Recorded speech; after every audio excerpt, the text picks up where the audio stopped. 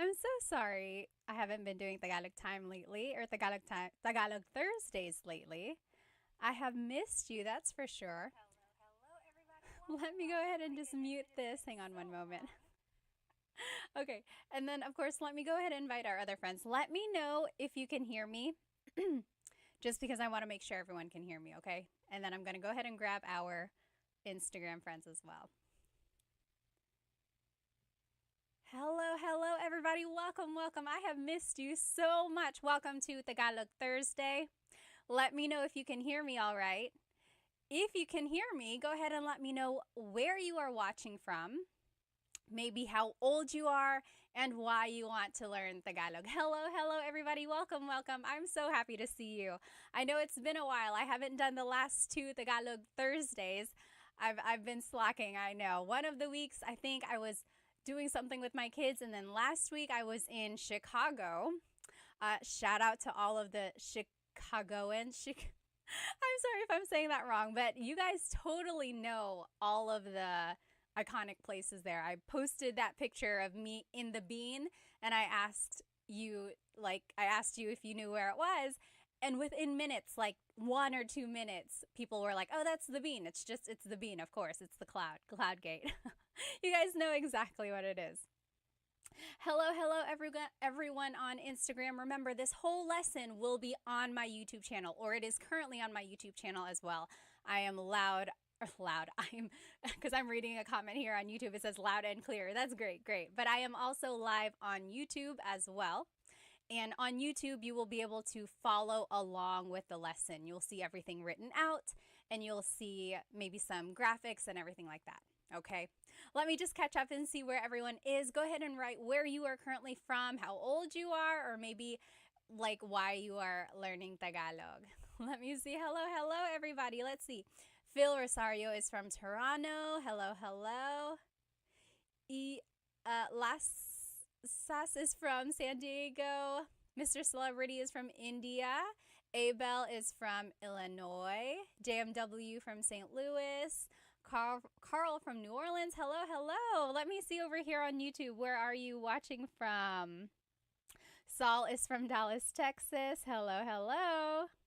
Andy is from Anaheim, California. Oh, I want to learn because us Mexicans relate so much. Well, hello, hello. Welcome. That's so great.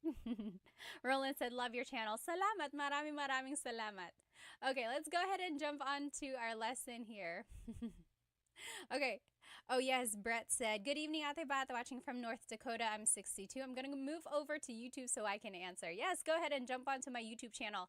I am live on YouTube as well, and you'll be able to see the whole lesson on my YouTube channel. And the recording will be up there as well. Okay, let's go ahead and jump into our lesson. Sorry to interrupt your regular programming of the Olympics. By the way, if you are watching on the East Coast over here, over here it's like 8:51, so it's the Olympics right now. I know it's a big night with like gymnastics and everything. Okay, so tonight this is what we're going to be learning. We're going to be learning some phrases to use while you are telling a story. A lot of people always ask me for casual, useful conversation things like phrases or words that you can say to sound like a native speaker, right? So here are some phrases or things that you can say while you are telling a story. And I'll give you some hints to use like Taglish throughout your conversation as well. So if you don't know how to speak Tagalog fluently, you will be able to still use some of these phrases in a Taglish way. Like you can still incorporate Tagalog here and there. And then as you build more vocabulary, like a bigger vocabulary, then you will be able to say like full phrases, full conversations in Tagalog. Okay, and then we will also be learning some acknowledgement words. These words are fun. You can throw them in anywhere and it'll make you sound like a native speaker. And then at the very end, I will give an example story, and then we'll see if you can kind of understand it. We'll put in everything that we learned in the lesson, and then let's see if you can kind of see the pattern, see how everything is put in place, and then be able to recognize or understand what was being said. Okay, so when I think of a story, like when someone is talking about something that happened to them or, you know, something they anticipate to happen, there are certain parts of a story, right? There's an intro or a hook, and then there's an order of events. Then there's a dialogue, sometimes like he said, she said, this and that. So that's like a dialogue in a story. And then sometimes, like depending on who you're talking to, you might get some acknowledgement for what was being said. Okay? So those are just different parts of the story. We'll break it down and see what you can say in Tagalog for these different parts.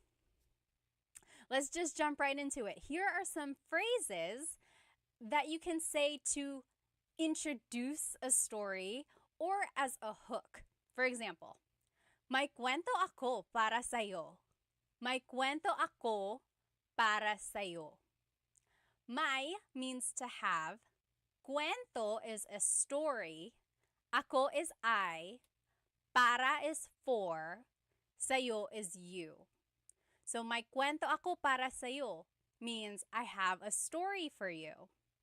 Okay, so that's like a way to hook someone into your conversation. You're like, oh my gosh, I have a story for you.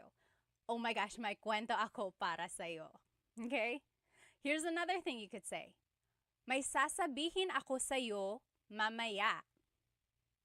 May sasabihin ako sa'yo mamaya. So, may means to have. Sasabihin means will say or will tell. Ako means I. Sa'yo means to you. Mamaya means later. So, may sasabihin ako sa'yo mamaya means I have something to tell you later. Okay? May sasabihin ako sa'yo mamaya. I have something to tell you later. Yes! TMD Texas says, chismis. Oh, yes, we're going to get to that. Okay, so again, these are just hooks or intro phrases to kind of get someone excited about hearing your story. Okay, so if you're just joining, we are learning phrases that you can say while telling a story. And if you're on Instagram, this whole thing is on YouTube. You'll be able to follow along with my lesson. Just look up Tagalog Time with Pat. Okay, another thing you can say to introduce the story is, alam mo ba, ... Alam mo ba? Alam means to know. Mo is referring to you. Ba is a question word. So, did you know ... Alam mo ba ... For example, alam mo ba I got a new job? Did you know I got a new job? Or, alam mo ba my car broke down? Did you know my car broke down? Okay, so alam mo ba ... Did you know, or guess what? Sometimes it almost translates to guess what, or like just a way to bring someone into the story. And then lastly, here's something you could say. May chismis ako. May chismis ako. That means I have some gossip. Or may balita ako. I have some news. May balita ako. So chismis is gossip. Balita is news. So you might have seen some people in the comments here on Instagram talking about chismis. One thing, in Tagalog, it's spelled with a TS. The TS combination makes that cha sound. So, may chismis ako means I have some gossip for you. And another way to say it is like, may balita ako, I have some news for you. Yes. Andreas on YouTube said, marites ka. Speaking of, so let's talk about chismis a little bit. I feel like it's embedded in the Filipino culture, right? Some gossip. I guess in any culture, people love talking about other people, unfortunately. So chismis, again, is gossip. And you might hear the phrase marites, or that's kind of like the name given to someone who is a gossiper, who loves to gossip. It's like, oh, marites siya. She is a marites. And marites, unfortunately, is a real name. Like, people are named marites. But over the years, recently, this name has been given to people who love to gossip. Kind of like Karen, like, oh, she's a Karen means someone who likes to complain a lot. So marites is kind of the negative name of someone who likes to gossip a lot. And it comes from this phrase, mare, or sorry, not mare, what's the latest? So do you see the marites in there? Mare, what's the latest? Marites. So mare is like your friend who's a girl, like, hey girlfriend. That's like mare. Usually like ninangs or people who are like have godchildren with each other. Like if you choose someone to be your kid's ninang, that's like your mare and pare and things like that. But do you see, it just comes from this phrase, mare, what's the latest? So they're always saying that, so they got this name, marites. Okay? Yes, JB said, haha, chismis. I heard that a lot from my aunties growing up. Yes, there's a lot of chismis, or as my husband likes to call it, Chex Mix.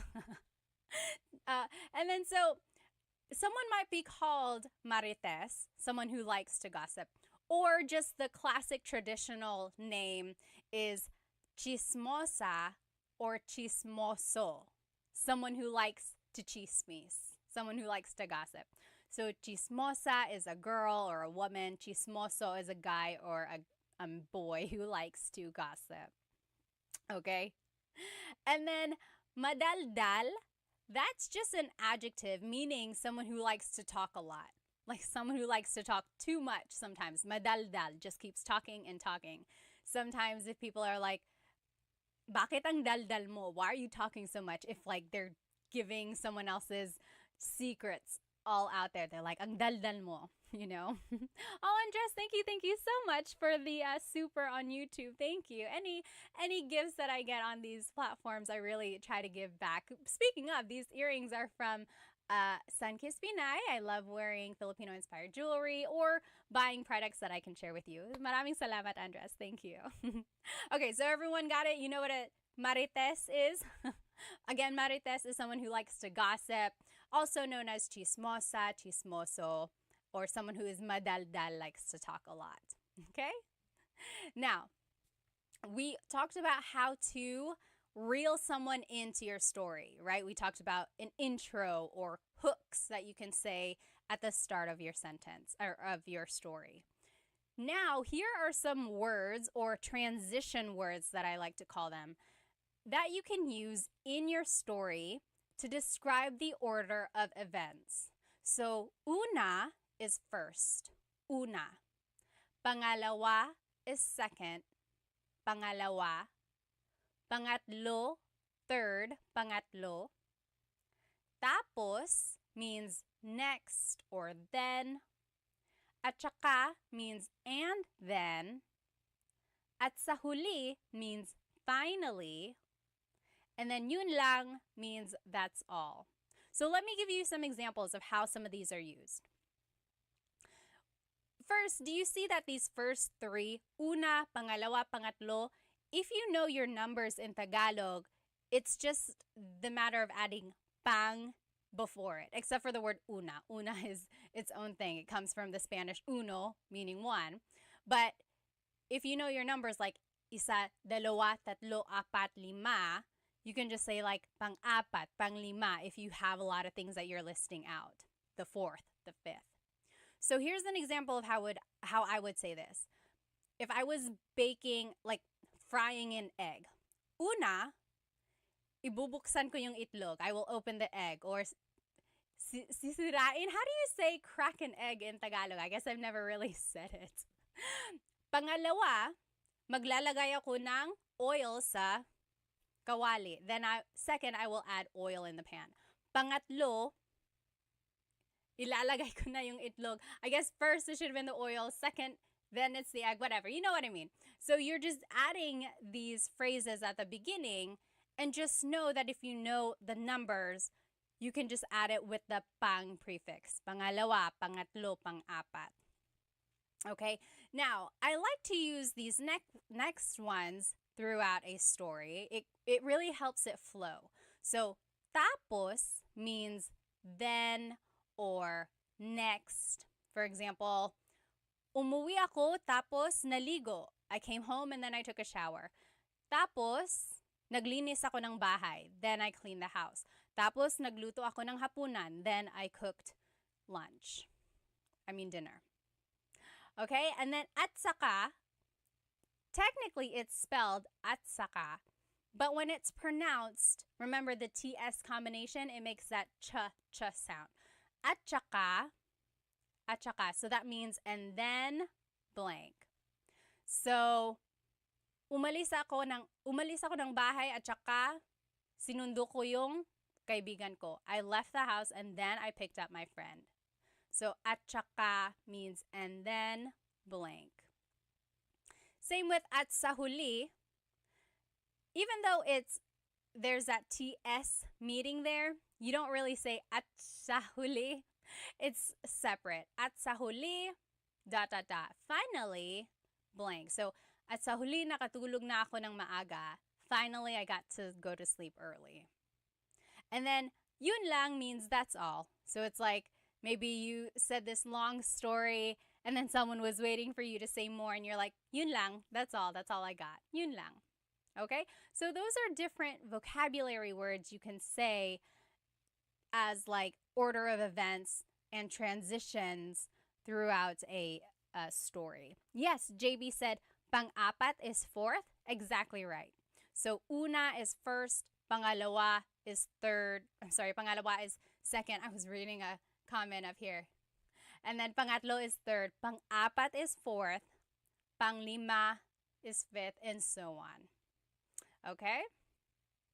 Now, here's an example, or here are ways to talk about dialogue.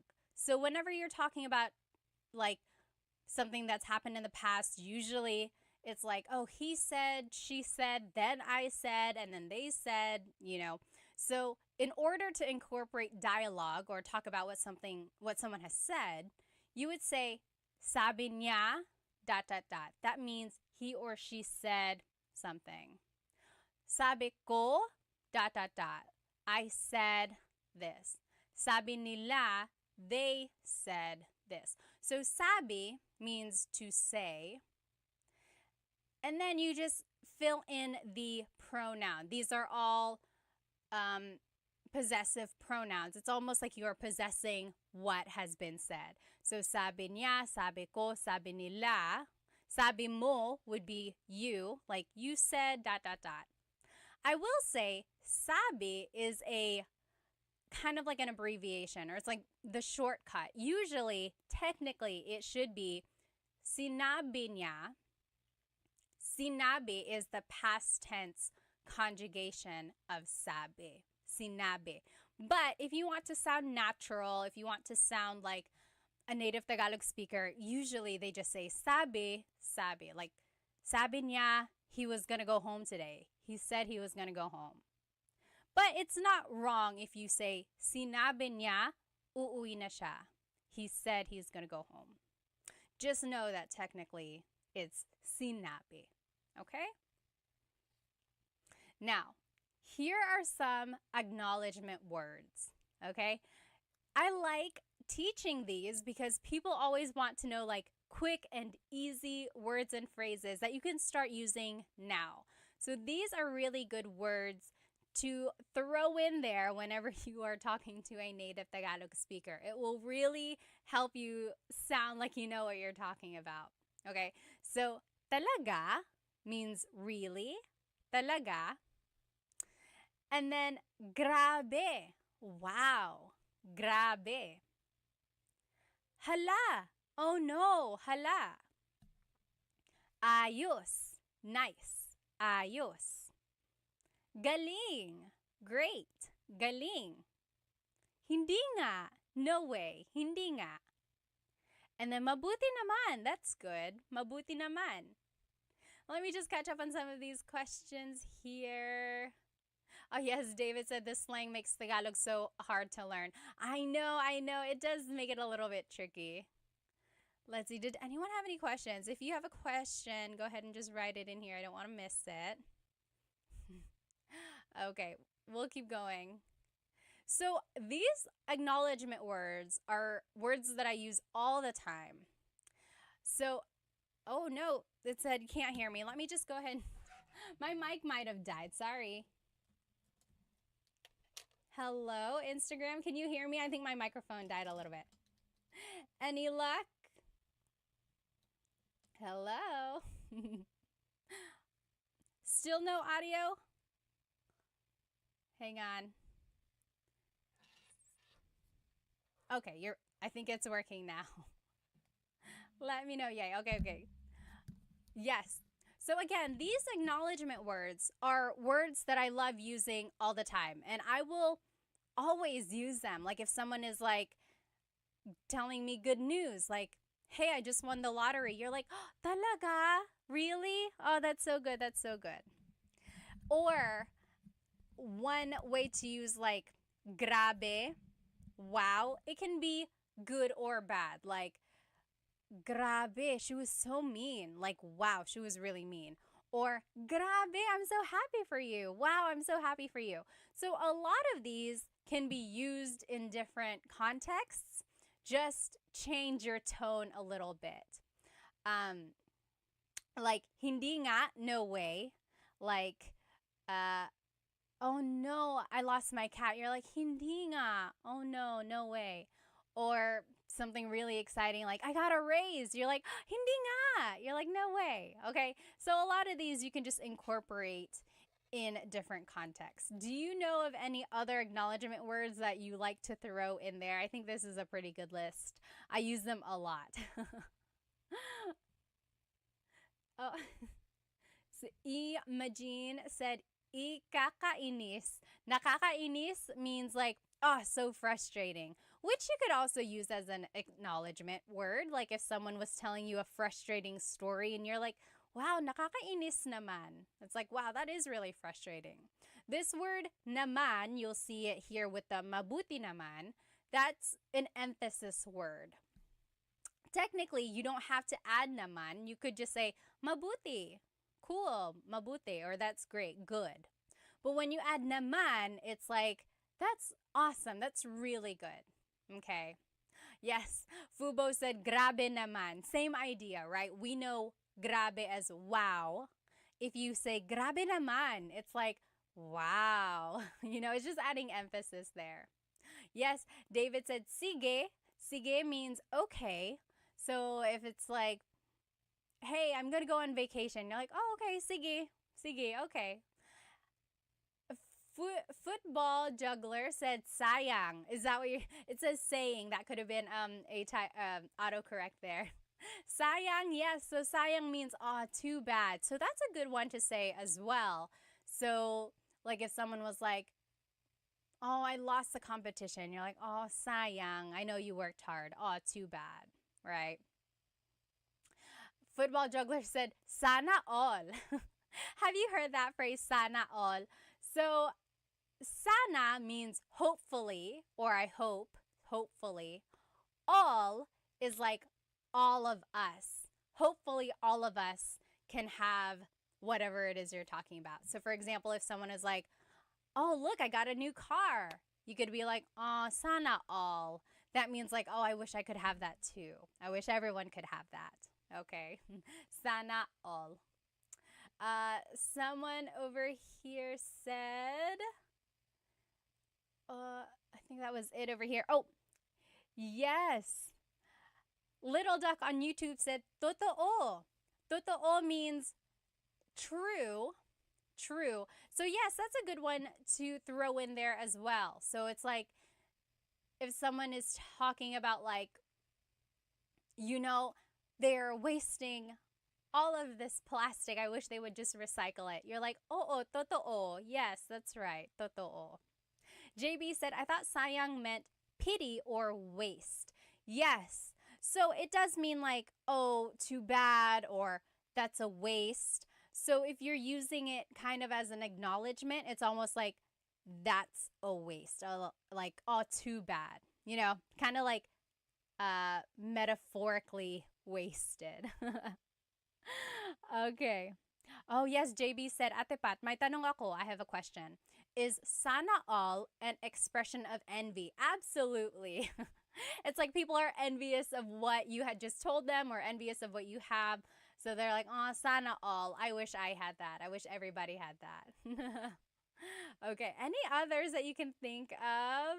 Oh, David on Instagram said, bonga. Bonga. So I'm asking you if you know of any other like acknowledgement words that you can throw into a conversation.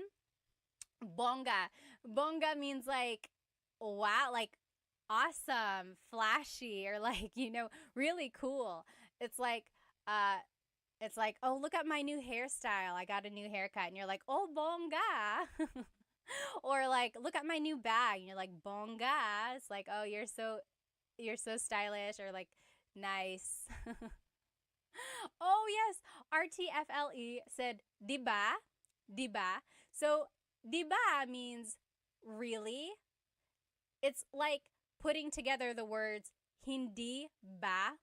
Do I have a filter on my face on Instagram? Why is it so weird? Maybe, maybe not. Okay.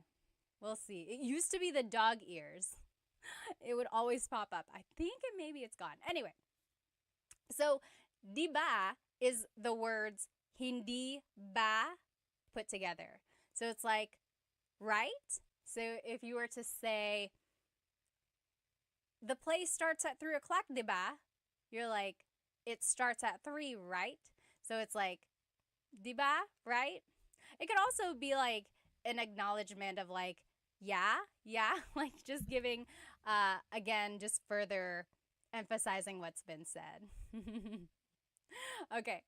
Oh, over here, Little Duck said, hi nako. Hi nako means like, oh no, or like, I can't believe it. That's a good one too. Like if someone is giving or telling you a story of something crazy or something someone did, you're like, hi nako. It's like, oh wow, oh brother. Very good, very good. Okay, so again, those are just acknowledgement words that you can incorporate. Really, really try to use these when you're learning Tagalog so that you can start incorporating a little bit Tagalog and then build on what you know. Let's go back a slide here. So for the order of events, remember I told you you can start using like Taglish when you can. I personally really like Taglish while you're learning Tagalog because no one's going to expect you to be fluent from the get-go, right? That's very rare for someone to just catch on. Especially in Tagalog, it's the grammar and the conjugations can be tricky. But what you can do is start incorporating a little bit of Tagalog in your daily conversations. So, for example, take a look at these words from order of events. If you can start incorporating tapos, like then, if you can start incorporating that almost like all the time, then you're like using Tagalog without even thinking about it, right? So it's like if you were just talking about your morning, you're like, oh yeah, I was running late. Tapos I got a flat tire. Tapos I ran out of gas. Tapos when I got to work, my manager was mad at me. So do you see how I'm just incorporating tapos throughout the conversation and, build upon that later on? Building upon that, you'll have to learn verb conjugation, sentence structure, which, by the way, you can see the whole full-length lessons on how to do that on my YouTube channel. But for the meantime, if you can just incorporate Tagalog little by little, that's going to really help, okay? Same with the word or the phrase yun lang. That's really easy to incorporate in everyday conversations. Like if someone was waiting for you to tell more about your story and you're like, yun lang, that's all I have. Okay? So yes. And then going back to these acknowledgement words, these are, again, a good way to incorporate Taglish. So if someone is telling you a story and you know they can speak Tagalog, you can say, talaga? Really? Talaga? And then like, oh, mabuti naman. That's great. Mabuti naman. Okay? Yes. Ejam on YouTube said, does tapos also mean finished? Yes, it does. It does. So like, it can be a verb to finish. So it's like, tapusin mo na, finish it. Go ahead and finish it. Or if you're watching a movie and someone comes in late and you're like, oh, tapos na, it's done, it's finished. So yes, Tapos, it's a homonym. It's one of those words that has a different meaning depending on the pronunciation or depending on the context of the phrase. So when it's tapos, when the emphasis is at the end, tapos, that means finished. When the emphasis is on the first syllable, tapos, then it means next.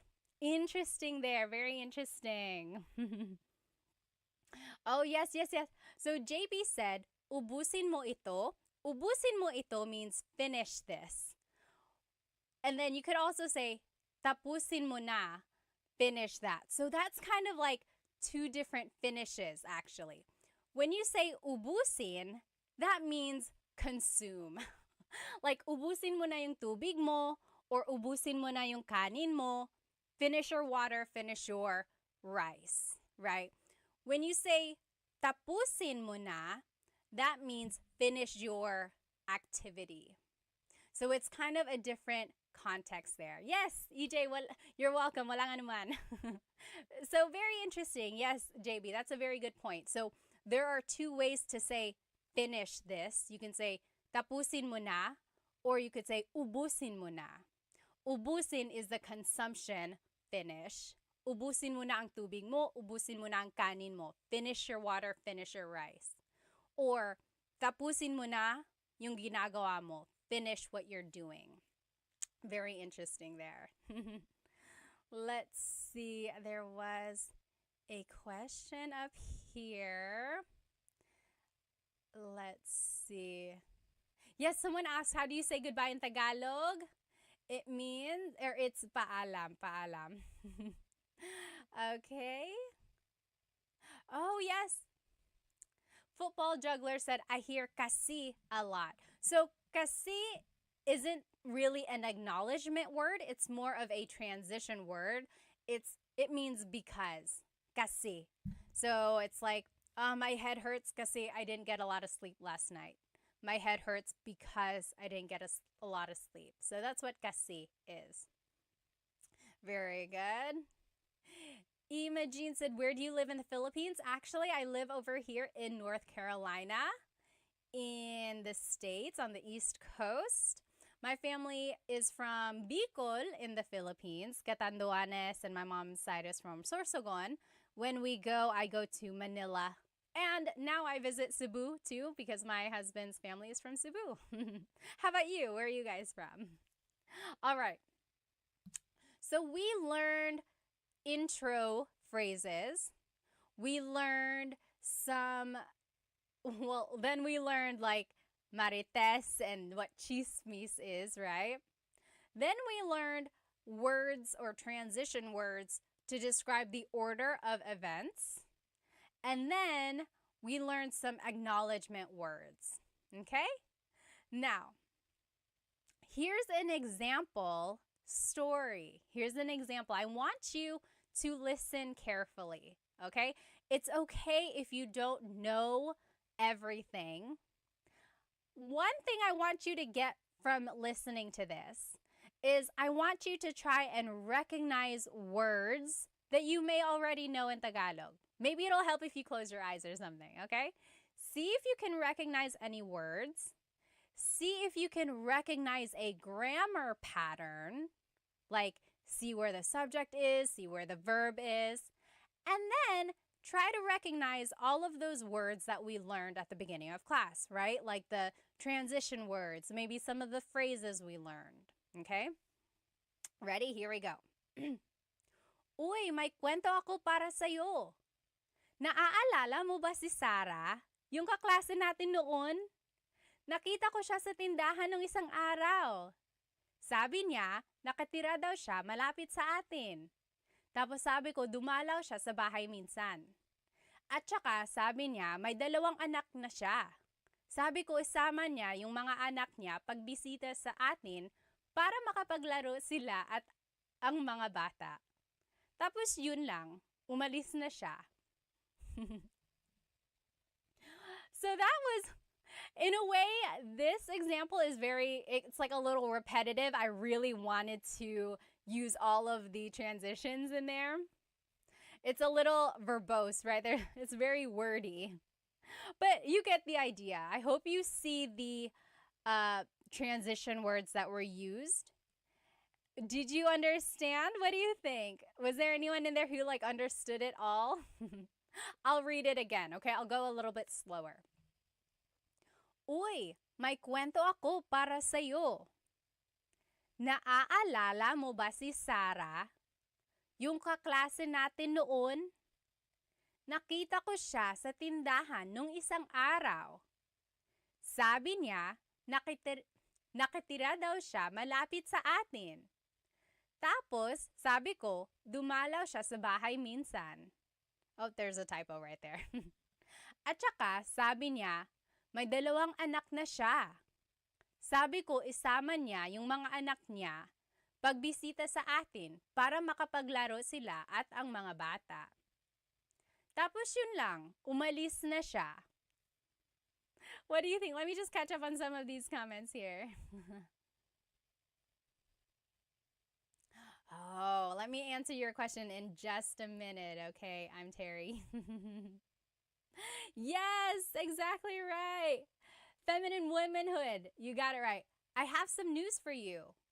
Remember our classmate? She said she lives near us. I said she should come to visit. Exactly right.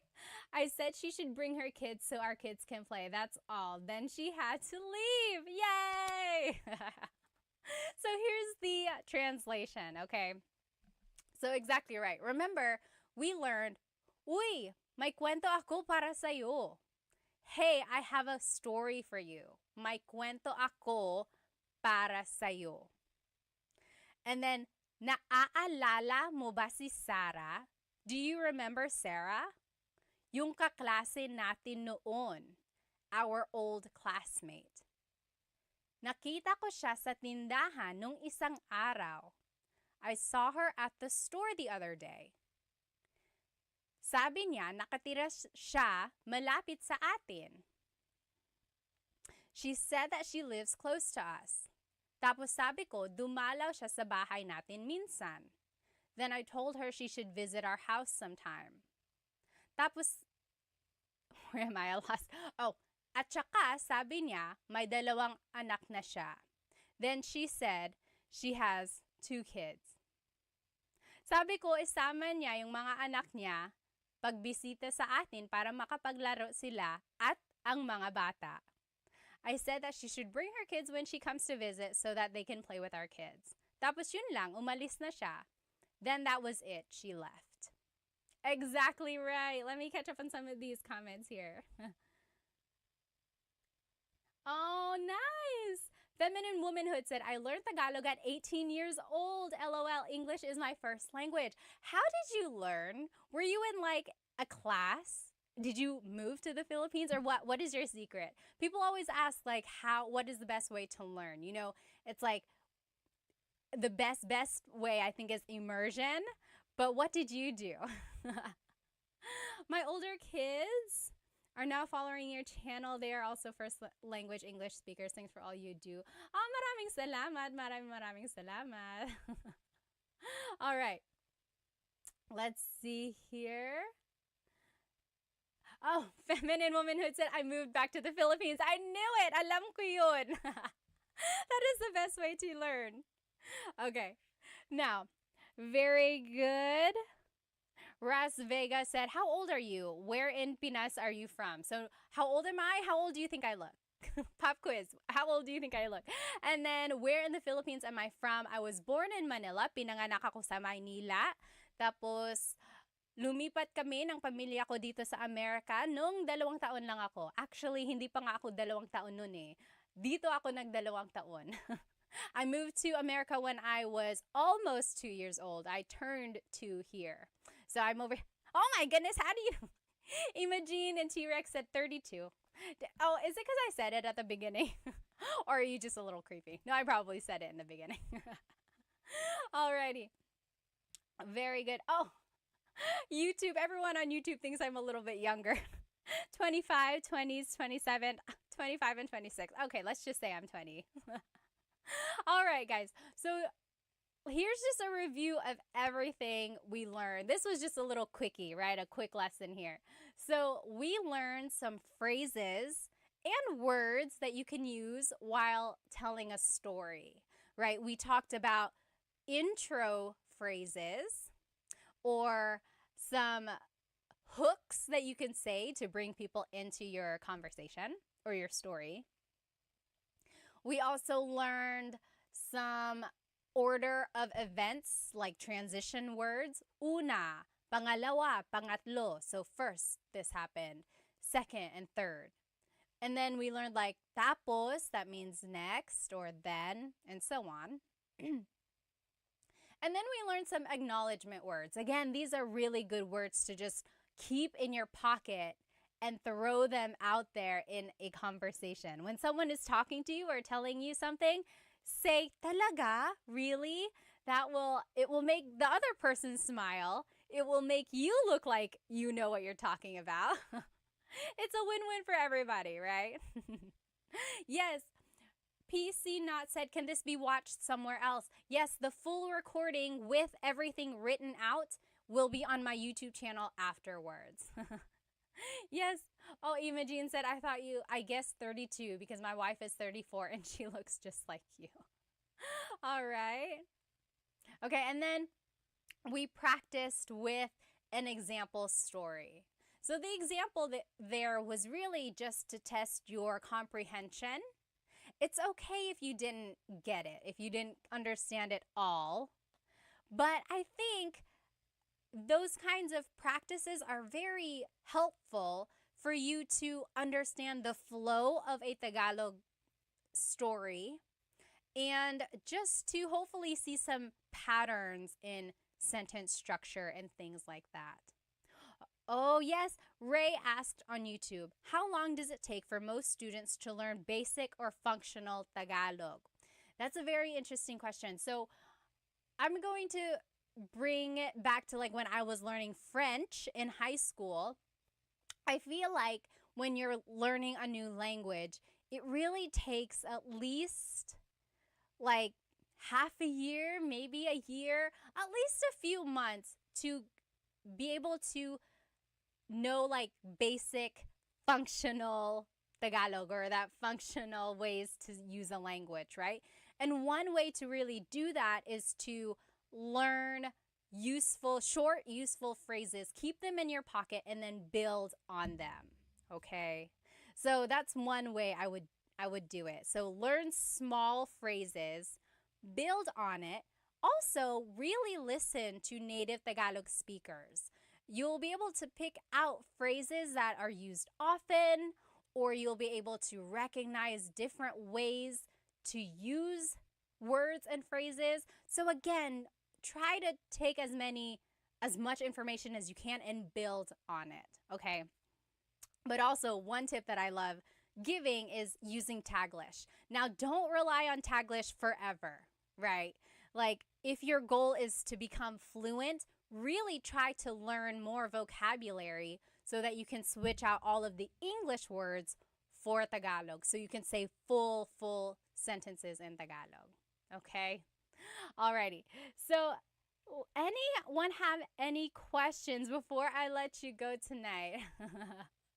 Oh, bye, Imogene. Have a good night. All right. Oh, yes. T-Rex said, once you can hold a conversation, it really takes off exponentially. So maybe leave like a hand raise up there. Are you like a beginner? Or are you like intermediate? Or are you like expert level in Tagalog? Maybe if you're a beginner, leave like a Filipino flag. If you're an expert, leave 2 Filipino, or no, intermediate, leave 2. And if you're an expert, leave 3 Filipino flags. So so someone had asked, how long does it take for students to learn basic or functional Tagalog? And then someone on Instagram said, once you really are able to hold a conversation, it really takes off. I think part of that is confidence, right? Like if you know that you can have at least a short conversation, that kind of boosts your confidence. You're like, okay, I can do this a little bit. I will say, don't let others bring you down. Okay, there will be a lot of uh, naysayers there, or there will be people who will laugh at you or make fun of your accent. Ignore them. Completely ignore them. Keep going. Maybe if they really make you feel uncomfortable, don't interact with them in Tagalog anymore, right? Go to someone who will support you, and there are people out there who will. So keep going. Don't be discouraged, and I know you can do it. Ejam said, oh, yes, wait, hang on. There are lots of people with one Filipino flag. M is a two Filipino flag. Awesome. Again, if you are a true beginner, leave one Filipino flag. If you are intermediate, leave two. Oh, I see. T-Rex said 2.5. That's pretty good. Awesome, awesome. Ejam said, is your background in teaching or education, Ate? You're awesome. I'm trying to learn Cebuano at the same time. Yes. So, yes, I was certified to teach high school science. Like, I got a teaching license. I graduated with a biology degree, and then I got a license to teach high school science, which was pretty tough because I look like I'm in high school, right? We already determined that I look very young. But then I became a nurse. Surprise, surprise. Anyone really surprised? No, I don't think so. But yes, my true passion is teaching. It's always been. So yes, thank you. And then you said you are learning Tagalog. What are you using to learn Tagalog? Because I want to learn Tagalog too, actually. My husband's side of the family is from Cebu, and I would love to learn Bisaya or Cebuano. Awesome, awesome. Let me see. Oh, T-Rex said, I can hold a conversation without any English. My accent is good, but my grammar can be incorrect. Yes, you know, about the accent, everyone has an accent, or like, it's funny because if you are in America or in another country that's not the Philippines, you probably have an accent. But even within the Philippines, there are accents, like people in Cebu or like people who speak Bisaya. They have an accent when they are speaking Tagalog too. So sometimes, you know, it's okay if you have an accent. Just push through it. It's going to be fine. And then about the grammar. Yes, grammar can be very tricky. There's like a ton of different conjugations, but then also, like, depending on what kind of sentence you're making, the pronouns have different placements. So it can be a little tricky. One way to improve on grammar is listening to native Tagalog speakers. Then you'll be able to recognize, like, oh, okay, that's how you say a sentence like that. Or when you're watching a movie, it's like, oh, okay, so that's how that's used. So those are different ways to learn grammar. Let's see. Oh, someone here. Fluffy said, how many languages do I know? English and Tagalog. Do I really know French? No, not really. Not anymore. I took it in high school and a little bit in college. But it's like one of those things, if you never use it, it just kind of goes away, right? I could probably recognize it. If I really, really tried, I might be able to make a sentence. But yeah. Interestingly, I remember when I was learning a language, like learning French, speaking it was always the hardest part, right? Like oral practice is always the trickiest part when learning a language. Usually, like, you can write things, you can maybe read and recognize things, but when it's time to speak, that can be the tricky part. So I know exactly how hard that can be. T-Rex said, I watch movies, listen to music, listen to locals. Early on, I refused to speak unless I repeated. Okay, that's a good way to learn. Oh. Yes, Master Urban World said, oh, yes, they are learning Tagalog by randomly speaking to people.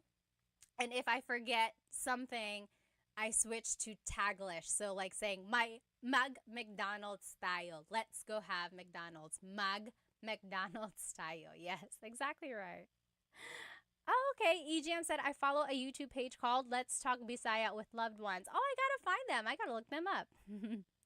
Ray said, have you watched Sing and Sarah on YouTube? The Indian guy speaks Tagalog.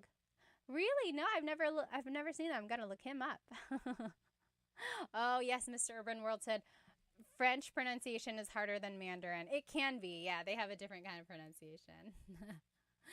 Alrighty, guys. I hope you have a good rest of your evening or day, wherever you currently are. Again, if you want to watch this recording, it is up on my YouTube channel. Otherwise, I will see you guys next time. Maraming salamat. Paalam.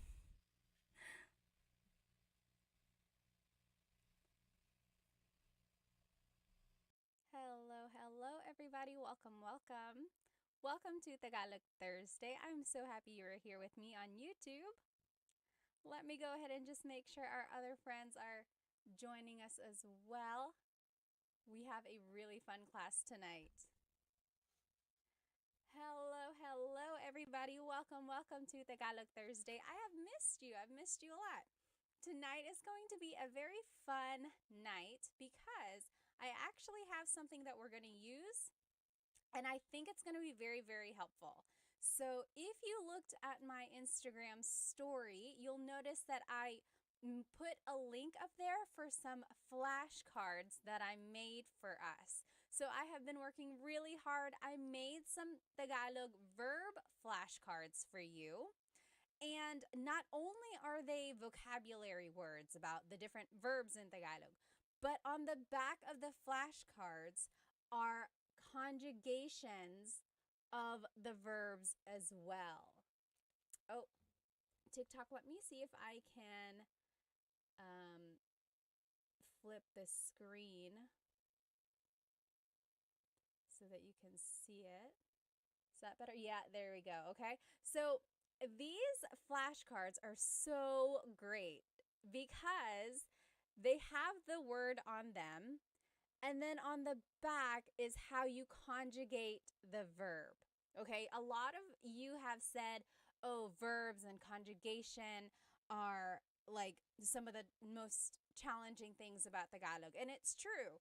And if you have watched my full-length Tagalog lessons on YouTube, then you know that there are different types of verbs, and then there are different categories, different conjugation patterns, and everything like that. And one of the things that I said is the more verbs you learn, that's kind of how you will learn what group these verbs fall into, right? So it's just a matter of gaining more vocabulary, and getting these flashcards will help you with that. Again, tonight's Tagalog lesson is about Tagalog verbs, and we are going to be using these flashcards that I made for us that have the Tagalog verb on the front, and on the back is the conjugation. Conjugation means changing something into a different form. So these are the conjugations in the present tense, the past tense, the future tense, and then there's one more conjugation in there, or one more type of phrase. It's the command. You'll see how they are used when we go through them. Again, if you want to get your own copy of these flashcards that I made, the digital download is on my Stan store. I put the link in my stories, but also it's in the in my bio as well. Go ahead and write where you are currently watching from. Maybe tell me how old you are, and does anyone have a shout out? One time someone said, oh, it's my girlfriend's birthday. Can you say hi? If anyone has a special event, please let me know. Or is it just a fun night? No special event on your side, but just something something to celebrate, just being with me learning Tagalog. Let me go ahead and catch up on some of these comments. Okay, let me catch up on some of these comments on Instagram here. Major said, Ate Pat, gumagawa ako ng mabuti. You're doing something good. Are you trying to say you're doing well? You can say, mabuti ako, mabuti naman. What you said literally means I am doing something good, like you are doing a good deed or something. Oh, Chunkin Deuces said, quick question. Is there a difference between learning Filipino versus Tagalog? Very, very good question. Does anyone know? I know the answer, but does anyone know the difference between Filipino and Tagalog? Think about it, write it in the comments, and let's see what everyone thinks. Hello, magandang araw, Vic said. Let's see. Hi, ate. Kawabanga said. Miss Anna Adams said, kumusta ka, ate? Mabuti naman. Hi, Love and Lulu. All right, let's see here. Again, we're just waiting for everyone to join. Hello, hello. Oh, so many people. Let's see here. Rose from San Diego, Ronnie from LA, Royston from Singapore. I'm Heme from California, Brandon from Jacksonville, Florida. Hello, hello. Dilshan from New Zealand, Fritz from New Jersey. Hello, hello. Mabuhay Thursday. Hello, hello. Let me see. Oh, did someone have a shout out? I forgot. Earrings are fire. Team D Texas said, salamat. These are from Pick You Official. I think Pick You Official. Let's see. How about over here on TikTok? Captain says, I'm a Filipino. I'm all the way from LA, California. Hello, hello. Yes, exactly right. So Rocky's Barber. So the question was, Chunkanduces asked, what is the difference between Filipino and Tagalog? And over here on TikTok, Rockin' Barber said, Filipino incorporates the borrowed phrases and words. Exactly right. So Tagalog is a very old language. In fact, it's one of the oldest ones in the Philippines. There's like written by Bayin that's been found. It's just a very old language. And of course, the Philippines itself has had a lot of influence from so many countries, like Spain, of course, when they occupied it for 300 years. Then there was America and even Japan for a little while. And Chinese, because there were a lot of immigrants from southern China. So along with all of those different cultures, they incorporated a lot of those words into Tagalog. So much so that Tagalog itself kind of got mingled with all these languages. So they had to change it a little bit.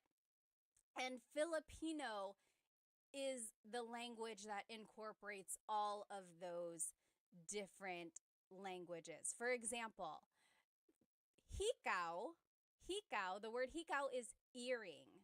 That is a Chinese word, or it stems from the Chinese culture. But technically, there was at one point a true deep Tagalog word that was used before hikaw.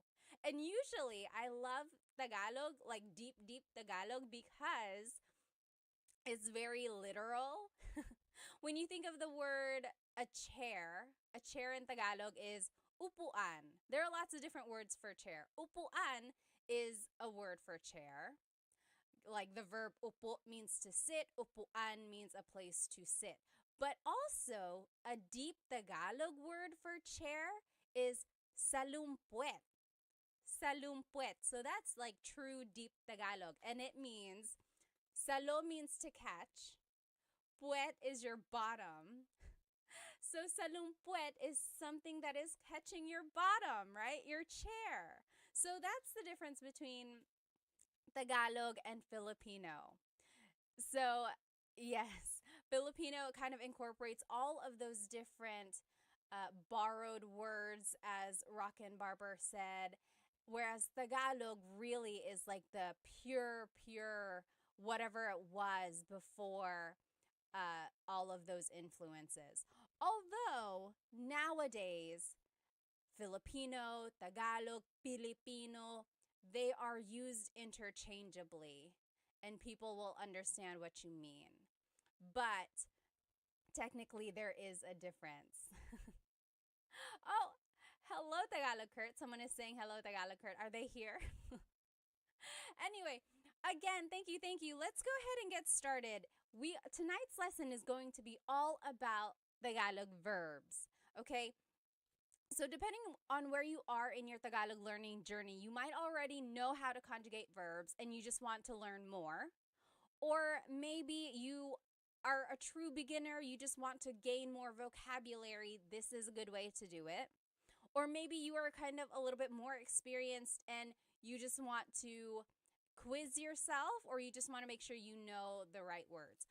We are going to be using these flashcards that I made for us. I'm so happy that I made these flashcards, you guys, because not only do they have the Tagalog word on the front, so this is a picture of a shower. To shower in Tagalog is maligo, and it says that on the front, okay? On the back of the card has the conjugation of the or of the verb.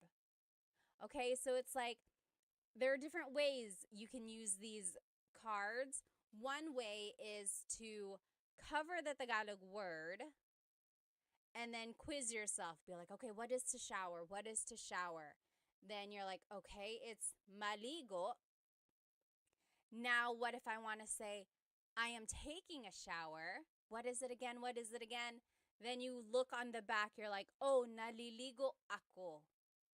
Naliligo ako. Okay, so you can purchase your own copy of these flashcards on in my Stan store. The link is in my IG stories right now, or the link to my Stan store is in my bio as well. I will note that when you purchase it, it is just a digital copy. So you're going to be purchasing the PDF form, and it's going to look like this, okay? It's just a PDF form, a document, and you will be responsible for cutting them out and putting it back to back if you want. And then I even went farther and put a lamination on them just to make it have that flashcard feel, okay? But if you don't want to do all that, you could just print it out, maybe like put holes in it and put it in a 3-ring binder, or even just put a staple in it and call it a day. You know, this is just a really good way to review, I think. Let me check over here on YouTube. Okay. Oh, Saul said, nakakatawa ka. I learned that yesterday from your Insta. Salamat, salamat. Nakakatawa ka rin. You're funny. All right, so let's just go over some basics about Tagalog verbs, okay? In Tagalog, there are 5 different types of verbs in Tagalog. Okay, let me find these cards here. I had organized them and now I'm just gonna find, here we go. So in Tagalog, there are mag verbs, mag, meaning they start with mag. Mag is their prefix.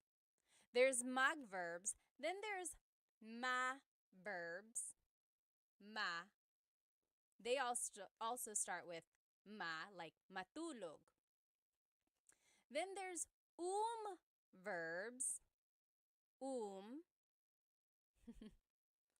Then there's in verbs, in. And then verbs, verbs. John Legacy on YouTube said, are you going to post those flashcards anywhere for us to download or purchase? Yes, they are already up on my Stan store. The link should be in my bio, and you will see it. It says new 100 Tagalog flashcards, so you should be able to purchase them there. Again, there are 5 different types of verbs in Tagalog. Mag, ma, in, and e verbs. Why is that important? Well, it's all going to determine the patterns that we use when we conjugate them. Okay? And if you need a review of how to conjugate these different types of verbs, you can watch the full-length Tagalog lesson on my YouTube channel. There's like present tense conjugation, past and future tense conjugation videos there. It will go step by step with lots and lots of practice. But We can also just learn them tonight, okay? I don't want you to get too bogged down about the patterns themselves, but I do want you to recognize that there is a pattern. Okay, you'll see. There's repeated syllables, there's certain affixes or prefixes or infixes. Okay, so I want you to just listen and see what we get. Okay, so let's just go through some of these verbs here. If you know the answer, write it in the comments. What is to clap in Tagalog? What is to clap in Tagalog? Do you know? What is to clap? Oh, thank you so much for all the gifts on TikTok. They are going so fast. FJMLV, thank you so much. And I think someone else up there, thank you. What is to clap in Tagalog? To clap, yes, Mr. Mark Tricks. So, palakpak or pumalakpak? Very good. Yes. Oh, Solman, thank you so much for the roses on TikTok. Maraming salamat. Thank you. So, pumalakpak or palakpak. So, technically, the root word here is palakpak. Palakpak. All verbs in Tagalog have a root, and then something is added to them to change the tense. For verbs, sometimes they are referred to as just the root, palakpak. Sometimes they are referred to with the already in it. So if you said palakpak, that is correct. If you said pumalakpak, that is also correct. JB on YouTube said magclap.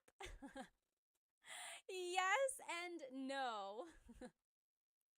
So I love mag verbs because you can always use mag as a way to turn an English word into a Tagalog verb. If you don't know a verb in Tagalog, turn it into a mag verb and conjugate it that way. So JB said magclap because they couldn't remember what to clap is. So, but technically it's palakpak or pumalakpak. Now let's take a look at how it's conjugated. Oh, Jess, thank you so much for the gift on TikTok. Maraming salamat. So if you want to say I am clapping, it would be pumapalakpak ako. Pumapalakpak ako. So that's just right here. Again, these flashcards are on my Stan store. You can purchase the digital copy and then you can cut them out and laminate it yourself. On the front of it is the verb. On the back are the conjugations, okay? So in the present tense, it would be pumapalakpak ako. Pumapalakpak ako. Oh, Saul, thank you so much for the badge on Instagram. Thank you. In the past tense, it's pumalakpak ako. Pumalakpak ako. Future tense, it's papalakpak ako. So, it's very interesting. Again, all of these patterns are very specific and don't get too bogged down. I just want you to be able to recognize mostly the root and then see if you can recognize that there is a repeated syllable and then certain affixes and prefixes. Now, if you want to say it as a command, it would be pumalakpak ka. Pumalakpak ka. Clap your hands. Okay? So pumalakpak means to clap or palakpak. Interestingly, the noun form of clap, like applause, is palakpak. So sometimes it can be confusing if you don't use the People can be like, are you talking about the verb or the noun? And of course, you would just use context clues from there. All right, let's keep going. What is to yell in Tagalog? To yell. Do you know what to yell in Tagalog is?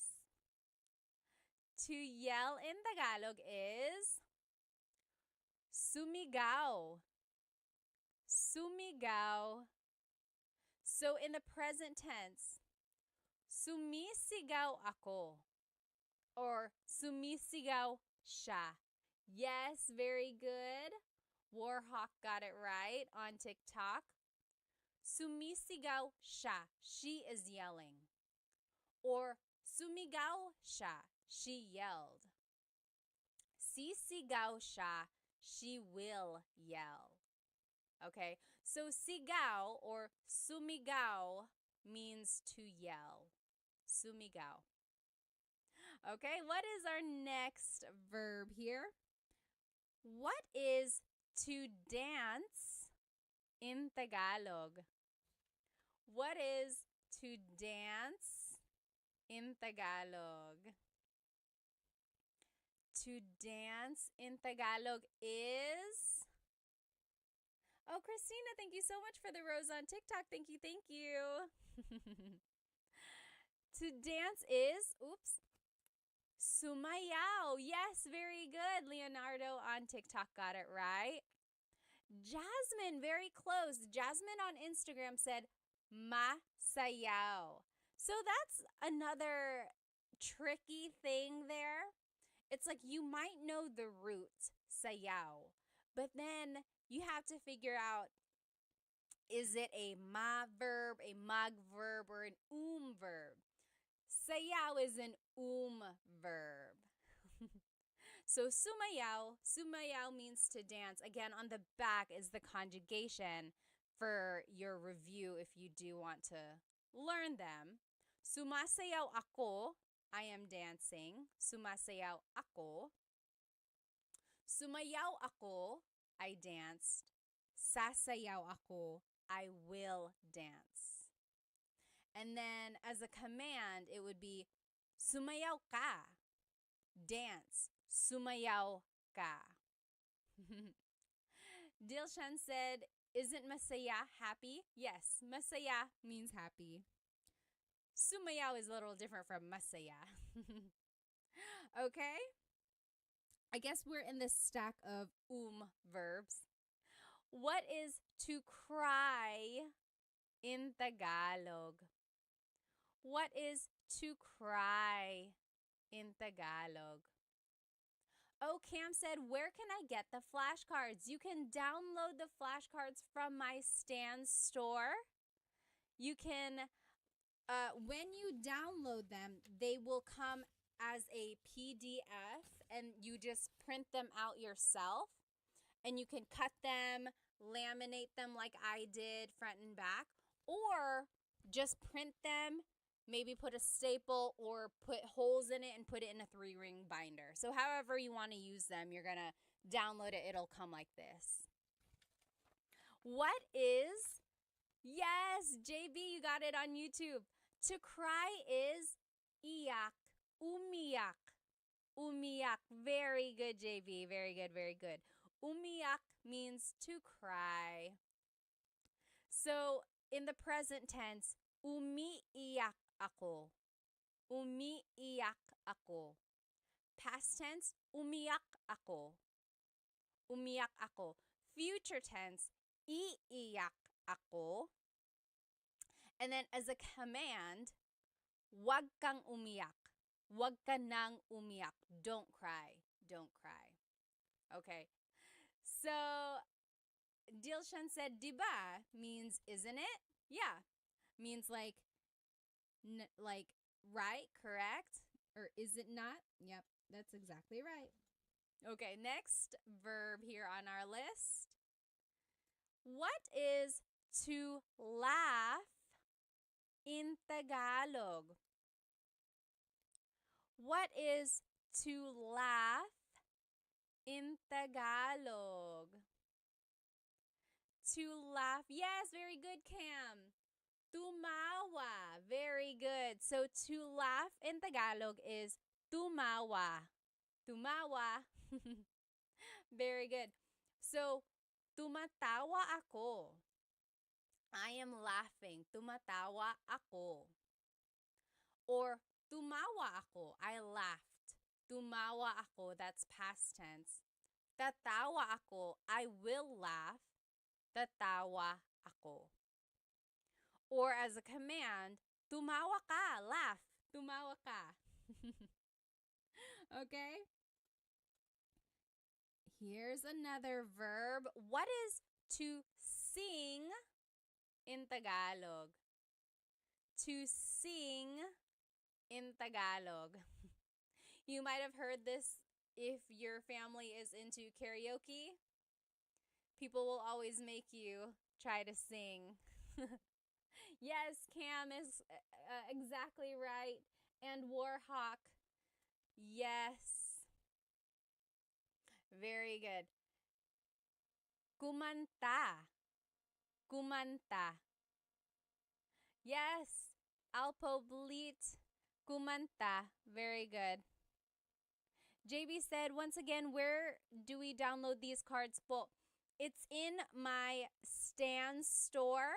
So the link should be in my bio, or if you just go to my profile, look for the Stan store link. Again, when you download it, it will be a PDF like this, and then you will print it yourself and turn them into flashcards, or you can just keep it like this, put it in a folder, things like that, okay? So, kumakanta ako, I am singing. Kumakanta ako. Kumanta ako, I sang.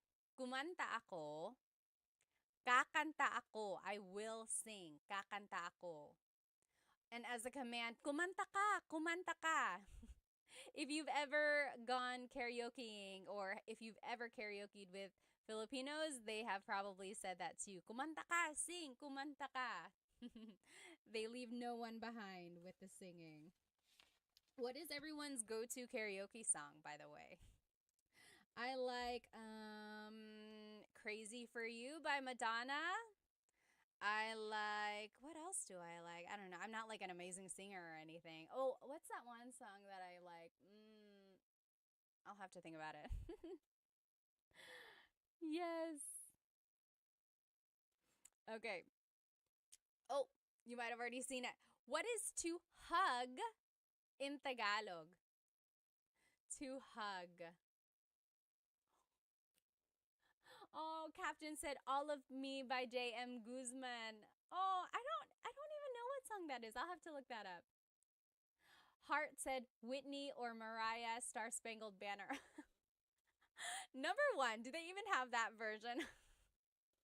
And number 2, I need some evidence, please. Yes, very good, very good. Oh, Captain said rap songs by Andrew E. Do you know who Andrew E. is? Andrew E. is a popular rapper in the Philippines. I feel like he was a lot more popular in like the 90s or early 2000s, like just really, really fast Tagalog raps. Are you into Glock 9? Glock 9 and like Ruby Ibarra, of course, Phil Am. There are lots of newer. Oh, and Easy Miller, hello. Like a lot of newer rappers out there. Yes, very good, very good. Yakap or yakapin means to hug. Yakapin. So, yakap is the noun, a hug, yakap. Yakapin is the verb to hug. Captain said Sharon Cuneta. You like to sing Sharon Cuneta songs? Oh, Chris McCollin said, I met Andrew E. Really? How? Jez said Dilaw by Maki. I don't think I've heard that one. I'll have to look that up. So yes, yakapin. Now we're in the in. Where am I? In verbs. In. So the first set of verbs we looked at were verbs. These are in verbs. The difference there is that verbs can be object or actor focused. In verbs are usually object focused. Again, all of that is nitty gritty. If you do want to get into all that, be sure to watch my full length Tagalog lesson videos about present tense conjugation and future and past tense. Oh, Serrano said maybe this time. I love that song. I love that song. Ozzy Mandia said, hi, I just wanted to thank you for the lessons. I plan to visit the Philippines later this year. I'm pretty good at the language. Oh, at language, so I'm absorbing everything. Good, good. JB said, my way. Do you know what happens when you sing My Way in the Philippines? It doesn't always happen, but for a while, there was like really bad things happening whenever you sang My Way in the Philippines. It used to be like maybe like 10 years ago, for a while, when people sang My Way, they would get unalived. They wouldn't, I don't know what would happen. Like, it would be so violent. And then, yeah, so for a while, there was just that thing where it was like, don't sing My Way, or it became a joke where it was like, oh, you're going to sing My Way. So be careful with that song. Okay, yeah, so yakap or yakapin means to hug. In the future tense, it's, I'm just trying to think because I don't want to say it wrong. Yinayakap ko siya. I am hugging him. Yinayakap ko siya. Past tense, yinakap ko siya. Future tense, yayakapin ko siya. Okay, so yakap is an in verb. As a command, maybe you can use this on your sweet, lovey loved one. Yakapin mo ako. Yakapin mo ako. That means hug me. Yakapin mo ako. I'll put it up here so you can see it. That's the command, hug me. Yakapin mo ako. Try saying that to your honey tonight. I'm sure it'll make them super kilig. Yakapin mo ako. Okay? Someone wrote a question up here. Someone asked why. Why is it that when you sang My Way, you would get like unalived? I don't know. It was just like, maybe it just happened to be that when people were singing that, there were like violent people around them. I don't know. But for a while, you should look it up. It was like singing My Way at karaoke was kind of dangerous. Oh, and then someone asked, do you know how to speak Bisaya? No, I do not. But I know someone who does, and I'll be sharing them with you in just a little while, like maybe next week or in a couple weeks. Oh, someone up here asked, Ladorabi said, is Filipino Sign Language the same as American Sign Language? So I feel like either last year or the year before, I posted a video of Filipino Sign Language. And then people commented, oh, it's the same as American Sign Language because American Sign Language actually is universal. So people said it's the same, but I'm sure there might be some nuances. But that is a great question. If anyone knows, like, is there a difference between Filipino Sign Language and American Sign Language? Let us know. Jasmine said, I heard of you sing it badly. So maybe if you sing My Way badly, then that's why it was so violent. Patch said, your tutorials really helped me in my tutoring sesh with my U.S. students. Thank you, thank you, thank you. Maraming salamat. Thank you, din. Oh, interesting. Okay, so PJ said Japanese Sign Language is a little different. Interesting. Okay, so yeah, there might be some similarities between Filipino Sign Language and then like American Sign Language, but also there might be some differences as well. Warhawk said, I'll never sing that song in the Philippines. Yeah, don't sing My Way. You might not want to. Okay, and then someone asked, do I speak Waray? No, I do not, but I'm looking for someone who can teach it. If you know anyone who can teach Waray, send them my way. Okay, what is to pull in Tagalog? What is to pull in Tagalog? Yes, JB, yakapin was an in verb. We're actually in the in verbs now. Tots asked, can you speak Kapampangan? No, I cannot. I wish I knew people who could, though. Yes, Serrano. Hilahin. Very good. Very good, Warhawk. Hilahin. Hilahin. Very good. Hilahin means to pull. Hila means to pull. That's the root. Hila. Hilahin is like the conjugated version, or it's just incorporating that in affix there. So hila means to pull. Hilahin is conjugating it as an in verb. In the present tense, it's hinihila ko ang lubid. I am pulling the rope. Hinihila ko ang lubid. In the past tense, hinila ko ang lubid. In the future tense, hihilahin ko ang lubid. As a command, it would be hilahin mo ang lubid.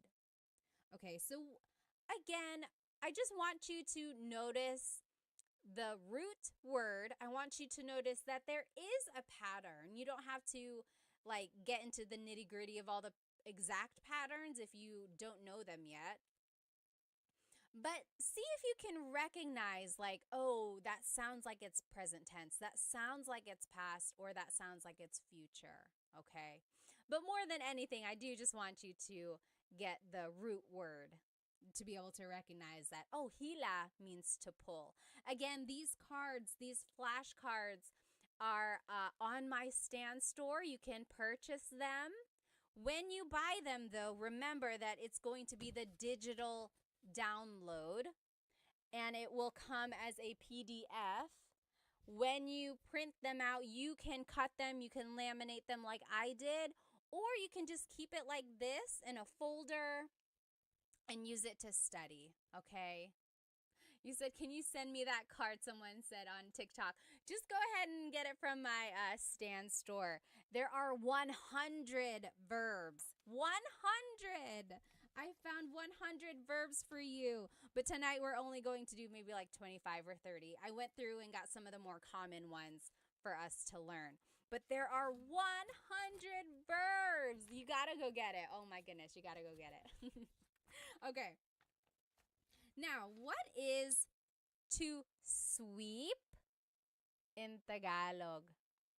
What is to sweep in Tagalog? Samurai said there are many Filipino shops and restaurants in our region in Oman. Oh, that's nice.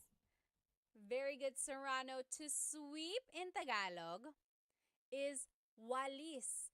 Oh, Serrano, you bring up a really, really good point. So in this card, I am showing it to you as an in verb. Walisin. Take a look at the conjugations. Winawalis ko ang sahig. Winawalis ko ang sahig. I am sweeping the floor. Now, Serrano on TikTok said magwalis. Oh, I love this, you guys. Walis is one of those verbs which can be either object-focused or actor-focused, okay? So there are certain verbs in Tagalog that can take on different types of verbs. So remember, there's magma, in, or i. Walis can be an in verb, or it could be a mag verb. When it's an in verb, it's being conjugated as an object-focused verb. So you can even see it in the conjugation example. Winawalis ko ang sahig. I am sweeping the floor. The focus of this sentence really is the floor. What are you doing? I am sweeping the floor. Now listen to this. When I say, nagwawalis ako, now I'm conjugating it like a mag verb. Nagwawalis ako, that just means I'm sweeping, right? It's a complete sentence. Nagwawalis ako, I'm sweeping. There's no floor, there's no object. It's just about me, the actor. It's actor focused. What are you doing? I am sweeping. Versus, what are you doing? I am sweeping the floor. Do you see the difference there? That is a prime example of a verb that can be object or actor focused. Very good observation there. Okay. Tim said, I love those cards. Thank you, thank you. Again, these cards you can get on my Stan store as a digital download. When you purchase them, it's going to come as a PDF form, and you can cut them out and laminate them like I did, like front and back, or you can just keep it in a folder and use it to study that way. There are 100 verbs in this pack. Okay? Okay. Oh no, I have to go, Ryo said. Bye. Salamat. Let's see. This random name said, are you American? Yes, I am. And I'm also Filipino. Okay. What is to tell or to say in Tagalog? What is to tell and to say in Tagalog? Kakak said, how do I get the cards? They are, a link to them is in my bio, the Stan store. Look for the link to my Stan store. Oh, very interesting. String said, magsalita. Very close. Oh, very close, you guys. Yes. Dilshan on Instagram said, nagsasalita. JB said, is the Stan store on your IG page? You can find it in my YouTube channel as well. Just go to the About Me area and then look for the Stan store. Yes, JB actually got it. So it's sabi or sabihin. So very interesting. A lot of you are saying salita. Salita means, it also means to say, but really it means like to talk. Magsalita ka, talk. But also it can mean like say something. So salita and sabi are very similar. It's kind of like saying say, tell, talk, right? They're all kind of similar. Sabihin technically means to tell or to say. Very interesting. Oh, Yahia said, what is the best free app to learn Tagalog? Anyone know what is the best free app? I know of like this one app I made a video for. What is it? Turong Wika. Turong Wika. That means teaching a language. They teach Tagalog. I know other languages or other apps teach Tagalog as well. I just don't think they're free. Oh, Diego said, how do you say I don't know? How do you say I don't know in Tagalog? What do you think? Write it in the comments. That one is easy. There are a couple ways to say it, actually. Oh, Mr. Crank said, is there an app that you would recommend to help learn Tagalog? Let's see. So the one I recommended earlier, Turong Wika, that one is a good one. Does Rosetta Stone have an app? I made a video for them. I know they have like an online profile, but I don't know if they have like exactly an app. Does anyone know? And then Ling is an app. I think they have Tagalog as well. Does Duolingo have Tagalog? Does anyone know? Oh, yes, very good. To answer Diego's question, how do you say I don't know? A lot of people on Instagram and TikTok are saying hindi ko alam. Hindi ko alam literally means I do not know. Hindi ko alam. Or an easy way to just say it is ewan, ewan, or ewan ko. Very good, okay? Yes, someone had some questions up here. Oh, Diego said, hi Pat, ako si Diego. Currently started your first video on Tagalog and I can't wait to learn more. Very good, very good. Okay. Let's keep going. So yes, sabi means to say or to tell. So take a look at the conjugations. Maybe that'll help you kind of determine uh, or help you understand the difference between sabi and salita. So, sinasabi ko sa kanya. Sinasabi ko sa kanya. I am telling him. I am saying it to him. You see the difference there? Sinabi ko sa kanya. I told him. Sasabihin ko sa kanya. I will tell him. Okay? And then, as a command, sabihin mo sa kanya. Tell him. Sabihin mo. Oh, okay. Diego said Duolingo does not have Tagalog. Interesting, interesting. What is to find in Tagalog? What is to find in Tagalog? Oh, Warhawk said Bluebird app is decent. Bluebird app. To find in Tagalog is, yes. So hanap is the root word. Hanapin is the verb. Hanapin, to find something. Hanapin, like, oh, hanapin mo, find it. Hanapin. So here's the conjugation. Hinahanap ko ang susi. Hinahanap ko ang susi. I am looking for the key. Hinahanap. That's the present tense. Past tense, hinanap ko ang susi. Hinanap. I looked for the key. Hahanapin ko ang susi. Hahanapin ko. I will find the key. Okay? So again, hanap means to find. Hanap. Oh, Jcast said, where do you buy these flashcards? You can buy them from my Stan store. Link is in the bio. Look for my Stan store. You will get the digital download. You will get the PDF form, and it looks like this. And then you can cut it, laminate it like I did, or you can just keep it like this, maybe put it in a folder or in a binder, and then use it to study like that. But I have 100 verbs for you. 100.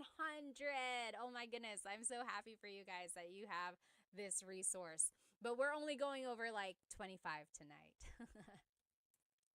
Oh, thank you so much. John said, I bought them. Salamat. Maraming salamat. Okay. What is to run in Tagalog? What is to run in Tagalog?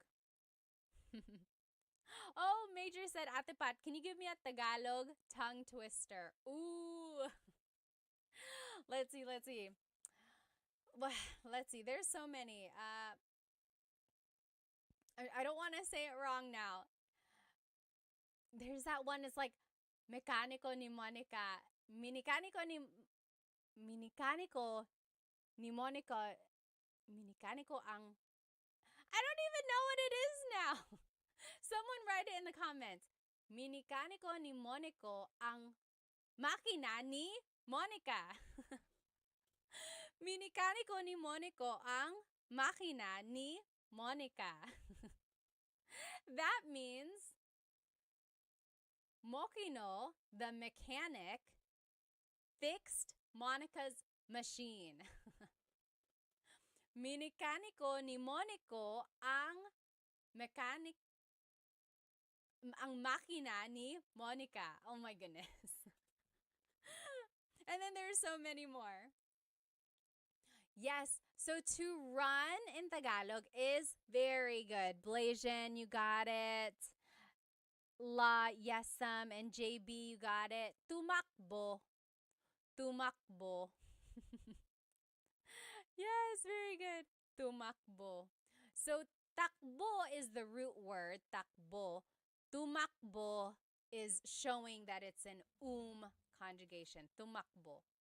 So if you want to conjugate it, tumatakbo ako. I am running. Tumatakbo ako. Or tumakbo ako. I ran. Tumakbo ako. Tatakbo ako. I will run. Tatakbo ako. Julie and Captain both just asked back to back, where can we get these cards? Yes, so these flashcards are on my Stan store, stan.store/Tagalog Time Pat, or you can just go look on my bio. Look for the link that says Stan Store, and it's going to be a digital copy. When you purchase it, it's going to look like this as a PDF, and then you will be able to cut it, put it together, laminate it like I did, or you can just keep it like this, keep it in a folder, and study it like that. But there are 100 cards, 100 verbs. Oh my goodness. Okay, what is to drink in Tagalog? What is to drink? Oh, Diego on YouTube said, when do I use mo? So mo is a possessive pronoun, and you use mo for certain verbs if it's an object-focused verb. Okay? So it goes into all of that in my full-length Tagalog lesson, I think 3, present tense conjugation. Take a look at that. It will break down how to use mo in certain verbs. Yes, very good. Serrano said, umiinom or uminom. Uminom means to drink. Very good. Blasian, JB, you got it. Yes, Delician. Uminom, to drink. Uminom. Very good. Now, as a conjugation or to conjugate it, umiinom ako, I am drinking. Umiinom ako. Or, uminom ako, I drank. Uminom ako. Iinom ako, I will drink. Iinom ako. Or, uminom ka, drink. Uminom ka. That's a command. Remember how I told you that some verbs can be object or actor focused. Inom is one of those verbs that can be both. So, uminom means, or it's focusing on the actor. I am drinking. Umiinom ako, I am drinking. But if you want to focus on the drink itself, you actually have to conjugate it as an in verb. So, iniinom ko ang kape. I am drinking the coffee. Iniinom ko ang kape. So, as an in verb, it's focusing on the object. As an verb, it's focusing on the actor. Very interesting. Only a few more will do here, guys, because it's getting kind of late. So here, what is to eat in Tagalog? What is to eat in Tagalog? Yes, Shalona McFarland said, where do we get these cards? These cards, again, are on my Stan store. I made them for you. They are the digital download. So go to my Stan store. The link should be in my bio. When you purchase them, you're going to get them as a PDF form. You're going to get it like this. And you can cut it and laminate it, or you can just keep it like this and study it like this. Keep it in a folder, put it in a 3-ring binder, whatever you want. Or you can cut it out and laminate it like I did. Very good. So, very good. Kain. Kain. Kumain means to eat. Kumain. Yes, Blasian said, pwede bang magtanong? Can I please ask? Why does it change to ininom? Like in the conjugation, iinom, As the future tense, that's just the pattern that it is. You have to repeat the first syllable. Or, like, are you asking why does it become an in verb when it's an object focused verb? It's just one of those things that it's like a thing in the Tagalog language. Some verbs can be actor or object focused, and that's how it would change. It would change by the affix or prefix. And not all verbs are like that, just certain ones. Very good. Oh, La Yesam said, can I get these cards in Canada? Yes, absolutely. When you purchase them, it's just a digital download. So it will go straight to your email, and then you can print it however you want, and then you can cut it out, or you can even just keep it like that. Very good. So kumain means to eat. Let's conjugate it. So kumakain ako. I am eating. Kumakain ako. Or past tense, kumain ako. Kumain ako. I ate. Kakain ako. I will eat. Kakain ako. And then as a command, kumain ka. Eat. Kumain ka. Okay, kumain ka. You might have heard that phrase. A lot of people like to feed their guests. So that is the thing there, the phrase that you might hear a lot. Let's see what else. Let's take a look at some of these e verbs. We didn't get to look at them. How do you say to write in Tagalog? To write. So to write something. I'll give you a hint. It's an e verb. To write, e. Oh, hang on. Who was that? String Hands said, hi, Pat. Your content helped me talk to my mom during her last years before she died. Maraming salamat po. Oh, my goodness. Strings, first of all, I'm so sorry for your loss, but also, I'm so happy to have helped you.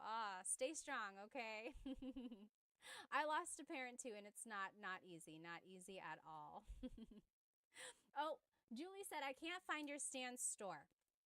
Let's see. Go to my link or go to my bio, and I think just click on whatever link is there, and then more links should pop up. So go to the Stan store. Someone even put it up here. I think you just type in stan.store/Tagalog Time Pat or Tagalog Time .pat or something like that. You could even try to Google stanstore.com. I'll definitely put a post or make a post about it afterwards so we can all find it. Oh, very interesting. Yes. So Serrano again said magsulat. I have it as an e verb, isulat. Yes, Blasian also said nagsulat. So yes, this is one of those things is or these are one of those verbs. Again, isulat means to write, but that's focusing on the object. Like, isulat mo ang pangalan mo. Write your name. Isulat mo ang pangalan mo. Write your name. But magsulat just means writing. Like, nagsusulat ako, I am writing. Oh, someone on TikTok said it's only showing the coffee, buy me a coffee. Oh, yeah. So if you're on TikTok, maybe just go open a browser and do stan.store/Tagalog Time with Pat or TagalogTime.pat. Or you can go to the links in my Instagram. It'll be there. Stan Store. So, isinusulat ko ang libro. I am writing the book. Or isinulat ko ang libro. I wrote the book. Or isusulat ko ang libro. I will write the book. But again, sulat can be a mag verb. Nagsusulat ako. I am writing. Or nagsulat ako. I wrote. Okay, let's do another e verb. Actually, we'll do two because they're opposites. What is to raise and to bring down? So this one is showing people raising their hand. What is to raise? This one is showing a man putting a box down. So what is to bring down? So to raise and to bring down. What is to raise and to bring down in Tagalog? And I gave you a hint, it's an E verb. To raise in Tagalog is itaas. Itaas. The opposite of that, to bring down, ibaba. So itaas, ibaba. Very good. Yes, exactly right. And you probably heard the phrase like, bababa ka ba? It's one of those things in Tagalog. It's like, baba, just depending on how you put the emphasis, it can mean different things. So bababa ka ba means, are you going down? Like, are you going down the stairs? Are you going down the elevator? So ibaba means to go down. Itaas means to raise, like to raise your hand. Let's take a look at ibaba. So ibinababa ko ang bagahe. I am bringing down the luggage. Ibinababa ko ang bagahe. Or past tense, ibinaba ko ang bagahe. Future tense, ibababa ko ang bagahe. And then, as a command, ibaba mo ang bagahe. Bring down the luggage. Okay? Now, let's take a look at itaas, again, to raise. In the present tense, itinataas ko ang bandila. I am raising the flag. In the past tense, itinaas ko ang bandila. I raised the flag. And then in the future tense, itataas ko ang bandila. I will raise the flag. And then as a command, itaas mo ang bandila. Raise the flag. So Love said, spaghetti pababa, pababa ng pababa. Does anyone remember that song? So baba means to go down, and there was this song back in the day, maybe like, was it early 2000s, I think? Spaghetti pababa, pababa ng pababa, Iser said. And then spaghetti pataas, pataas ng pataas. And it was just this silly, silly dance, and you heard it on every variety show on the Filipino channel. You heard it on the radio all the time. People still dance it. I don't know why it's like that. It's like, why is the spaghetti going down? Why is it going up? Oh my gosh. You can't like not dance when you hear that song. Yes, Blasian said, is there another word for flag? Yes, so I said bandila. Bandila means flag. But watawat also means flag. There's another one, bandila, watawat, and does anyone remember what the other word for flag is? Wumagayway. Watawat, wumagayway. Wumagayway means to wave, or like to wave around, correct? I'm pretty sure. So watawat is like waving the flag, exactly. Oh, thank you. FJMLV said, I just got the flashcards. They look so good. I'm glad they have the sentences with them. Again, if you just joined, you can purchase these flashcards that we were using during the lesson. On the front is the Tagalog verb.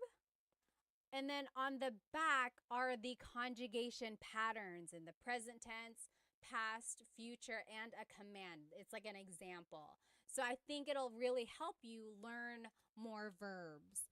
And when you download it, it is a PDF digital download. So you will be able to cut it out and laminate it if you want to, like I did. Or you could just keep it like this. Maybe put a staple in it, or you can put it in a 3-ring binder and just use it to study that way, okay? And there are 100 verbs, 100. I looked up all of the different verbs for you. So I think this will really help if you're trying to learn more Tagalog verbs. Again, you can get it from my Stan store. Stan store. The link should be in my Instagram bio. I think on TikTok we're having a hard time finding it there. So just go to my Instagram or YouTube. The link is in there. Bandera. Yes, I think that's another word for flag as well. Well, you guys, I had so much fun with you tonight. I hope to see you again soon. There are so many more verbs. Again, there are 100 in this pack. This is only like 25 or 30. So maybe next time we will go through more. Oh, FJN said, what are on your YouTube slides? I'm trying to learn more for my fiance. The YouTube slides, if you decide to buy those are just the whatever slides you see in the video. So back up. I make full-length Tagalog lesson videos on YouTube, so those slides are what go with the full-length Tagalog lesson videos. Okay. Budak Baru said, where can I get the flashcards? I'm not from the Philippines. You can get them on my Stan store. Go to my Instagram, click on the link in my bio, and look for Stan store. And it will be a PDF download, and you can download them, you can cut them out, you can laminate it, or you can just keep it like this and study it, okay? Yes, let's see. Yes, Benny, did you get that? Benny also asked, where can I get them? Again, on my Stan store. You just get the digital download and then you can make the cards or you can keep it like this, okay? Well, I will see you guys next time. I hope you have a great rest of your night. Maraming salamat po. See you next time.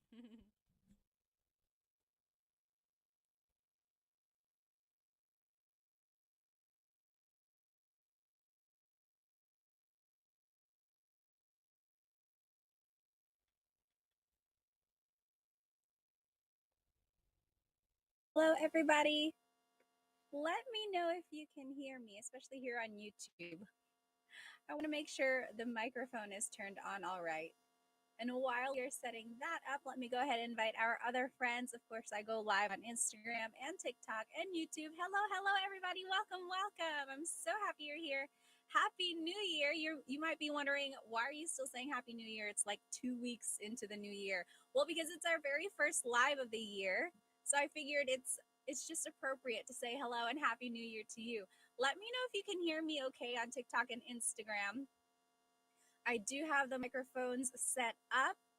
If it sounds off or if it's like there's a lot of background noise, let me know. And we can just try to fix that. Hello, everybody. Welcome. Right where you are watching from, I am over here in North Carolina. We did get a little bit of snow the other day. Very, very little. Oh my goodness. I think it was like less than an inch. But I had a lot of fun. I like being able to go outside and not have to worry about shoveling too much. Hello. Let's see here. Does anyone have a shout out? Does anyone have a special birthday or anniversary or anything coming up, or is someone's friend watching and you want to say hello out there? Oh, Zell True Trill said they're from Virginia Beach and they also got some snow. Big Rika says hello from San Diego. Derek, hi from Vancouver. Hello. DJ's dad from Chicago. Hello, everybody. Turtle on YouTube, Happy New Year to you too. Case is from Hawaii. Hello. Bert is from Rochester, Washington. Calperon, hello from the Netherlands. Oh, Dr. Dan, no snow here in Cebu. What part of Cebu are you from? Let's see, 1963. I've been College Park, Maryland, right down the street from the University of Maryland. Okay. Shannon, hello from Charlotte. We're basically neighbors. Rodrigo, hello from Chile. Okay, tonight's going to be a fun night. So we're not doing a full-blown Tagalog lesson. I figured since it is our first live lesson back in the new year, let's just have some fun, okay? We're going to play some Filipino trivia. I have 25 trivia clues here, and let's see if you can figure them out. They're pretty simple. So I have questions about geography, Philippine geography, some questions about like national symbols, some information about Philippine history, also some Tagalog review, and then Filipino celebrities. So we have a whole mix of things in here. I think it's important to also learn about, the culture and the history of the Philippines along with the language. I'm assuming you follow me because you are interested in learning some Tagalog, right? So I think putting everything together with culture and history and language, all of that together, will really help us appreciate not only like the Filipino culture, but Tagalog as well. Alchemy said, how do I explain the Bubble Gang to people? Are you talking about the show Bubble Gang? That was like a little comedy show where they had like skits on TFC. I remember that show. Walters, hello from Jacksonville, Florida. Jimmy, JP from LA, hello. Oh my goodness, no snow or rain, just the fires going on. I'm so sorry if you have been affected by those fires. I have a couple friends who live in LA and it sounds like a really, really scary time. So please be safe out there. Always wanted to know the history of Olano. What is Olano? Moni says. Alrighty, let's go ahead and get started. What is the capital of the Philippines? Really easy. Easy question to start with. What is the capital of the Philippines? Whoops, TikTok. Let's see if we can fix this. It is backwards on TikTok. Let me see. I fixed this before. Let me see. I think I go here. And then, I don't want to flip. Oh, mirror. Mirror camera. There we go. Haha. So what is the capital of the Philippines? Yes. Jesus said Manila. C on TikTok said Manila, and Mike B on YouTube. Yes, what is the capital of the Philippines? Manila. A common answer that people say is Quezon City. Some people say, oh, Quezon City is the capital. It's not. It's very close to Manila, but Manila is the official capital here. Oops, there it is, Manila. There we go. Alrighty. What's the next question? What do the red and blue stripes of the flag represent? What do the red and blue stripes of the Filipino flag represent? Sorry, YouTube, there's like a glare on my paper. I think it might be a little hard to see. So just listen if you're watching on YouTube here. What do the red and blue stripes of the flag represent? Let's see. Yes. So Tony G on TikTok said peace and war. Yep. Same with Queen J and Pascal. Oh, sky and sea. I've never thought of that. Well, so on the Filipino flag, I don't have one here in this room, but there is like, of course, there's the red part of the flag, the blue part, the sun, and the stars. When the red is on top, that means it's a sign, it's a time of war. That's usually what they would flip it over during wartime. And then blue, what it's usually on, if the blue stripe is on top, it's a time of peace. So yes, war and peace. A very interesting fact I learned a while ago was that, like the blue on the Filipino flag, it's like a darkish blue, right? That shade of blue came about when the American troops were in the area, were in the Philippines, because they had this blue fabric, and that is what the flags were made of. This blue, and it's the same blue as the American flag because they were using the same fabric. So the original blue for the Filipino flag is a little bit lighter. It's like not as bold, but because that was the only fabric that they had at the time, it is the same blue as the American flag. Interesting, right? Very interesting.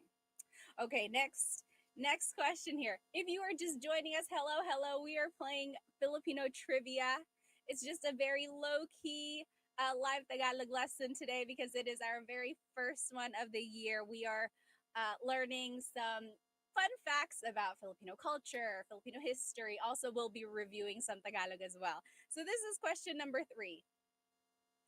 Who is, sorry YouTube, it's just not showing because of the glare there, but who is the Filipino gymnast who won 2 gold medals in the 2024 Olympics?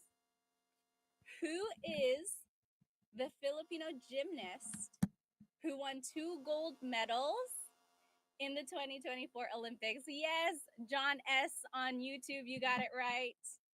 Yes, 00 Han on Insta, you got it right. Oh, Bonvic said, dang, I'm a philo. I forgot his name. It's okay. Yes, everyone is getting it. So the gymnast who won 2 gold medals for the Philippines was Carlos Yulo. Carlos Yulo. Oh my goodness. I remember I didn't get to watch it live, but I heard about it after the fact. And then I watched like every video of him. It was just so inspiring. Like, imagine being in that audience and hearing the Filipino national anthem. Oh my goodness. Just chills, chills. And I can't believe the Olympics are going to be in LA, like the next one. I hope I can make it. I don't know. I feel like it's impossible, but I would love to cheer on the Philippines. That'd be so fun. So yes, Carlos Yulo is the gymnast who won 2 gold medals in the 2024 Olympics. And he won a lot of good stuff. Like he got, I think, like a really nice penthouse in the Philippines, and he has all these endorsements now. So good for him. I think he earned it. Really, really hard earned good things there. Okay, next one. This is going to be a Tagalog review. Can you translate gutom ka ba? Gutom ka ba? So we learned gutom this week. What does gutom ka ba mean in Tagalog? What is gutom ka ba? You think about it while I catch up on some of these questions here. Oh, Alchemy on TikTok asked, can you explain the significance of the design of the sun on the flag? That's actually one of our trivia questions, so hold that thought. Let's see. Oh, thank you. Thank you so much for the gift. I wish it said the name. Sean on TikTok. Maraming salamat. Thank you. Thank you so much. Okay, so what does gutom ka ba? Yes, exactly. Jay Pavery, you got it right on TikTok. Yes. Chris E. Bravs, Hans Da, Devin Smith, you guys all got it right on Insta. Clean Honda. Yes. So gutom ka ba means are you hungry? Gutom ka ba? So if you wanted to say I am hungry, like if it's a statement, then it would be gutom ako. Gutom ako. But if you want to ask someone else, are you hungry? It would be gutom ka ba? Gutom ka ba? Very good. So gutom means hungry. Ka is you. Ba is a question word. Okay? Alrighty. Next question. What is the national flower of the Philippines? What is the national flower of the Philippines? TZ Burton on YouTube said, "Hi Pat, I don't know any Tagalog." That's okay. You know some now, I think, just a little bit, right? Like we just learned gutom ka ba, that means are you hungry? So there you go. That can be the very first thing you learned. Oh, Todd said, hello, Pat, first time viewer. Maraming salamat. Welcome, welcome. We have a lot of fun here on our lives. So what is the national flower of the Philippines? Yes, Rai said sampaguita. TG Kevin on Insta, sampaguita. Exactly right. Soy Pantera, you guys got it right. Solitaire. Yes, you got it right too. So sampaguita is the national flower of the Philippines. In English, it's sometimes called the jasmine flower. It's a little white flower. It has 5 petals on it, very small. and it usually grows on a bush, like a really small bush. In the Philippines, when you go to like a church, you might see people selling sampaguita necklaces. So people will use the flowers and turn it into a necklace. And usually people will put that necklace on a saint statue inside of the church, or they might put it in their car or something like that. But so, yes, the sampaguita is the national flower of the Philippines. My mom had one when I was growing up. It started off small and then it grew and grew. And then as the flowers would bloom, she would have me pick them off, put it on a piece of string, and then I would put it on like our Mama Mary statue on our altar. Everyone has an altar, right? So yes, the sampaguita. That's the national flower of the Philippines. I love the smell of it. Oh my goodness, so it smells so good. Who is a Broadway star and voiced two Disney princesses? Bonus points if you can name who she voiced, like what princesses she gave a voice to. Oh, Irene said, hi from Delaware. First time viewer. My best friend is from the Philippines and he taught me mahal kita. Do you know what mahal kita means? Is he really just a friend? Well, hello, hello. Thank you so much for sticking with us or for joining us tonight. Yes, exactly right. James on YouTube and Solitaire. So, who is the Broadway star and the actress who voiced two Disney princesses in movies? Yes, everyone's getting it right. So it's Lea Salonga. Lea Salonga. She is a Broadway star. She also was in London. She acted in West End. That's their like equivalent of Broadway. And she voiced everyone's getting right. Yes. Jasmine. She was the voice of Jasmine in Aladdin. And Mulan. She was the singing voice of Jasmine and Mulan.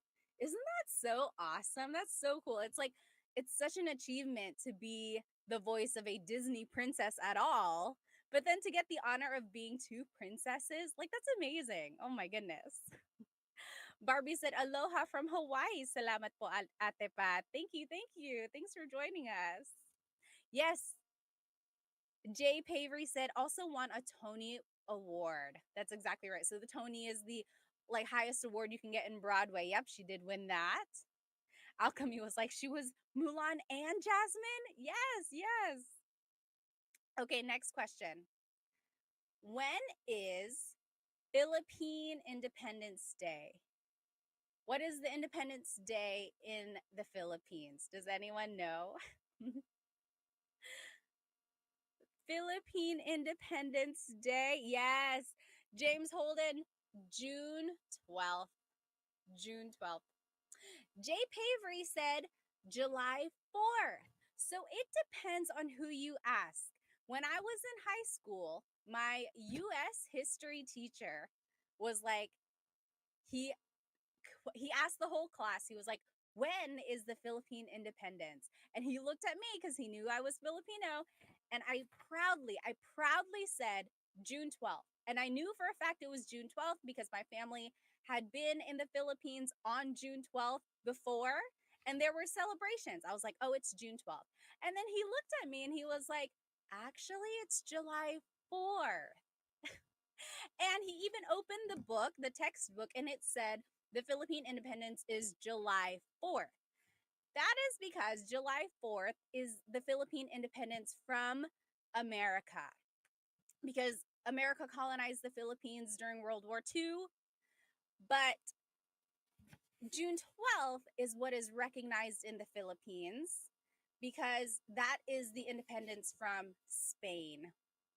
So very interesting, like depending on who you ask or the context of history, right, of the context of the information, it's different. But in the Philippines, June 12th is when they celebrate Philippine independence. All right, next question. Can you translate busog pa ako? Oh no, it said my mic is acting up on Insta. Let me see here. You think about it. What does busog pa ako mean while I try to figure this out?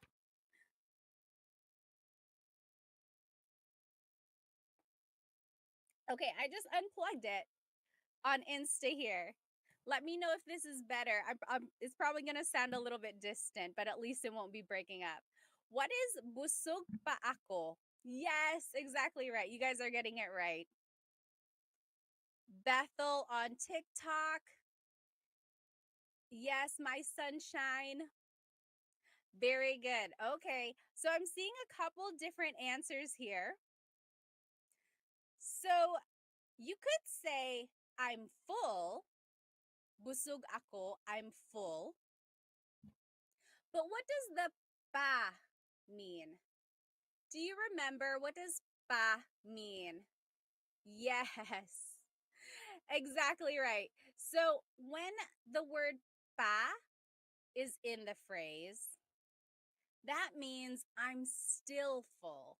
I'm still full. So for example, um, maybe you had a big lunch and then you went over to your friend's house and they're like, "Hey, can I get you anything to eat?" And you're like, "Oh, sorry, busog pa ako. I'm still full. I'm still full." Okay, so it's like a minor thing there. It's not too big of a deal if you don't remember what pa means, but just know there's a little difference there. So pa means still. I'm still full. Very good, very good. Yes, Hannah said, what if you say, busog na ako? So when you say na, that means I'm full already. So maybe you're at your aunt's house and she just keeps bringing out more and more food. You could say, oh, sorry, tita, busog na ako, busog na ako. I'm full already. Please stop giving me food. Busog na ako. All right. What is the national animal of the Philippines? What is the national animal of the Philippines? Keon said panda. Not quite. Ooh, Queen J said the Philippine eagle. That is the national bird. I should have made this clear. What is the national animal that has 4 legs? What is the national animal of the Philippines? Yes. Solitaire got it right. Yeah. Oh, I see someone say tarsier. So the tarsier isn't quite a national animal, but it is a special animal in the Philippines. It's the smallest primate, one of the smallest primates in the country. I can't remember if there was another one like very similar, but at one point it was the smallest primate or monkey in the Philippines and it can fit in the palm of your hand. That's the tarsier. But the national animal of the Philippines is the kalabaw. Kalabaw. So kalabaw is the Tagalog spelling, kalabaw. In English, it would be carabao. I have to think about it sometimes. Carabao or caribou. It's also called like a water buffalo. Yeah, so kalabaw is the Tagalog way to say it. Kalabaw or carabao or caribou, water buffalo. So the kalabaw is the national animal of the Philippines. Some say that it was chosen to be the national animal because it represents the hardworking characteristic of a Filipino person, right? Filipinos can be really hardworking.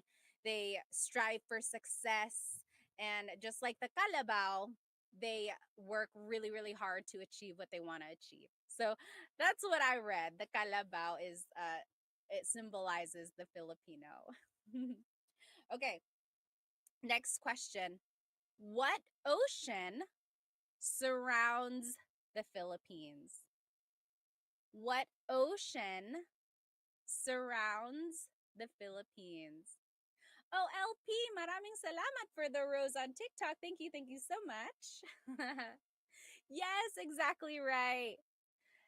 Jay Pavery and Maddie and Captain, you guys all got it right. And Queen Jay, very good. Oliver, you guys got it. Gresguick, yes, you got it. Noel and Solitaire and Janica. The ocean that surrounds the Philippines is the Pacific Ocean. The Pacific Ocean surrounds all of the Philippine islands. And I've come to learn that this can be kind of touchy. Do you call yourself a Pacific Islander if you are from the Philippines? Or do you say you're Asian? I've I've asked this before on one of our lives, and it kind of divided us. A lot of people were like, "No, we're Asian," and some people were like, "No, we're Pacific Islanders." And it's like, I don't think we have to fight.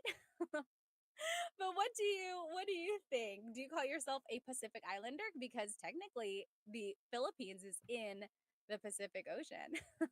Soy Pantera says, I say both. Jai says, I say Asian. Captain says Asian. A lot of people on YouTube are saying Asian too. Logan, Hannah. I think I usually say Asian, like if that's an option. Um, Whenever I see Pacific Islander, I see it as well, but I usually just go towards Asian. Very good. Oh, bonus questions or bonus points. What are the seas that surround the Philippines? There's the Philippine Sea on the east side. What's on the west side? Does anyone know? Yes, the South China Sea. There's the Sulu Sea, and there's one more. It starts with the letter C. But very good, very good. And it's all in the Pacific Ocean. All right. Next, what is the name of the national anthem of the Philippines? What is the name of the national animal of, I'm sorry, national anthem of the Philippines? This one is an interesting question. Some people will say one answer and some people will say another answer. It's common to get it mixed up. I don't know the name, but I know the melody, Noel said. Yes, a lot of you are getting it. So the national anthem, Maddie, oh, Maddie is so funny on TikTok. So the national anthem of the Philippines is Lupang Hinirang. Lupang Hinirang. A lot of you got it. Maddie on TikTok said, Bayang Magiliw. And a lot of people say that. A lot of people say it's Bayang Magiliw because that is the first line of the song. Bayang Magiliw, perlas ng silanganan. So since you hear that over and over again, people think that the name is Bayang Magiliw, but technically it's Lupang Hinirang. And very interesting, in the Philippines, at the beginning of school, every single day, they have a flag ceremony and they sing the national anthem. They sing Lupang Hinirang. Very interesting. Whereas here in America, at least, we sing the national anthem usually just before like games or before like a play, any sort of event. That is when we would sing the national anthem. But in the Philippines, they sing the national anthem every single morning before school. Very interesting. Does anyone know the translation of Lupang Hinirang? I did, or I know it because I made a video on YouTube, like for kids, like my kids' nursery rhymes, and that was one of the songs. It's not a nursery rhyme, but it was a song I wanted to incorporate in the video. So I had to translate every line, and it's so interesting. It's so patriotic. I love it. I love it so much. Okay, next. Who wrote Noli Me Tangere and El Filibusterismo? So these are books. Who wrote Noli Me Tangere and El Filibusterismo? While you write your answer, I'm gonna read some of these comments. Oh, interesting. Leslie said, I had to sing Lupang Hinirang during my dual citizenship confirmation. I had no clue what the words were. Wait, so you were becoming a dual citizen? What are your dual citizenships? Like American and Filipino? And then when you became a Filipino citizen, they made you sing it in the Philippines. Is that what happened? That's very interesting. Yes, Janica and Anastasia. Yes. Von Vic said, I'm guessing it's Jose Rizal based on everyone's answers. Yes. So, Noli Me Tangere and El Filibusterismo, these are very popular books in the Philippines. Like they are required readings in school in the Philippines. Like everybody has to read them. And they are written by Jose Rizal. And Jose Rizal is considered to be one of the unofficial national heroes of the Philippines because technically there aren't any official national heroes of the Philippines. Very interesting.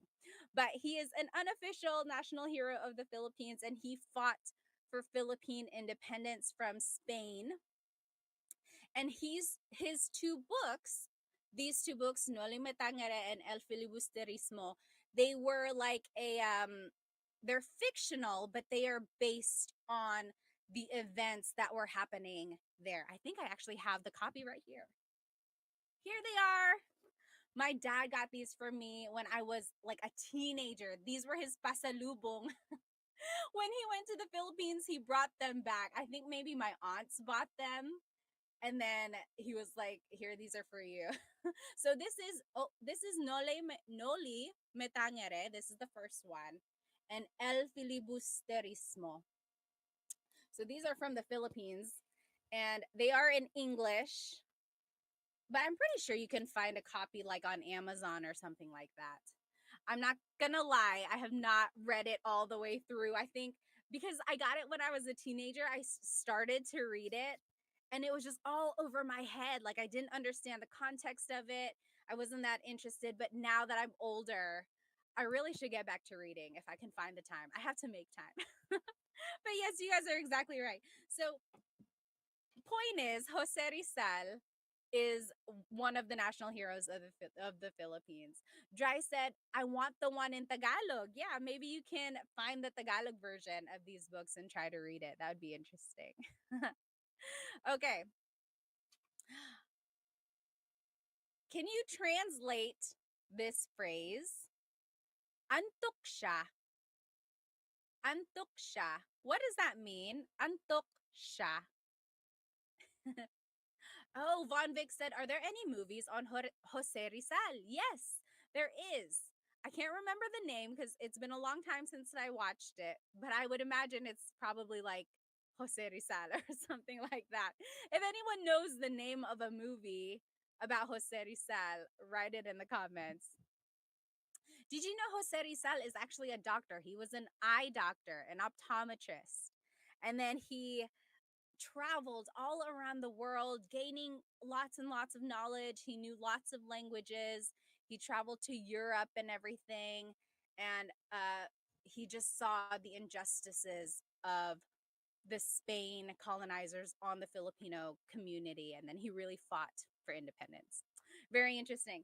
Yes. So, antok siya means he or she is sleepy. Antok siya means he or she is sleepy. Now, I chose this example for a couple reasons. First, I want to point out that siya is gender neutral. So it's he or she. You have to listen to the context of the conversation to determine who the person is talking about. Okay, so if I'm talking about like, oh, my husband went to sleep early, antok siya. He went to sleep early because he is sleepy. So siya is gender neutral. That's also the reason why a lot of Filipinos mix up he and she. Like if you've ever heard someone talking, and sometimes their grammar might not be right, it's because they are so used to using a pronoun that is gender neutral. So when they translate it in English, they kind of get it mixed up. Okay. So, and then another thing I wanted to point out, a lot of people commented when I made the video about the word antok. Some people said, why don't you say inaantok siya? Inaantok siya. So antok is the adjective version of the word. It's an adjective. It's describing the person's condition. It's just describing. It's a description word. Inaantok is a verb. That means he is feeling sleepy. So antok siya means he is sleepy. Inaantok siya means he is feeling sleepy. Okay? Janica said, okay, so I think Janica is asking about the pronunciation of sha. So it looks like it should be pronounced siya, right? It looks like that's how it's pronounced because that's how it's spelled siya. But the S-I-Y combination, that makes a sh sound. So inaantok siya. So that's where that sound comes from. Okay, next question. Oh, I can't remember who asked this earlier, but here is the question. What do the 8 rays of the Philippine sun represent? What do the 8 rays of the Filipino sun represent? Yes, Von Vic said, in some areas, they do pronounce it siya. That is exactly right. There are some regions in the Philippines where sha is pronounced siya. You are exactly right. There's a lot of nuance in Tagalog depending on where it's spoken. Oh, Dry on Insta said the 8 regions of the Philippines. Almost. Oh, Queen J said, I'll never speak Tagalog. I can't remember words right or form sentences. Don't be so hard on yourself and try to just do it a little bit at a time, you know? So, what I would suggest is just learning vocabulary and inserting the vocab in your English conversations. Like, tinapay is bread. Maybe you're like, oh, I'm making a sandwich. Where's the tinapay? Where's the tinapay? Where is the bread? Okay, and then little by little, add more vocabulary to your everyday conversations. And then kind of learn grammar as you go. But point is, don't get too bogged down by not knowing formulating sentences or knowing enough vocab. Just do a little bit at a time and you'll get Tagalog. Yes. So, what do the 8 rays of the Philippine sun represent? Let's see. The 8 provinces, very close. The 8 rays represent the 8 provinces of the Philippines that fought in the Philippine Revolution. Okay, so during the Spanish era, there was a period when the Filipino people just revolted and they fought against them. And the 8 provinces were Batangas, Bulacan, Cavite, Laguna, Manila, Nueva Ecija, Pampanga, and Tarlac. So these were the 8 provinces of the Philippine Revolution. And when you look at the sun on the Filipino flag and my earrings, there are 8 rays and they represent the 8 provinces of the Philippine Revolution. Very interesting, right? Okay, next question. Who is the most popular Filipino boxer of all time.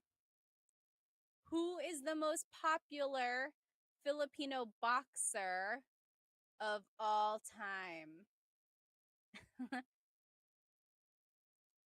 Tess on YouTube said, "My boyfriend is Filipino and it does help a lot when he adds a Tagalog word or sentence in our English conversation." Yes. It only takes like a little bit of effort to insert a Tagalog word here and there. Instead of saying keys, just start saying susi. Like, oh, where are my keys? Where are my susi? Where are my susi? Then learn the grammar, like the correct grammar, and you'll be able to eventually say, saan ang susi ko? Where are my keys? Where is my key? Saan ang susi ko? Okay, so just one word at a time. Yes, exactly right. Who is the most popular Filipino boxer of all time? It's Manny Pacquiao. Exactly right. Manny Pacquiao, who is now a politician. Manny Pacquiao is one of the most popular, if not the most popular, Filipino boxer of all time. Okay. What is the oldest city in the Philippines? What is the oldest city in the Philippines? This is interesting. Does anyone know? Oh, Mark on YouTube said Manila. It is not Manila. Oh, yes. 4NCA says, oh, Cebu City. Cebu City. A lot of you are saying Vigan. So have you ever been to Vigan? So Vigan is a city in the Philippines, a city or a town, and it is known for its Spanish architecture. It is so beautiful there. I've never been, but they have like cobblestone roads and they have like Spanish influenced homes that are still standing. Oh, so beautiful. I hope I get to go there sometime. So you would think that is the oldest city. I think they just preserved it really, really well. But the oldest city in the Philippines is Cebu City. That is the very first landing site of Magellan in the 1500s. Yes, Jason Park on YouTube said Cebu has the oldest church. Exactly right. And I've been there and it's very like elaborate. You can see up in the church all of the stonework and then like paintings and stuff. It's like you traveled back in time. I love it. So the oldest city in the Philippines is Cebu City. Yes, exactly right. Let's see. Next, who is this Phil-Am musician who appeared in Usher's Super Bowl halftime show?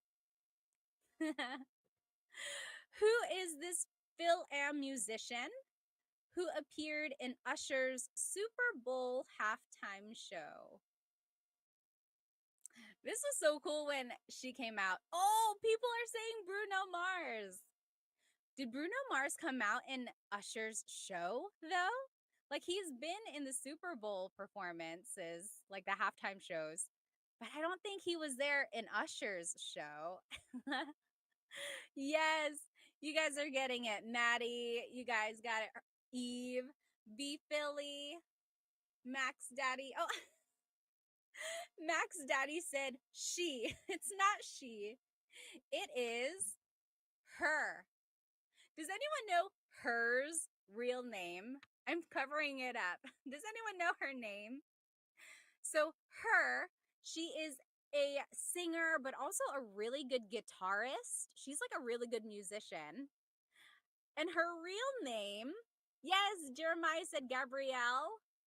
Anyone know what her real name is? Von Vic said Easy Mail would be cool. That would be cool if he just came out.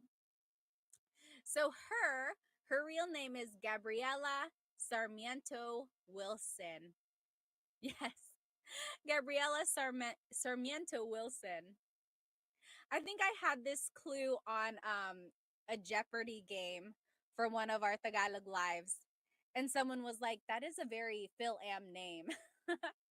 Gabriela Sarmiento Wilson. It's so Phil Am, right? So, yes, her is a Phil Am musician who appeared in Usher's Super Bowl halftime show. My goodness, she is so talented. Okay, next. How many islands make up the Philippines? How many islands make up the Philippines? Someone on TikTok said a lot. Queen said 1,300. Crackers said more than 7 for sure. Oh, yes. Yes.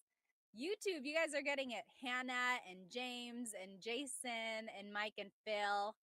Over 7,000. There, someone said 7,106, 7,800, 7,600. B Philly on Insta said 7,400.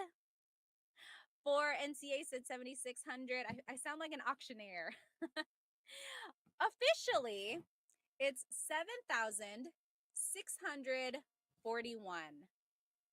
7,641 islands make up the Philippines.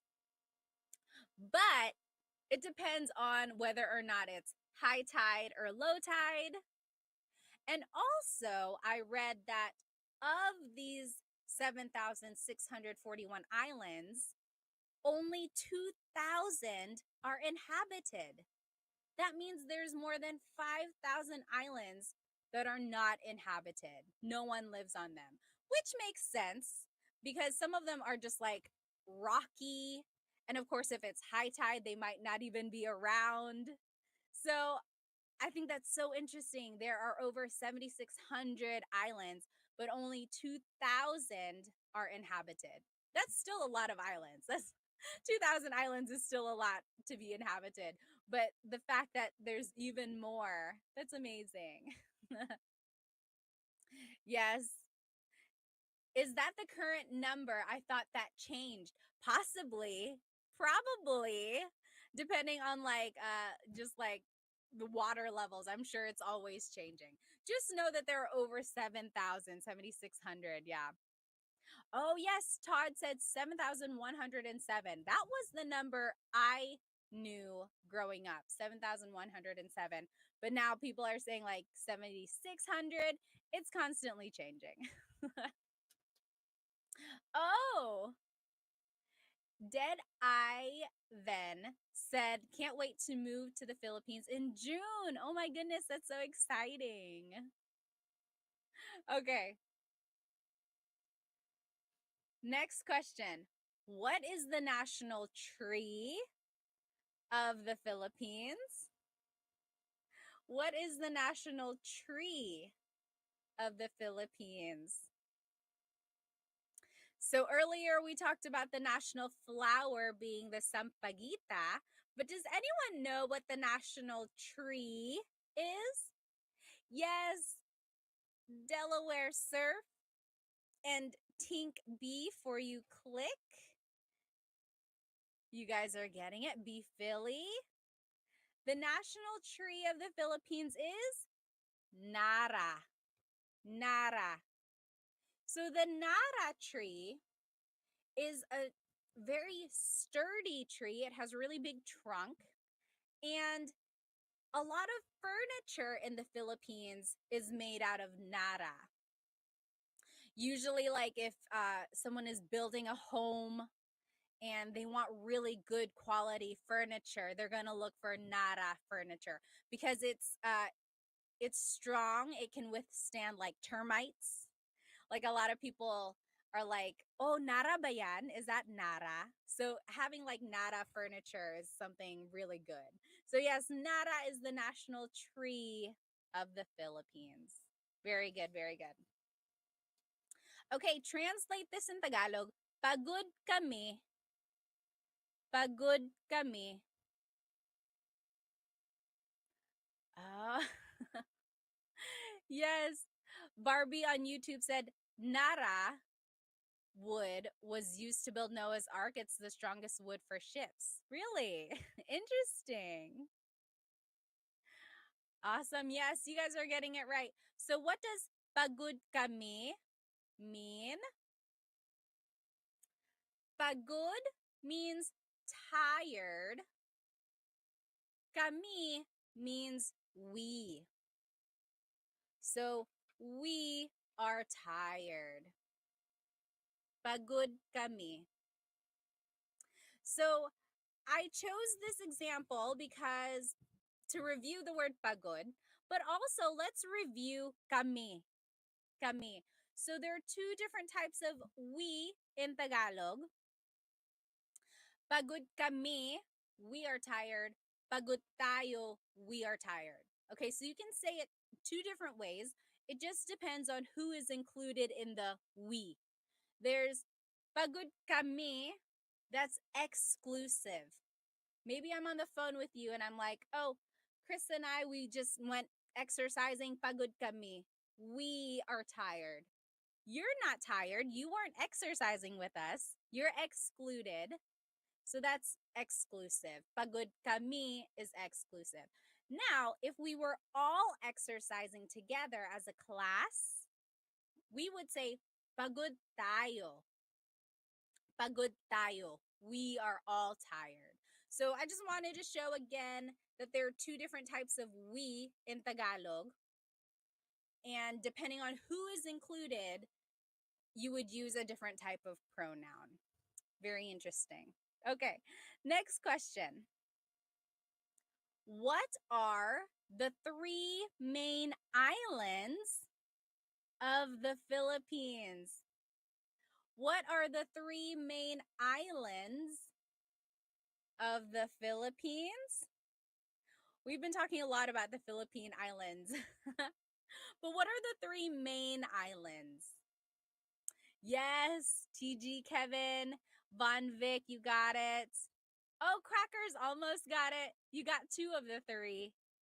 James, yes, Hannah, and Barbie. So the three main islands of the Philippines are Luzon, Visayas, and Mindanao. So Luzon is the highest or most like northern island. Then there's the Visayas in the middle region, and then Mindanao is the southernmost island. Luzon, Visayas, and Mindanao. And the three stars on the flag represent the three main islands. Because, you know, on the Filipino flag, there's the three stars and the sun, and then the blue and the red. The three stars represent the three main islands, Luzon, Visayas, and Mindanao. Very good. We're almost done, guys. Thank you so much for joining me during our Filipino trivia night. So this question asks, who was the first president of the Philippines? Does anyone know? Who was the first president of the Philippines?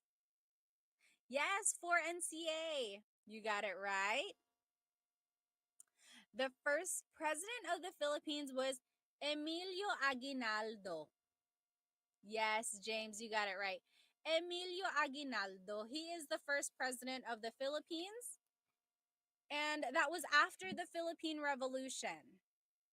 So when Spain kind of gave up on the Philippines, Emilio Aguinaldo became the first president. However, America kind of colonized the Philippines afterwards, and some even say Emilio Aguinaldo wasn't really recognized as the first president because the Philippines was still kind of America's rule there.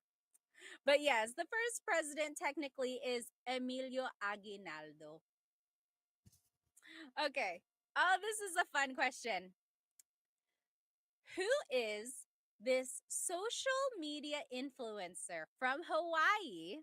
He's also Filipino, but he is known for his makeup and comedic content. Who is this social media influencer from Hawaii who is known for his makeup and comedic content? Yes!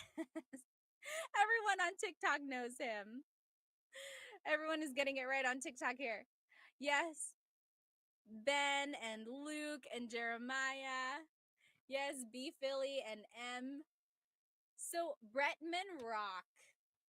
Bretman Rock. Oh my goodness, he's so funny.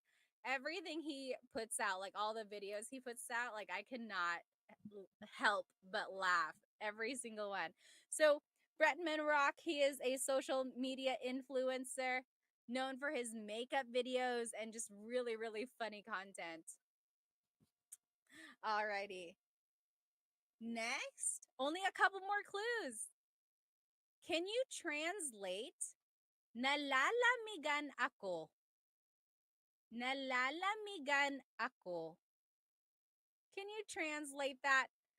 What does that mean? Nalalamigan ako. This is very appropriate here where I live in North Carolina. It's been really, really blank. Yes. Guami Bear and TJ Kevin, or TG Kevin, you guys got it right. Nalalamigan ako means I'm feeling cold. I'm cold or I'm feeling cold. Yes, Tylen and Tess on YouTube. You guys got it. Very good. Oh, thank you so much for the gift, Conway. Or Cow Eye, sorry. Maraming salamat. Yes. So, nalalamigan ako means I'm cold or I'm feeling cold. If you remember during this video last week, I also said there was another way to say I'm cold in Tagalog. Does anyone remember how to say I'm cold in Tagalog? James on YouTube said, there is no cold in the Philippines. Some people might argue that there is, like when you go up north in like Baguio, it's cooler there. People wear jackets. It's not going to be like freezing cold, but it's definitely cooler because they're in the mountains. Yes. So another way to say I'm cold in Tagalog. Yes, exactly right, Jordan. Giniginaw ako. Giniginaw ako. So that also means I'm cold or I'm freezing. You could say nalalamigan ako or giniginaw ako. Oh my goodness, Jean on YouTube said it's -4 degrees here. Where are you? That's so cold. My goodness. Oh, Queen said my husband is from Baguio. David Jr. on Insta said, I agree, there's no cold in the Philippines. I guess it just depends on where you're from. Okay, so nalalamigan ako means I am cold or I'm feeling cold. Very good. Okay, last clue. We made it. What is the national gem of the Philippines? What is the national gem of the Philippines?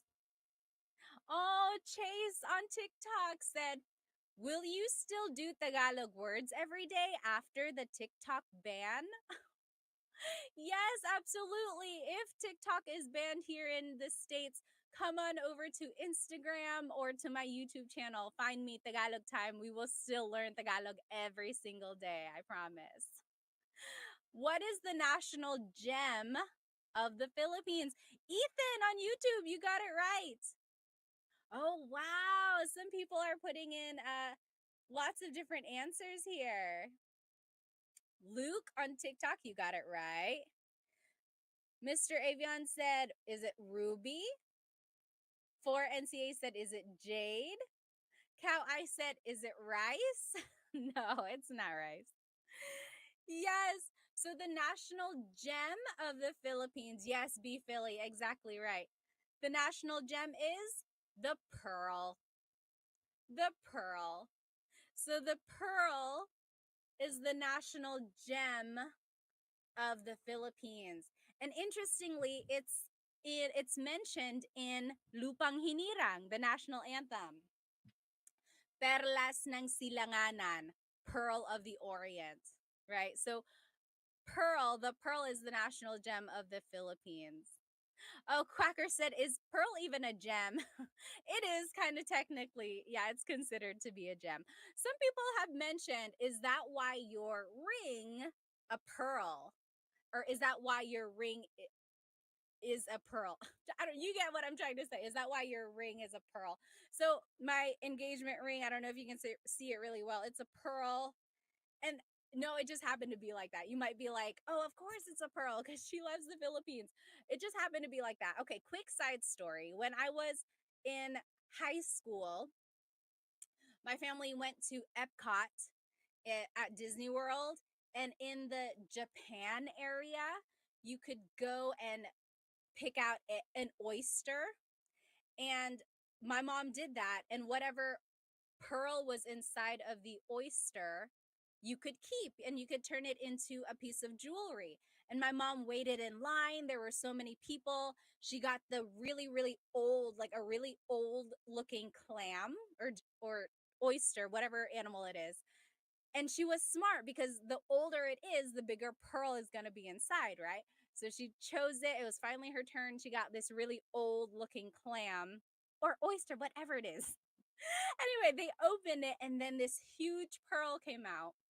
It was 8 millimeters and she had it turned into a ring, just like a really simple ring. They put it on like a little ring band and she gave it to me.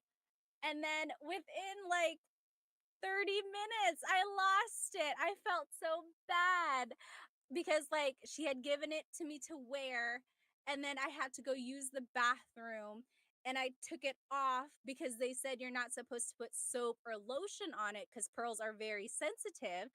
So I took it off, I put it on the sink, I washed my hands and I just walked out and then I forgot that I had put the ring down and when I went to go back to get it, it was gone and I felt awful. So I told my husband, if and when we get engaged, I want my ring to be a pearl to make up for that pearl ring that I lost that my mom had gotten for me. Okay, now that was such a side story that's not related to anything, but there's that. I hope you guys have a good rest of your week.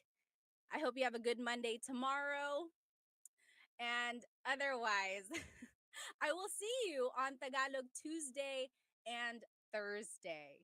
So on Tagalog Tuesday, we will be learning present tense verb conjugation. And I will be doing the same lesson on Thursday again. So I'm going to teach the same lesson twice, just in case you're not able to join me the first time. Because I know like some people like to join the class to ask their own questions and everything. Oh, Todd, maraming salamat. Thank you so much for your gift on YouTube. Oh, yes, Bree said, same time? Yes, yes. This is about the time when I tried to do the Tagalog Live. So like around 8 o'clock, give or take 15 minutes. Okay. So I will see you. David Jr. said, don't lose your pearl. Oh, don't you worry. I will not. Maraming salamat, everyone. I will see you next time. Paalam.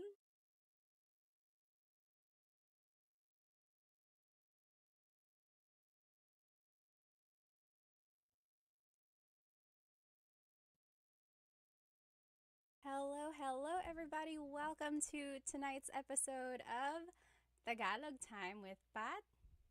I hope you had a great week.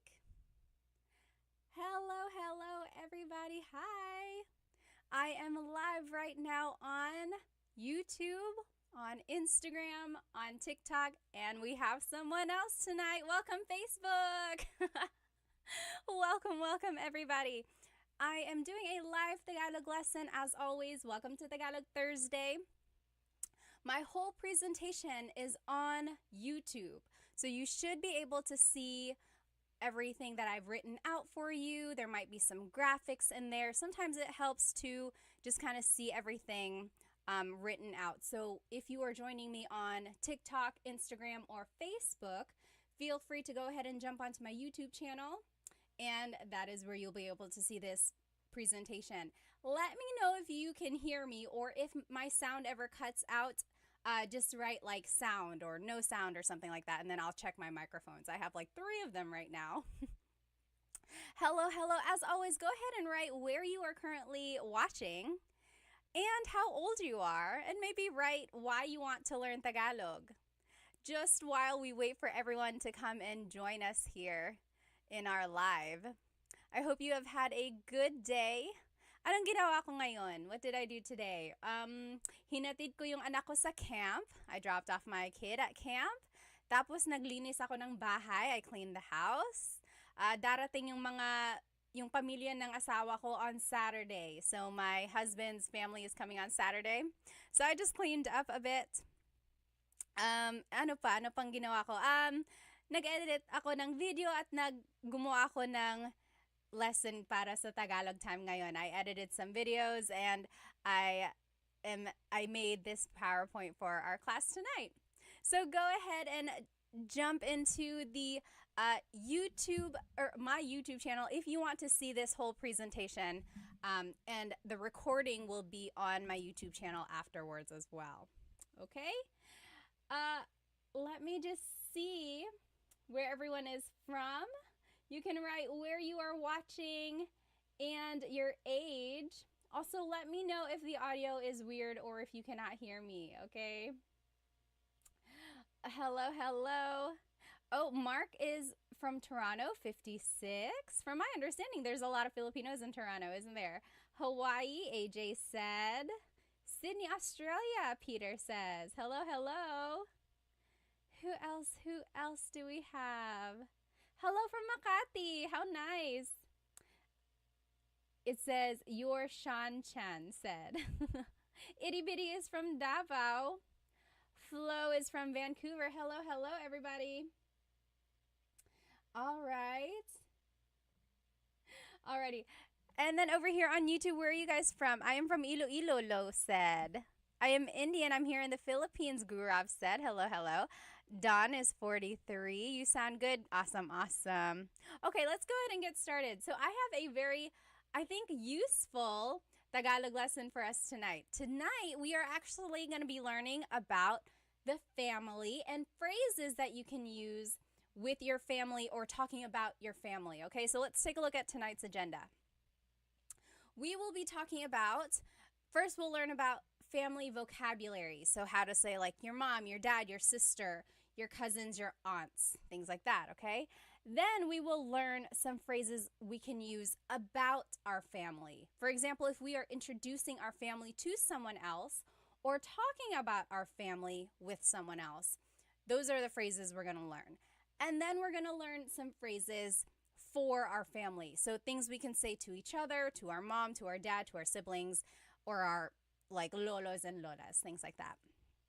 After that, we're going to be doing some vocab review, and then at the very end, we're going to do some translation practice. I love this part at the very end. I give you like a mini conversation or a blurb, a monologue in Tagalog, and then I want to see if you are able to comprehend it. So like oral comprehension, okay? Oh, Gaming Galaxy 9 from California. Hello, hello. Magandang umaga, Almost Polyglot says. David is from Ohio. Hello, hello. All right, let's go ahead and get started. So again, we are going to be learning some phrases and vocabulary about family. So first, if you're looking here on YouTube, I've kind of changed up my slides here. Usually in the past, I did like word, or phrase, but now I'm just putting the whole slide up there because I know there's a little lag on YouTube. So if you want to like look at YouTube but then listen to me on another platform, go right ahead. The whole slide will already be up there. Okay, so in Tagalog, pamilya is family, pamilya. Okay, so let's take a look up here. I have this little family tree. So we'll start with lolo and lola. Lolo and lola, that's your grandparents. So grandfather, grandmother, lolo, and lola, right? And as you can see in my graphics up here, there are 2 sets, 2 lolos, 2 lola, okay? Then there's the tatay and the nanay. Oh, sorry, YouTube. Let me go ahead and turn off my face so that you can see the whole slide here. Hang on one moment. There, that should work. All right. I think there's a lag. It should turn off in just a second. Okay, so nanay is mother, tatay is father. Now, not everyone calls their mom and dad nanay and tatay, although I do know some people who do call them that. Nanay is mother, tatay is father. Usually, people call their mom and dad mama, papa, sometimes daddy, mommy, whatever they prefer, right? But the Tagalog word of mom or mother is nanay. The Tagalog word for father is tatay. Yes, 1123 said ama is father. That is another word for father, ama. Ama and ina. Yes, very good. Ama and ina. And then over here, if you're looking on YouTube, parents in Tagalog is mga magulang. Mga magulang. That's your parents. Magulang. Mga makes it plural. Mga magulang. Oh, 1123 said, I call my lola nanay. I've heard that as well. So usually like lola is your grandmother, but sometimes people call them nanay. Whatever you prefer, really. Very good, very good. All right. Next, anak is child, right? So there's tatay and nanay. The child is anak. Anak. So that's child. Multiple children is mga anak. Mga anak. Okay? Yes, Andy said. So children is mga anak. Yes, exactly right. And then asawa is spouse. So it's gender neutral. It's not wife, it's not husband, it's spouse. Asawa. Asawa, okay? So if you're looking over here on YouTube, you see a little family tree and it says anak is my picture and then asawa is a husband. So we have children. So in this family tree, there are 3 kids. Ate is the oldest sister. Kuya is the oldest or like older brother. Ate is older sister, not necessarily the oldest, but older sister. And then bunso is the youngest child. It could be a boy or a girl. So ate is the older sister, kuya, older brother, bunso is the youngest kid. Now, one thing to note about ate and kuya, it's not only for siblings. You can use ate and kuya for older cousins, older friends, basically anyone in like your same generation, maybe a little bit older than that, but if it's older than that, then it would be tita and tito, okay? So ate is the older sister, kuya is the older brother, bunso is the youngest. All of them, they are siblings. That would be mga kapatid. Mga kapatid. Kapatid is sibling. Mga kapatid is siblings, so multiple. One thing in Tagalog, there is no word for sister or brother. In order to distinguish whether or not we're talking about brother or sister, it's kapatid na babae or kapatid na lalaki. So you see, we had to distinguish it by adding the linking word na, and then babae is woman, lalaki is man. So kapatid na babae is sister. Kapatid na lalaki means brother. Okay? Now, Brian said, does kapatid also mean friend? Is it because someone has called you kapatid? So kapatid is brother. So maybe someone is like, oy kapatid, kamusta ka? Hey brother, how are you? Right? But technically, kapatid means brother or sister. Friend in Tagalog is kaibigan. Kaibigan. Okay? All right. Now, let me just catch up on some of these questions. If you have any questions or anything like that, go ahead and write it in the comments.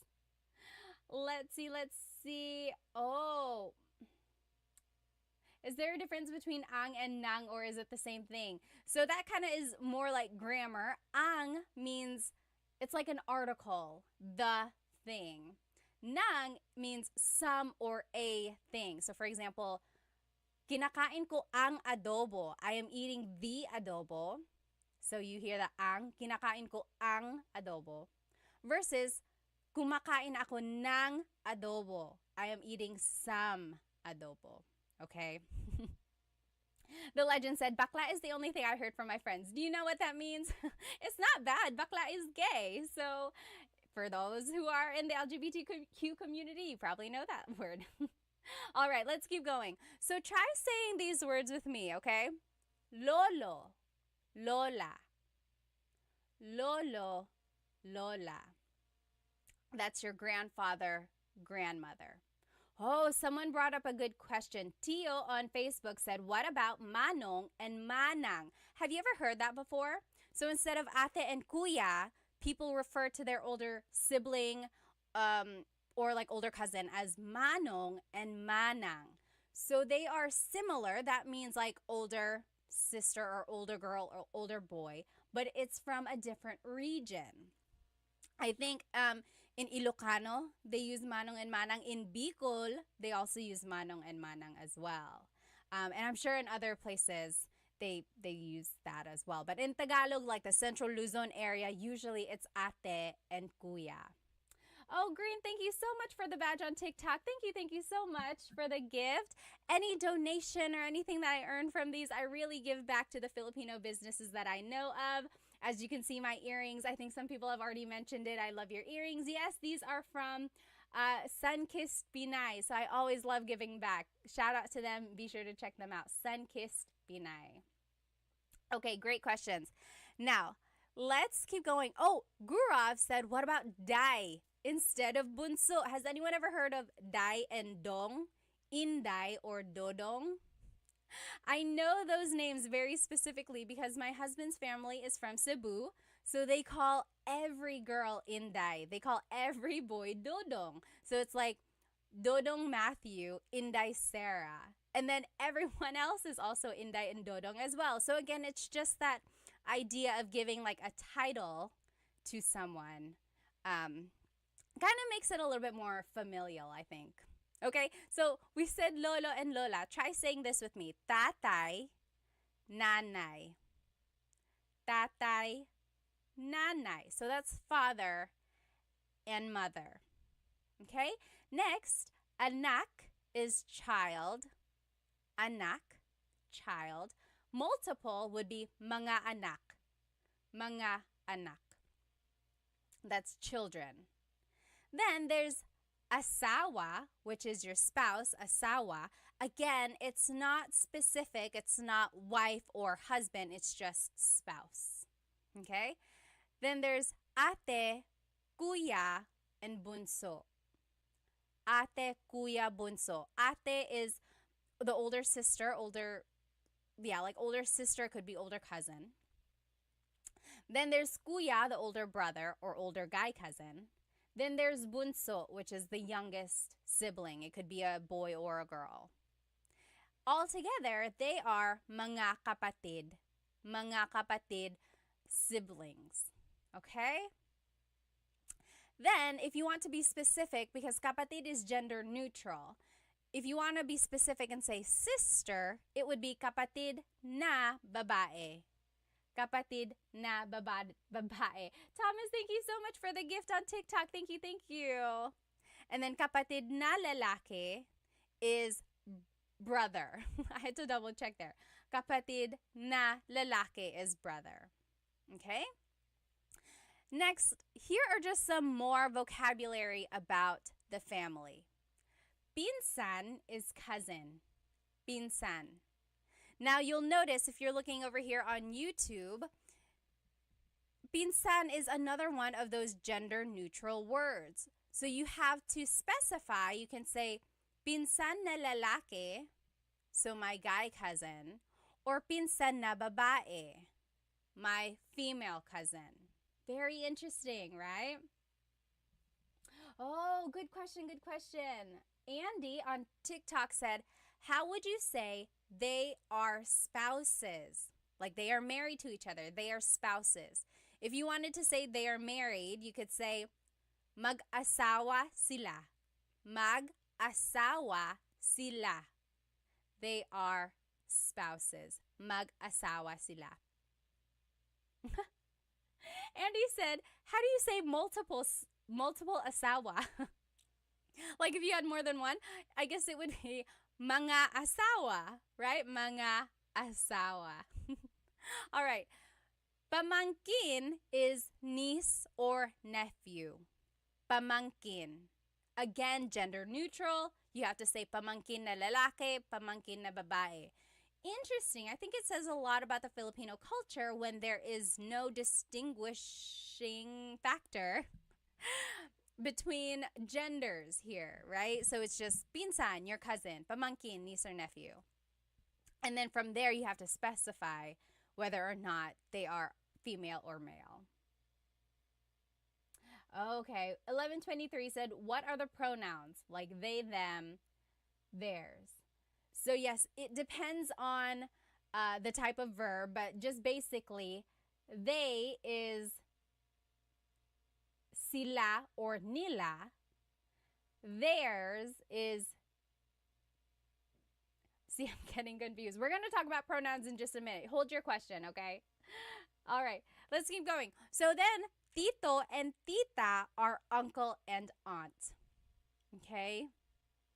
Uncle and aunt. Oh, yes. Via said, is there a word for goddaughter? There is. It's down here. Hang on. So, tito and tita is uncle and aunt. Hipag is sister-in-law. Hipag. Then, there's bayaw, which is brother-in-law. Biyanan is parent-in-law, like your mother-in-law, father-in-law. Ninang and ninong is godparent. Ninang, ninong. And then I didn't write it on here, but inaanak. Inaanak is your godchild. So, inaanak ko siya. She is my godchild. Inaanak. Inaanak na babae, inaanak na lalaki, or something like that. Usually it's just inaanak. Okay? So those are the different vocabulary words about the families. So let's say those again. Pinsan, cousin, pinsan. Pamangkin, niece or nephew, pamangkin. Tito, tita, uncle or aunt, tito, tita. Hipag, sister-in-law, hipag. Bayaw, brother-in-law, bayaw. Biyanan, parent-in-law, biyanan. And then ninang or ninong, godparent, ninang or ninong, godparent. Then inaanak is godchild, inaanak. Someone said, how do you say step-parent? That is a very good question. Does anyone know? Write it in the comments. What is step-parent? Like your stepmom or stepdad? Write it in the comments. Okay, so those are just some vocabulary words about the family. Now let's learn some common phrases that you can say while talking about your family. So for example, if you are meeting someone new and you're just kind of getting to know each other, and you want to say, oh yes, my brother is like this, or this is my brother, this is my sister. These are the things you would say. Okay? Let me just check some of these comments here. I'm just curious. My mom has me refer to my cousins as kuya and ate. But why different word for cousins? Yes. So cousin is pinsan, right? But even though they're not our sibling, we still refer to them as ate and kuya. So, and that's just the idea of showing respect to someone older than us. So it could be older brother, older sister, or older cousins, or even just older friends. Okay, so sometimes that's how it is. Up and away, is that correct? Okay. So let's keep going. Phrases about family. So if you were introducing your family, you could say, ito ang blank ko. Ito ang blank ko. This is my blank. For example, ito ang nanay ko. This is my mom. Ito ang nanay ko. Or ito ang kapatid ko. This is my sibling. Ito ang kapatid ko. Or ito ang asawa ko. This is my husband or wife. This is my spouse. Ito ang asawa ko. Okay, Apipinoy said madrasta is step parent. It's Spanish, apparently.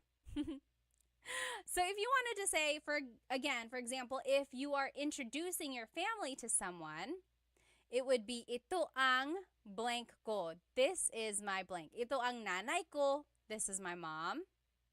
Ito ang kapatid ko. This is my sibling, and so on. Now, if you wanted to be specific and add their name, it would be, ito ang nanay ko, si Samantha. Ito ang nanay ko, si Samantha. Okay, so this is my mom, Samantha. The si is the linking word there to introduce a person's name. Okay, so ito ang kapatid ko, si AJ. This is my sibling, AJ.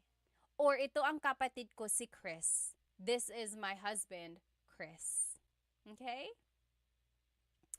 Another way to say it could be, ito ang kapatid ko, AJ ang pangalan niya. This is my sibling, his name is AJ. Okay, so there are a couple different ways you could use these phrases. I would probably just say, ito ang nanay ko, si Samantha. Okay? Let me catch up on some of these comments here. A1C Tyler said, what is marites? Marites is someone who likes to chismis. Do you know what chismis is? Chismis means gossiping. So someone who gossips a lot or talks bad about people, that is a marites. Okay. Now, here's another phrase you can use. Blank ko siya. Blank ko siya. He or she is my blank. Anak ko siya. He is my child. Anak ko siya. Siya is gender neutral, so it could be he or she. Okay? So, he is my child or she is my child. Anak ko siya.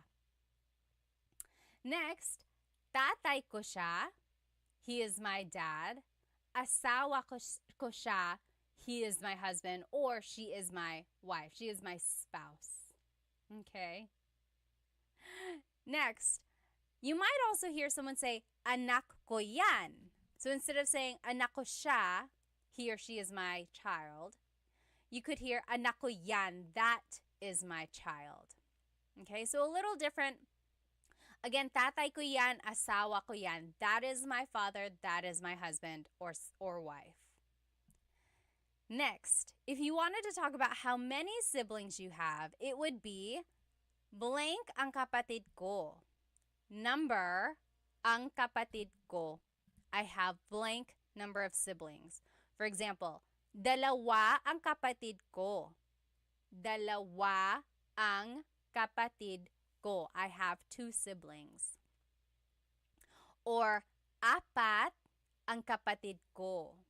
I have 4 siblings. Apat ang kapatid ko. So just a review, here are some Tagalog numbers. Isa, 1, dalawa, tatlo, apat, 5, 6, 7, 8, 9, 10. So that's numbers 1 through 10 in Tagalog. Again, you can just say it in this phrase, blank ang kapatid ko. 7 ang kapatid ko. So I have 7 siblings or something like that. If you can't remember the number off the top of your head, just say it in English. 3 ang kapatid ko. Or 2 ang kapatid ko. And then later go back and figure out what that word is in Tagalog. And then you'll be able to say the whole phrase in Tagalog. So, dalawa ang kapatid ko. When you're saying that you only have 1, you would add this word lang. Isa lang ang kapatid ko. I only have 1 sibling. Isa lang ang kapatid ko. Or if you don't have any siblings at all, you could say, wala akong kapatid. Wala akong kapatid. I don't have any siblings. And if you're looking here on YouTube, at the bottom you'll see this asterisk, and it's just saying that you can use this phrase for other people in your family. So, dalawa ang pinsan ko. I have 2 cousins. Or apat ang ninong ko. I have 4 godfathers. So, switch out the word kapatid for the family member that you're talking about. Okay? So, blank ang blank ko. Okay? Alrighty. Why are most people counting in Spanish? Because, of course, the Philippines was colonized by Spain for over 300 years, starting in the 1500s, so there's really a lot of influence, yes. Okay, let's keep going. Hello, Tony. 70 from Aussie Expat, living in La Union. Hello, hello, Angel. Hello. All right, let's keep going. So now here are just some more words to talk about siblings, specifically the order of the siblings. So for example, panganay is the oldest child. Panganay. That's the oldest. Panganay. Bunso is the youngest. We already learned that. Bunso is the youngest. It could be a girl or a boy. And then if you want to talk about people in the middle or the ones in the middle, you could say pangalawa, the second child. Pangalawa. Pangatlo, the third child. Pangatlo. So do you hear the numbers that we just learned? Isa, dalawa, tatlo. Now we're adding this prefix pang. Pang. So pangalawa, pangatlo. Pang, the prefix means it is the order. It is in this specific order. It is the second in the order. It is the third in this specific order. Okay? TM Naveri said, hi Pat from California, studying Tagalog for my wife. Very good, very good. Oh, how nice. Life with Moni said, the way you teach Tagalog is better than the way my Lola teaches. Thank you. Alrighty, so here are just some example phrases using these words. Panganay is the oldest child. Bunso is the youngest child. Pangalawa is the second child. Pangatlo is the third child, and so on. So if there were more kids, you could say pangapat, panglima, panganim. Okay, so it is that place in the order. So you could say panganay ako. I am the oldest. Panganay ako. Or ako ang bunso. I am the youngest. Ako ang bunso. The phrases panganay ako ang panganay, they mean exactly the same thing. It's just a different sentence structure. You could say panganay ako, or you could say ako ang panganay. Same thing. Okay? Now, let's keep going. Thank you, Newt Guy said. I learned so much from your videos. Maraming salamat. Thank you for joining me tonight. All right. Now, those are some phrases you can use to introduce your family or to describe your family to other people, right? Now we're going to talk about some phrases you can use with your family. With your family. Yes, Ardre said, isn't it like pangalawang anak? Yes, pangalawang anak is second child, pangalawang anak. Or pangalawang kapatid, like the second sibling. Yeah, usually it's just like pangalawa. Very good, very good. Thank you so much for the gift. Let's see, I can't see your name. It's just your picture. Oh, well, thank you. I didn't mean to invite. I don't know what that did. All right, so here are some phrases to use with your family, okay? A couple weeks ago, I think I did a whole lesson just on conversational phrases you can say with your friends and family. So will have some overlap from that, okay? So you can say, nasaan si blank. Nasaan means where. Si is a linking word to describe a person. So nasaan si blank. Nasaan si nanay? Where is mother? I saw this. I only know water is tubig, Samuel said. Very good. So, nasaan si nanay? Where is mother? Nasaan si nanay? Chat chat, thank you so much for the hearts on TikTok. Maraming salamat. Thank you. Again, you could say nasaan si ate, nasaan si tito. Where is mother? Where is ate? Where is uncle? Okay? There is that song, it's like a nursery rhyme. Nasaan si nanay, nasaan si nanay, where is mother? I think someone on my YouTube one night commented that that's how they started learning Tagalog. They were an adult, but they started watching my kids' videos to learn some Tagalog, and that was one of the songs they learned. Nasaan si nanay? Okay, so that's how you would say where is blank. Another way to ask that is nasaan ang blank mo? Where is your blank? For example, nasaan ang lola mo? Nasaan ang lola mo? Where is your grandmother? Or nasaan ang pinsan mo? Where is your cousin? So now we're just adding this word mo, which means your, and then we have to use ang. Nasaan ang lola mo? And then just to add po, sometimes in our families we're talking to our older, either like lolo and lola or older aunts and uncles and things like that. You can add po to be respectful. Po is a word that you add to any phrase if you want to be respectful in Tagalog. So, nasaan po si nanay? Nasaan po si ate? Or nasaan po ang lola mo? Or nasaan po ang pinsan mo? Something like that. Okay? Next, to respond, you would say, nasa blank siya. Nasa blank siya. He or she is at a place. Nasa trabaho siya. Nasa tindahan siya. Nasa trabaho siya means they are at work, or he or she is at work. Nasa tindahan siya, she is at the grocery store. She is at the store. Okay? Oh, Fancy on YouTube said po to make it polite. Po to make it polite. Polite. Very good, very good. That's a fun way to remember it. Very good. All right, just catching up on some of these comments. Okay. So, repeat that with me. If you wanted to ask where someone is, you could say, nasaan si blank. Nasaan si tatay, where is father? Nasaan si lola, where is mother? To respond, it would be, nasa blank siya. Nasa trabaho siya.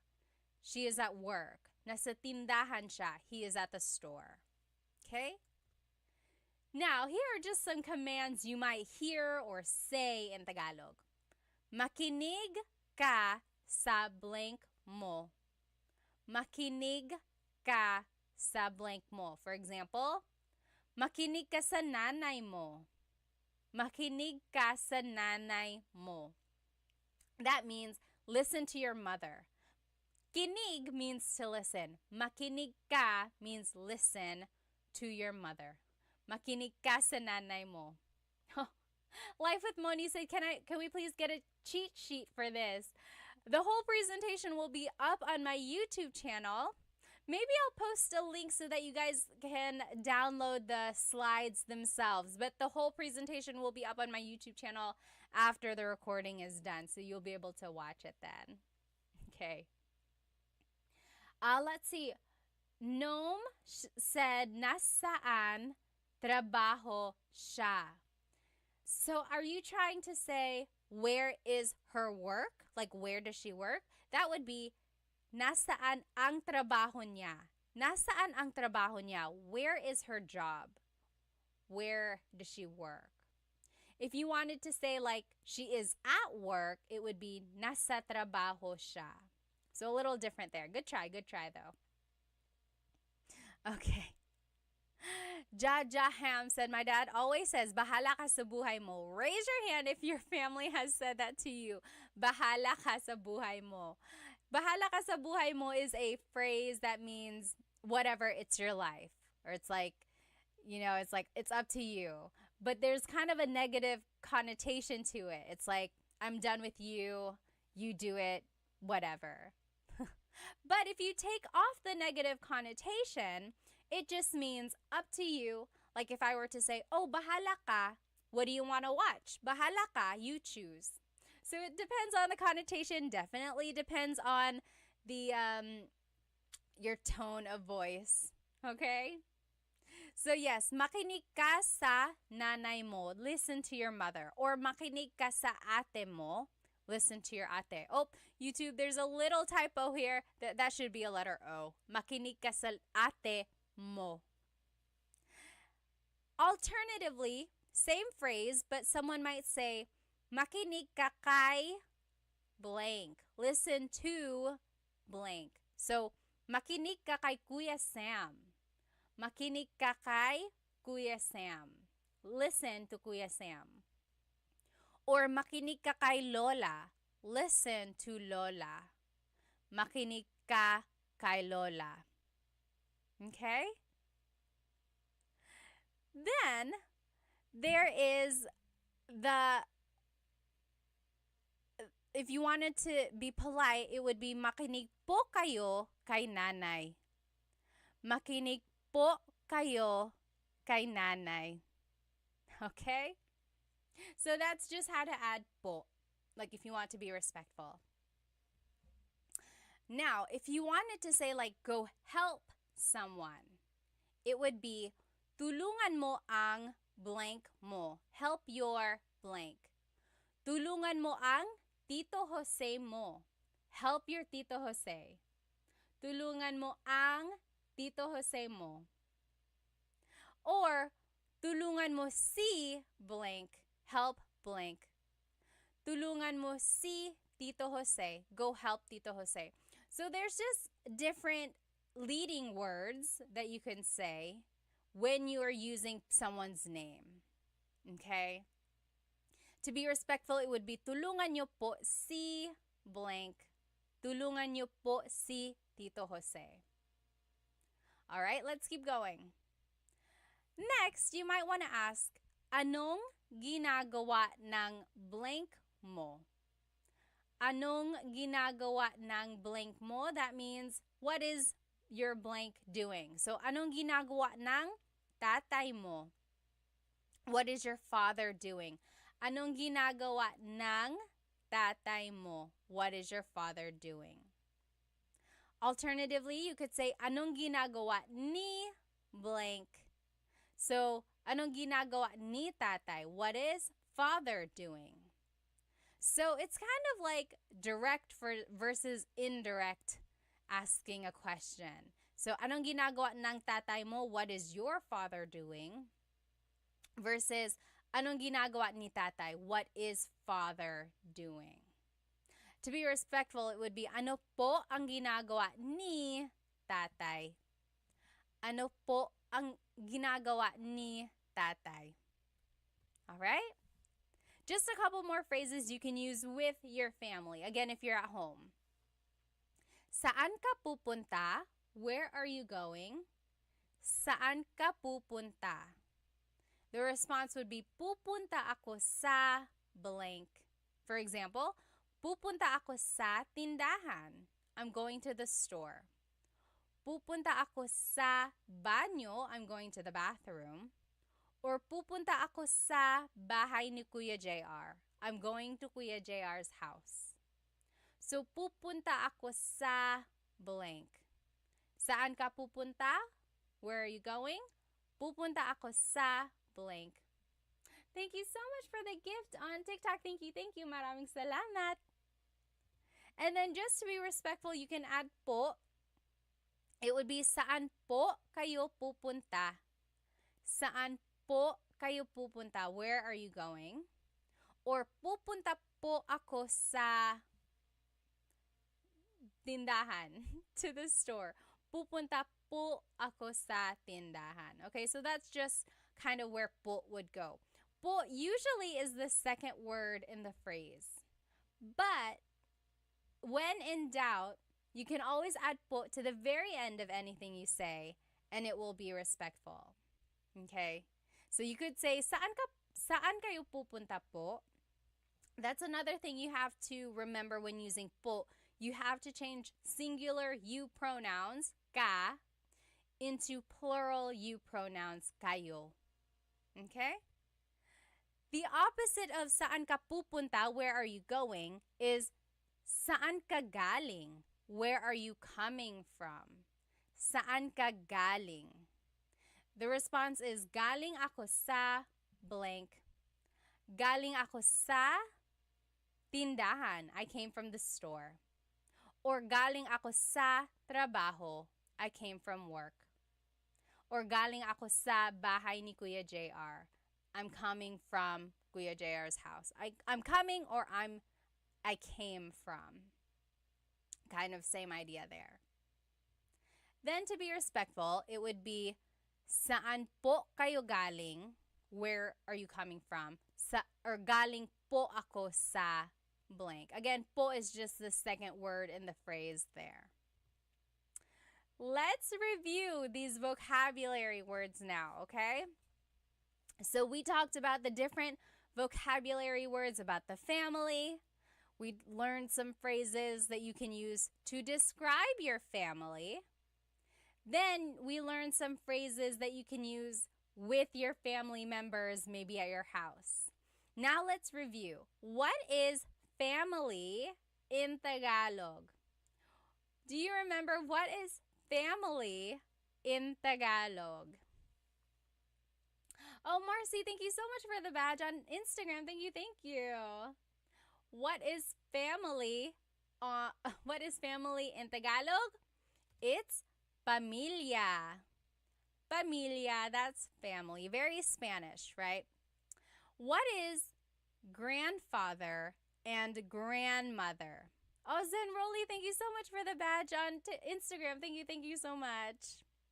Yes, haha yam or haha ham. And then Brian, you guys all got pamilya. Very good, very good. What is grandfather and grandmother? Peter said, mga magulay. I think you're putting a couple words together there. Gulay is vegetable. Magulang is parents. But grandmother and grandfather, lolo at lola. Lolo is grandfather, lola, grandmother. And then if you want to just say your grandparents, it's mga lolo, mga lola. It's just multiple of that. Next, what is father in Tagalog? Father in Tagalog. There are multiple ways to say father in Tagalog. Do you remember what is the one that I taught you? Oh, Siri Das said, what is middle child? We'll get to it when we get to the children. So, what is father? Yes, Justin? I couldn't figure out if it was Justin and Justine. Said tatay, very good. Yes, tatay is father, very good. Remember, a lot of people also said ama. A lot of people that I know say like tatay. Some people say ama. I feel like ama is very like olden, like Shakespearean almost, but it's also used just as much. What is mother? What is mother in Tagalog? Do you remember? Mother in Tagalog is nanay. Nanay. So tatay is father, nanay, mother. Tatay, nanay. And then together, if you just want to say parents, what is parents? Parents is mga magulang. Mga magulang. Very good, everybody. Yes. Awesome. All right. Next, what is child in Tagalog? So there's a nanay, a tatay, and they have a child. What is child in Tagalog? Child is very good. Anak. Anak is child. And remember, if you want to make it plural, it's mga anak. Yes, George, you got it. Anak. Very good. Mga anak is the plural of anak. Mga anak is children. So in English, to make something plural, we add an S, right? Anaks. That's not what we do in Tagalog. You would have to add the word mga anak. Oh, Jerry said, anak means son. Anak is a gender-neutral word. It's not son, it's not daughter, it's just anak, or it's just child. If you want to be specific, if you want to say son or daughter, what do you think you would have to do? Write it in the comments if you have been watching our lesson. If you want to say anak, or daughter or son, it would have to be anak na babae, daughter, anak na lalaki, son. Okay? Anak na babae is daughter, anak na lalaki is son. Oh, very good. Ma Library on YouTube said bata. What is the difference between anak and bata?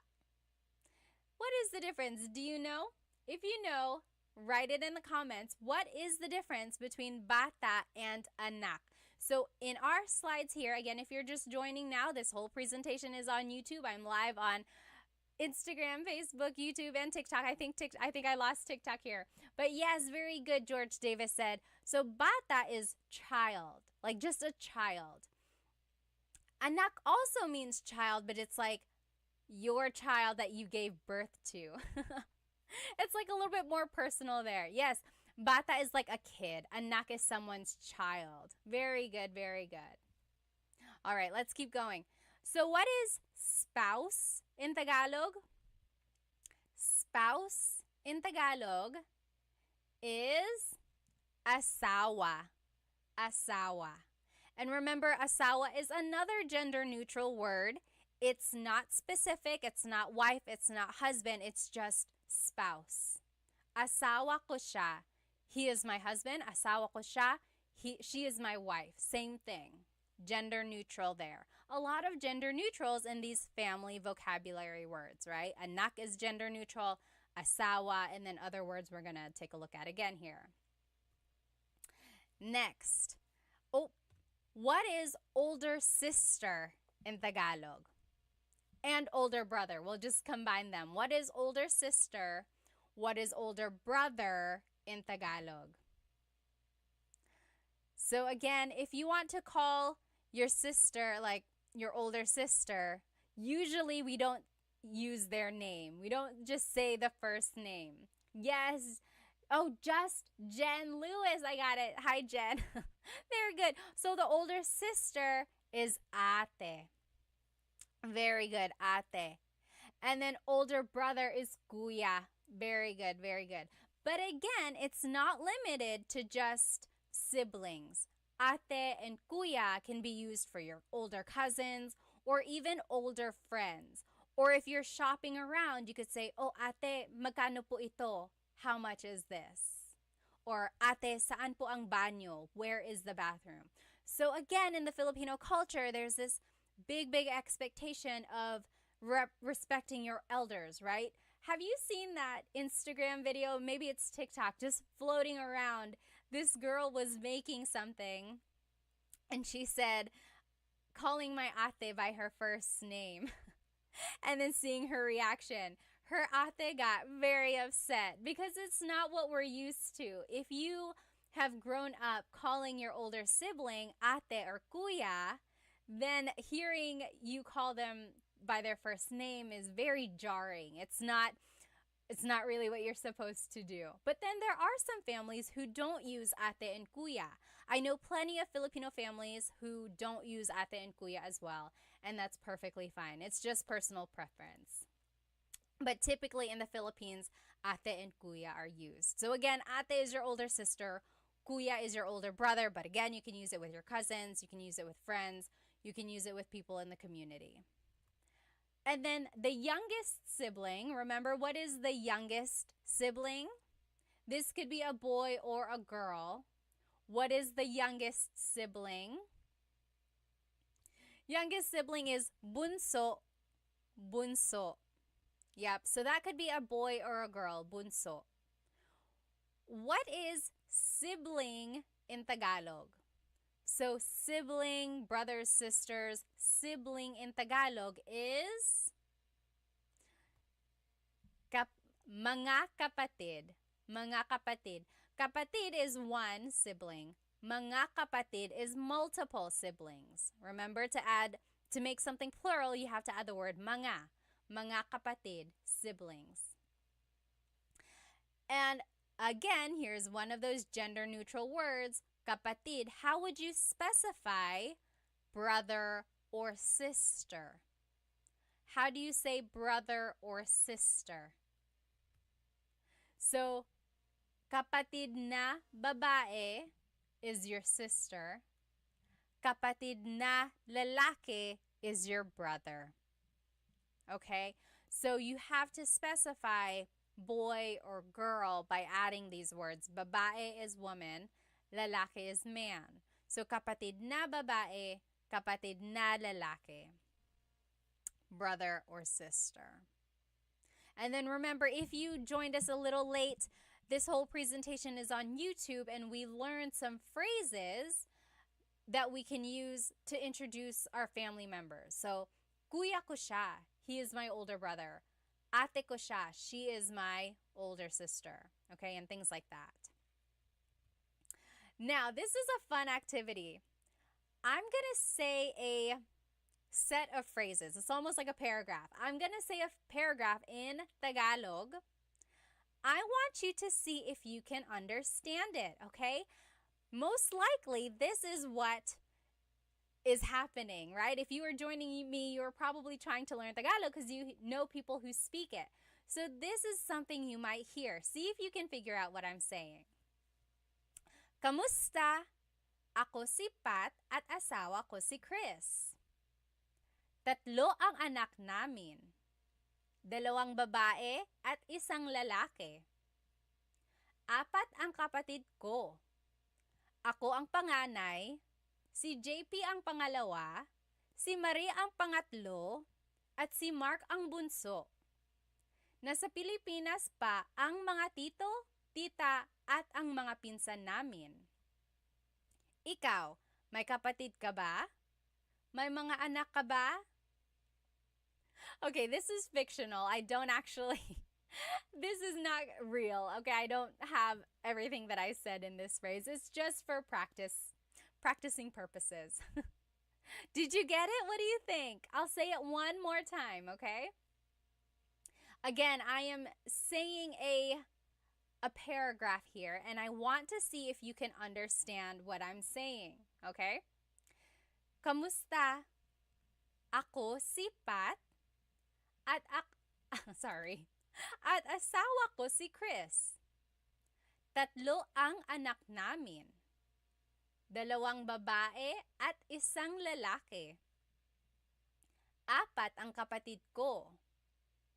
Ako ang panganay, si JP ang pangalawa, si Marie ang pangatlo, at si Mark ang bunso. Nasa Pilipinas pa ang mga tito, tita, at ang mga pinsan namin. Ikaw, may kapatid ka ba? May mga anak ka ba? Yes. Arta said, big family. Again, it's not accurate. It's just for our practice here. Okay, so what do you think? Did you understand? What do you think I said? Write it in the comments if you have an idea. Oh, let's see. Sean said, are those introductions? Basically, yes. That's a good start. Okay. Yes, let's go through it. And such, yes, said, yes, I understand. Awesome. Jeffers said, some, understood some. Very good, haha ham on YouTube. Yes, very good. So here's the breakdown, okay? Kamusta? Hello. Ako si Pat at asawa ko si Chris. I'm Pat and Chris is my husband. Ako si Pat at asawa ko si Chris. 3 ang anak namin, 2 babae at 1 lalaki. 3 ang anak namin, we have 3 kids. 2 babae, 2 girls, at isang lalaki, 1 boy. Okay? 4 ang kapatid ko. I have 4 siblings. Ako ang panganay. I'm the oldest. Si JP ang pangalawa. JP is second. Si Marie ang pangatlo. Marie is third. At si Mark ang bunso. Mark is the youngest. So you see, that's an example of how you could use the word order there, or to describe the order of siblings. Next, nasa Pilipinas pa ang mga tito, tita, at ang mga pinsan namin. Our aunts, uncles, and cousins are still in the Philippines. Brian said, what is namin? Namin means our. So I said, nasa Pilipinas pa ang mga tito, tita, at ang mga pinsan namin. Our family is still in the Philippines. Okay. Then, ikaw, may kapatid ka ba? Ikaw, may kapatid ka ba? You, do you have any siblings? May anak ka ba? Do you have any kids? Oh, may mga anak ka ba? Do you have any kids? So how was that? Did you kind of understand it? Again, this was just an example. My family is not that big, but that's just an idea of how to use the vocabulary, how to introduce your family using the vocabulary words to describe your sibling order. Okay, and again, we learned all those other phrases to describe our family and phrases to say with our family at home. Here is just a review of everything we talked about. Oh, yes. And such said, easy to understand, hard to actually talk back in Tagalog. I know. That's the easiest part, they say. So listening comprehension is like one of the first steps in learning a language. Then being able to say it, and then reading it usually comes after. Okay? Very good. Yes. Arte said, I only had a rough understanding, but I did get the idea. Very good. Awesome. So if you get the idea, you can always ask for clarification, right? Depending on who you're talking about, hopefully you feel comfortable asking for clarification. And then more than anything, see if you can pick out vocabulary words that you know. So hopefully you were able to recognize some of the vocabulary words that we were able to learn and listen to earlier. And then from there, just kind of use context clues, right? So again, here is a review of everything we learned tonight. We learned family vocabulary. We looked at the family tree. We learned like grandparents, husband and wife, and like parents and children. And again, there are lots of words about the family that are gender neutral. And to be specific, you have to say, for example, kapatid na babae, pinsan na lalaki. You have to add whether or not it's a boy or a girl. Okay, and then we learned some phrases about our family. Tatay ko siya, he is my father. Nanay ko siya, she is my mother. Then we learned some phrases we can use with our family. Nasaan si nanay? Where is mother? Nasaan si tatay? Where is father? Okay? Then we did a vocab review, and then we just did our translation practice. So hopefully that kind of gives you an idea of things that you can say about your family or to your family. Give it a try, okay? And then let me know how it goes.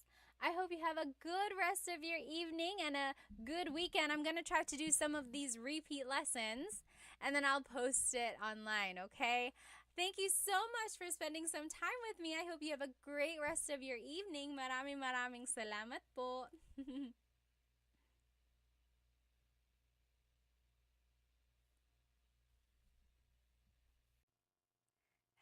Hello everybody. Welcome to another Tagalog Time live lesson. Let me just turn on my Instagram. You know, I like to have at least two platforms open. Hello, hello, everybody on Instagram. I am live on YouTube as well. As always, my presentation is on YouTube. You will be able to see everything written out if you want to follow along. And the whole recording will be on YouTube afterwards as well. So welcome, welcome. Let me know if you can hear me. And you can do that by letting me know where you are currently watching from and your age. And maybe tell me a fun fact about yourself. Today is night 3 of these lives. I have never done this many. I must really like you, right? That's what it means. We should just do it every night. Not like I have dishes to wash or laundry to fold or anything like that. Let's just always hang out every night. Tonight's lesson is actually going to be really useful, I think. We will be learning some phrases that you can use every day, all throughout the day, just basically common conversational phrases that you can say with your friends and family. So again, this whole lesson is on my YouTube channel if you want to follow along. Sometimes people are like, can we see it written out? Do you have a whiteboard or something? So go ahead and watch on my YouTube. There is a little lag, so that's the only thing. Let me see where everyone is watching from. Hi Glenn, kamusta po? Mabuti naman ako. Imac is from New Jersey. Hello, hello. Johan, from Houston. Chris is from Brooklyn. Rolling Reflection from San Diego. Erftimus is from Virginia. Hello, hello. Omar is from Yellowknife, Canada. Glenn is from Australia. Boss Goat is from Sweden. Hello, hello. What time is it in Sweden? Camelina is from San Diego. David Jr., hello again from San Diego. Daro Shiraki is from Oregon. Hello, hello. Giselle is from Washington. Let's see. Jelena is from North Dakota. Dustin is from Colorado. Hello, hello. Oh, Yusuf is from Saudi Arabia but currently in Baguio. Oh, that's so cool. And then Lester's from Chicago. Lady is from Texas. Let me see over here from YouTube. Where are you guys watching from tonight? Let's see. Fidel from Arizona. Hello, hello. Guns is from Granada Hills. David is from Auckland. Awesome. George is from the UK. Oh, nice. Trying to learn Tagalog because his partner is Filipina. UG177 is from Mexico. Hola. Ballroom is from Utah. Vince is from Santa Barbara. Hello, hello. Almost Polyglot is from Bangladesh. James Jim from Connecticut. Hello, hello. Jazzy Jen, hello from New Zealand, living in Australia. Jonathan is from Massachusetts. Snakey is from Texas. Robert is from New York. Let's go ahead and jump right in, okay? So today we're going to be learning some conversational phrases that we can say with our friends, with our family. These are some very useful phrases I think you'll find very helpful. And then we will look at some different verb tense variations of these phrases. You'll see what I mean. And then all throughout, we will learn where to put po. So remember, po is what you say whenever you are talking to an elderly person or someone in authority. Anytime you want to be respectful, you add po to a phrase. So we will learn where po goes as we learn these phrases, okay? So very basic, the very first phrase we'll learn tonight is kumusta ka? Kumusta ka? And that means hello, hello, and how are you? Sorry, my mind is working faster than my mouth tonight. So hello, how are you? Kumusta ka? Kumusta ka? If you hear my pronunciation and then other people, when they say it, usually they say kamusta ka? Kamusta ka? So it sounds like it's spelled with a letter A, K-A-M, but technically it's spelled with a K-U-M. That's like the correct spelling of it. But the pronunciation usually is kumusta ka? Kumusta ka? And sometimes it's shortened to just musta, musta. If you're really cool, you can say musta. So some common responses are mabuti naman. I'm doing well. Mabuti naman. Or ayos lang. I'm doing okay. ayos lang. And if you're not doing okay, it would be hindi maayos. Hindi maayos, not doing well. You could also say like hindi ako okay, I'm not okay. Or like okay lang, I'm doing okay. But here are just some sample responses. So if someone asks you, kumusta ka? Kumusta ka? Hi, how are you? You can answer with one of these. Try saying these with me. Mabuti naman. Mabuti naman. That means I'm doing well. Mabuti naman. Ayos lang. I'm doing okay. Ayos lang. Or hindi maayos. I'm not doing well. Hindi maayos. So if I were to ask you right now, kumusta ka? What would you choose? What would your response be? For me, I would say, mabuti naman. I'm doing pretty well. Mabuti naman. Mabuti naman ako. If you have any questions, write them in the comments. I think I saw something up here. Oh, Zell said, I'm watching and eating balut right now. How fitting. Balut, of course, is the fertilized duck egg. It's a delicacy in the Philippines, but some people find it not very appetizing because sometimes it has feathers or bones in the beak. And, if it's not your cup of tea, you might not enjoy it very much. Very good. Lost Abyss said, ayos lang. Sergey said, okay lang ako. Very good. Deneen said, mabuti naman. Chris said, mabuti naman. Good, good. Everyone is doing pretty good. All right. Awesome. All right. Oh, Airkev on Instagram said, where did kamusta come from? I've heard it comes from Spanish, like, ¿cómo estás? So, kumusta ka? Kind of like that, right? All right. Denny said, I'm eating dinuguan. Wow. Dinuguan is a dish. It's kind of like a stew, usually made with pork. There's ginger in it, has vinegar, but the main ingredient is pork blood. If you've never had it, you should give it a shot. Sometimes it's called chocolate meat, but it's not chocolate. But it's so good. It's really, really good. All right. Oh, someone wrote on here, I'm good. How are you? So that's a good thing to practice. So if you say, oh, mabuti naman, if you want to say, how about you, you can say, ikaw. So, kumusta ka? Mabuti naman, ikaw. Okay, so try saying that. Kumusta ka? Mabuti naman, ikaw.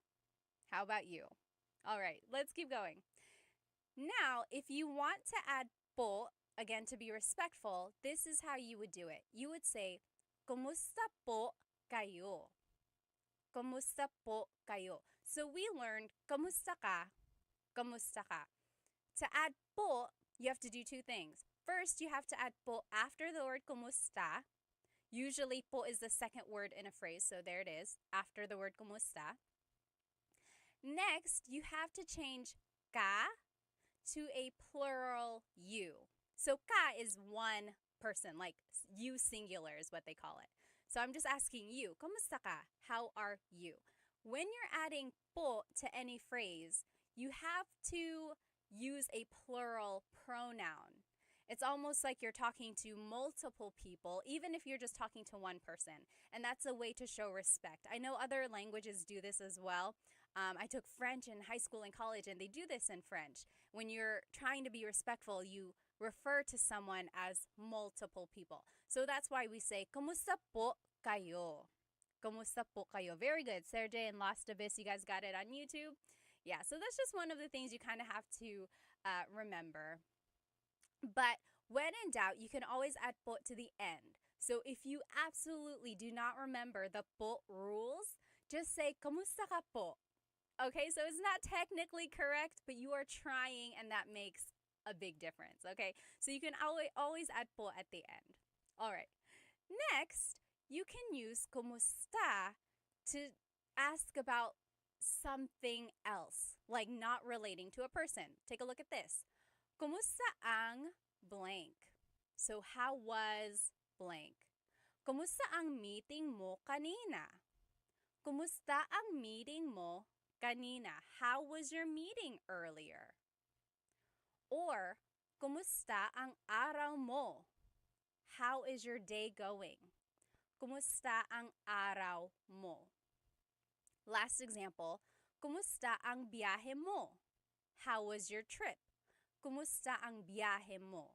So do you see we are using kumusta, but we're not asking about like the person. We're not saying like how are you or like hello. We're asking about like how was something? How did something go? So that's kind of another use for this word kumusta. So kumusta ang dot dot dot. So let's take a look at this phrase a little bit more. Kumusta ang araw mo? How is your day? Your responses are actually the same as the responses you would give if someone asked you, kumusta ka? So if someone asked you, kumusta ang araw mo? How is your day going?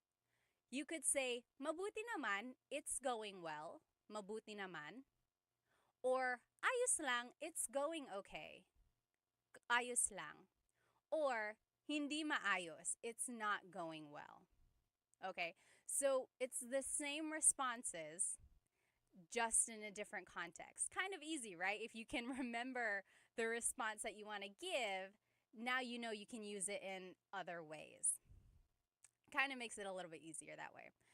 Now, if you want to add po in this case, it would be, kamusta po ang araw nyo? Kamusta po ang araw nyo? So we learned, kamusta ang araw mo? Kamusta ang araw mo? So now we have to change mo to nyo. Remember, we have to use a plural you pronoun. So mo is just you. It's the you singular pronoun. Nyo is the plural you pronoun. So again, it's that idea of referring to someone as multiple people as a way to show respect. Okay?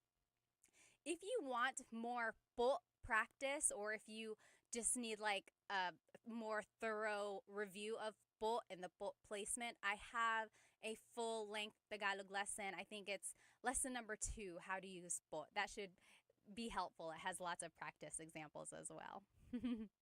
All right, next phrase is kumain ka na ba? Kumain ka na ba? Raise your hand if you've heard this before. It's almost like a greeting, right? A lot of people, like whenever you enter a Filipino household, it's almost like, hey, kumain ka na ba? Have you eaten already? Kumain ka na ba? Food is a big love language for Filipinos, right? We love to cook. We love to share food.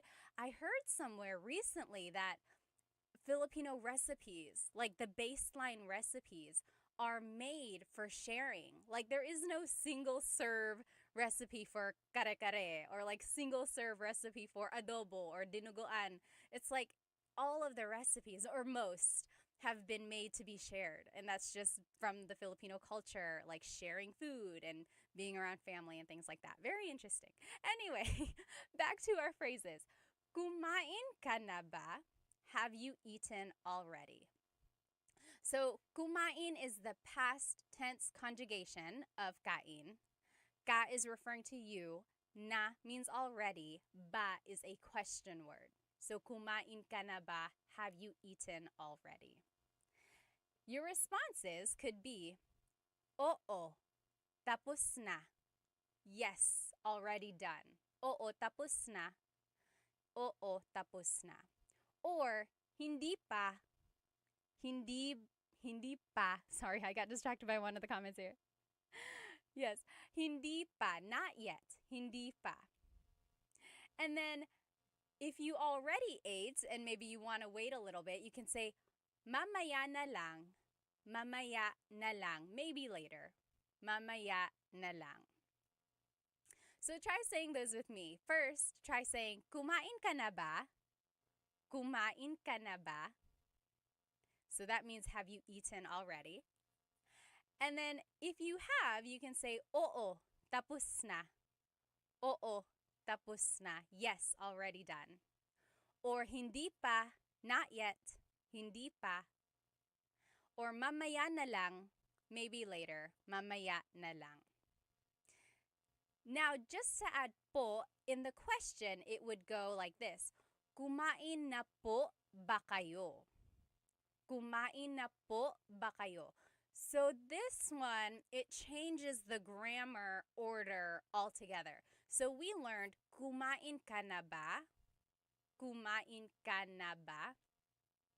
But when you're adding po, it actually turns into kumain na po ba kayo? So na has to come up right behind kumain, then po goes after na, and then you have to use the plural you pronoun again. So this one is a big, like, unexpected order of words here. It's one of those things where you just kind of have to memorize it, or when you listen to people speaking Tagalog and using po, you might be able to recognize this kind of new pattern. So if you wanted to add po to your responses, I wasn't able to make a slide for that, but this is where you would add them. You can say, oo, tapos na po. Oo, tapos na po. So it would just go at the end. Or hindi pa po. Hindi pa po. So again, just goes at the end. Or mamaya na lang po.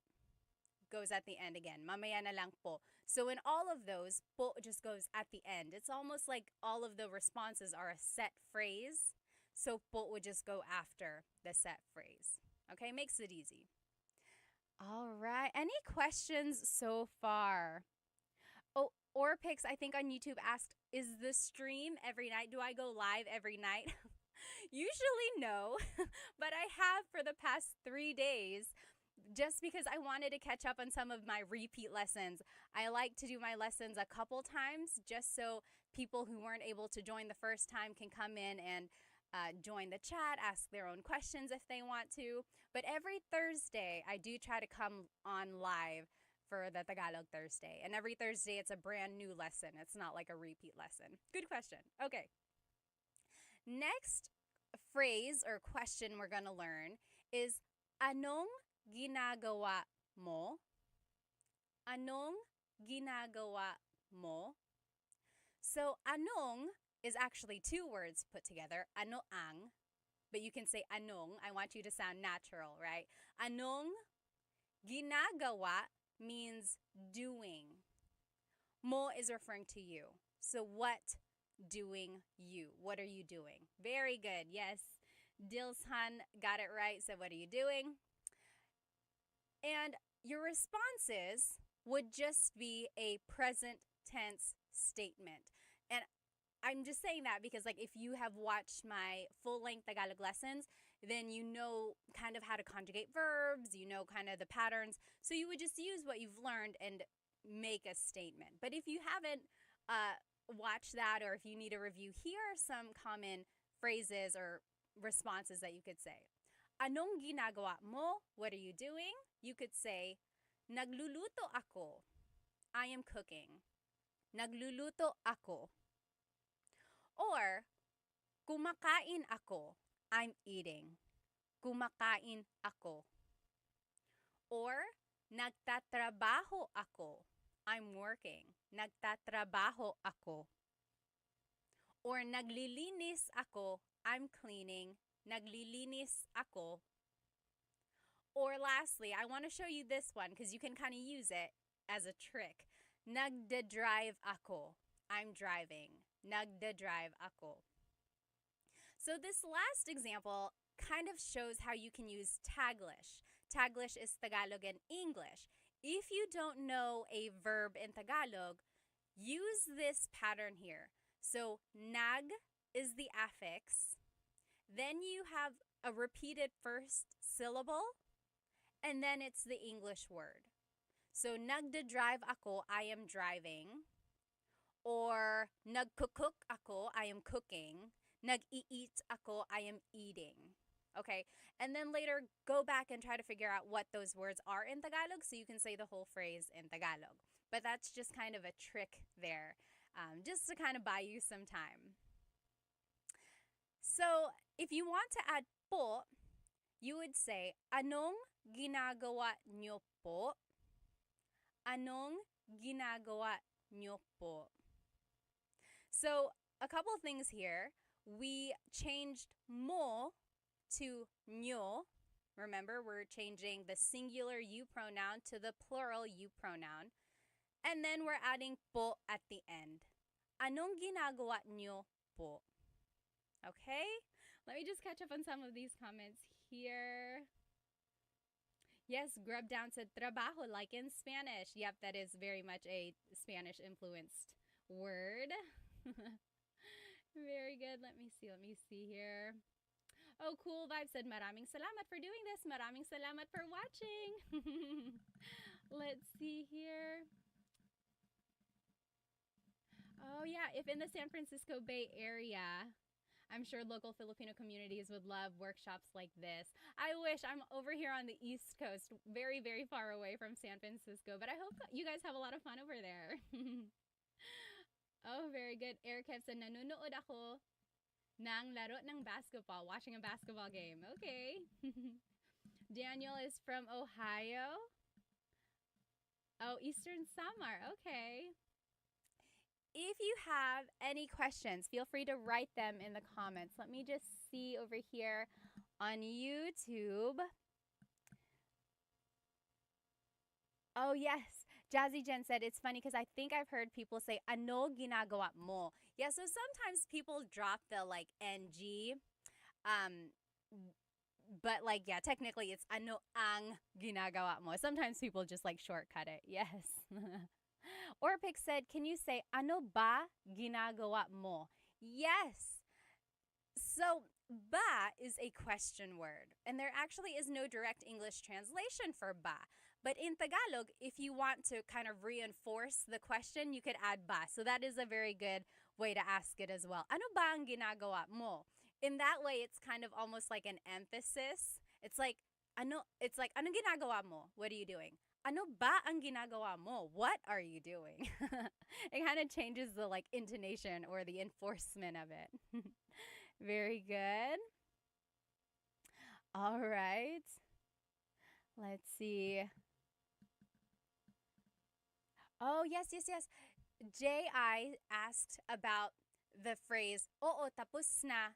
So remember, oo, tapos na means, yes, already done. If you want to add po, you could say, opo, tapos na po. I forgot the first po after the word oo. So, opo, tapos na po. You got to change oo to opo. Very good catch, yes. All right. All right, Lalit said, thank you so much for doing the live stream multiple times so that no one is left behind. Yes. All right. When do you use ka versus mo? James said. So sometimes we have been saying mo, like anong ginagawa mo. But sometimes we say ka, like kumusta ka, right? So both of those pronouns mean you. The difference is the type of verb we are using. When we're using mo, we are using an object-focused verb. When we're using ka, we are using a subject-focused verb. And there's no telling as to why some verbs are subject-focused, why some verbs are object-focused. Sometimes it depends on the context, but other times it was just determined by the Tagalog linguistic gods. I would say, listen to Tagalog, like listen to native speakers, really pick out when they are using certain pronouns, and then use those pronouns in that way in the future. It's just one of those things that you kind of have to learn. I know, I wish there was more of like a rhyme or reason. All right. Okay, yes. Okay. Yes, way more said maybe one day you'll talk about a boodle fight. You know what a boodle fight is? It's when they have like a table with a banana leaf on it and all of these foods just out in the open, and then it's your duty to eat it using your hands, no utensils, no plates or anything like that. And it's just kind of like a bonding experience for you and your family or friends or whoever is eating with you. Okay, yes, so many good questions and comments. All right, let's keep going here. Hang on, sorry, one more second. All right, so those are some things you can say about what you are currently doing. Now, this next slide is asking about what someone else is doing. So we learned, anong ginagawa mo? what are you doing? If you want to ask about someone else, you could say, anong ginagawa ni blank? So what is blank doing? Like, what is someone else doing? For example, anong ginagawa ni tatay? What is father doing? Anong ginagawa ni tatay? Okay, so there's the ni. That's the main thing I want to point out here. When you're talking about someone else, you have to use this linking word. Some people call it like a preposition. It's not quite, but it's like, what is blank doing? You have to use this word ni. Anong ginagawa ni tatay? Or, anong ginagawa ni Ate Mary? Anong ginagawa ni Ate Mary? Okay, so what is Ate Mary doing? What is father doing? And so on. Okay, Grub said, this is my very first time tuning in. Where can I get basic lessons? I have full-length Tagalog lessons on my YouTube channel. Start from the very beginning, Tagalog fundamentals. Then the next one is how to use po, and then it goes into like present tense conjugation, past and future, and then so on. So just start from the beginning. I start from scratch, and then we'll kind of build up from there. Okay, next, if you want to respond, like, anong ginagawa ni tatay? Nagluluto siya. Nagluluto siya. He or she is cooking. So do you see I just used this pronoun siya? Nagluluto siya. Siya is a gender-neutral pronoun. It can be he or she. So you have to use context clues to determine who someone is talking about. If you want to be specific, you could say, nagluluto si tatay. Nagluluto si tatay. So that's one difference here. When we're asking the question, we're using this word ni. Anong ginagawa ni tatay? When we're answering the question, we're using the word si. Nagluluto si tatay. Okay, so that's kind of a difference there. Another response, kumakain siya. She is eating. So, kumakain si Ate Mary. Anong ginagawa ni Ate Mary? Kumakain siya. Anong ginagawa ni tatay? Nagluluto siya. Okay, so that's kind of how you can respond. Now, if you want to add po, it would be, ano po ang ginagawa ni tatay? Ano po ang ginagawa ni Ate Mary? So, po is just the second word there. And you might notice that I am now splitting up ano and ang. So, I taught you, anong ginagawa ni tatay? Now, it's not anong anymore because you have to add the po right after ano. So, ano po ang ginagawa ni tatay? Okay, everything else stays the same for that question. Okay. Oh, wow. On YouTube, people are talking about their partners. GP said, asawa ko pageant winner po. Soon to be Bini Universe. Talaga? Wow, awesome. Yes, okay. Okay, so Orpik said, what if you changed nagluluto to object focus, like tatay is cooking adobo? Wouldn't you need to change si to ni? Let me see. Si to ni, let me see. Nagluluto ni tatay. It would still be si, like in the response. Nagluluto si tatay ng adobo. Nagluluto si tatay ng adobo. So yes, you still use si, and then to add whatever they're cooking, it would be ng adobo. Very good question there. All right. Now, these next two slides will just show you a different tense. Okay, so we learned, anong ginagawa mo? What are you doing? That's present tense. Right now, in this current moment, what are you doing? Anong ginagawa mo? Now, if you want to ask about yesterday, it would be, anong ginawa mo kahapon? Anong ginawa mo kahapon? So a couple things here. Kahapon means yesterday. That's just a new vocab term. If you never heard it, kahapon means yesterday. And then I want to point out this conjugation of ginawa. Ginawa. We said, anong ginagawa mo? Now it's anong ginawa mo. So it's a shorter word. It's like a conjugation of the past tense of gawa. Okay? So what did you do yesterday? Anong ginawa mo kahapon? I always say, listen carefully to the context of something because it's very easy to mix up ginagawa, gawa, ginawa, or gagawin, right? All of those mean doing or did or will do. So if you can pick out the word kahapon, kahapon means yesterday, then you can be like, oh, she's asking me about what I did yesterday, okay? So here are some things that you could say. It's the same exact verbs as the last slide, so I'm just going to go through them fast, okay? And it's just the past tense conjugation of the verbs now. So, anong ginawa mo kahapon? What did you do yesterday? Nagluto ako, I cooked. Kumain ako, I ate. Nagtrabaho ako, I worked. Naglinis ako, I cleaned. Nagdrive ako, I drove. Okay? 11 Lulu said, GGG, that was a lot of G's. I know you're right. Ginagawa, gawa, gagawin. I know, it's a lot sometimes. So that's why I say really listen to context clues. Like if you can pick out kahapon, then you know, okay, she's asking me about yesterday. Very good, very good. I think there was a question up here. Hang on. Oh, yes. Elaine Wilson said, did you say all of your tutorials are on YouTube? Yes.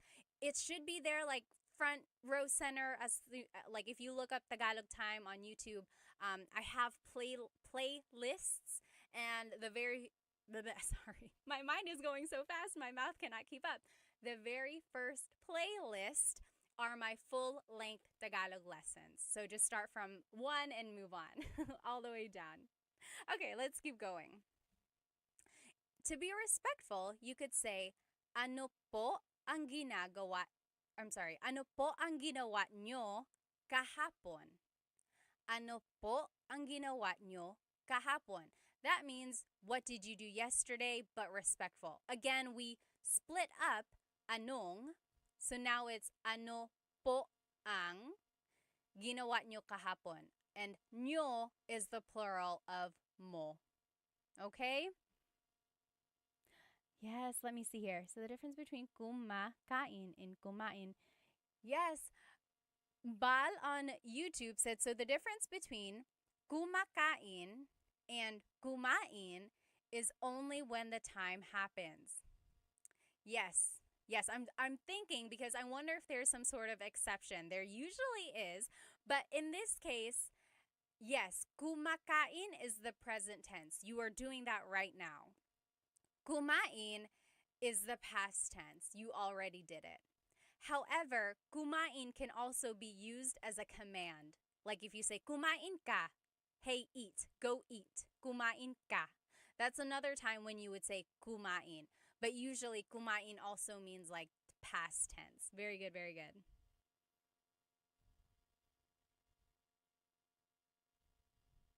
Oh, yes. Okay. Diaries of a Kitchen Idiot said, how do you know when to use nag and then the verb? Like nagtrabaho. Versus the first letter plus uma, like in the verb tumatrabaho. So there are 5 different types of verbs in Tagalog: mag, ma, in, and e verbs. All of them have their own pattern. So mag verbs like magtrabaho uses nag as an affix in the present tense. Nagtatrabaho ako. However, there are some verbs that use like kumakain ako. Kumakain ako. The is the infix there. So your question, like how do you know which one to use or how do you know when to use nag? It's one of those things where you have to pick up more vocabulary, listen to Tagalog speakers, and try to recognize the patterns that they use and keep it in your pocket so that you can use it next time. Unfortunately, there is no rhyme or reason that I've like come up with or that I've discovered as to why some verbs are mag, why some are or e. So it's one of those things where you kind of have to just learn vocabulary and then learn the patterns. Very good question. Okay. So we learned what are you doing right now? We learned what did you do yesterday? Now this is how you say what will you do tomorrow? Anong gagawin mo bukas? Anong gagawin mo bukas? So again, if you're listening to context clues, bukas is a vocabulary word that means tomorrow. What are you doing tomorrow? So your response would just be a future tense statement. So magluluto ako, I will cook. Kakain ako, I will eat. Magtatrabaho ako, I will work. Maglilinis ako, I will clean. Magdadrive ako, I will drive. So these are all of the same verbs that we've seen in the last two slides. Now it's just the future tense conjugation of them. Okay, so I don't expect you to know all of these conjugations already unless you've been practicing. That's great. But what I want you to get from this, if you are just like a true beginner, really try to remember these vocab words. So kahapon is yesterday, bukas is tomorrow. So if you have to answer in English, at least you know what to answer, right? So anong gagawin mo bukas? What are you going to do tomorrow? Or what are you doing tomorrow? You could say, oh, I have to work tomorrow. Okay, so just try to pick out vocabulary terms at the very least, okay? Now, if you want to be respectful, it would be, ano po ang gagawin nyo bukas? Ano po ang gagawin nyo bukas? So, Ballroom on YouTube said, I asked, ano ang gagawin mo bukas? They said, watching another Tagalog Time with Pat stream sana. Another live stream 4 days in a row. Oh my goodness. We would be like soulmates, I feel like. Love and Lulu said, bukas I'm going to mass. Awesome. Let's see. Oh, okay. Jazzy Jen said, how would you say, I don't know, if you don't know what you're doing the next day? You could say, ewan. Ewan, that means I don't know. Or you could say, hindi ko alam. Hindi ko alam. The easy response would be ewan. Ewan ko. Ewan ko. Very good question. Oh, yes. Angel asked, is kumain ako manok or manok kumain ako, to be specific? It would be kumain ako ng manok. Kumain ako ng manok. Ng means some or a. So I ate some chicken. If you say manok kumain ako, it's almost like you're saying the chicken ate me. Very good, very good. Oh, Bal said, what's the difference between kakain ako and ako ay kakain? Very good. So you can say kakain ako, I will eat. Or you could say ako ay kakain. Both of those mean I will eat. When you use I, technically it means is or will, like I will do something or it is something. Rule of thumb, anytime you're using I, it's formal. No one really says like, ako ay kakain. It's almost like Shakespearean. It's very correct. I mean, it's not wrong. It's just not very natural. So it's a little bit more natural to say, kakain ako. They're the same thing. All right. Oh, yes. Very good. You could, so Jazzy Jen said, how do you spell it out? You could say, ewan ko or hindi ko alam. That means I don't know. Very good. Okay. Yes, let's keep going. So if someone is leaving the house, you could say, Saan ka pupunta? Saan ka pupunta? That means, where are you going? Saan ka pupunta? Your response would be, pupunta ako sa blank. Pupunta ako sa blank. I'm going to somewhere. For example, pupunta ako sa tindahan. I'm going to the store. Pupunta ako sa tindahan. Or pupunta ako sa banyo. I'm going to the bathroom. Pupunta ako sa banyo. Maybe if you are watching a movie with your husband or wife or your friend, and someone is getting up, you could be like, saan ka pupunta? Where are you going? You could say, pupunta ako sa banyo. I'm just gonna go to the bathroom. Or you could say, pupunta ako sa bahay ni Kuya JR. Okay, so that's just giving a little bit more specific answer. Pupunta ako sa bahay ni Kuya JR. I'm going to Kuya JR's house. Okay? So try saying that with me. Saan ka pupunta? Saan ka pupunta? Where are you going? And then your response, pupunta ako sa blank. I'm going somewhere. Pupunta ako sa tindahan. Pupunta ako sa blank. Okay? Now, here's just a response if someone says that. You could say, sama ako. I'll come. I want to come with you. Sama ako. So if you want to go somewhere with that person, try saying this and it might make them smile. They'll be like, hey, where'd you get that? How do you know how to say that? So, sama ako. I want to come. I'll come. Sama ako. Oh, Angel said, pupunta ako sa Disneyland. Oh, so lucky. Yes. And then Ballroom Scott said, sama ako. All of us, sama tayo. Let's all go. Swingovic said, pupunta ako sa my bahay. You're gonna go to the house. Pupunta ako. You could just say, pupunta ako sa bahay. I'm going to the house. Very good, very good. Yes, Bal said, so if it's a possessive thing, the C before the name changes to ni. Yes, exactly right. So we learned, pupunta ako sa bahay ni Kuya JR. Yep, it's like the possessive linking word, I would call it. Ni Kuya JR. Very good, yes. Okay, and then another thing you might ask is, oh, hi Sterling Jing, thank you for watching. So another thing you might ask is, anong oras ka uuwi? Anong oras ka uuwi? What do you think that means? What time are you coming home? Right? So if someone is like, oh, saan ka pupunta? Pupunta ako sa bahay ni Kuya JR. Oh, anong oras ka uuwi? Anong oras ka uuwi? What time are you coming home? Okay. Jazzy's Jen said, pupunta ako sa trabaho. I understand. All right. So those are just some things. Now, if you want to be respectful, the po would go as the second word. So, saan po kayo pupunta? Saan po kayo pupunta?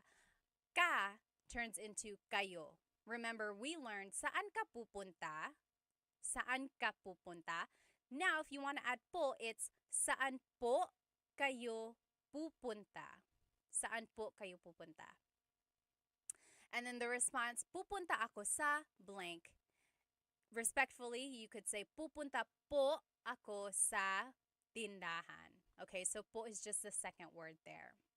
So this is a good question to kind of keep in your back pocket. Like if your mom or dad leaves, or if someone like your in-laws are leaving the house, just ask them, saan po kayo pupunta? Saan po kayo pupunta? Where are you going? And then they'll be like, oh, how do you know how to speak Tagalog? They would say, oh, pupunta kami sa tindahan. We will go to the store, or something like that, right? Yes. Very good. So Orpik said, wow, there's a single verb for coming home. Just like for cooking rice, must be a cultural thing. I always think that, like anytime I come across a word in Tagalog that's not quite the same in English, I think that too. Like, so Orpix was saying, To cook rice in Tagalog is magsaing, right? Magsaing. Magsasaing ako. I will cook rice. That's just one word. Whereas in English, you have to say, I will cook rice. I will cook rice. So it's not just like a single word. It shows how significant rice is and making rice for your meal. It really shows how important that is. Just like the single word for coming home. Uuwi. Uuwi. I will come home. Very good, very good. All right. Now, the opposite of pupunta is galing. For example, saan ka galing? Saan ka galing? That means where are you coming from or where did you go? Okay, so if someone is coming through the front door, you're like, hey, saan ka galing? Where did you come from? Saan ka galing? The response would just be, galing ako sa blank. I just came from blank. So for example, saan ka galing? Where did you come from? You could say, galing ako sa tindahan. I just came from the store. Galing ako sa tindahan. Or galing ako sa trabaho. I just came from work. Galing ako sa trabaho. And then lastly, galing ako sa bahay ni Kuya JR. I just came from Kuya JR's house. So it's the same examples, just a different context, right? So instead of I'm going to Kuya JR's house, I'm coming from Kuya JR's house. So try saying that with me. Saan ka galing? Where are you coming from? Saan ka galing? And then galing ako sa trabaho. I just came from work. Galing ako sa blank. Let me just catch up on some of these comments here. Oh, yes. Oh, Jazzy Jen said, how would you say that you're just leaving in general? That's the last slide. Just wait for it. Very good, very good. Oh, Swingovic, thank you. Thank you. Said, meron akong magaling na Tagalog teacher. Oh, yes. S on YouTube asked, does galing have different meanings? Yes. So galing, the emphasis is on the first syllable. That means coming from. David Jr. on Instagram just asked the same question too. Galing means good or great. So if the emphasis is on the second syllable, galing, that means good or great or excellent. Yes, as Air Kevin said. So it's like, oh, I just got straight A's. You can say, oh, galing, galing, good, great job, excellent, galing. But saan ka galing means where are you coming from? Yes. Yes, Sergey and Orpigs both got it. So like you could say, ang galing mo. Ang galing mo. You are so good. You're excellent. Versus, galing ako sa tindahan. I just came from the store. Yes, it's a homonym. Homonym, as they say, is like a word that has a couple different meanings depending on the context or depending how it's pronounced. Yes, exactly right. You guys got it. Now, if you want to be respectful, it would be, saan po kayo galing? Saan po kayo galing? Or, galing po ako sa tindahan. Galing po ako sa tindahan. So, po is just the second word there. So that's another good question to ask your parents or whoever when they come in through the door. You could say, oh, saan po kayo galing? Where did you come from? Or where did you go? They would say like, oh, galing ako sa bahay ni Tita Mary or something like that, okay? Oh, Lish Diao asked, how do you say plural we came from school? Very good question. So if someone is like, hey, saan kayo galing? Where did you guys come from? Saan kayo galing? You could say, galing kami sa school. I'm trying to think, do you say sa? Galing kami sa school. Galing kami ng school. I actually think you might say galing kami ng school. Galing kami sa. Now I'm confusing myself. Do you say galing kami? Galing ako sa. Galing kami ng. Galing kami ng school. Galing kami ng. Actually, it's still sa. Galing kami sa eskwelahan. Galing kami sa eskwelahan. Very good question there. All right. Yes, Ballroom said words that are spelled the same but have different meanings based on the pronunciation are hard for them. Yeah, it can be tricky. It's like one of those things that is very minor, right? The pronunciation, sometimes it's the stress, like which syllable it goes on. It can have a different meaning. There's a handful of words like that in Tagalog. Not very many, but sometimes it can have a difference in meaning. Yes, Jazzy Jen said like Chinese, which has a lot of different tones. Yeah, I know in like other languages, there are like five tones for the same syllables or like the same phoneme or sound as they call it. So it's, yeah, it can be a little challenging.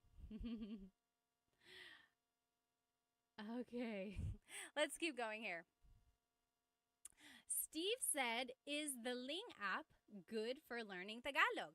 I don't think I've ever used Ling app. If anyone has, write it in the comments so that we can let Steve know. Is the Ling app good for Tagalog? Botch Design said, walang patalastas. Galing. No commercials. Yes, very, very lucky. S on YouTube asked, is nang and nang the same thing? Oh my gosh, I love this question. So there are two types of nang in Tagalog. N-A-N-G, nang, and then N-G, nang. So earlier I said like, oh, kumakain ako ng adobo. I am eating some adobo. Nang. That nang is NG. NG. I'm eating some adobo. Kumakain ako ng adobo. That's just NG. N-A-N-G is an adverb and always goes with a verb. So for example, I'm trying to think here. Gusto ko or gusto ko nang matulog. I want to go to bed. So matulog is the verb.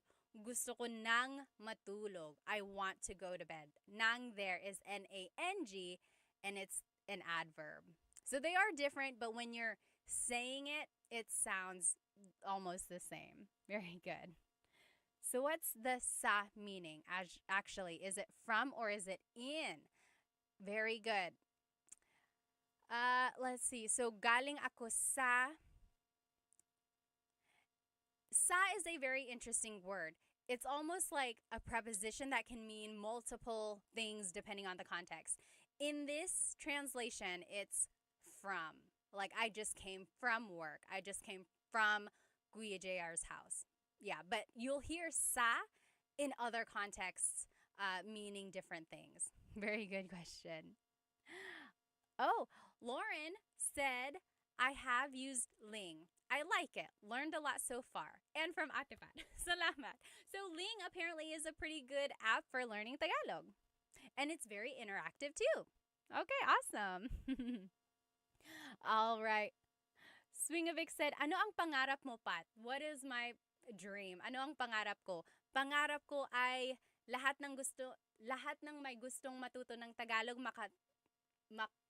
matutunan nila. Everyone who wants to learn Tagalog, I hope they're able to learn Tagalog, or hopefully they're able to get the resources that they need. Oh, Airkev said, Ling is a pretty good app. Also try Turong Wika. I actually did a video for them once. So they have a pretty good app. I have it on my phone as well. Sometimes I use it for resources for my videos. Very good, very good. Okay.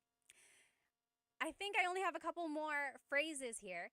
Next, if you want to ask someone like where someone is, it would be nasaan si blank.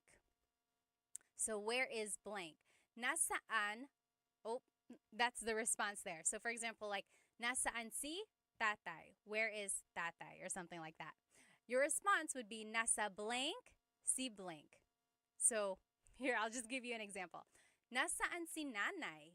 Where is mother? Nasaan si nanay? Your response would be nasa trabaho si nanay. Nasa trabaho si nanay. So the main thing here is this word si, We've seen this one before. It's the linking word before a person. Nasaan si nanay? The response is nasa trabaho si nanay. So here the response still has si. It's not ni like we've been seeing because there's no like possessive quality. We're not really asking about like where mother, or we are asking where she is, but now no like object there. Just asking about nanay. So nasa trabaho si nanay. Let me see here. Oh, David said, can we get a Tagalog Time Pat app? That would be funny. No, I don't have one in the works or anything. Don't worry. Let's see. Let's keep going here. If you want to be respectful, it would be nasaan po si blank. Nasaan po si nanay. So po is just the second word there. Okay. This awesome world said, how do you ask where the surf spot? Where is the surf spot? It would be nasaan ang surf spot. Nasaan ang surf spot. So you wouldn't use si. Si is only for people. So if you're asking about like a thing, nasaan ang surf spot. Very good, very good. Yes. Okay, so it only applies to names. What about where is he? Oh, very good. So if you want to ask like, where is he? Where is she? It would be nasaan siya. Nasaan siya. You don't need the si. You don't need like a preposition or a linking word. You would just say the pronoun. Nasaan siya? Very good question. Nasaan siya? Where is he or where is she? Now, Jazzy Jen, this is the question you had earlier. If you want to just say like, oh, I'm leaving, we're leaving, in a general sense, it would be aalis na ako. Aalis na ako. That means I'm leaving. Aalis na ako. And then usually the response is like, sige, ingat. Okay, take care. That's almost like the bye. I know I say paalam a lot in my videos, but no one says paalam. It's very much like a formal thing. I only say it to like formally end my videos. But most commonly, people would just say, sige, sige, bye, okay. Sige, ingat. Ingat means take care. Okay. Oh, yes. T-Rex said, siya is unisex. Where is he or her? Siya, yeah, so siya could be her, or sorry, she or he. Yeah, you have to use the context clues.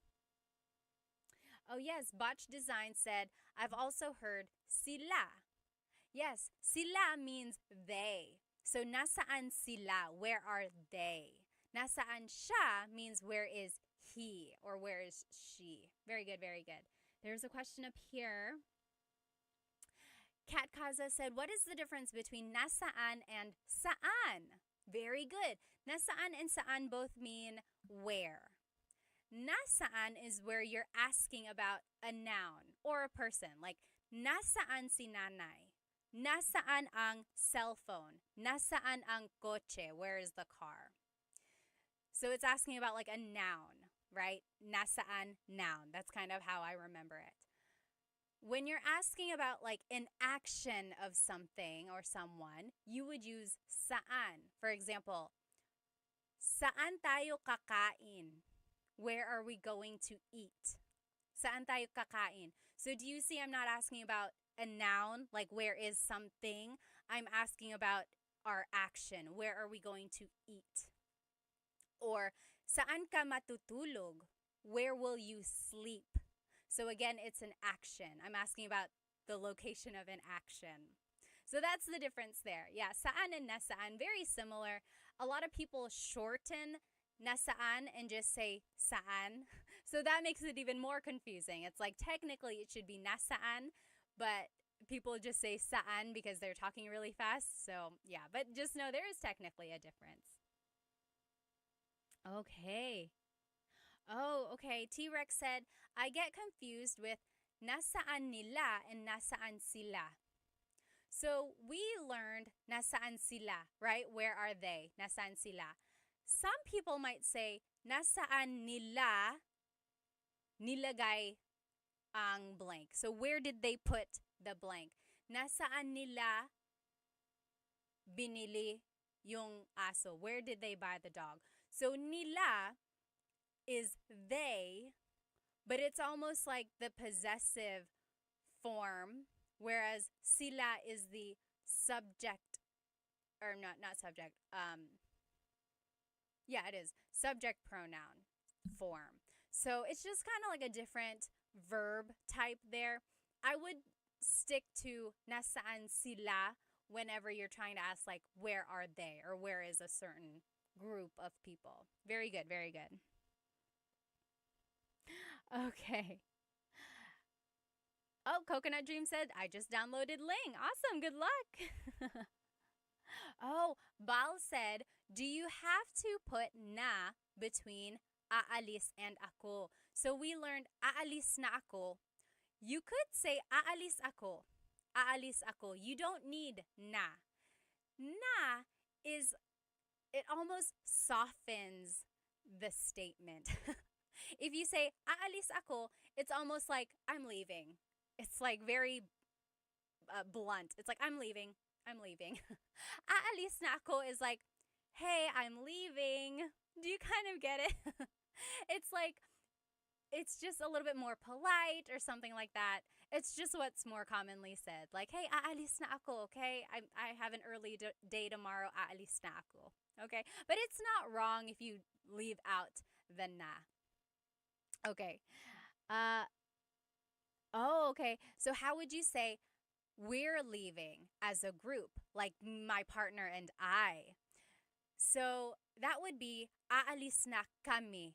Aalis na kami. We are leaving. Aalis na kami. Remember though, there are two different types of we in Tagalog. So you could say we are leaving. Me and my husband, we are leaving. Aalis na kami. But if you say we are leaving, all of us, you and me and our whole class, we are all leaving, that would be aalis na tayo. Tayo. So for example, like if you're talking to your husband, you're like, hey, alis na tayo. Let's go home. Let's leave. You and me, let's leave. Alis na tayo. Versus you telling your in-laws, you're like, hey, aalis na kami. We're leaving. Okay? So that's the difference there. Let me see. I think there was a question up here.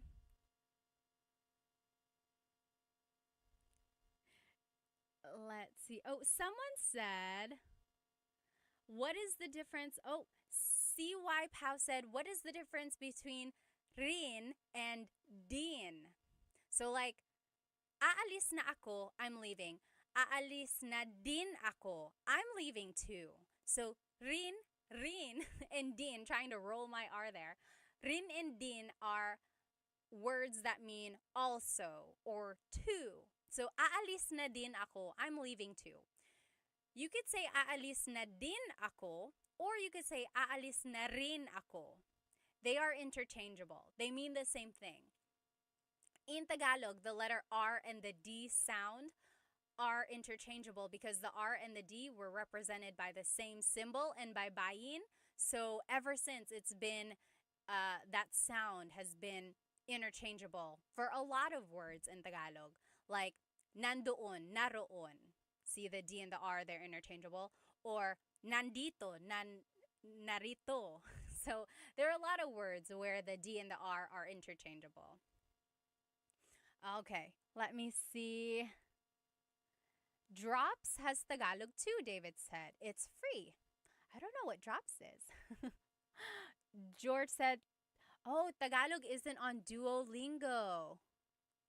I see. Selfish and George said Tagalog isn't on Duolingo, but it is on Rosetta Stone.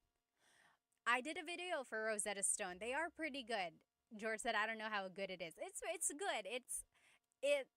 They like immerse you in it. So it's like you just start right off learning phrases and words. So it's a good way to learn. Okay. Oh, Selfish said, I've tried Drops. It's not good. But maybe you should try it. Maybe you'll have better luck with it. Okay, let me see. What about tayo na or tara? Oh, yes. Chris said, what about tayo na or what was the other one? Tara. Yes. Tayo na means literally it's like, hey, it's us. Tayo na. Tayo na. And then tayo na just means like, hey, let's go. Tayo na, we're going. Tara means let's go. Tara, tara, let's go. And then aalis or aalis na tayo means we are leaving. So they all mean the same thing. It's like, hey, let's go, we're leaving, we're going, mean the same thing. Okay. Oh, Jesse said, any more phrases to learn? Just to look at the respectful forms of these, aalis na po ako. Aalis na po ako. Or sige, ingat po. So po would just go after the word na, or it goes after the set phrase. Sige, ingat po. I think that's the last of the phrases there. I want to try this one activity with you though. So if I ask you, kumusta ang araw mo ngayon? How was your day today? Kumusta yung araw mo ngayon? Write it in the comments. What would you say? Kumusta yung araw mo ngayon? This is an example of what I would say. Mabuti naman, naglaro kami ng mga bata sa labas. Nanood din kami ng pelikula at kumain ng popcorn. Tapos nagluto ako ng pork chops at sa huli naglinis ako ng bahay. Okay, so that's an example. Maybe use this as a way to test your comprehension skills. Okay, so kumusta ang araw mo ngayon? How was your day today? I'll say it one more time. Mabuti naman, naglaro kami ng mga bata sa labas. Nanood din kami ng pelikula at kumain ng popcorn. Tapos, nagluto ako ng pork chops. At sa huli, naglinis ako ng bahay. Okay? So, a couple things I want to point out here. First, notice that I answered the question. Okay? Mabuti naman, kumusta ang araw mo ngayon? Mabuti naman. Remember, you can answer with the same responses that you would say if someone asked you, kamusta ka? So I said, mabuti naman, it's going well, or it went well. Next, I want to point out these transition words, okay? So, mabuti naman, it went well. Naglaro kami ng mga bata sa labas. The kids and I played outside. Nanood din kami ng pelikula. We also watched a movie. At kumain ng popcorn and ate some popcorn. Tapos, nagluto ako ng pork chops. Then, I cooked some pork chops. At sa huli, naglinis ako ng bahay. Then, at the end, I cleaned the house. Okay? I see some of you guys got some of the translation. Yes, you guys were writing it in the comments. Very good, very good. Yes, Crowfish said, whoa, I got to understand bits to get a general idea of what you said. Cool, learning bit by bit. Awesome, awesome. See, I think you know more than what you think. I know it can be a little hard, like trying to gauge how much you've learned, but I would say listen to native Tagalog speakers and you might surprise yourself with how much you've learned. Okay. Awesome, everybody. Yes, Lauren Jessica TV got it. Wow, I understood. Great job, great job. That's all I have for you tonight. This is just a review of everything. If you have to leave, you are welcome to leave. I'm just going to answer a couple more questions here. Okay, Botch Design said, can you please explain the difference between namin and natin? Yes. That is another case of having two meanings for the word our. For example, bahay namin, our house. That's like me and my husband Chris, bahay namin ito. This is our house. Bahay namin ito. But it's just me and my husband Chris. It's our house.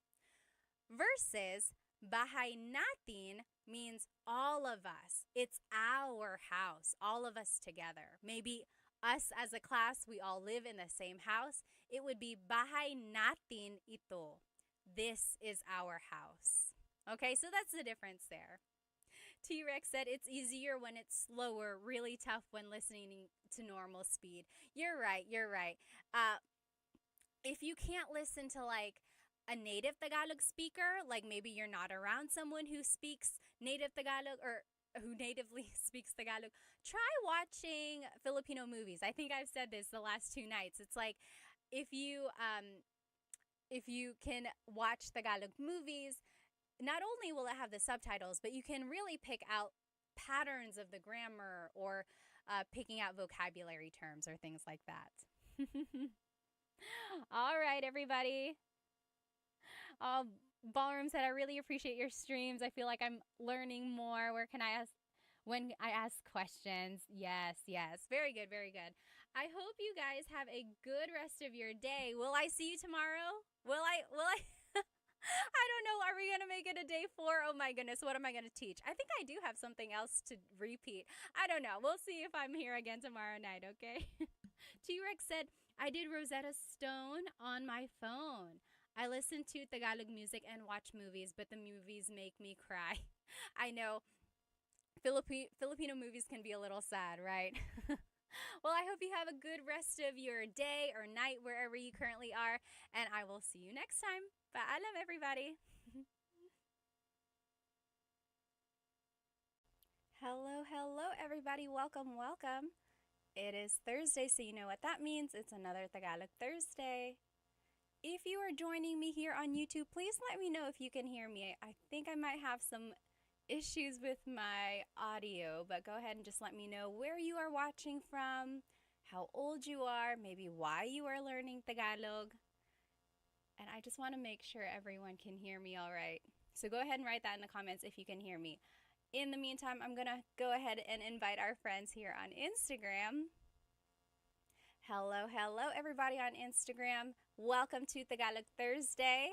Let me know if you can hear me all right. And if not, just write it in the comments and I will try to fix it. Great, great. Irvin said sounds good on YouTube. Awesome. Hello, hello. If you are joining me on Instagram, go ahead and write where you are watching from, how old you are, and maybe why you are learning Tagalog. Let me know you can hear me. Hello, hello. Oh, Heather says watching from Alaska. Dennis says watching from New Zealand. Hello, hello. D. Sullivan said hello from San Diego. Hello from Vancouver, Canada. Fox McLeod said hello, hello. Subin said hello, ma'am. How are you? Mabuti naman. Ikaw, kamusta ka? For HRD said hearing you just fine. Awesome, awesome. Hello on Instagram. If you are joining me here, remember you can catch this whole presentation on YouTube and you will be able to see the all of the slides written out along with some images that we might go over, okay? You're going to want to follow along. This is a good one. Again, if you have to hop off or if you know anyone who's going to join late, this whole presentation, the recording will be up on my YouTube afterwards. Let's go ahead and get started. If you are joining me here on YouTube, you will see that I have just posted the lesson agenda. Today, we're going to be talking about vocabulary about chores. So things we can be doing around the house. I think these will be some useful phrases. You will be able to say what you are doing, or if someone asks you like, anong ginagawa mo, what are you doing? You'll be able to answer if you are doing something around the house.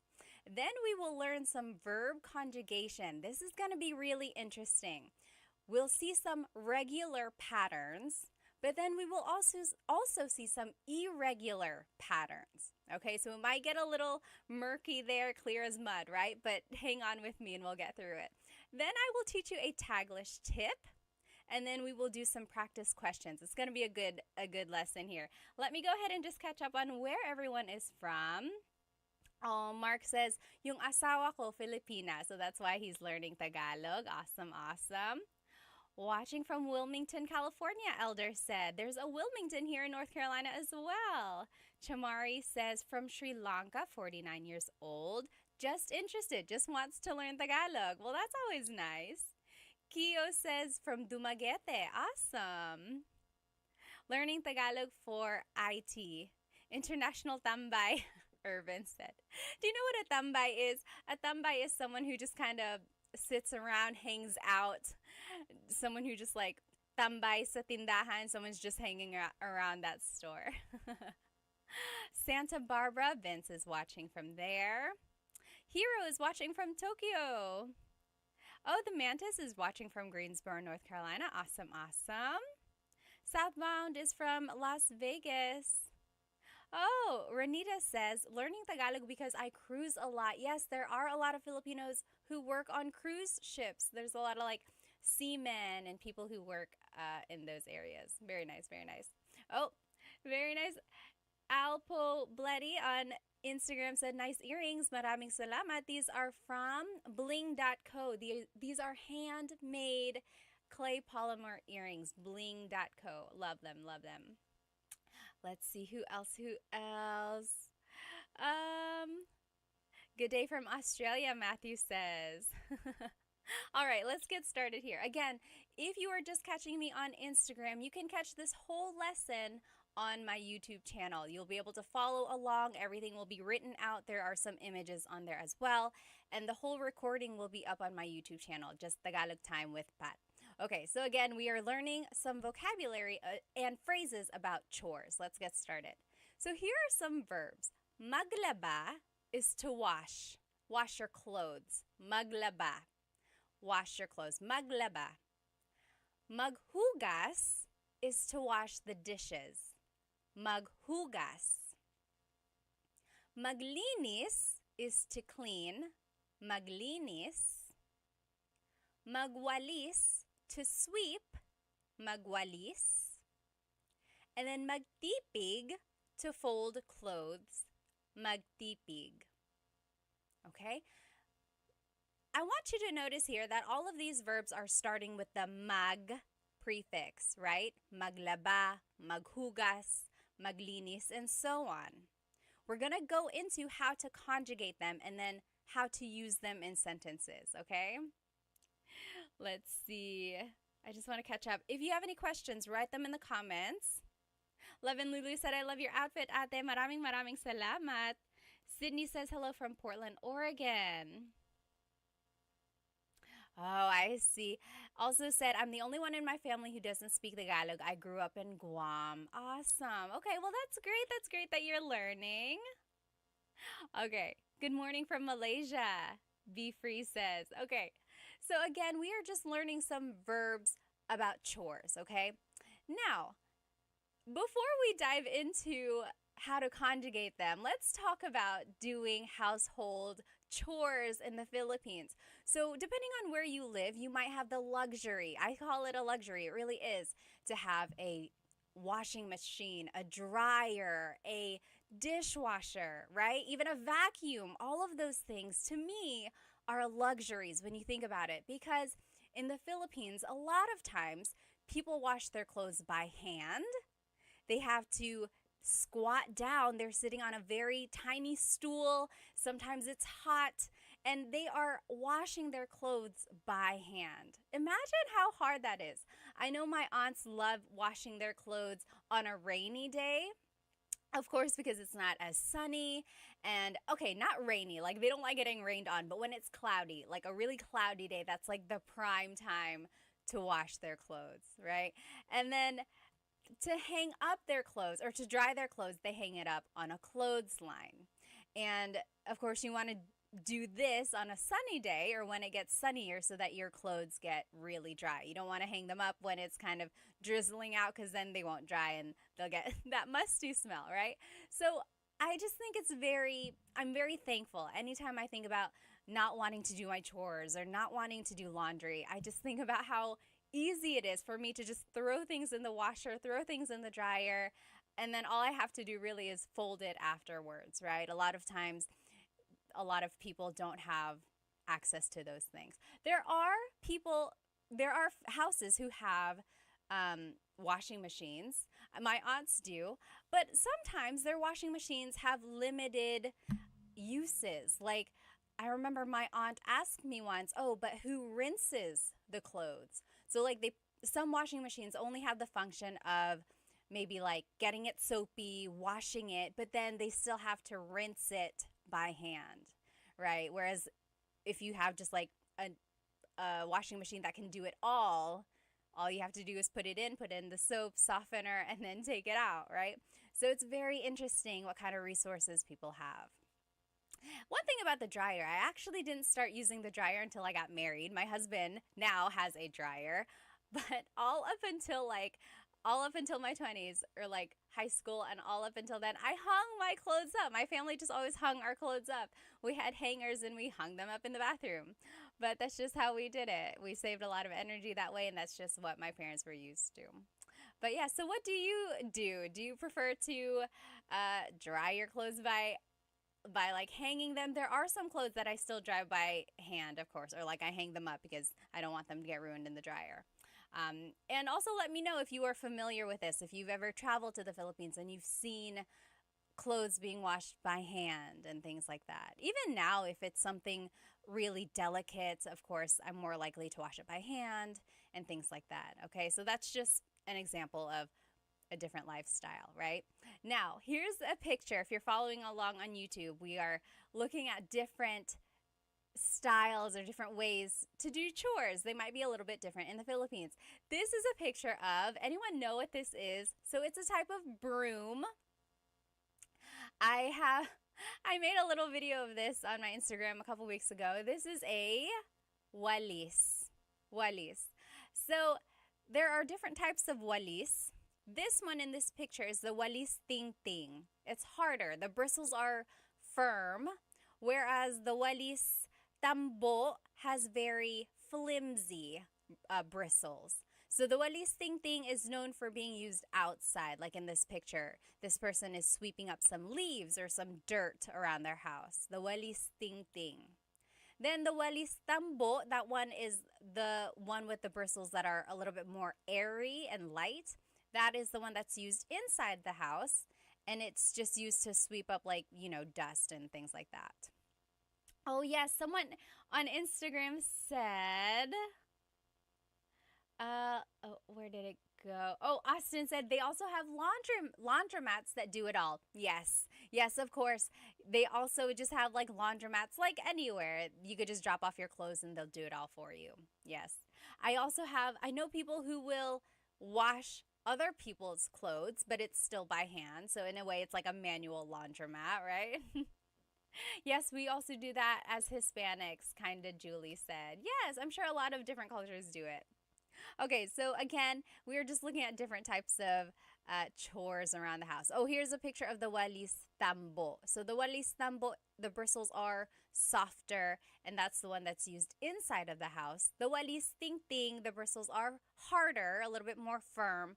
That one is used outside to clean like outdoor debris, leaves, dirt, things like that. Okay, and then now here's a picture of washing the dishes. Typically in the Philippines, dishes are washed by hand, whereas in other places, you might just load up your dishwasher. Here's another fun fact. I also did not start using a dishwasher until like last year. Again, I just grew up always washing the dishes by hand, and the dishwasher was considered our drying rack. Anyone else's family like that? I don't know. We were just very manual there. But now that I have 3 kids, my husband was like, just load up the dishwasher. And now it's a lifesaver. Oh my goodness. And then here's a picture of some coconuts. Have you ever seen people, maybe in the Philippines, they use dried coconut husks. They're cut in half and they put them on hard floor. Usually the floor is made of like cement. It's not usually wood. And they stand on these coconut husks and they are walking on the floor. They're like scrubbing the floor with these coconut husks. Anyone know what that does to the floor? Let me just catch up on some of these comments here. Yes. Yes. So my question was what? Yes, exactly, JB. So it's used to polish the floor. So I asked you, why do people put coconut husks on the floor and they just kind of step on it and they rub the floor with it? It's used to polish the floor. The fronds on the coconut kind of help shine the floor. So it's like waxing, like a very natural waxing of the floor. Yes. Levin Lulu said the dishwasher makes life easy. Yes, absolutely. Yes. Lampaso. Yes, GPAC said. Also, sometimes it's called bunot, right? Nagbubunot siya. Yes, also. Yes, very good, very good. Ah, Southbound said, I have a dishwasher, but I still wash by hand. Yeah, sometimes if I don't have a lot of dishes, I'll just wash the dishes by hand. Oh, yes, JB said, saw my mom demonstrate that to us once. It's very interesting. Okay, so those are just some different ways like household chores are done in the Philippines. Someone on Instagram asked, what inspired you to teach Tagalog? Well, just briefly, I started because initially it was for my kids. I was looking for Tagalog lessons for kids so that I could just pop it on YouTube, and I didn't find very many, so my husband and I decided, we can make our own. And then someone suggested, hey, why don't you start making short videos on Instagram or TikTok for adults? And then, so that kind of hit, like was successful. So now I've just been teaching Tagalog for everyone, all ages. Okay, so now, remember, we were learning some chore verbs, like we learned maglaba, to wash your clothes, maghugas, to wash the dishes, and so on. Now let's talk about conjugating them. Let's just break it down, okay? What is a verb? A verb is an action word. And to conjugate a verb means to change it into a different form. Okay, I'm just breaking it down because one time in class I was using this word conjugate, and someone was like, sorry, what does conjugate mean? So I want us all to start on the same page. So to conjugate means to change it into a different form. We're going to change these verbs into a different form depending on if it's present tense, past tense, and so on. And just to touch on the different types of verbs here, or verb tenses, there's the present tense, like I am doing something, I am eating, I am cooking. All of that is happening right now. That's present tense. Past tense is I ate, I cooked. Okay, it happened in the past. Future, I will eat, I will cook. Then there's the present perfect tense, like I have been eating. Then there's the pluperfect tense, I had eaten lunch, and so many more. Today, we're going to only focus on the present tense so that you're able to say what you're doing in the moment, okay? So just an overview, there are 5 different types of verbs in Tagalog: mag, ma, in, and e verbs.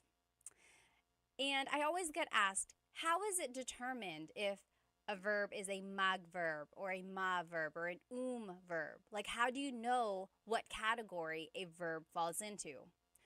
Well, the ones we looked at the beginning of class, all of those started with mag, right? So that falls into the mag category, easy.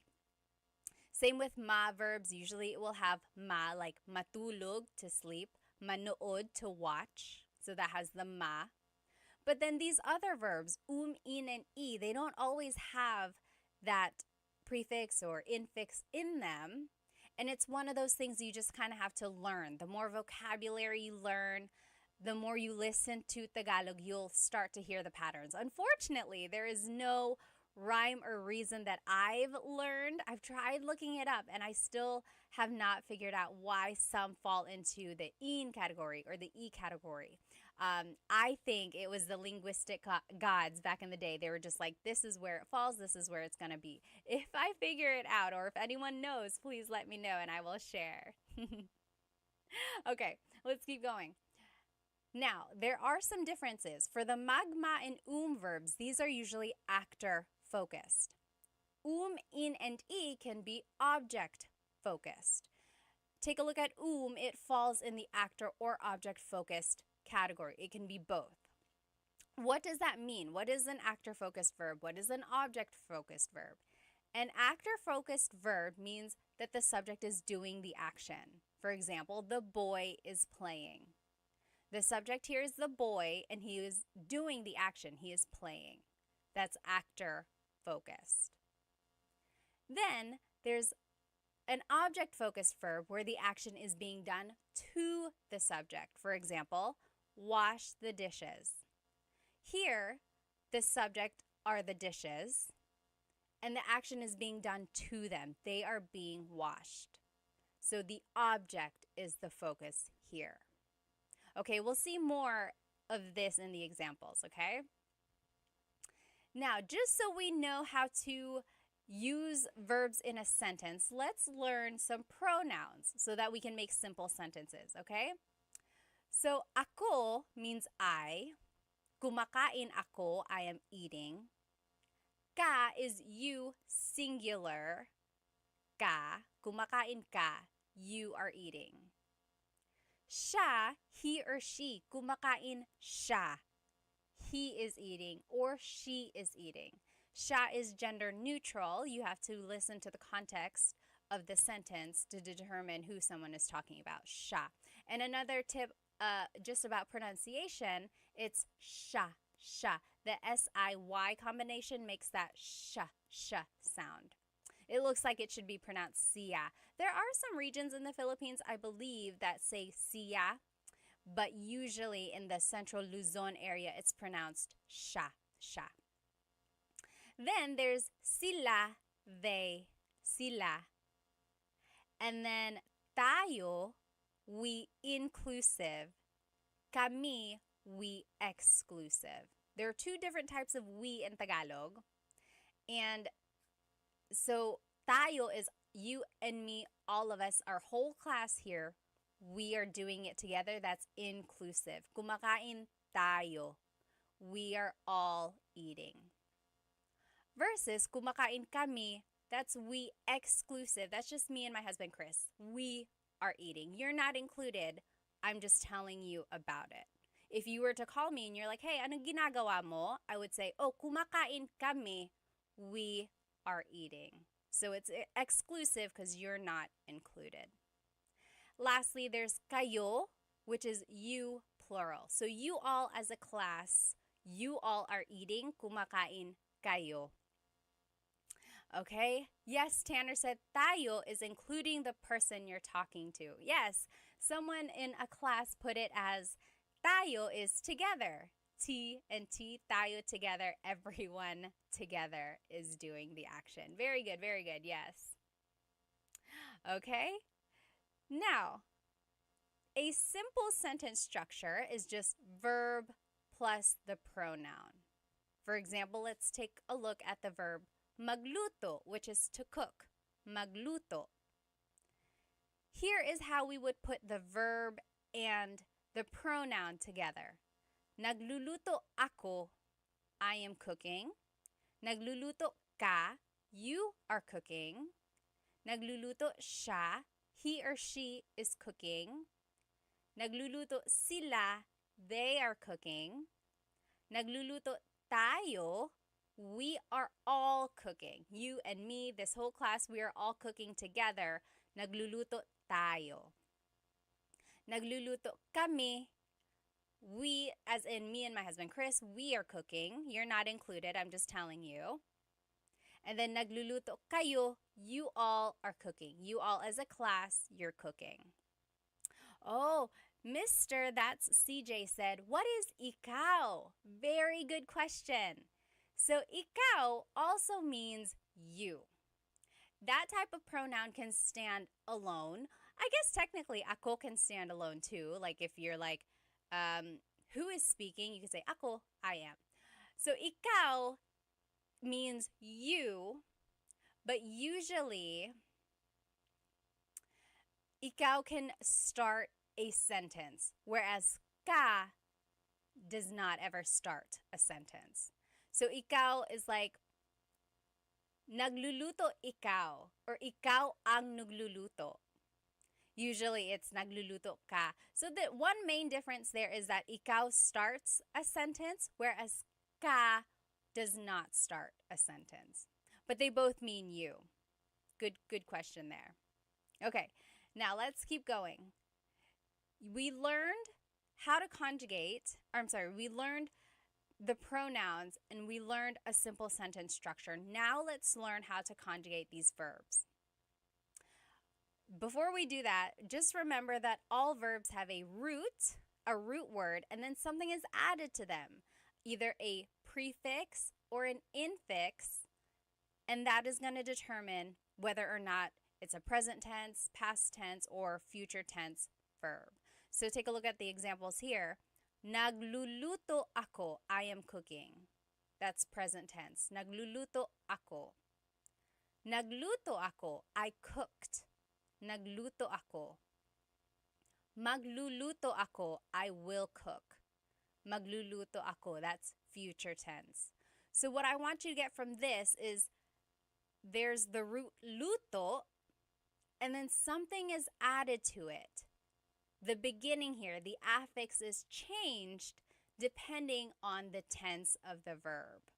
So if you can pick out root words when someone is talking to you in Tagalog, then you're halfway there, okay? Try to pick out root words, and that will kind of help with the translation. It will help you understand, okay?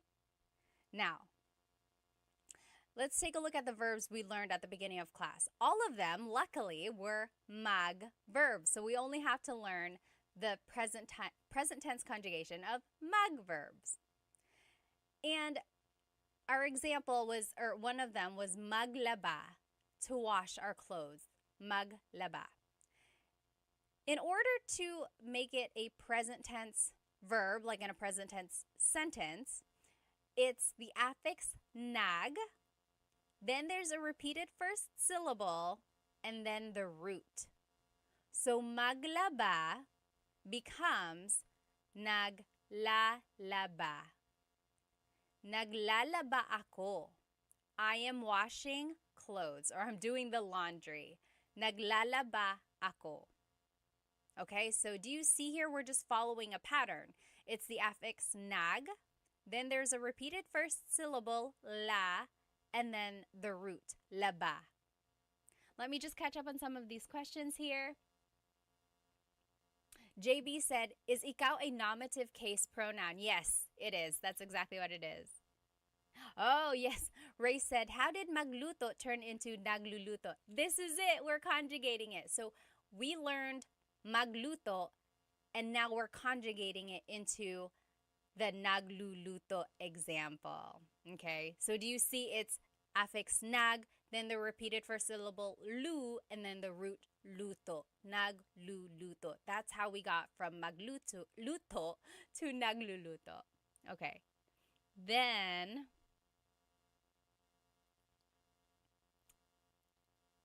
let's see, nagluluto ka and ikaw nagluluto for ka and ikaw. Yes, so you could say nagluluto ka, or you could say ikaw ang nagluluto. You need the word ang if you're going to use ikaw. Very close there. Oh, Ava said, where do I put po if I want to say mahal kita? Interestingly, you have to split up kita. So kita is ka and ko. So it's two pronouns put together technically. So it would have to be mahal ko po kayo. I've heard people say mahal po kita. Technically that's not correct because you have to change ka, the singular you pronoun, to the plural you pronoun kayo. Mahal ko po kayo. Okay, so we just learned the conjugation for present tense verbs. So we learned maglaba becomes naglalaba. Okay, remember the pattern is nag, then the repeated first syllable, and then the root. Let's take a look at the other verbs we learned at the beginning of class. Maghugas is to wash dishes. Naghuhugas ako. Naghuhugas ako. That means I am washing dishes. Do you see here the pattern? Nag.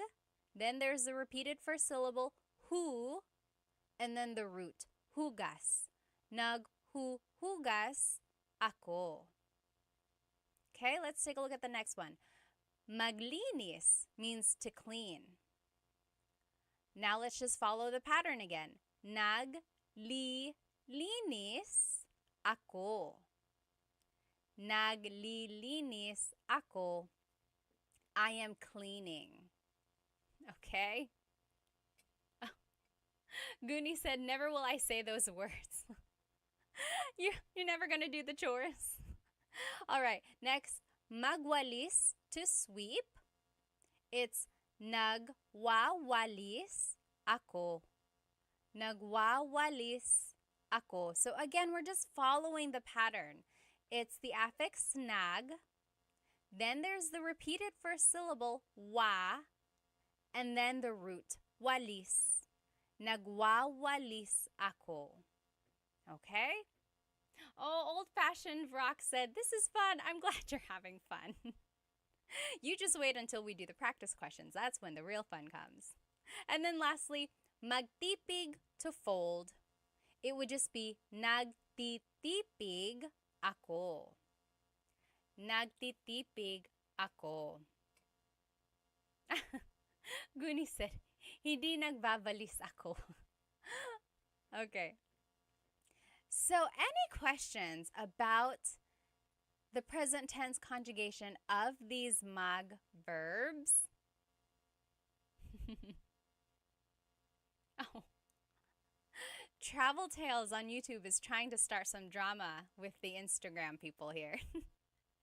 They said Instagrammers are lazy. That's why. That's why you'll never say these words. Oh my goodness. Be nice.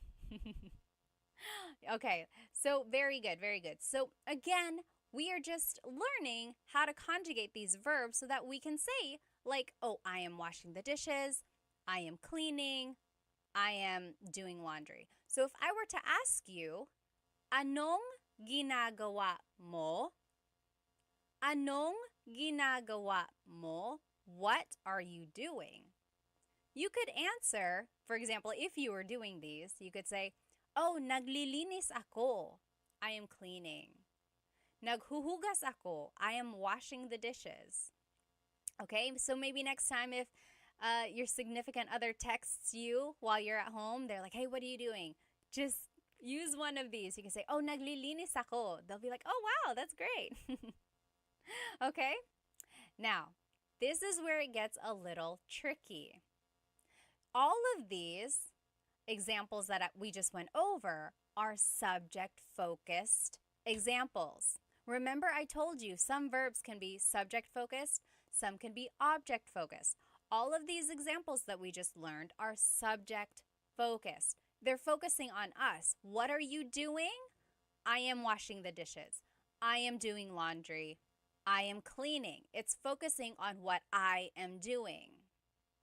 Now, when it's object-focused, we have to change the conjugation, and it actually becomes an irregular conjugation of these verbs. Take a look at this, okay?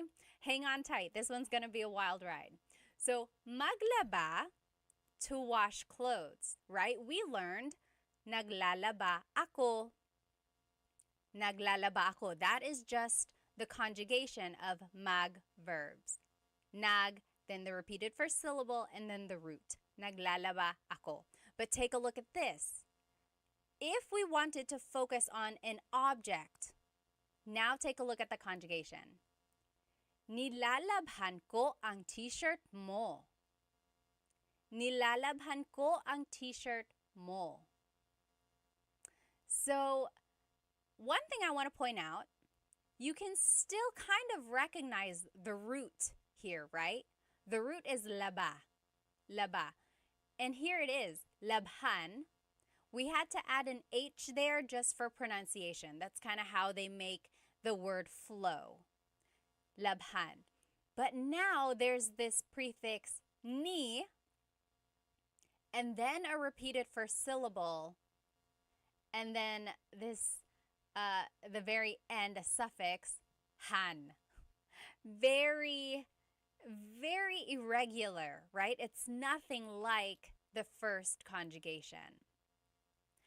So again, the difference here is the focus of the sentence. Nilalabhan ko ang t-shirt mo. I am washing your t-shirt. I am washing your t-shirt. Now the focus is on the object. What are you washing? What are you washing? I'm washing your t-shirt. So now the question is no longer, what are you doing? The question is, what are you washing? Do you see the difference there? Now the focus is on the object. Interesting, right? Oh my goodness, so interesting. Now take a look at this one. Maghugas, to wash dishes. We learned, naghuhugas ako. Naghuhugas ako. Guni said this would be great if there were written content. It's all on YouTube. This whole presentation is written out on YouTube. So hop on there, Tagalog Time on YouTube. So yes, maghugas as a subject-focused sentence. Naghuhugas ako. I am washing the dishes. But now take a look at this. Hinuhugasan ko ang baso mo. Hinuhugasan ko ang baso mo. Now it says, I am washing your cup, your glass. I am washing your glass. If someone was like, hey, where's my glass? Nasaan ang baso ko? I would say, oh, hinuhugasan ko ang baso ko. I'm washing your cup. I'm washing your glass. Okay? Yes, Love and Lulu, very good. You're translating it as we go. All right. Hey, Gunin, welcome, welcome. You transferred from Instagram to YouTube. There you go. So, again, this is just to show the difference between the subject-focused sentence and an object-focused sentence. Naghuhugas ako means I am washing the dishes. What are you doing? I'm washing the dishes. Versus, hinuhugasan ko ang baso mo. I am washing your glass. I'm washing your glass, your cup. So the difference here is, what are you doing? I'm washing the dishes. What are you washing? I'm washing your glass. Okay? So that kind of shows the difference between subject and object-focused verbs. You know, I don't want you to get too bogged down about these irregular conjugations. Even I get them mixed up. It's like, sometimes it's like, I don't know if it's the he or the ni prefix there. And it's an easy, honest mistake. What I do want you to get from here is really listen for the root word. You can still hear the root hugas, right? So if you heard someone say, hinuhugasan ko ang baso mo, hopefully you can pick out the word hugas, right? So then you're like, okay, wash. Something is being washed. And if you know the vocab baso, or if they just hold it up, you're like, okay, baso means glass. And then we learned the pronouns. Oh, this one is interesting. Whenever you're using an object-focused verb, you actually have to use a different type of pronoun. All of the pronouns we learned at the beginning of class were subject pronouns. Now, when you're using an object-focused verb, you have to use a possessive pronoun. So, mo is a possessive pronoun, okay, which means your glass. Okay? Let's take a look at the next verb. Maglinis, to clean, maglinis. We learned, naglilinis ako. I am cleaning. Naglilinis ako. What are you doing? I'm cleaning. Then, if you want to focus on an object, something that is being cleaned, it would be, nililinisan ko ang kwarto mo. Nililinisan ko ang kwarto mo. Do you see the difference there? You have to conjugate it in a different way when you're focusing on an object. Okay? So the question would be like, what are you doing? Naglilinis ako. What are you cleaning? Nililinisan ko ang kwarto mo. Again, don't get too tripped up over the conjugation pattern here. I'm not going to ask you, or no one's really going to ask you, like, how do you conjugate it irregularly when it's an object-focused verb? Just pick out the root word, okay? We're going to try to at least get to a comprehension level, right? And one way to do that, being able to understand when someone is speaking Tagalog to us, is pick out root words. So here you can still hear the root word linis.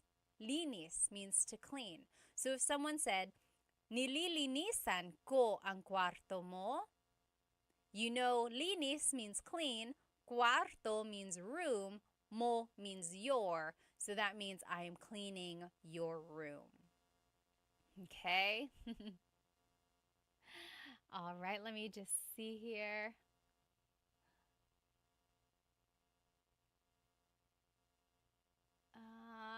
Okay. Remember, if you have any questions, feel free to leave a comment. Hang on. Can you say, nilinisan mo ang kwarto na ito? So Hans said, can you say, nililinisan mo ang kwarto na ito? Like if you're trying to say, what are you trying to say, Hans? Type it in English, and then I'll see if I can help you translate it. Yes, Travel Tales said nililini. I know there's a lot of syllables there, right? A lot of sounds. There is still that repeated first syllable, and then yes, Dennis said makes perfect sense. I know, right?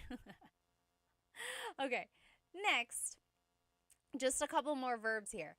Magwalis means to sweep. Magwawalis ako, or I'm sorry, nagwawalis ako means I am sweeping. We already learned that. That's just following the mag conjugation.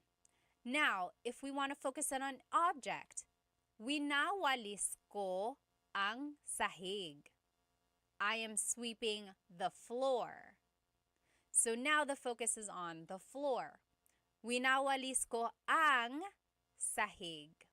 Versus, nagwawalis ako, I am sweeping. That one is answering the question, what are you doing? Nagwawalis ako, I'm sweeping. Versus, winawalis ko ang sahig, what are you sweeping? I'm sweeping the floor. JB said, mas mahirap na ito, Ate Pat. I know, this is a lot more challenging. You're right. Again, I know this part is a little tricky, but I want you to just focus on the fact that you can listen for root words, okay? So if you hear this, if someone says to you, winawalis ko ang sahig, you might not know the conjugation winawalis, but you know the verb walis, you know the root. So now you can kind of pick out and use context clues and figure out, oh, okay, someone is sweeping. I am sweeping the floor, or they are sweeping the floor. Okay? Okay, so Hans was trying to say, you are cleaning this room. It would be, nililinisan ko ang kwarto na ito. Or, nililinisan ko.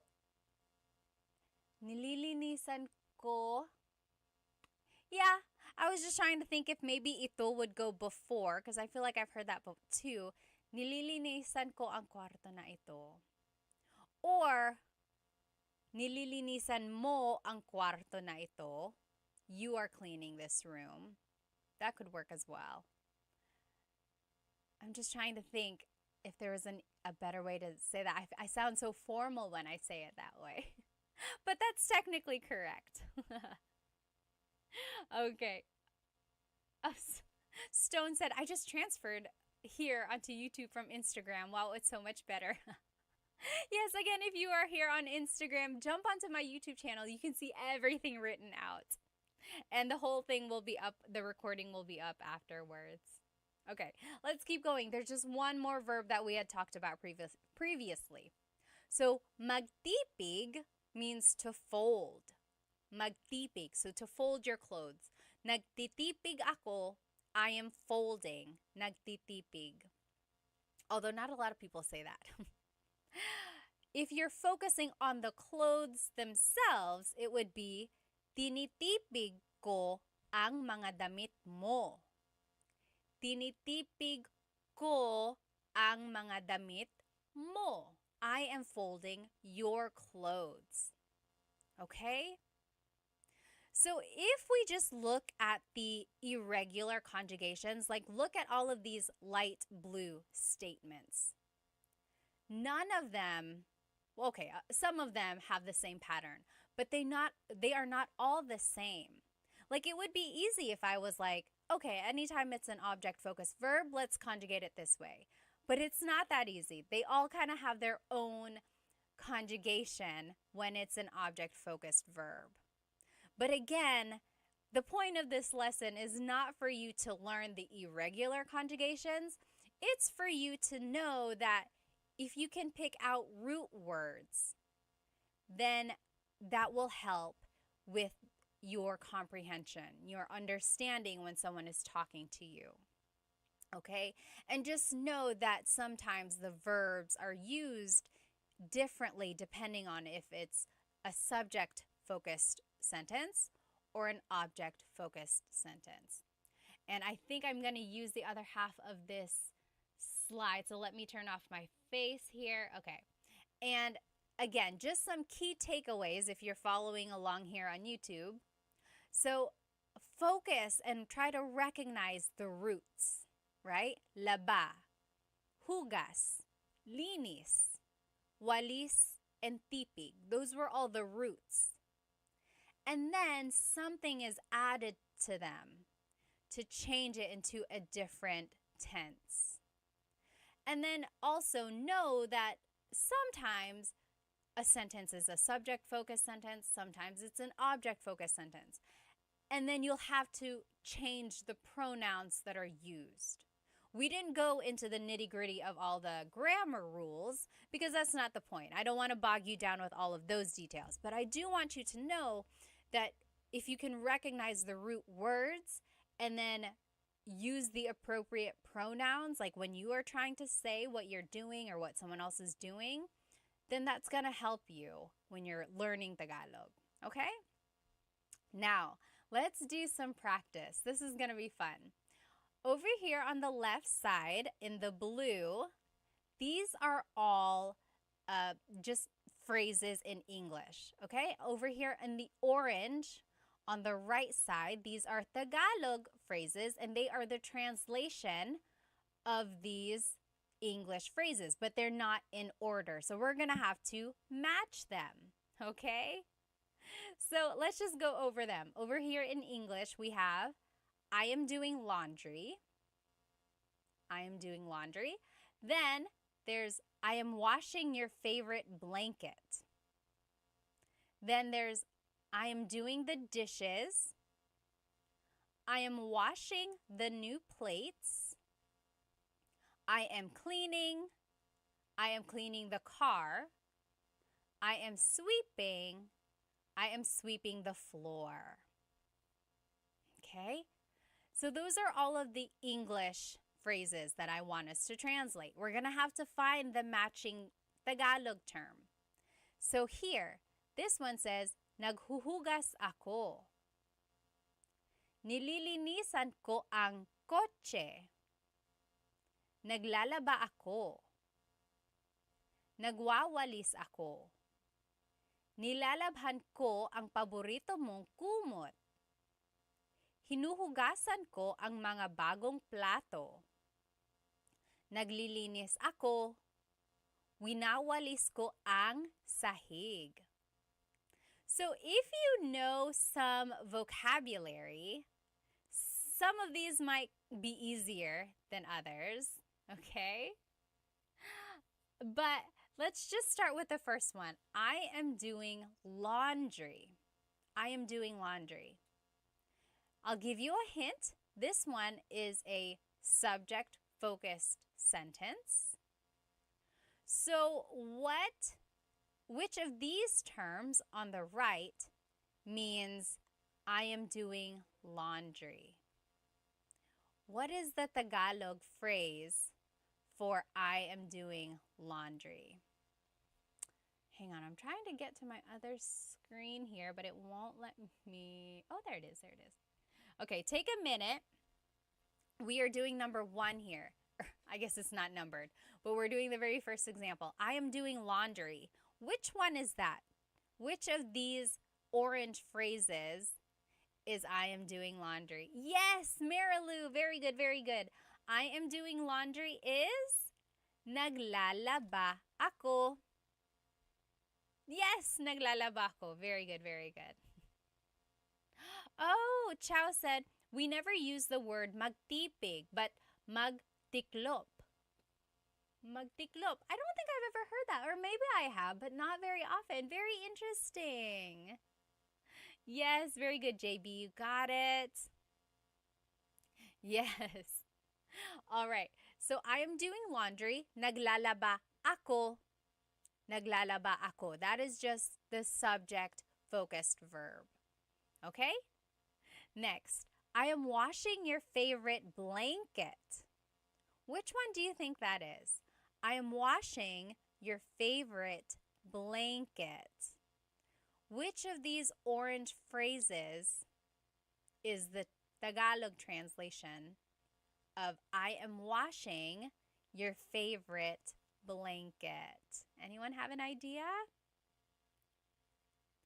It is nilalabhan ko ang paborito mong kumot. Yes, yes. Everyone is saying number 5. Yes, very good. And Guni got it right. Kumot is blanket. Very good. Yep. Kumot is blanket. Nilalabhan ko ang paborito mong kumot. Very good. Next, I am doing the dishes. Yes. Fiber said, paborito is favorite, so it must be number 5. You're exactly right. Next, I am doing the dishes. Which one of these phrases in orange means I am doing the dishes? So I am doing the dishes is just subject focused. So that's a hint there. Oh, yes. Trailsy said, I can't see the words. All of the words are on YouTube. I'm actually live on Instagram and YouTube right now. So go ahead and jump onto my YouTube channel. You'll be able to see the whole presentation. And you can start it from the beginning. The recording will be posted on my YouTube channel as well. Yes, very good, very good. Whisker, JB, and Elisa, Goonie, you guys all got it right on YouTube here. So I am doing the dishes. Oh, Fiber, very interesting. Fiber chose number 6. So very good. Number 1 and number 6 in the orange both have the root word hugas, right? Hugas. This one is hinuhugasan. This one is naghuhugas. So which one is I am doing the dishes? Whoopsie. It's naghuhugas ako. Naghuhugas ako. Okay? So when it's I am doing the dishes, that one is just subject focused. It's just the simple sentence, naghuhugas ako. Okay?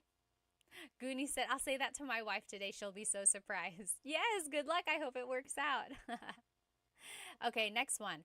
I am washing the new plates. I am washing the new plates. Which one do you think in orange, which one is I am washing the new plates? So this one is object focused. So we have to use hinuhugasan ko ang mga bagong plato. Hinuhugasan ko ang mga bagong plato. Yes, very good. Whisper got it. Yes. Cosmic got it. Genuine.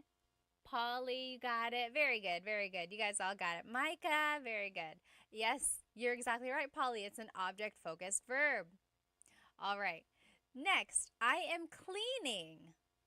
Which of these in the orange means I am cleaning? So this one is just subject focused. I am cleaning. That would be, what do you think? Yes, Genuine said mga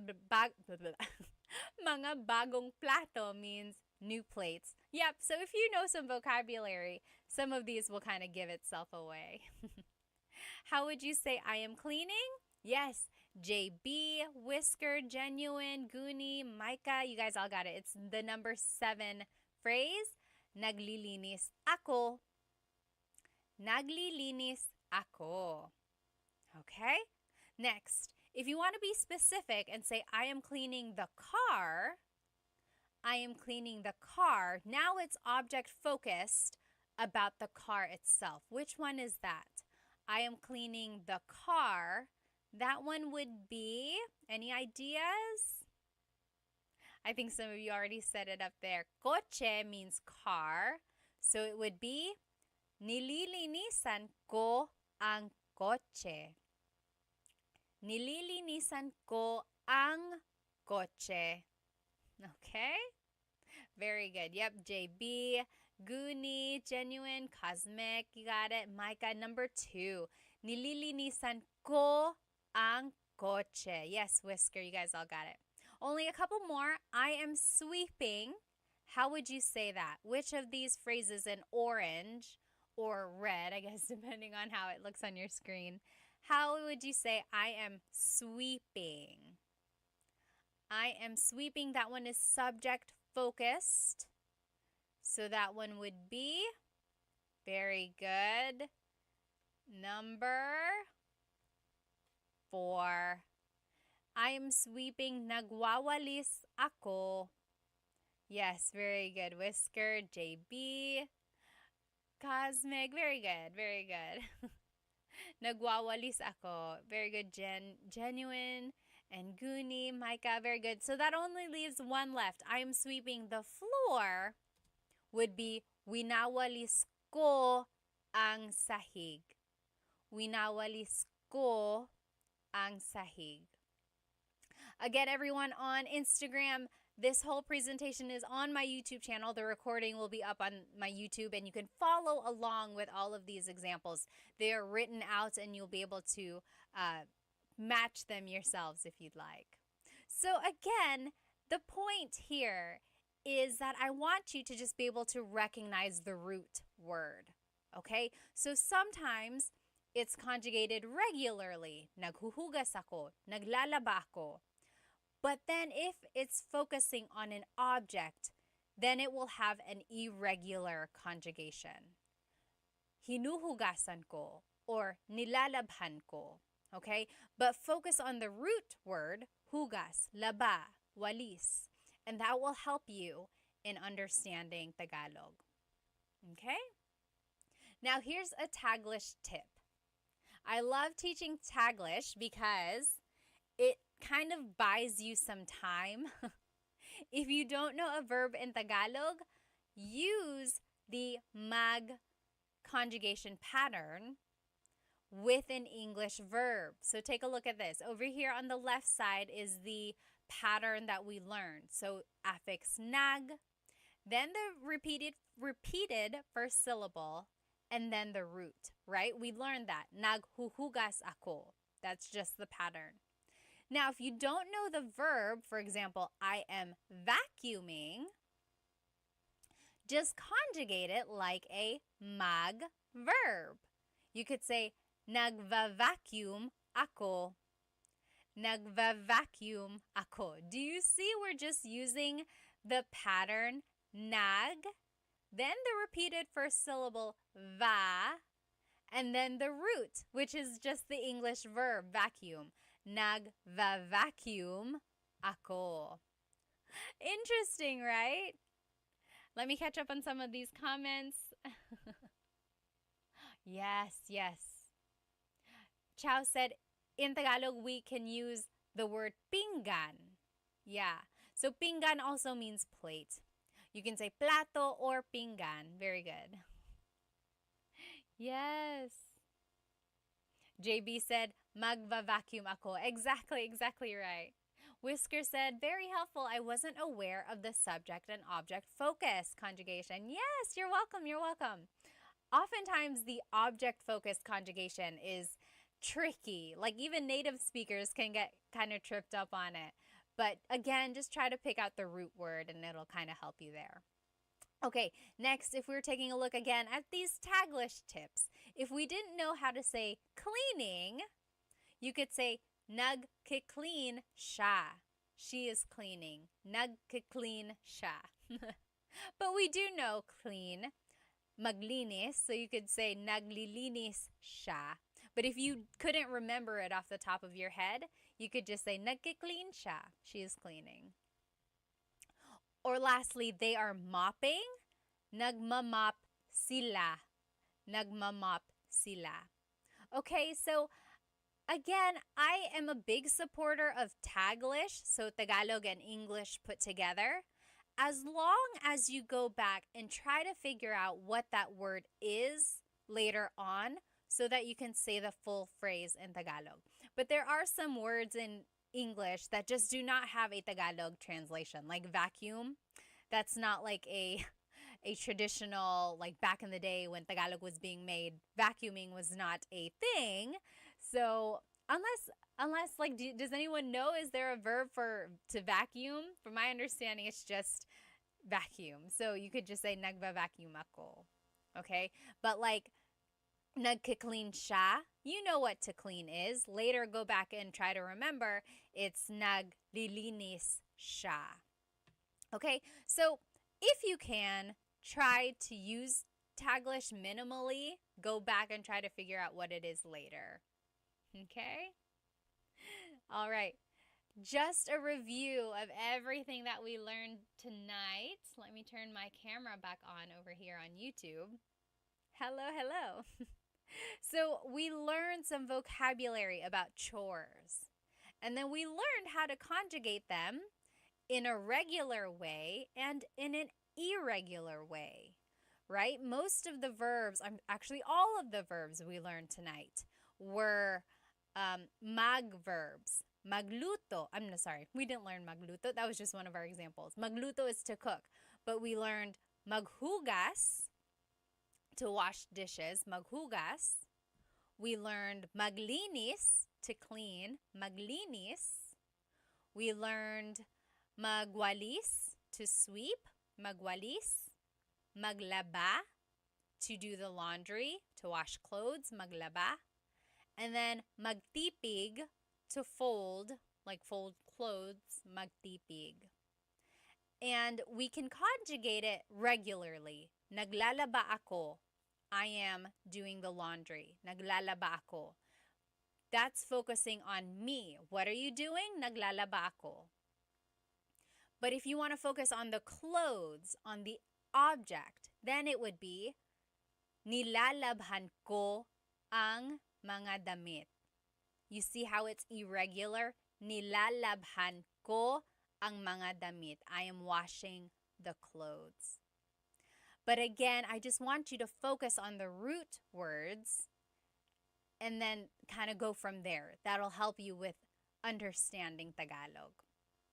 All right, and then I taught you a Taglish tip. Remember, if you don't know a verb in Tagalog, just conjugate it like a mag verb. Nagva-vacuum ako. Or nagla-laundry ako.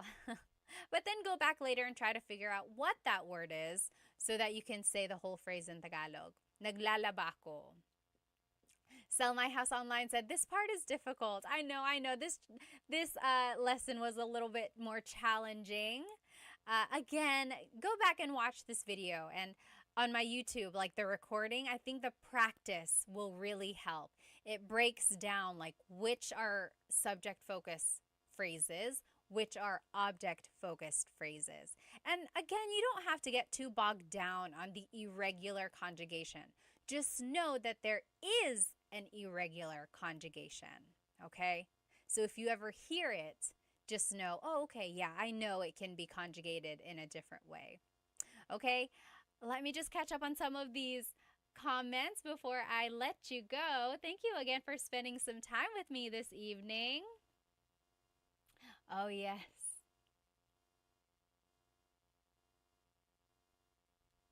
Oh, yeah. Aaliyah said, magwalis and nagwawalis is easy for her to remember because it has the word walis, and walis is broom. So, yes, so it means to sweep. Very good. Salamat po, Ate Pat. Cuban po ako, Genuine said. Alrighty. Well, thank you so much for spending some time with me. Oh, Donna said hello from Vegas and appreciate you. Helps a lot. Maraming salamat. Thank you, thank you. I'll catch you next Tagalog Thursday for a new Tagalog lesson. I missed you guys last week. Last week was July 4th, so I wasn't able to be on here.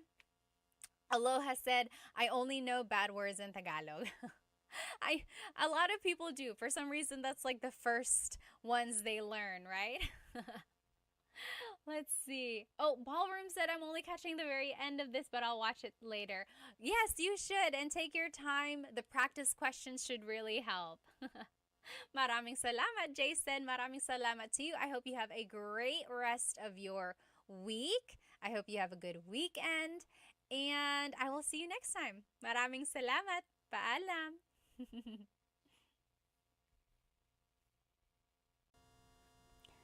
Hello, everybody. Welcome to Tagalog Thursday. If you are following along on YouTube, let me know if you can hear me okay. Hello. Welcome. Today's going to be a fun lesson. I think you'll enjoy it. Again, let me know if you can hear me on YouTube. And you can do that by writing in the comment section. Let me know where you are watching from. And give me your name and maybe why you are learning Tagalog. Let me just go ahead and get our other friends here. Hello, everybody. Welcome to Tagalog Thursday. I'm so happy to be with you tonight. Let me know if you can hear me okay. I am using a new mic here on Instagram, so let me know if you can hear me. TikTok, let me know if you can hear me as well. This whole presentation is up on my YouTube channel. Actually, it's not even really a presentation. Tonight, we're actually going to be playing Filipino Bingo. I'm sorry, not Bingo. Jeopardy. Filipino Jeopardy. And the questions are up on YouTube. Oh, I'm on mute. Hang on one sec. I'm just going to take out this mic. Hello. Can you hear me now? Okay. Hopefully that works. Okay, so today we are going to be playing Filipino Jeopardy. We've done this before and it's always so much fun. Go ahead and write where you are watching from and maybe why you want to learn Tagalog and your age. I like to know how old everyone is. Oh, you could hear before. Let me see if it works now. Hang on. Okay, I plugged the mic back into Instagram. Let me know if that sounds a little bit better. So again, tonight we are going to be playing Filipino Jeopardy. If you follow along on YouTube, I will be sharing my screen and the questions will be written up on the screen, so it might be easier for you to follow along. Otherwise, I have our board right here, just so you know what question we are on. Okay, let me see where everyone is from here. Paul is from Sydney, Australia on YouTube. Hello. Fireball said, I'm learning so I can say my wedding vows in Tagalog, watching from Florida, and I'm 25. Oh my goodness, how sweet. Andrew is from Canada. For his fiance, he's 39. Oh, that's so nice. Magandang umaga. Kamusta po? Hello, everyone. Let's see. Hot Trad is 50 from Sydney, Australia. Hello. Jordy is in the U.S., lived in the Philippines for 2 years. That's awesome. We're in the Philippines. Hansda is from Houston. Matt is from Texas. Hello, hello. DJP is 7 from Trinidad. Oh my goodness. Hello, hello. Welcome. Omar is in New York, 51. Hello, hello. X Park is from Colorado and is older than dirt. I doubt you're not that old. Well, welcome everyone. How about over here on TikTok? Tommy is 59 from Texas. Ol is from the U.S. from Florida. Hi, Melissa says, I'm 25 from Tennessee. My asawa is Filipino and I want to learn so I can speak with his lola. How sweet. You know, I've been teaching Tagalog online for about 3 years now, and everyone has a common thread, right? A lot of us want to learn Tagalog for 3 main reasons I've learned. First, it's to be more connected to our cultural roots. Maybe our parents didn't teach us Tagalog because they wanted us to not get confused. They wanted us to assimilate into the country we are living in. And so now that we're older, we might want to learn Tagalog and be more connected to our Filipino roots. The second reason why some people are learning Tagalog is actually that they want to relearn it. So oftentimes people leave the Philippines and maybe they don't have anyone to speak Tagalog with, and so they want to relearn it because they lost that skill. So that's the second one. And then the third reason why a lot of people want to learn Tagalog is because they have a significant other who is Filipino and they want to either communicate with them in Tagalog or they want to communicate with their families in Tagalog. So I think that is so sweet. No matter what reason you are learning Tagalog, whatever the reason is for you, I'm so glad you're here. You are in the right spot. Let's all learn together tonight, okay? So tonight we are going to be playing Filipino Jeopardy, okay? And again, on YouTube, you will be able to see all of the questions written out. So speaking of, let me go ahead and there we go. So YouTube, you should be able to see it now. All right, someone choose. So here are our categories tonight. Oh, let me see TikTok. Let me see if I can flip it for you. Flip. Oh, that's not what I meant. Mirror. There, that's better. So our categories tonight are common Tagalog phrases. Then there's Tagalog verbs. Then there's Tagalog trivia. That's a fun one. Then there's miscellaneous vocabulary. And then Filipino celebrities. So just a little sprinkle of trivia in there while we learn our Tagalog verbs and phrases and things like that. Okay, let's see. What should we do? Go ahead and choose a category and then choose a value, okay? Let's see here. Who wants to choose? I think some have already passed. Oh, miscellaneous vocabulary for 100. X Park said. Okay, miscellaneous vocabulary for 100. Let me go ahead and take that one off. Okay, it fell. Miscellaneous vocabulary for 100. What is friend in Tagalog? What is friend in Tagalog? Yes, TikTok, you guys are fast. Ray32, Jeff, you guys got it. Adoba, you all got it. So friend in Tagalog is, again, if you're watching on YouTube, the answer is popping up right there so you can see how everything is spelled and everything like that. So friend in Tagalog is kaibigan. Kaibigan. Grow with Louie said friend with a P. So kaibigan is friend. Kaibigan. So kaibigan kita. I am your friend or you are my friend. Kaibigan kita. Kita.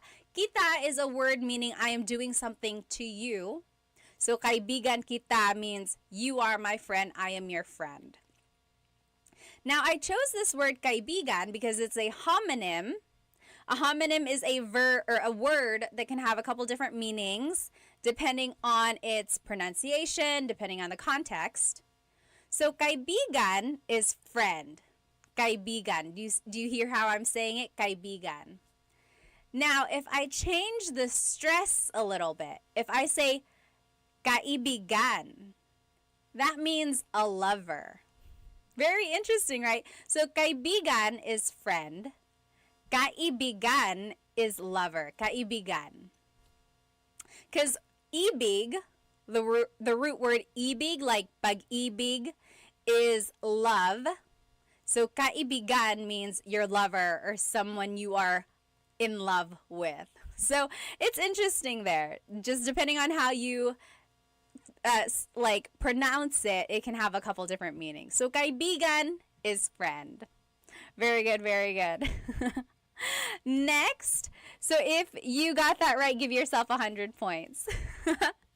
Okay, so should we do common Tagalog phrases, Tagalog verbs, Tagalog trivia, miscellaneous vocab again, or Filipino celebrities?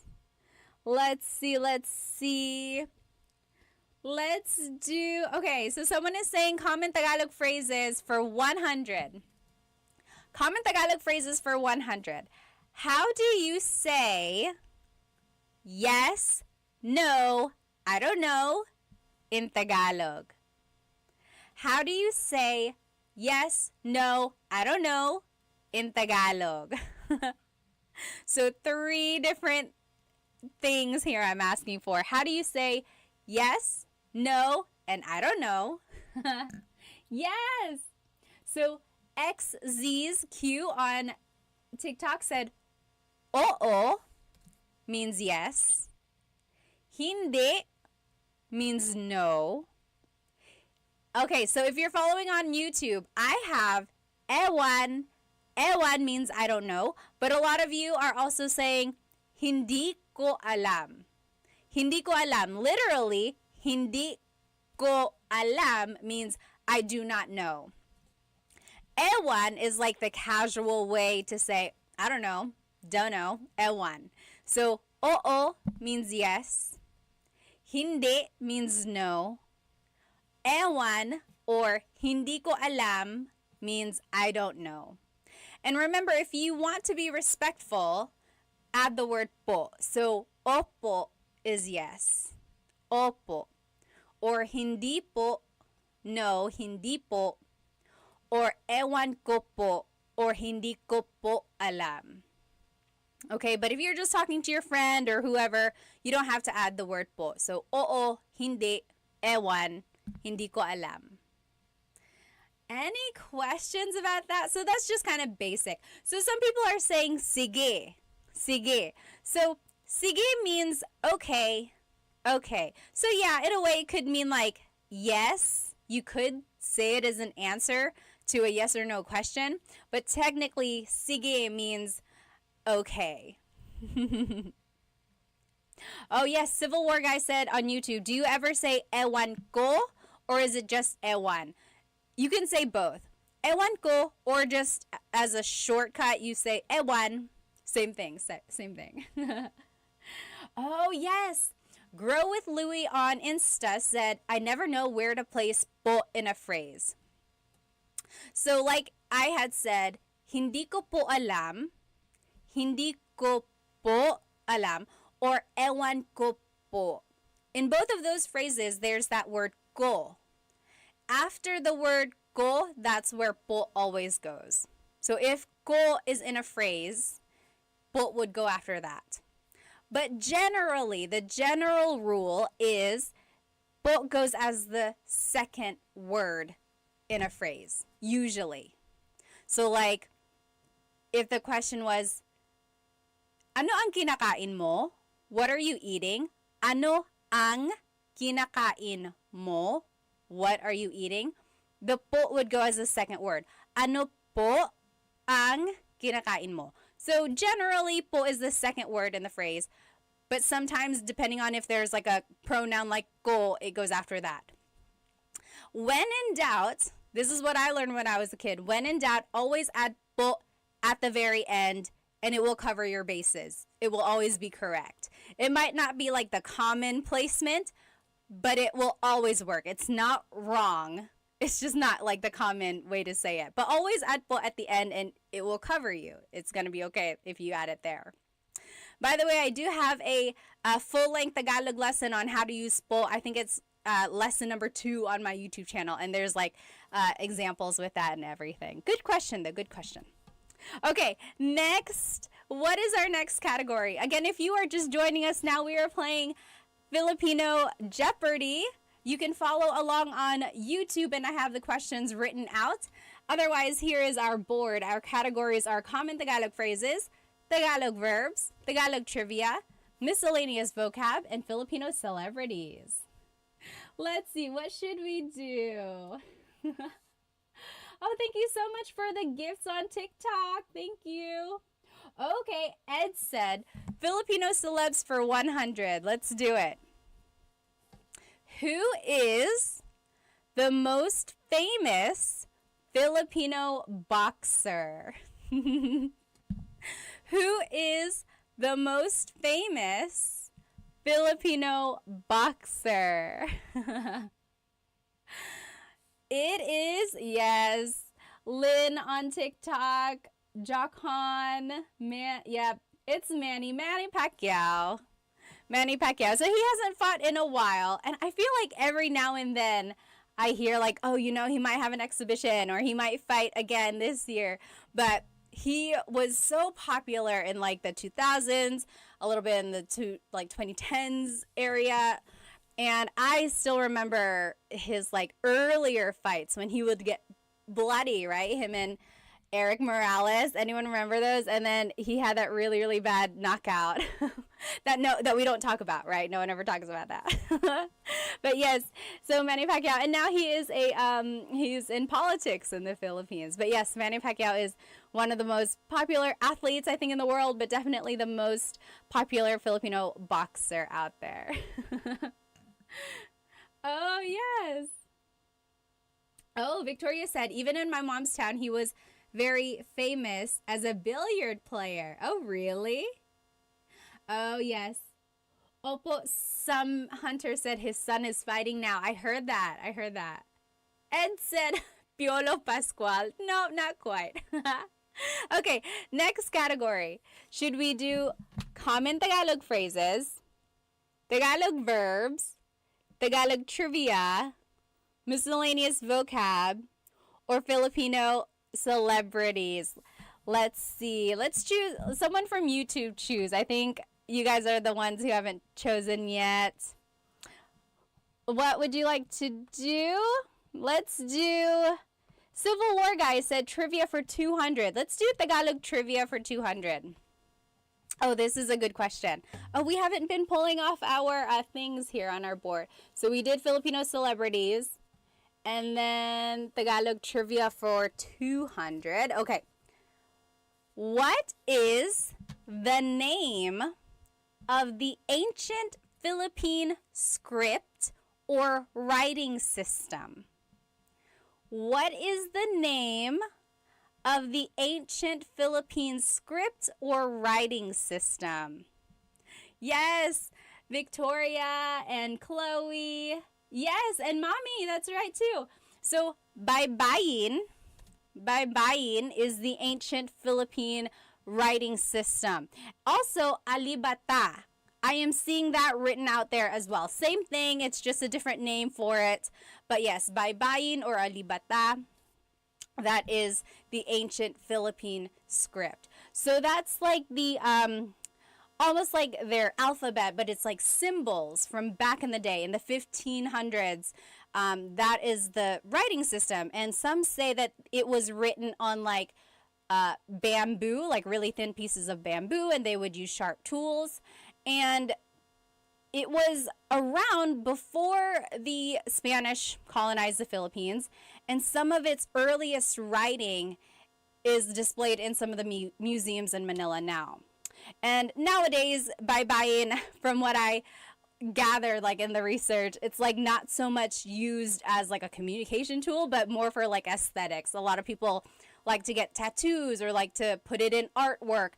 And again, it's just one of those historical things that stemmed from, or that Tagalog stems from. There's a lot of cool things about Tagalog that has come from baybayin. One thing, for example, have you ever noticed Filipinos and their accents?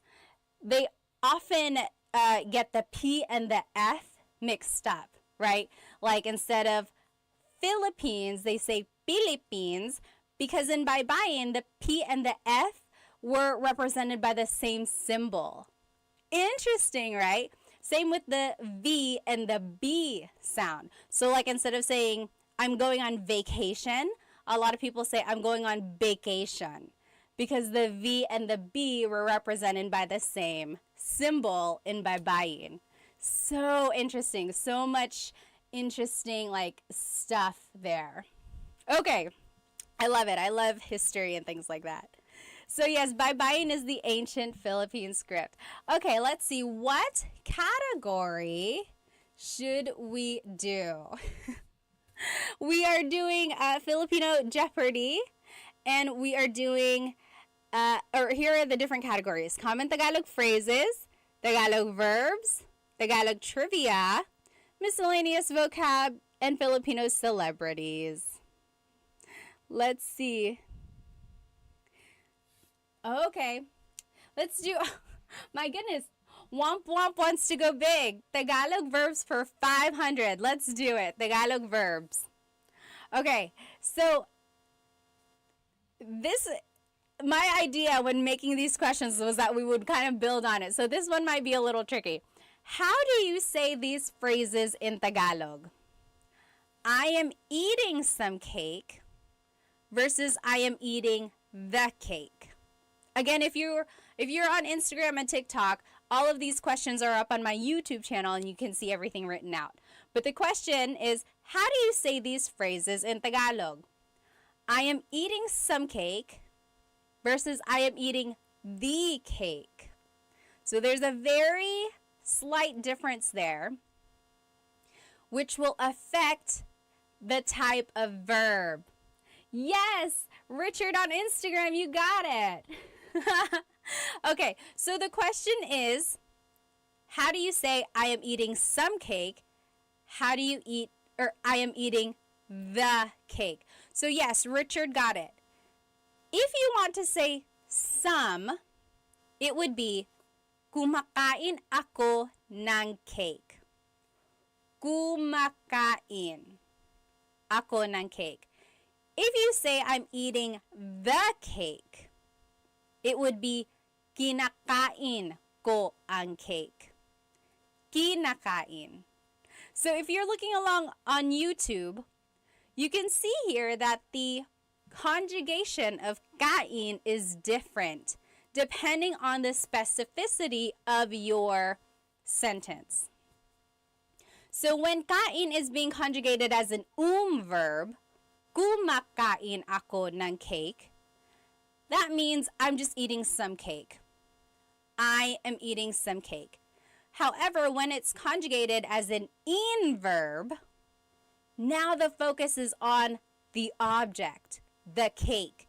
Kinakain ko ang cake. So my point with this question was that sometimes a verb is conjugated differently, depending on if the focus is on the subject, me, kumakain ako ng cake. Anong ginagawa mo? What are you doing? Kumakain ako ng cake. So that's an conjugation. Now, if I was asking, what are you eating? What are you eating?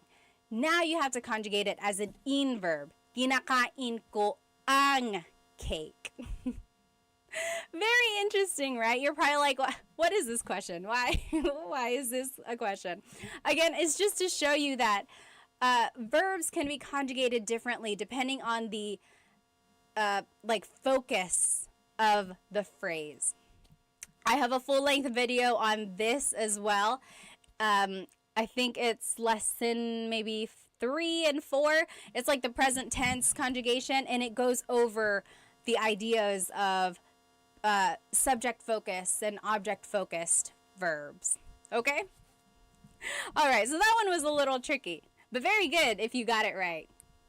All right, so our next category, should it be common Tagalog phrases, Tagalog verbs, Tagalog trivia, miscellaneous vocab, or Filipino celebrities? Oh, Ms. Leslie said Filipino trivia for 100. Let's do it. Filipino trivia for 100, or Tagalog trivia. Okay, this is easy. What other cultures have influenced the Tagalog language?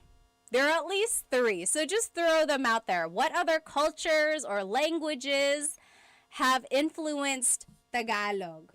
That was Tagalog Trivia 100, so we'll take that one off. Yes! So, very good.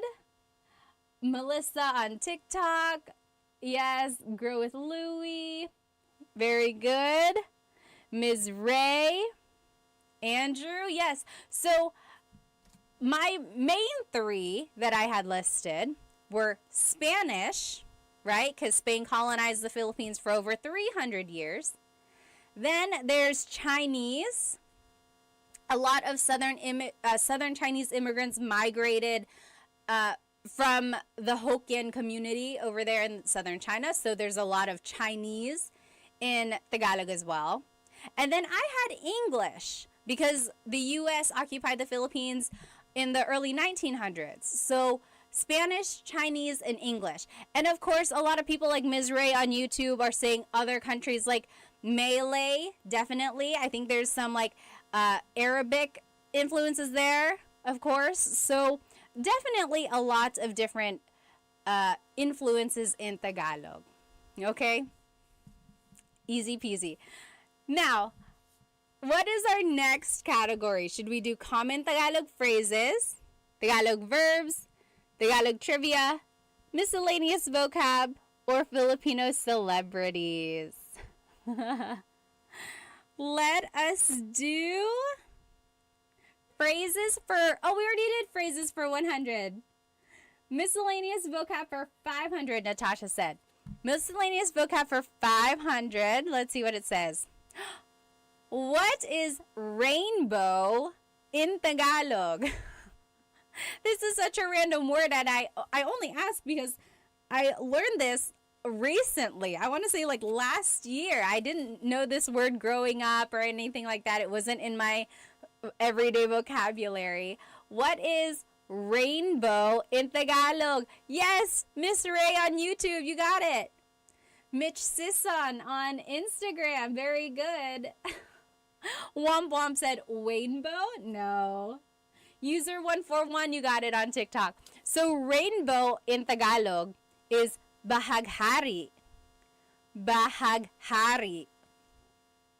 I love that word because it just sounds so natively Tagalog to me. It doesn't sound influenced by Spanish or Chinese or English or anything like that. It just sounds purely native Tagalog. Bahaghari. I love it. I love that word. So bahaghari is rainbow. Okay, what is our next category? Should it be common Tagalog phrases, Tagalog verbs, Tagalog trivia, miscellaneous vocab, or Filipino celebrities? Let's do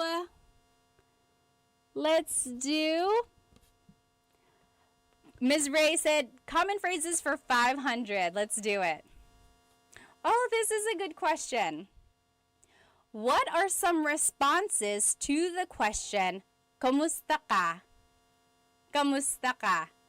What are some common responses to the question, Kamusta ka? What do you think? How would you respond to that? Yes, on TikTok, question mark says, Mabuti naman. Mabuti naman means I'm doing okay, I'm doing well. Very good. Yes. Ayos naman. Jordy said ayos, ayos naman. Ayos means okay. Like I'm doing okay, I'm doing all right. Yes. Baal on YouTube said ayos lang. Same idea, same thing. Yes. Baal also said okay lang, salamat sa tanong. I'm doing okay, thanks for asking. Very good. How would you say, like, I'm not doing okay, or I'm not doing so well? How would you say that? So here are my answers. On YouTube, you can follow along again. So if someone asks you, "Kumusta ka?" you could say, "Mabuti." I'm doing good. I'm doing well. Mabuti. Or you could say, "Hindi mabuti." Hindi mabuti. Not good. I'm not doing so well. Hindi mabuti. Yeah, very good. J-Dose, Miss Ray, you guys got it on YouTube. Or if you want to just say, "Oh, I'm doing all right. I'm doing okay." That's ayos. Right? A lot of you got that. Now, this is one I didn't see anyone say. If you wanted to describe how you're actually feeling, if someone said, "Oh, kumusta ka?" you could say, "Oh, masaya ako." Masaya ako. So if you're following along on YouTube, here it says, "blank ako." In the blank, you can add an adjective. Right? So technically, that's how you can answer. Like, how are you? How are you feeling? You could say, "masaya ako." Or if you're angry, it would be, "galit ako." I'm angry. Galit ako. Or if you want to describe maybe how you're like physically feeling, you could say, "gutom ako." I'm hungry. Gutom ako. Okay, so those are just kind of like other ways you can answer "kumusta ka." You could just say, "Mabuti, I'm doing well." Hindi mabuti, I'm not doing so good. Or ayos, I'm doing all right. I'm doing okay. Or again, you can answer with how you're actually feeling. Masaya ako, I'm happy. Galit ako, I'm angry. Or gutom ako, I'm hungry. What did I just say I'm hungry, guys? You know what I mean. Or antok ako, I'm sleepy. Okay, so those are different ways you can answer "kamusta ka?" Okay?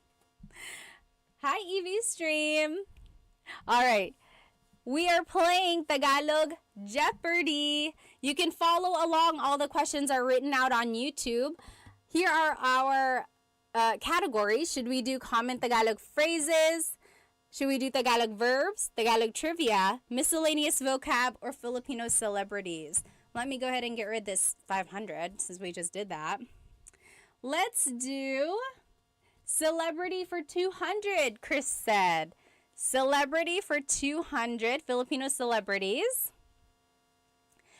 The question is, who is the Filipino-American singer who sang "Just the Way You Are" and "Uptown Funk"?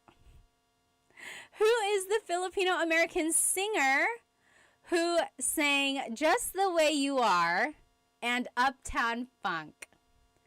Yes, Miss Ray said almost polyglot. Hello, almost polyglot. Long time no see.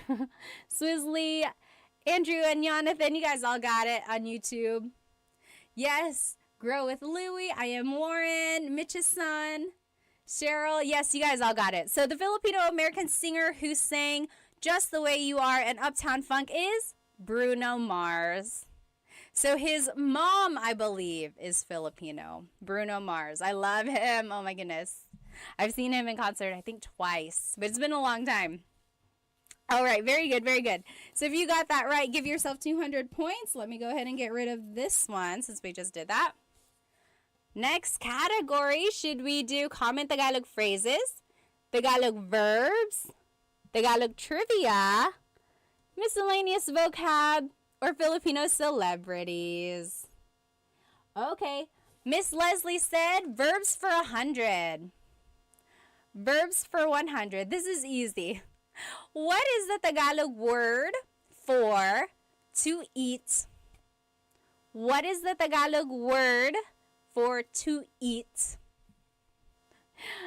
You might hear it a lot if someone invites you to their house and is like, "Hey, go eat, eat." Very good. X Sizq says kumain. Yes. Kumain or kain. Yes, so kain is the root word. Kumain is the verb itself. Very good. Yes. Kumain or kain, same idea. Nicole said subo. What is subo, literally? Do you know what subo? Very good, Nicole. So subo means to put something in your mouth. Like if I'm feeding a child, sinusubuan ko siya. I am feeding her. But you could also like subo something in your own mouth. Yeah, so subo is like to feed, whereas kain is to eat. Good question, or good point there. All right, so that was verbs for 100. If you got that, give yourself 100 points.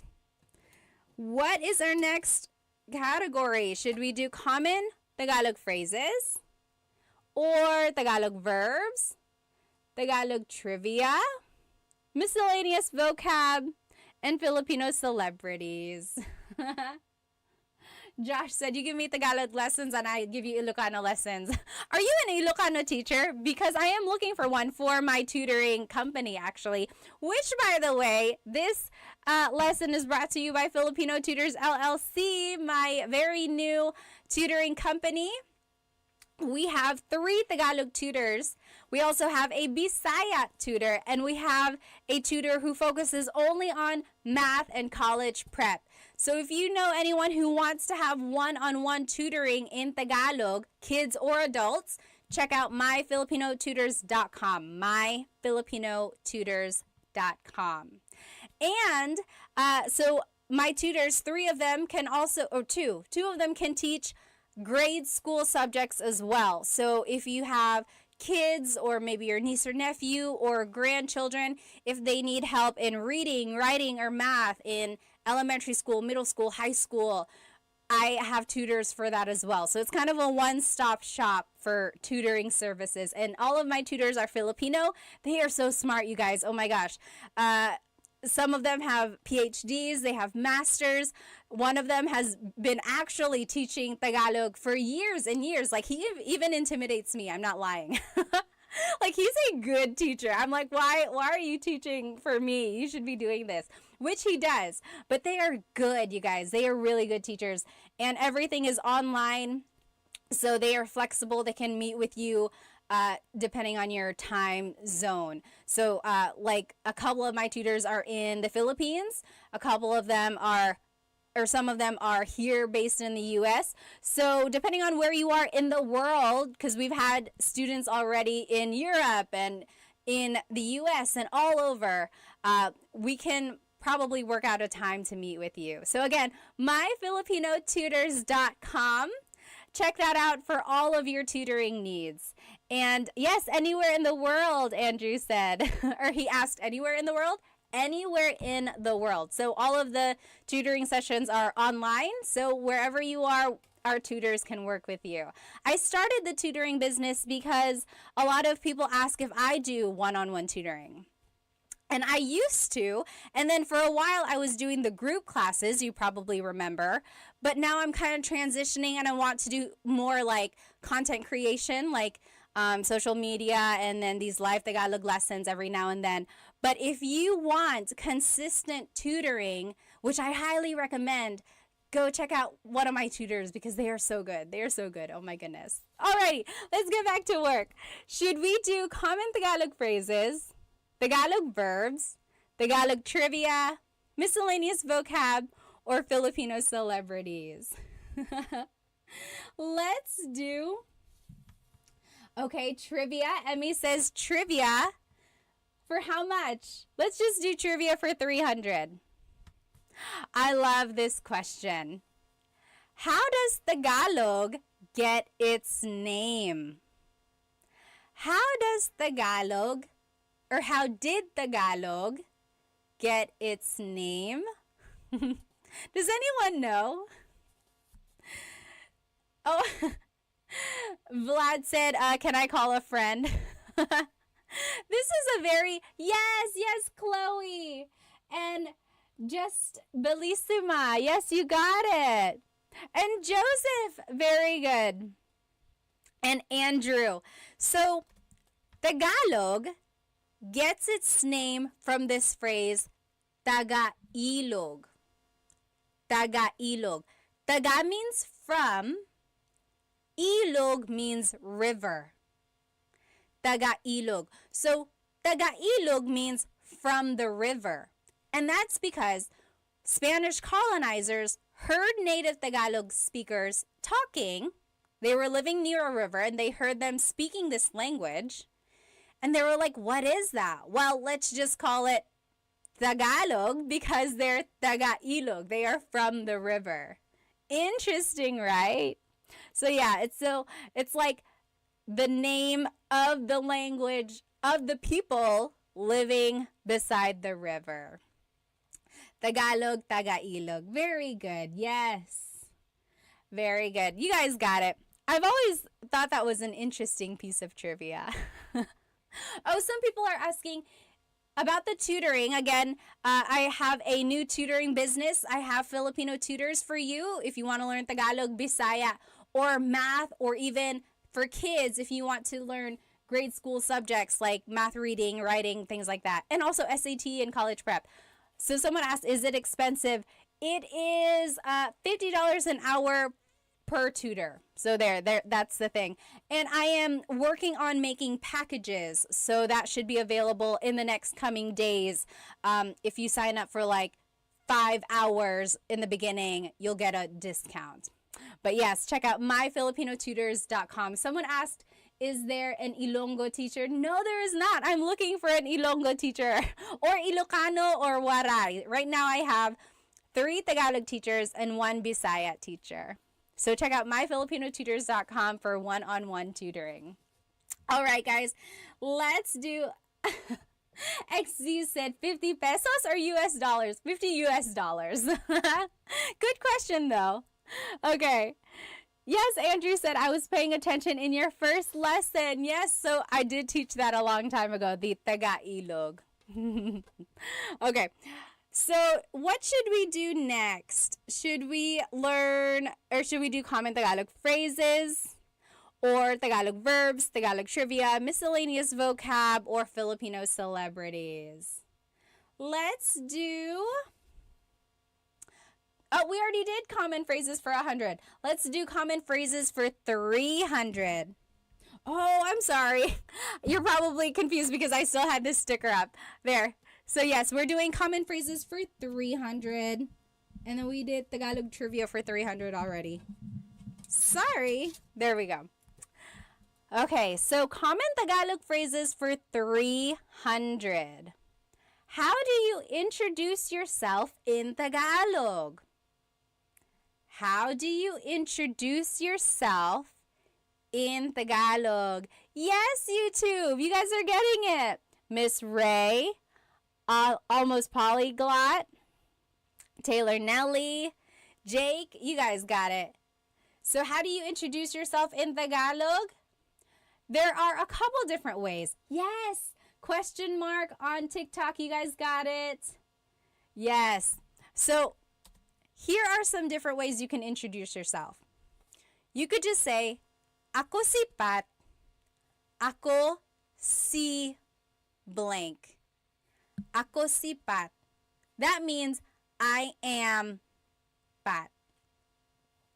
Now, this is a little bit more formal. You could say, Ang pangalan ko ay Pat.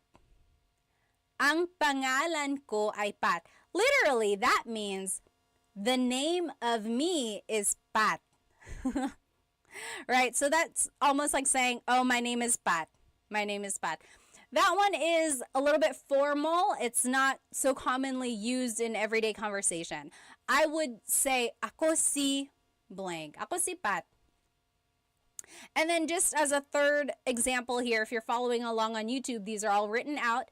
Another way to introduce yourself is, Pat ang pangalan ko. Pat ang pangalan ko. So, Pat is my name. So it's almost a variation of that second example. Basically, my name is Pat. So, ako si Pat. I'm Pat. Ako si Pat. That one is the one I would use more often. Or you could say, ang pangalan ko ay Pat, or Pat ang pangalan ko. Okay, so those are just some different ways to introduce yourself in Tagalog. All right? Very good. Should we do common Tagalog phrases, Tagalog verbs, Tagalog trivia, miscellaneous vocab, or Filipino celebrities? Let's see. Let me just make sure I'm all up to date. Oh, we already did Tagalog verbs 500. That's right. That's right. Okay, yeah. This is good. Should we do common Tagalog phrases, Tagalog verbs, trivia, vocab, or celebrities? Okay, YouTube is saying celebrities for 300. Let's do celebrities for 300.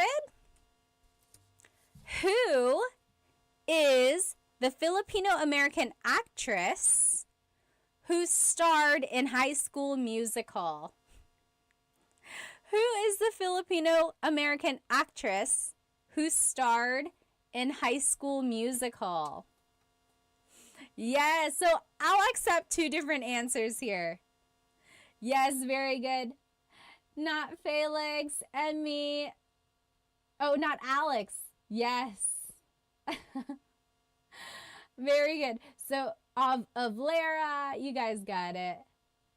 Flip Blazer. Yes.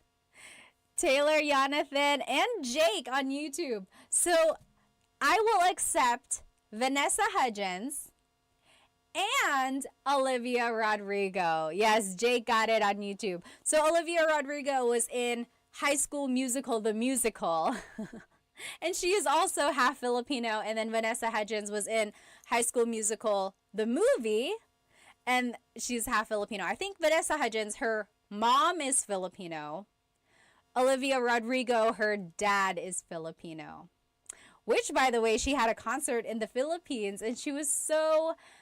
I could just tell she was so proud of being Filipino. Just from her interviews and the way that she made all the tickets, not overpriced. I just thought that was so nice of her.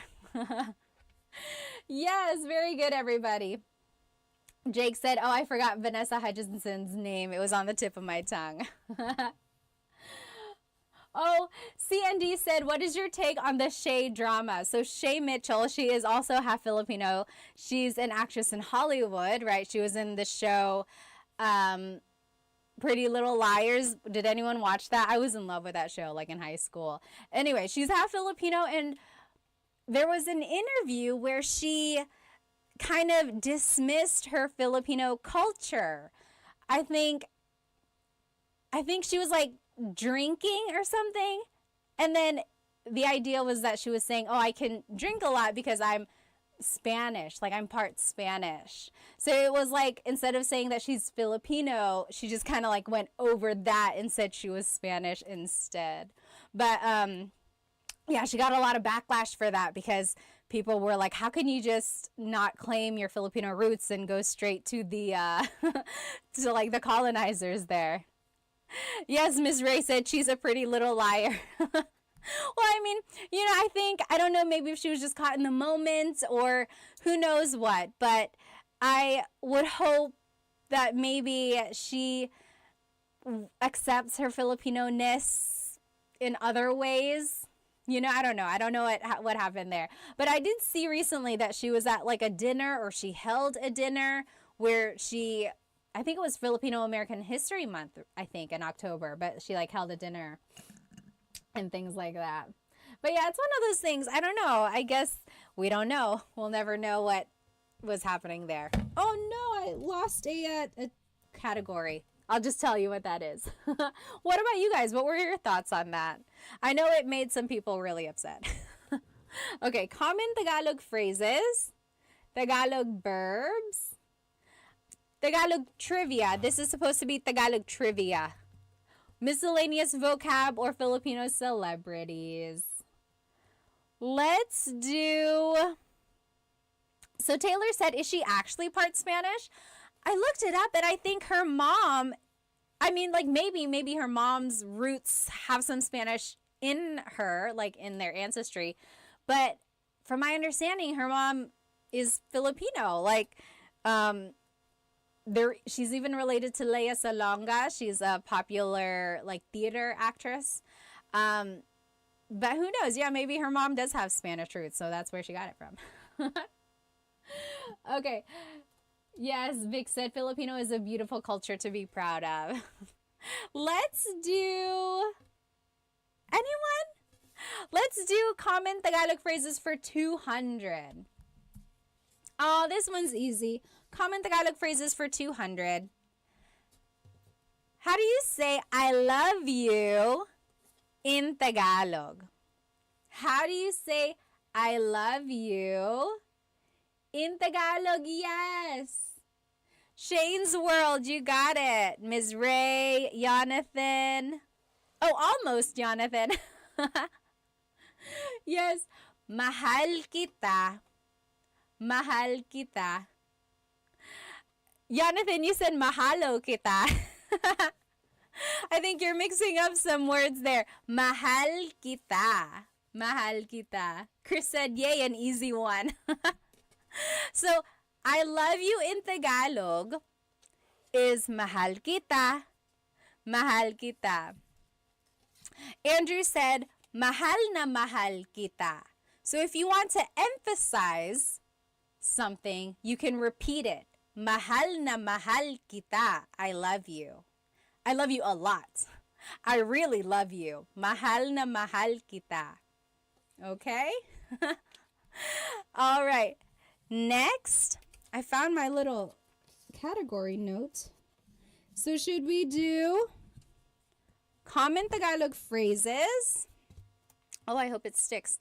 Common Tagalog phrases, Tagalog verbs, Tagalog trivia, miscellaneous vocab, or Filipino celebrities.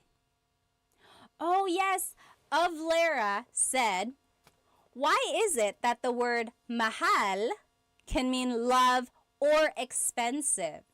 Yes, so in Tagalog, mahal can mean love, like mahal kita, or it could mean expensive, like, oh, ang mahal, it's too expensive. Magkano yan? How much is that? Oh, ang mahal, it's expensive. And I looked this up. So mahal comes from, like, it's almost like an Austronesian word. A lot of other southeastern countries, like in Indonesia, I hear, also use the word mahal. And in other cultures, it means like valuable. So it's almost the idea of like your love is valuable, or the person that you love is valuable. So I think over time it just became synonymous with like love and valuable and expensive. So it's like it just kind of is one of those meanings that has evolved over time. But I think that's the general idea. Very interesting, right? Oh, yeah, what was your name? Strayway Lemon said, because love is expensive. Isn't that the truth? Yes. Alrighty. Let's see. Should we do common Tagalog phrases, Tagalog verbs, Tagalog trivia? Just want to make sure I got it all. Yes. I think one popped off. Have we done 200? Because I have it on my board. Okay, anyway. Let's do, Andrew said trivia for 400. Trivia for 400. Oh, okay. I want you to think about Philippine geography. Where is Tagalog mostly spoken? Think about Philippine geography and think about where Tagalog is mostly spoken. Yes! Jake on YouTube, Ms. Ray. Yes. Very good. Yep. Taylor, Andrew. Yes. Jen on Instagram. Ms. Didi. Yes. So if you're thinking about like the Philippine geography, yes, very good. Vic, Chloe. Tagalog is mostly spoken in the Central Luzon area. So that's like Manila, Makati, all of Quezon City. So the Central Luzon area, that is where Tagalog is mostly spoken. But interestingly, even within Luzon, there are different variations of Tagalog. Like the more north you go, there might be different words for different things. The more south you go, there might be different words for different things, right? But the general idea is that Tagalog is mostly spoken in the central Luzon area. That's kind of higher, like up north. Now, it's not like super north, but it is a little bit more north than the other regions. So, like, there's Luzon, Visayas, and Mindanao, right? Those are the three main islands. Luzon is the northernmost island. Then Mindanao and Visayas and Mindanao are southern. They're in the south. And they speak more Bisaya. And lots of other languages down there as well. That's where Waray is. Lots of other languages in the southern areas of the Philippines. Interestingly, for a while, there was a battle on whether or not Tagalog was going to be the national language or Bisaya. Because Bisaya is a very widely spoken language as well. Like, there are a lot of people who speak Bisaya and then a lot of people who speak Tagalog. And so it was always like a battle. Is Tagalog going to be the national language or is Bisaya? And ultimately, Tagalog was chosen to be the national language because they found baybayin, or the ancient Philippine scripts, that dated to the 1500s. So they considered Tagalog to be like the oldest written language of the country. So they kind of gave it the recognition of being the national language. Very interesting, right? Andrew said, isn't Manny Pacquiao from the Visayas region? Yep, he is. So he speaks Bisaya, or like a type of Bisaya language. I'm sure he speaks like a different dialect of Bisaya, because not all Bisaya is the same. So my husband's family is from Cebu and they speak Bisaya, but they've been to a different part of the Visayas region and they couldn't understand each other just because Bisaya can have different dialects. Okay? Alrighty. Now, that was that trivia for 4? Yeah, I don't know why it's still showing up. Okay, well, we already did that, so I'm going to take that one off. And then that one was already off. Okay, anyway, let's keep going. What should we do next? Let's see. Oh, yes, someone asked, there were other written scripts too. Yes, like from Kulitan Kapampangan language. Yes, there are so many other scripts. I think Baybayin happened to be the oldest one they found.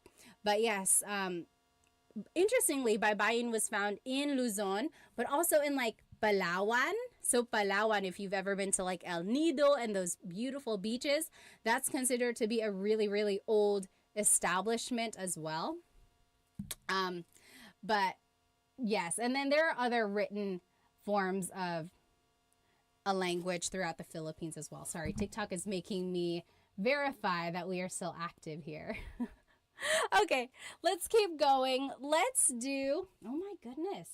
It's making me like move these puzzle pieces just to make sure I'm still active and not being a robot. Okay. Hang on. Hopefully this is the last puzzle piece I have to do. There we go. Oh, thank you, Green Spartan from Dubai. Thank you. Yes, don't they speak Spanish in some parts of the Philippines? Ms. December asked. Yes, they do. I can't remember what region of the Philippines it is, but they just speak like pure Spanish. I watched something about that. It was just like they must have been like a really big hub for Spain when the Spanish colonized them, and they just speak Spanish. Zamboanga, Ellie said. Is it Zamboanga? Maybe, yeah, I guess so. Yes, Zamboanga City. Interesting. Oh, Cavite, Zamboanga, speak Spanish. Chavacano. That's so interesting, so interesting. Yes. Oh, Chubacano. Is it Chubacano? Everyone is spelling it differently. All right. Yes, okay, very interesting. Let's finish off common Tagalog phrases. So common Tagalog phrases for 400. How do you say thank you and you're welcome in Tagalog? How do you say thank you and you're welcome in Tagalog. Yes, very good, everybody. Yes. So, thank you in Tagalog, you probably know. Salamat. Salamat po if you want to be respectful. Salamat. That means thank you. Salamat. Now, if you want to say you're welcome, it's walang anuman. Walang anuman. Literally, walang anuman means, oh, it's nothing. Or like, oh, that was nothing. Nothing at all. Walang anuman. Yes, very good. Now, again, if you want to be like very thankful, I usually say, Maraming salamat. Maraming salamat. That means thank you very much. Marami means a lot. So thank you very much. Maraming salamat. Again, to be respectful, maraming salamat po. Maraming salamat po. And then, walang anuman or walang anuman po. Po would just go at the end. Okay? Very good. So we did all of the common Tagalog phrases. That wasn't so bad, right? Should we do Tagalog verbs, Tagalog trivia, miscellaneous vocab, or Filipino celebrities? Let me just check this one. Oh, yes, we already did that. Okay, let's do... Okay, Steven said trivia. Trivia for... Let's do trivia for... We already did? Did we do 400? Yes, we did. We'll just do trivia for 500. Trivia for 500. Oh, okay, this is an interesting one. We kind of touched on this. What is the difference between Tagalog, Filipino, and Filipino? What is the difference between Tagalog, Filipino, and Filipino? And I'm talking about the language here. So I'm not talking about like Filipino as the ethnicity. Taylor said the accent. Yes, the way I'm saying it. No, but as languages themselves. P. Constantino said spellings. Has anyone ever called you pilosopo? Mga pilosopo kayo. You guys are being like smart Alex here. Okay, so Trisha said on TikTok, Tagalog is the name of the language, Filipino is the name of the people. That's right. That's not wrong. That is correct. But Filipino itself is also a language. Yes, a lot of you are saying that. A lot of you are saying the same answers. Yes. Let's see, who is this? Nika on TikTok. So Tagalog is the main language for Tagalogs. So Tagalog is the language of the native river dwellers, like we had learned, right? So that's Tagalog. Filipino is the name of Tagalog that was given in the 1950s. Let me check my answer here. Yes. So Filipino is the name given to Tagalog in the 1950s when it was declared to be the national language. So the government was like, okay, Tagalog is going to be the national language. But in schools, let's make everyone learn Filipino. So it was like the name they gave to Tagalog to give it more of an identity, a national identity is what they say in history books. So again, remember how I said Bisaya is spoken in like the southern region? So by giving it this name, Filipino, it's almost like they are encouraging the entire country to learn the national language. Okay, and then Filipino, yes, it's the ethnicity, it's the name of like the people, but also as a language, Filipino is the official language of the Philippines.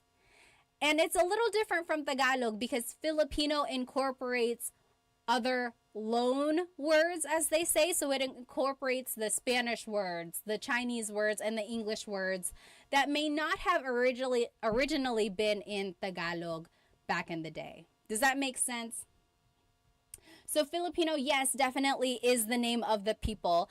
I am Filipino. We are Filipino as a people. But also as a language, Filipino is the name of Tagalog plus its influences from the other languages. Okay. Alrighty. Now, someone here said Pinoy or Pinay. What I heard about the word Pinoy and Pinay, I heard that was actually the name given to like Phil-ams or like Filipinos who had moved outside of the Philippines. Like that's where that stemmed from. It's almost like, I can't remember where I heard that. I heard that years ago, but it's like that is what they referred to themselves as, like, oh, Pinoy ako, Pinay ako. I am from the Philippines, even though I don't live there anymore. Very interesting. Okay, so we finished off Tagalog trivia. We only have 3 categories left. Should we do Tagalog verbs, miscellaneous vocab, or Filipino celebrities? Should we do verbs? Let's do verbs. No one wants to touch the verbs. Let's do verbs for 200. This is easy. What is the Tagalog verb for to cook? To cook. What is the Tagalog verb to cook? So to cook is, yes, Juju on TikTok. Yes, magluto. Magluto, to cook. Magluto. Or luto. Yep, luto is the root word, magluto. So if you wanted to say, I am cooking, it's nagluluto ako. Nagluluto ako. I am cooking. To add on to that, you could say, nagluluto ako ng adobo. I am cooking some adobo. Nagluluto ako ng blank. Okay? And then if you want to switch out the pronoun, nagluluto siya ng adobo. He is cooking adobo. Nagluluto ka ng adobo. You are cooking adobo. Okay, so I have a whole lesson, a full-length Tagalog lesson on my YouTube channel, present tense verb conjugation. It goes over how to make sentences like that. Very easy, lots of practice. You can check that out if you want to practice some more verb conjugation.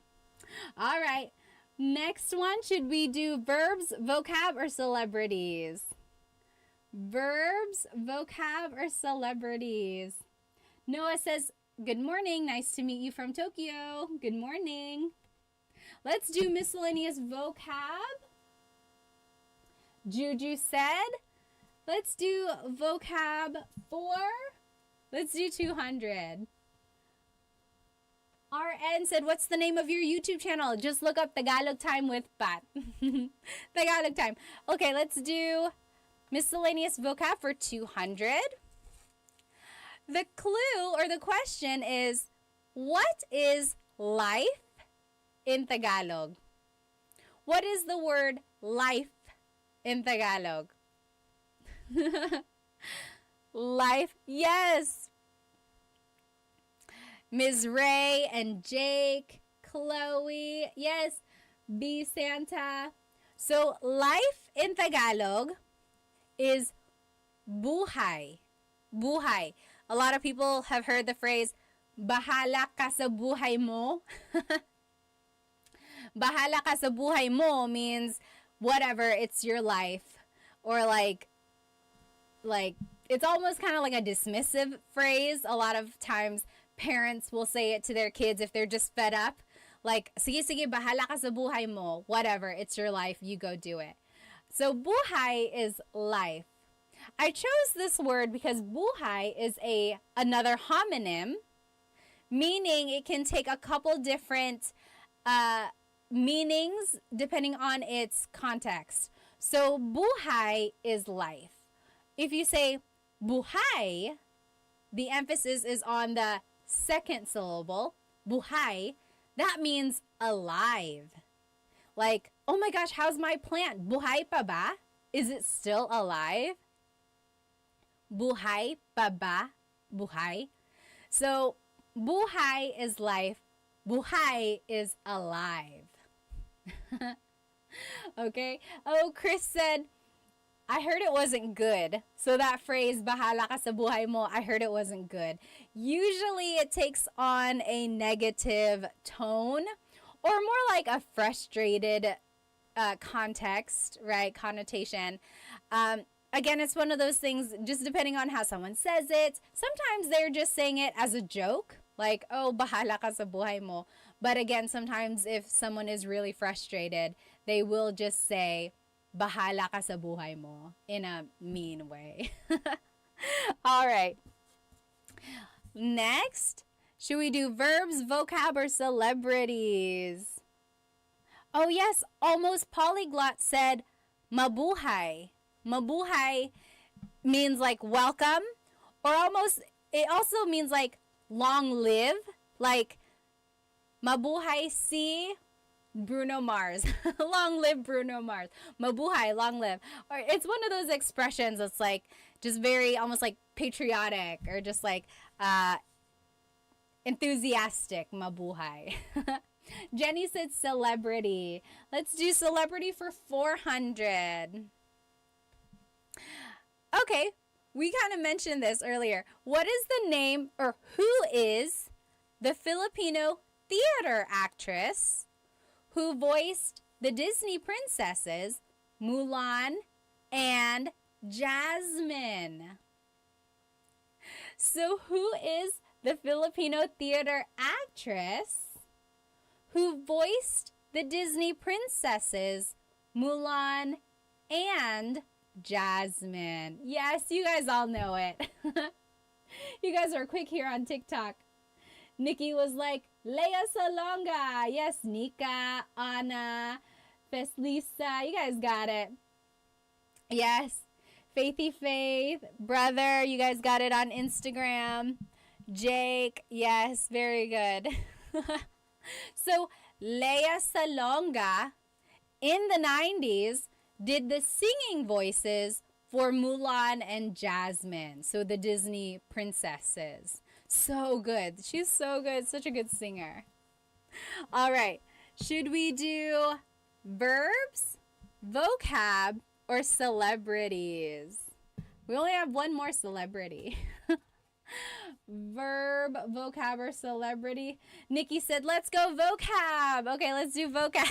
Let's do vocab for 300. Okay. Oh, I love this question.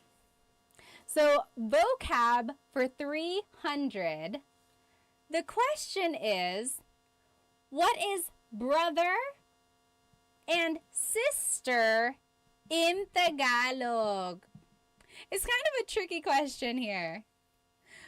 What is brother and sister in Tagalog? Oh, I'm seeing so many answers here. I love it. Wait, hang on. I want to read one of these comments up here before I say the answer. Yes, Mayari said, I remember watching Lea Salonga in Miss Saigon. Yes, so I think Miss Saigon might have been her like breakout theater role, right? She was the lead role in Miss Saigon, and then she started to get all of these different roles after that. Oh, Kelly said, hi, my fiance is Filipino, and I want to say Filipino guys are the best. Oh, shout out to all the Filipino guys out there. Kelly is a big fan. Yay. Yes. Okay. So the question here, what is brother? What is sister in Tagalog? So I am seeing a lot of you have said kapatid. Kapatid. So the word kapatid is sibling. Kapatid is sibling. It doesn't have a gender attached to it. It's just one of those gender neutral roles or words. in Tagalog, when we're talking about family, a lot of words actually are gender neutral. Like the word asawa. Asawa is a spouse. It's not necessarily wife or husband, it's just spouse. It's another gender neutral word.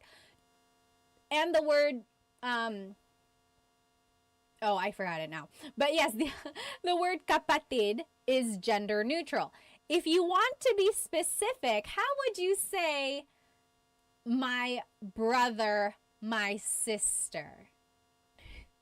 So if you want to be specific, you would have to say kapatid na lalaki. That's brother. Lalaki is boy. So kapatid na lalaki, that's brother. Yes, Tony is saying lalaki kapatid. Close, yep. Or if you want to say sister, it's kapatid na babae. Babae is girl or woman. Okay? So now, yes, a lot of you are writing ate and kuya. So ate and kuya mean older brother, older sister. Right? In the Philippines, in the Filipino culture, it's all about showing respect to our elders. So I would never call my older cousin by her first name. I would always say Ate Kat or Ate Rachel, Ate whatever. It's just one of those things where we've been taught to really look up to our elders. Even if it's just like a generation above us, we call them Ate and Kuya. Same with an older brother or older cousin. It's always Kuya whatever. So Ate and Kuya mean older brother, older sister. But if we're talking about just a sibling who's younger though, you would have to say kapatid na lalaki, kapatid na babae. Okay, so here's the answer written out. So kapatid na lalaki is your brother. Sibling, that is a boy. Kapatid na lalaki. That's brother. Kapatid na babae is sibling who is a girl. Because babae means girl. Kapatid na babae. Now, if we were talking about our older brother, older sister, yes, it would simply be kuya and ate. Yes, okay, exactly right.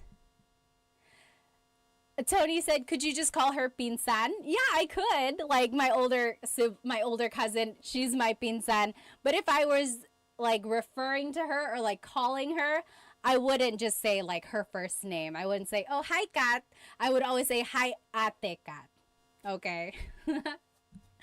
So that's interesting. This question, I really just wanted to point out that there are gender neutral words, especially in like talking about family members. I think it's very interesting. Also, like the word apo. Apo is grandchild. So if someone wanted to say grandson and granddaughter, they would have to do this same pattern.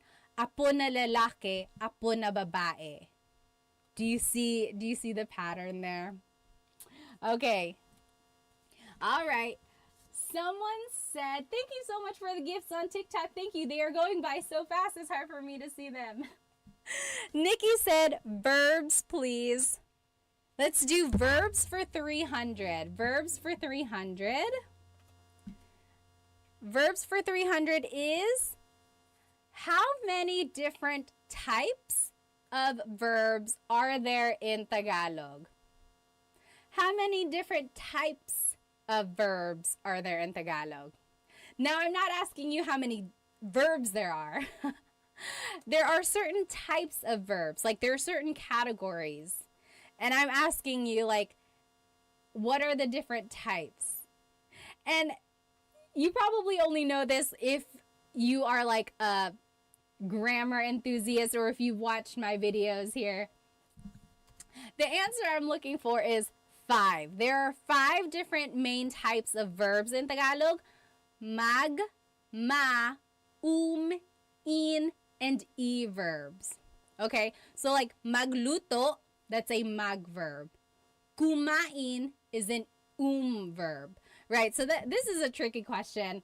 Yeah, I was asking about like the types of verb, like conjugation types there. Yes, some of you got it. You got it. Again, if you want to learn how to conjugate verbs in Tagalog, check out my full-length Tagalog lesson. It's called Present Tense Conjugation of Verbs in Tagalog. I think it's lesson 3 or 4 or something like that on my YouTube channel. All right, we are almost done, you guys. Should we do verbs, vocab, or celebrities? Let's see. Let's do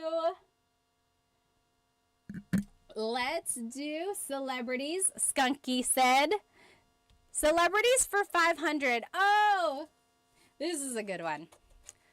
Who is the Filipino-American singer and guitarist who performed at the Super Bowl with Usher? She was so good. Oh my gosh. Who is the Filipino-American singer and guitarist who performed at the Super Bowl with Usher? Oh, Bumbero said Bruno. Bruno did perform at the Super Bowl like a couple times, and he probably did have a guitar.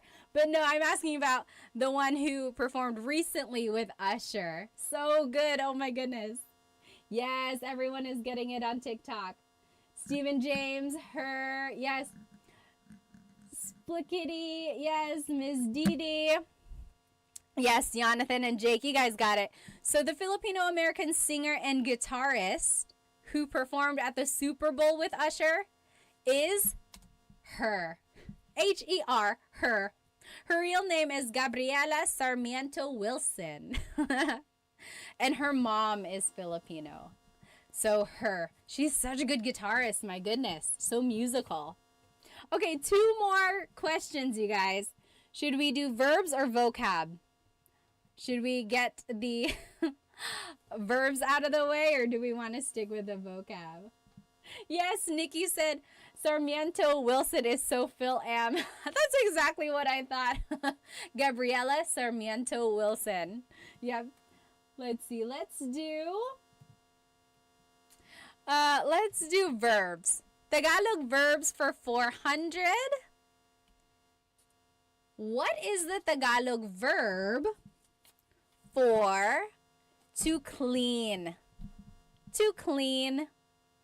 How do you say to clean in Tagalog?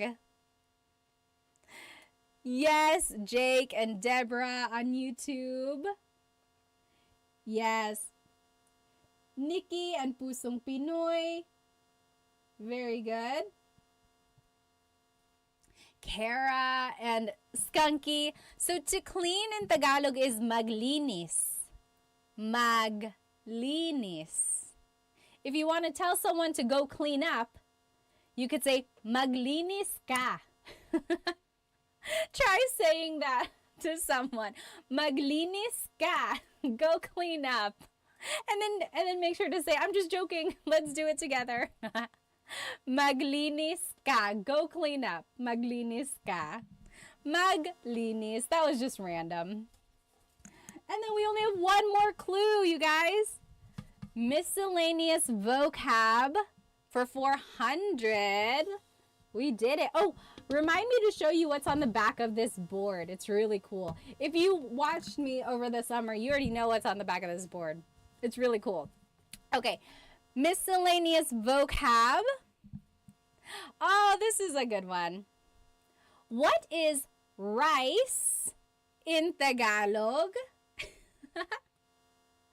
What is rice in Tagalog? Yes, I'm already seeing the different answers.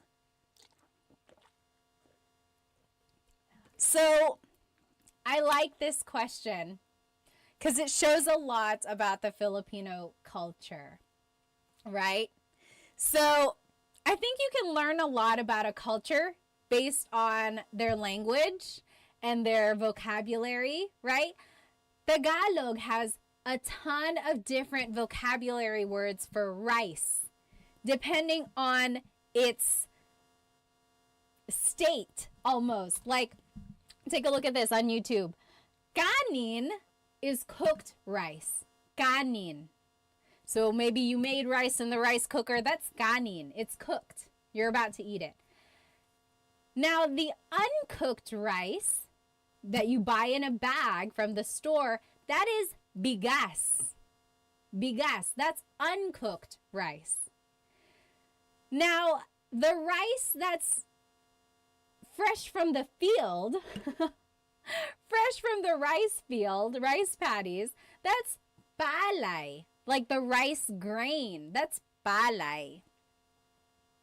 And then sinangag, specifically, that's fried rice. There's a name. Fried rice is sinangag. And then there's just so many more. Yes, Tony on YouTube listed them out. Bahaw. That's like the rice that's the, like, is that the undercooked rice? Bahaw?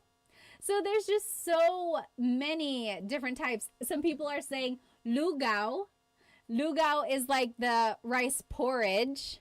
Oh, overnight rice. Yes, bahaw. That's the overnight rice. That's the one that's best for the sinangag, the fried rice. So I like this question because it shows how important rice is to the Filipino culture, right? In English, we would just say, oh, that's rice. It's cooked. That's rice. Or I got to go buy some rice from the store. I got to buy a bag of rice.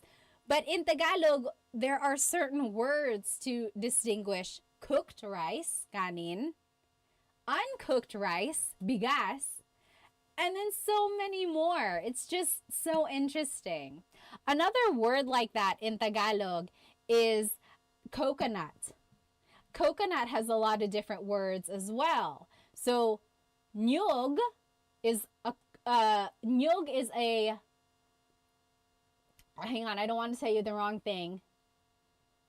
There's the baby coconut and then there's the brown coconut. Which one is nyog? Which one is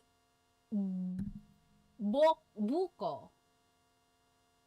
Oh, see? Skunky said, wow, I've only heard the word buko. Yes. So buko is the, like, white coconut meat almost. Like they make buko pie and things like that.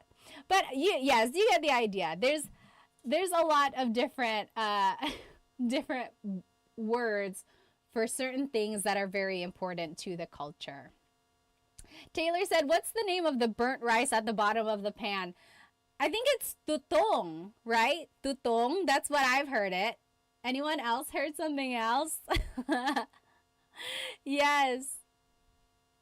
Oh, if you were to say, he is cooking rice right now, do you use the cooked or uncooked form of the word? Oh, I love this question. Civil War on YouTube said, if you were saying he is cooking rice, do you use the cooked or the uncooked version?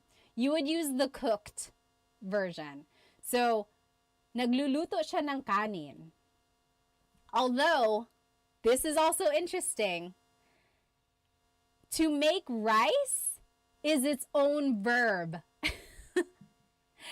To make rice is magsaing. Magsaing, that means to make rice. It's so crazy, right? It's so crazy. I love it. I love it, you guys. Yes, tutong, Jake said. Tutong is the burnt part of the rice. Oh my goodness. I love it. Okay, guys, we did it. We finished our Tagalog Jeopardy. We went over some common Tagalog phrases. We went over verbs and some trivia and miscellaneous vocab and celebrity. Oh, yes. Oh, do you have a YouTube video on rice? I don't have a YouTube video on rice. Maybe I should. All right. Let me show you this poster here, or this piece of decoration. Hang on. Let me make my screen full screen. Here we go on YouTube. This is so cool, you guys. So this was the board that I was using for our game. Look at the other side of it. It's a it's like a piece of wood artwork of tinikling. Isn't it so nice? And I'm not selling this or anything. I'm not promoting it. I just happen to have this. Actually, I got this. You know where I got this from? A yard sale. Years and years ago. Like, I happened to be at a person's yard sale and I was looking at their table and I came across it and I was like, wait, is that tinikling? And then sure enough, it says Philippines and it was like 25 cents. I couldn't believe it. And I don't even know how that person had it or like why she had it because she wasn't Filipino. She was not. She just wasn't Filipino. But yeah, so it was just meant to be, I guess. I haven't found a place to like hang it up. Oh, maybe I could put it right here. Wouldn't that be nice? That's kind of nice, isn't it? I've had it for years, like even before I started Tagalog Time. I just haven't had a place to put it, but I love it. I love it so much. And it's wood. Oh, I love it. It's so nice. All right, you guys. Thank you so much for hanging out with me tonight. I will see you again. You know, I might be live tomorrow. I don't know if I'm just going to do another Jeopardy for those who weren't able to join us tonight or if I'll do a whole new lesson. But if I do go live tomorrow, it's going to be like in the morning. I'm trying to figure out the demographics that I reach at different time zones. So I hope to see you again. I'll definitely see you next Thursday for another Tagalog Time. And then maybe one other time next week as well. I hope you have a great rest of your evening. Thank you so much for spending some time with me. Maraming salamat. Paalam.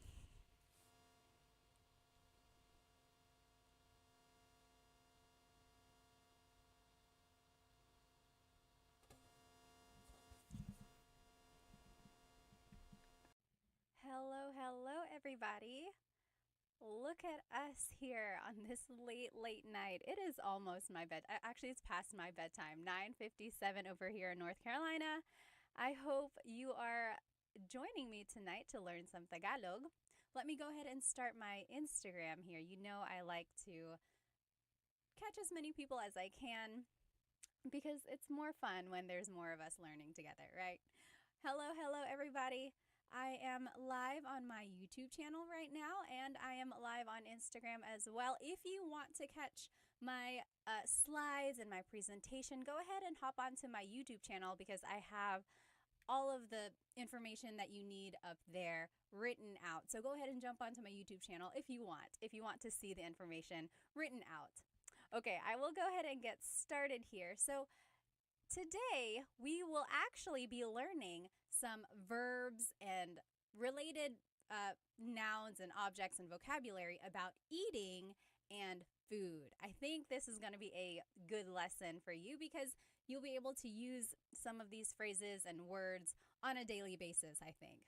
But first, go ahead and write in the comments where you are watching from and your age. I always like to know who I am teaching. Sometimes I have some very young people. Sometimes I have older people who are just wanting to learn some Tagalog. So go ahead and write where you are currently watching. I am over here in North Carolina. Again, it is way past my bedtime, you guys. But I like to I like to try out different times just to see my demographics, see who is watching, and maybe I'll catch people at different times. Hello. Chandra is from India. Hello. Sharon is 22. Adam, BGC. Raymond is in Chicago. Oh, I have a friend in Chicago. CB and D. Zida is, so it's so beautiful. Salamat. Maraming salamat. Let's see, who else? San Jose. I am a sweet potato. Raven is from South Korea. Nikki is from Guam. Hello. Sharon is from Hawaii. Brittany is also from Guam. Hello, kamusta ka from Arizona? F2JR said, I'm watching from the Philippines. Hello. Saan sa Pilipinas? That's so cool. Georgia, 29. Awesome. Nikki is 35. Hello, hello. I am over here in North Carolina and I am 32 years old. Mount Mayon. Pooch 2024 said, you know, my family is from Bicol, so we visit the Mayon every single time we go home. David is from San Diego, but currently in Hawaii at the moment. Oh, lucky, lucky. Mark is from El Paso. Ken V is from San Jose. Hello, hello. How about over here on YouTube? Where are you guys from? George is from Cyprus. Hello, hello. Sure is from the U.S. Hello, hello. Orpix is from Maryland. Jack is from Alberta, Canada.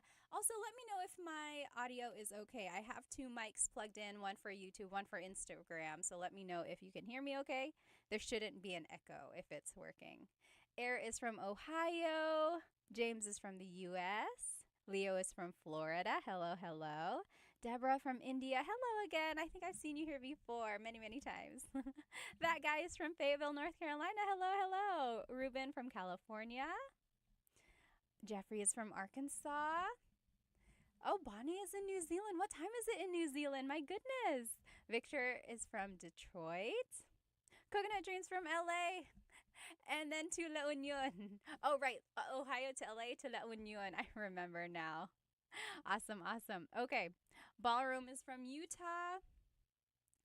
Nicholas is from Dubai. Okay, we got to get started, you guys.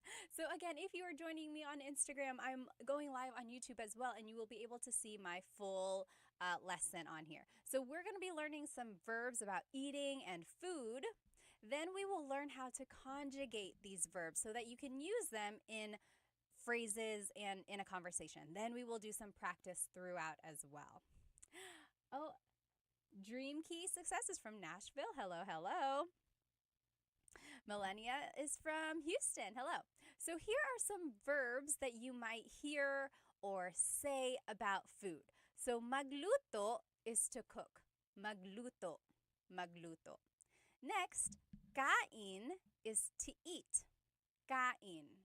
You might also hear kumain. Same thing. We'll see the difference there. Inom is to drink. Inom. Inom. Tikman is to taste. Tikman, tikman. So kain is to eat. Tikman is to taste. So that's the difference there. Magsaing is to cook rice. I always thought this word was very interesting because it really shows how important rice is to the Filipino culture, right? There is a single word for to cook rice. Magsaing. Magsaing. Instead of saying to cook rice, it's just this one word. Again, indicating that rice and then cooking rice, eating rice is very important to the Filipino culture. And then lastly, maghain, to set the table. Maghain. So now let's see how all of these verbs will be conjugated or changed so that we can use them in these in certain phrases. So again, let's look at these verbs one more time. Try saying them with me. Magluto, to cook. Magluto. Magluto. And then kain, to eat. Kain. Inom, to drink. Inom. Tikman, to taste. Tikman. Magsaing, to cook rice. Magsaing. And then maghain means to set the table or to prepare food. Maghain. Orpik said, what time does the stream end? He or she has work at 7 bukas. It usually lasts about an hour, but if you happen to jump off, this recording will be on my YouTube channel afterwards. Okay, so those are the verbs. Now, just a note about verb conjugation in Tagalog. So, first of all, a verb is an action word. Sometimes I like to just start from the very basics so we don't lose any information. So a verb is an action word, okay? And then to conjugate means to change into a different form. One time in my class, I was throwing this word around, conjugate, conjugate, and someone asked, sorry, what does conjugate mean? So conjugate means to change into a different form. Okay, so we have to change it depending on the tense we are using. So here are the different types of tenses. There's the present tense. I am eating. Right now, I am eating. That's the present moment, right? The current moment in time, present tense. Then there's past tense. So past tense is like yesterday or last week, the other month. So it's already happened. That's past tense. Then there's future tense, which is tomorrow, next week, next year. It will happen in the future. That's future tense. Then these are just some other tenses. There's the present perfect tense, like you have been eating. There's the pluperfect tense, I had eaten lunch. And then there's just so many more in English. So that's just the idea here. We're going to take a verb and then we're going to conjugate it or change it depending on the tense. Okay? And feel free to write any comment or write any questions in the comments. Oh, Timmy Time said, hello, Pat. Hello, kamusta ka? Sometimes they go really fast, these comments. So if yours gets pushed up too quickly and I don't catch it, feel free to write it again. Okay, so that is just an overview of verb conjugation. Now, in Tagalog, there are 5 main types of verbs. I love linguistics and I love grammar. So take a look at this. There's mag verbs, ma verbs, in, and e verbs. Okay, so those are the 5 different types of verbs. We're going to focus on only a few of them tonight because not all of the verb types are covered in the verbs that we talked about. But you'll see kind of this pattern that we have to follow. BK Park said verb conjugation is sobrang mahirap. Verb conjugation is very hard. It can be hard. There's like patterns, but then sometimes like there are exceptions. So yeah, it can be tricky, but I would say I'll give you some tips as we learn. Okay, let's keep going. So some of these verbs are actor focused and some are object focused. What does that mean? An actor focused verb means that the subject is doing the action. For example, the boy is playing. The subject here is the boy, and he is doing the action. He is playing. The boy is playing. So that is actor focused. Kind of makes sense, right? Now, object focused verbs are when the action is being done to the subject.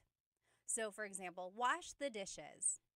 Wash the dishes. Now, the subject are the dishes. And then the action is being done to them. They are being washed. Okay, so wash the dishes. All right. Now, so that's just the difference between actor and object-focused verbs. We'll see how this affects the phrase that we have to say. Okay? Let me just catch up on some of these comments. Brian Wong said, how often do you do these online lessons? We have been doing Tagalog Thursdays for like 4 or 5 weeks now. So Tagalog Thursdays, I try to come on here on YouTube and on Instagram or TikTok live. Usually at around this time, sometimes a little bit earlier. And then I like to repeat the lesson another time during the week, just in case people weren't able to join the live. I know people like to write in the chat if they have specific questions. I have to do repeats on like the last 2 lessons, but they will come. I promise. I'm going to work on them next week. All right. Yeah, so object focused has to be a direct object. Yes, that's the idea. It's like a direct object there. All right, let's keep going. So now, in order to make a phrase, here are some subject pronouns that we can use. Ako means I. Ako. Ka is referring to you, singular. Ka.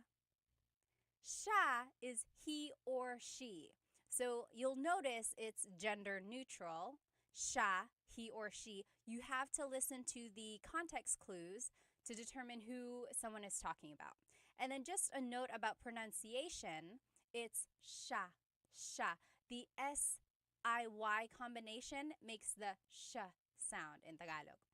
Some regions say siya, but in the Luzon, central Luzon area, in the Tagalog region, it's siya, siya. Next, sila is they. Sila. Tayo is we inclusive. Tayo. And then kami is we exclusive. So in Tagalog, there are two types of we. There's inclusive and exclusive. For example, tayo is all of us together. It's inclusive. Everyone is included. Kumakain tayo. We are all eating. You see how it's inclusive? Now, kumakain kami is me and someone else. Me and my husband Chris. Kumakain kami. We are eating. You are not included. I'm just telling you about it. For example, you called me and you're like, hey, what are you doing? I would say, oh, kumakain kami. We are eating. It's exclusive because you're not included. That's kind of tricky there, but I think you'll see it if in these examples. Gosh, Instagram, why didn't you tell me my microphone was not plugged in? Let me know if this works a little bit better, okay? Okay, so my microphone is plugged in. Hello, hello. Let me know if that helps or if it's worse. Okay, now, kayo is you plural. Kayo. So that's you all. Kumakain kayo. You all. So that's you plural. Okay, so try saying those with me. Ako is I. Ka is you singular. Siya is he or she. Sila, they. Tayo, we inclusive. Kami, we exclusive. Kayo, you plural. Okay? Yes, Jack said, what about kayo?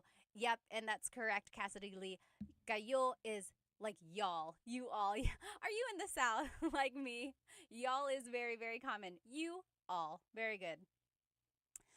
All right. Anyone have any questions about these subject pronouns? There's a little twist there we'll see at the end. But those are just some subject pronouns we're going to start with. Now, this is the basic sentence structure when we want to say like a phrase. Verb goes first and then it's the pronoun. Verb and then pronoun. Take a look at this. Magluto means to cook. So here is a phrase. Nagluluto ako. I am cooking. Nagluluto ako. Do you see how the verb goes first and then it's the pronoun? Nagluluto ako. I am cooking. Nagluluto ka. You are cooking. Nagluluto siya, he or she is cooking. Nagluluto sila, they are cooking. Nagluluto tayo, we are cooking. Inclusive, all of us. We are in the same kitchen, we are cooking together. Actually, someone in one of my classes said that. When you think of tayo, think of together. Tayo, together. Tayo, together. We are all doing it together. Kind of makes sense. So, nagluluto tayo, we are cooking. Nagluluto kami, we are cooking exclusive. So, me and my kids, nagluluto kami, nagluluto kami. We are all cooking, or we are cooking. Last one, nagluluto kayo, you all are cooking. So, you all as a class, nagluluto kayo. Gerard said, can you do an example with kayo? Yep, that last one. Nagluluto kayo. Nagluluto kayo. Okay. Oh, Jack said, how does mag end up nag? Very good. That's a good question. It's part of the conjugation pattern. We'll see it in just a minute, okay? Now, just a note about Tagalog verbs. All Tagalog verbs have a root word. There's a root in there. So take a listen, or listen carefully for the root words. Then an affix or an infix is added to conjugate the verb. So something is added to the beginning. Sometimes it's added in the middle. Sometimes it's even added at the end. And that will indicate if it's present, past, future, or any other tense. Okay, so there's a root word and then something is added. For example, magluto, again, to cook. Nagluluto ako means I am cooking. That's present tense. Nagluto ako, I cooked. That's past tense. Magluluto ako, I will cook.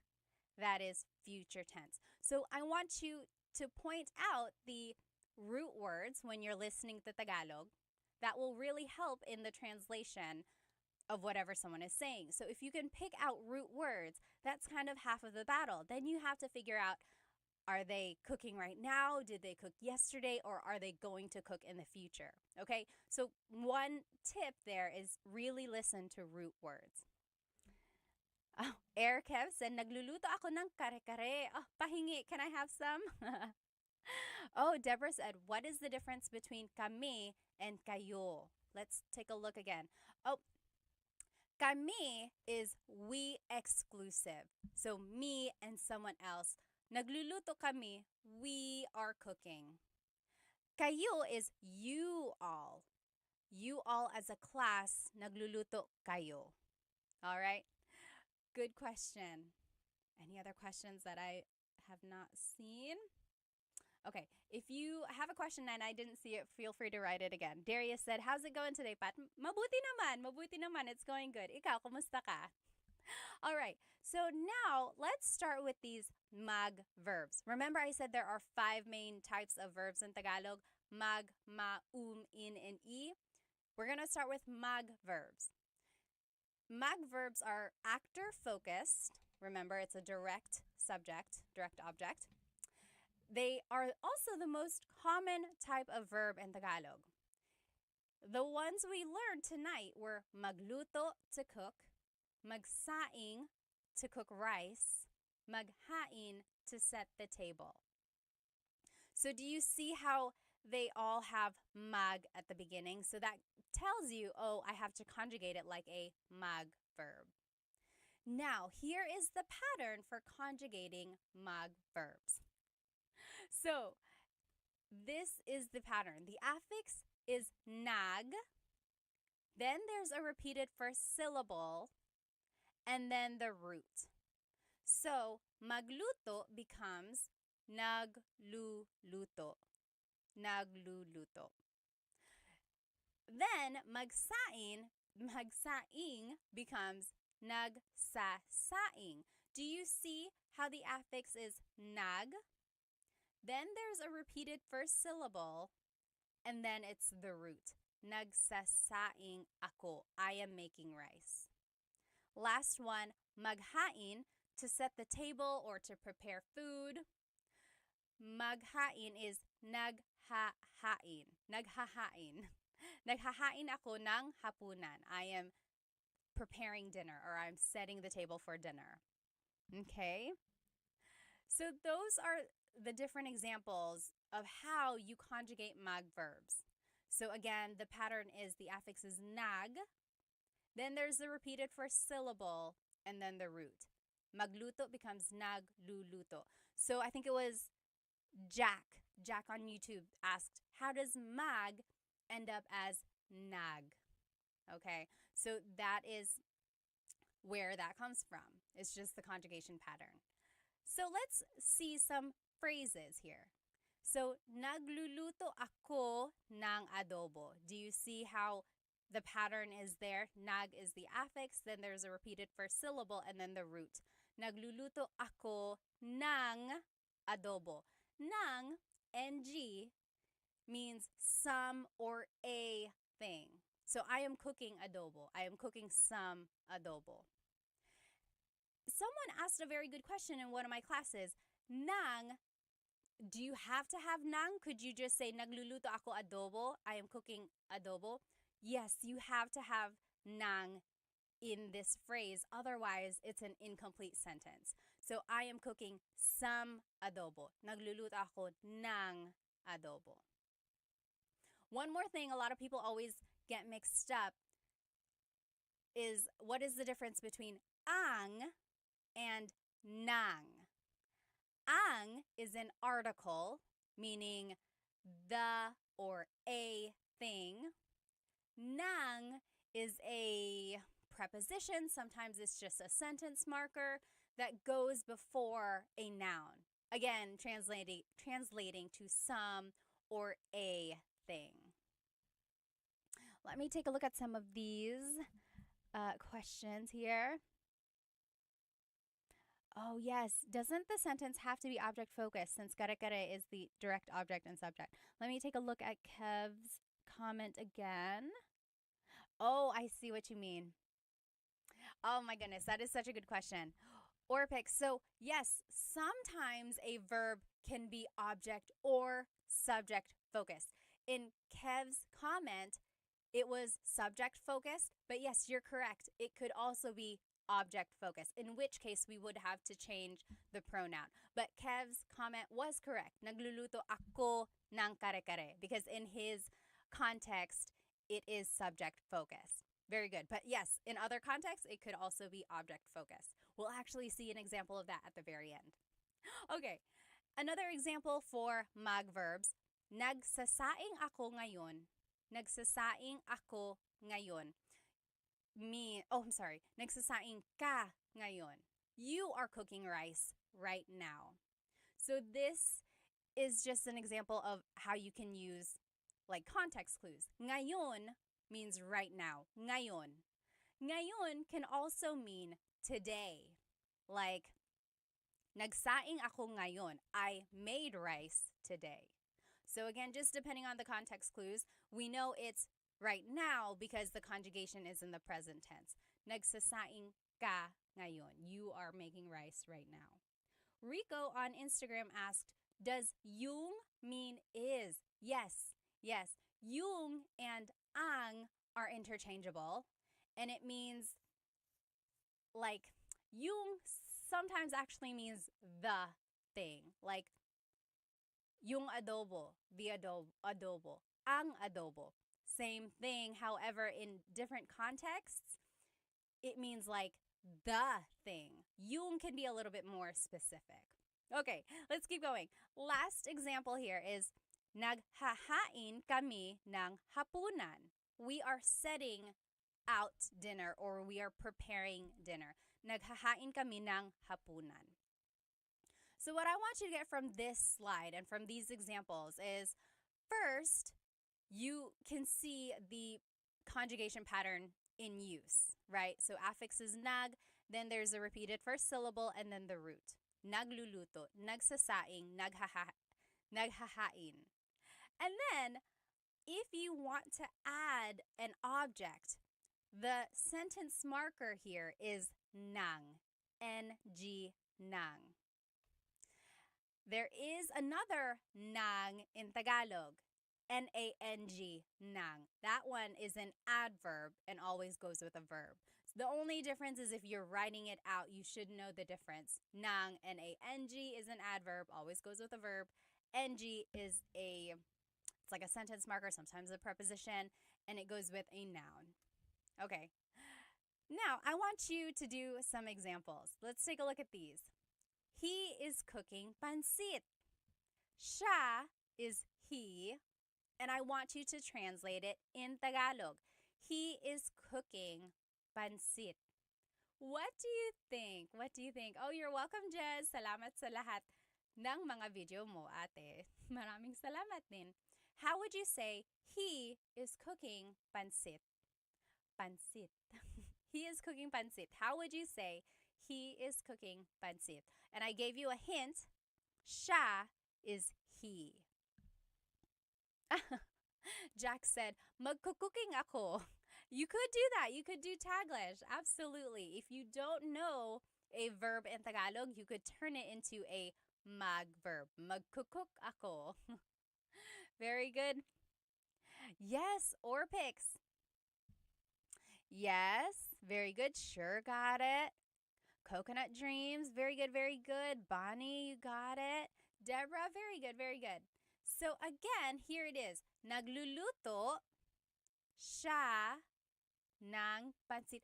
Oh, not again. On Instagram, I did it again where I got the dog ears. I don't know how to undo that, you guys. That's what happened last time. Okay, it's going to have to stay. It's going to have to stay. I'm sorry. Very good. Yes. So, nagluluto siya ng pancit. Very good, you guys. Yes, JM got it. Nagluluto siya ng pancit. So, again, I want you to focus on the sentence structure. It's verb, then pronoun. then ng, and then the object. Nagluluto siya ng pansit.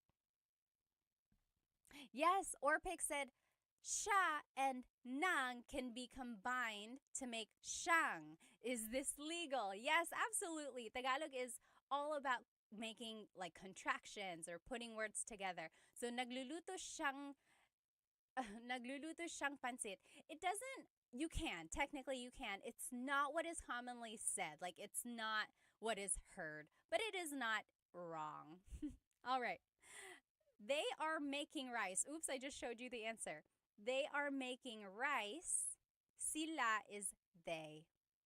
Brian said, what's pansit? Who would like to describe pansit? Yes, Deborah said Filipino noodles. It's just like noodles that are stir-fried. They have veggies, sometimes shrimp, sometimes chicken. And it's definitely influenced by like the Chinese culture. Actually, I looked it up one day and it goes back all the way to when like the Chinese immigrants moved to the Philippines, and actually it was considered like fast food because it was quick to make, and then they sold it for like very cheap, and then a lot of people would buy it when they were like out and about or during their lunch break. So yes, and it is commonly served at all special occasions, birthdays, New Year's, and it represents long life when you eat it on your birthday. Yes, Jack said very thin noodles also, although sometimes they can be thick noodles as well. So pancit bihon versus pancit canton. Canton is the thicker noodles. Pancit bihon is the thinner noodles. All right. They are making rice. What do you think? They are making rice would be nagsasaing sila. Nagsasaing sila.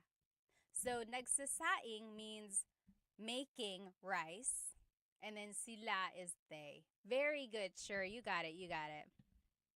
All right. Next, David Jr. said it's one of my favorites. Me too. I love pancit. Very good. All right. Are you preparing lunch? I didn't mean to show you the answer. Are you preparing lunch? Ka means you. Tanghalian is lunch. Ba is a question word. So are you preparing lunch? Here is how you would say it. And I want to show you because ba has a certain placement. Naghahain ka ba ng tanghalian? Oh, I misspelled tanghalian there. There should be a G. Naghahain ka ba ng tanghalian? All right. So, are you making lunch? Ba goes after ka. Okay? So, naghahain ka ba ng tanghalian? Are you preparing lunch?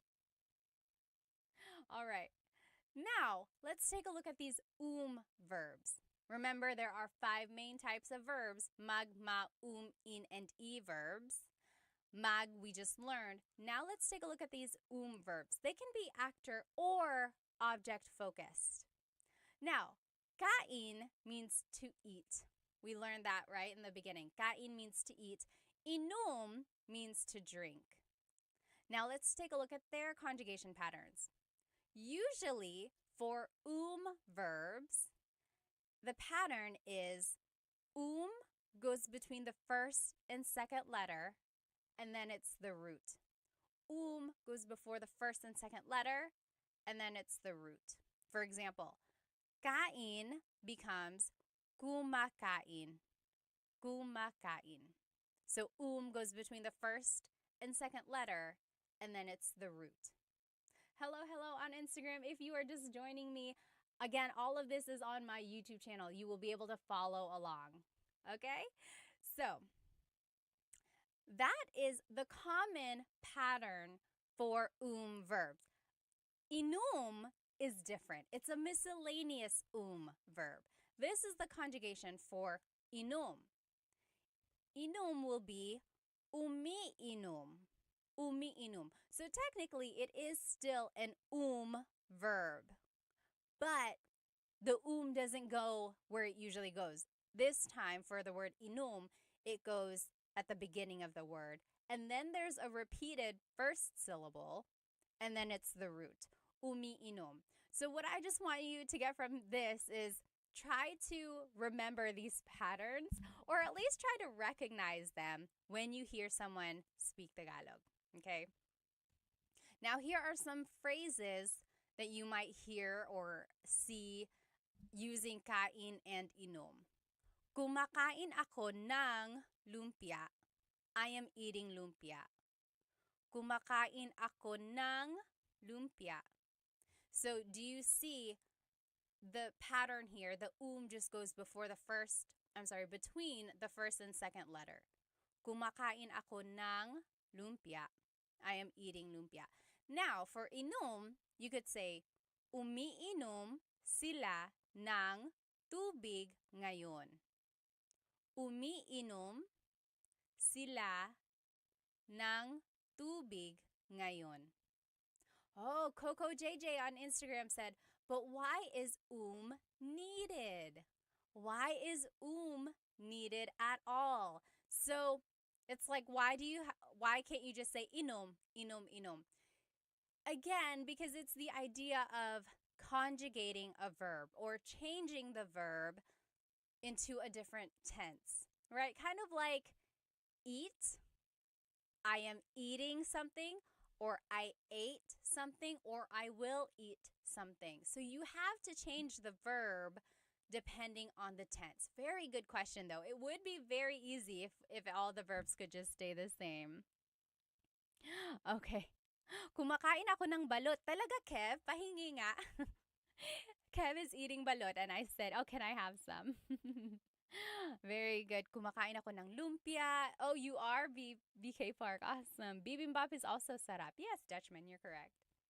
Any questions about all of these or any of these phrases or how to use verbs? Now, let's take a look at some examples here. I want you to translate these to Tagalog. I am eating breakfast. Breakfast in Tagalog is almusal. How would you say I am eating breakfast? Or they are drinking alcohol. Alak is alcohol. Did you know that? Alak is alcohol. So how would you say that? I am eating breakfast and they are drinking alcohol. Okay, this is how you would say it. I am eating breakfast. Yes, K-Dog got it on YouTube. Kumakain ako ng almusal. Very good. Sure, got it. Yes, Coco JJ, very close. Kumakain almusal. Don't forget the pronoun. So, kumakain ako ng almusal. I am eating some breakfast. You have to have that nang in there, and it just indicates like some or a thing. So you have to have nang, otherwise it's an incomplete sentence. Kumakain ako ng almusal. Very good. Brian Wong got it. Umiinom sila ng alak. They are drinking alcohol. Very good. K-Dog got it as well. Umiinom sila ng alak. Very good. So now you know. Now you know if you go to the Philippines and you hear the word alak, it's like, oh, gusto mo ng alak? Be sure you know what they're asking. Do you want alcohol? Yes or no? Oh, yes. Very good. BK Park said, umiinom ako ng tubig. I am drinking water. All right. This is the last type of verb we will practice tonight. In verbs. Again, remember there are 5 types of verbs. Mag, ma, in, and e. We learned mag verbs. We learned verbs. Now, this is the in verbs. These are usually object focused. Tikman is to taste, and this was the only in verb we learned tonight. Tikman.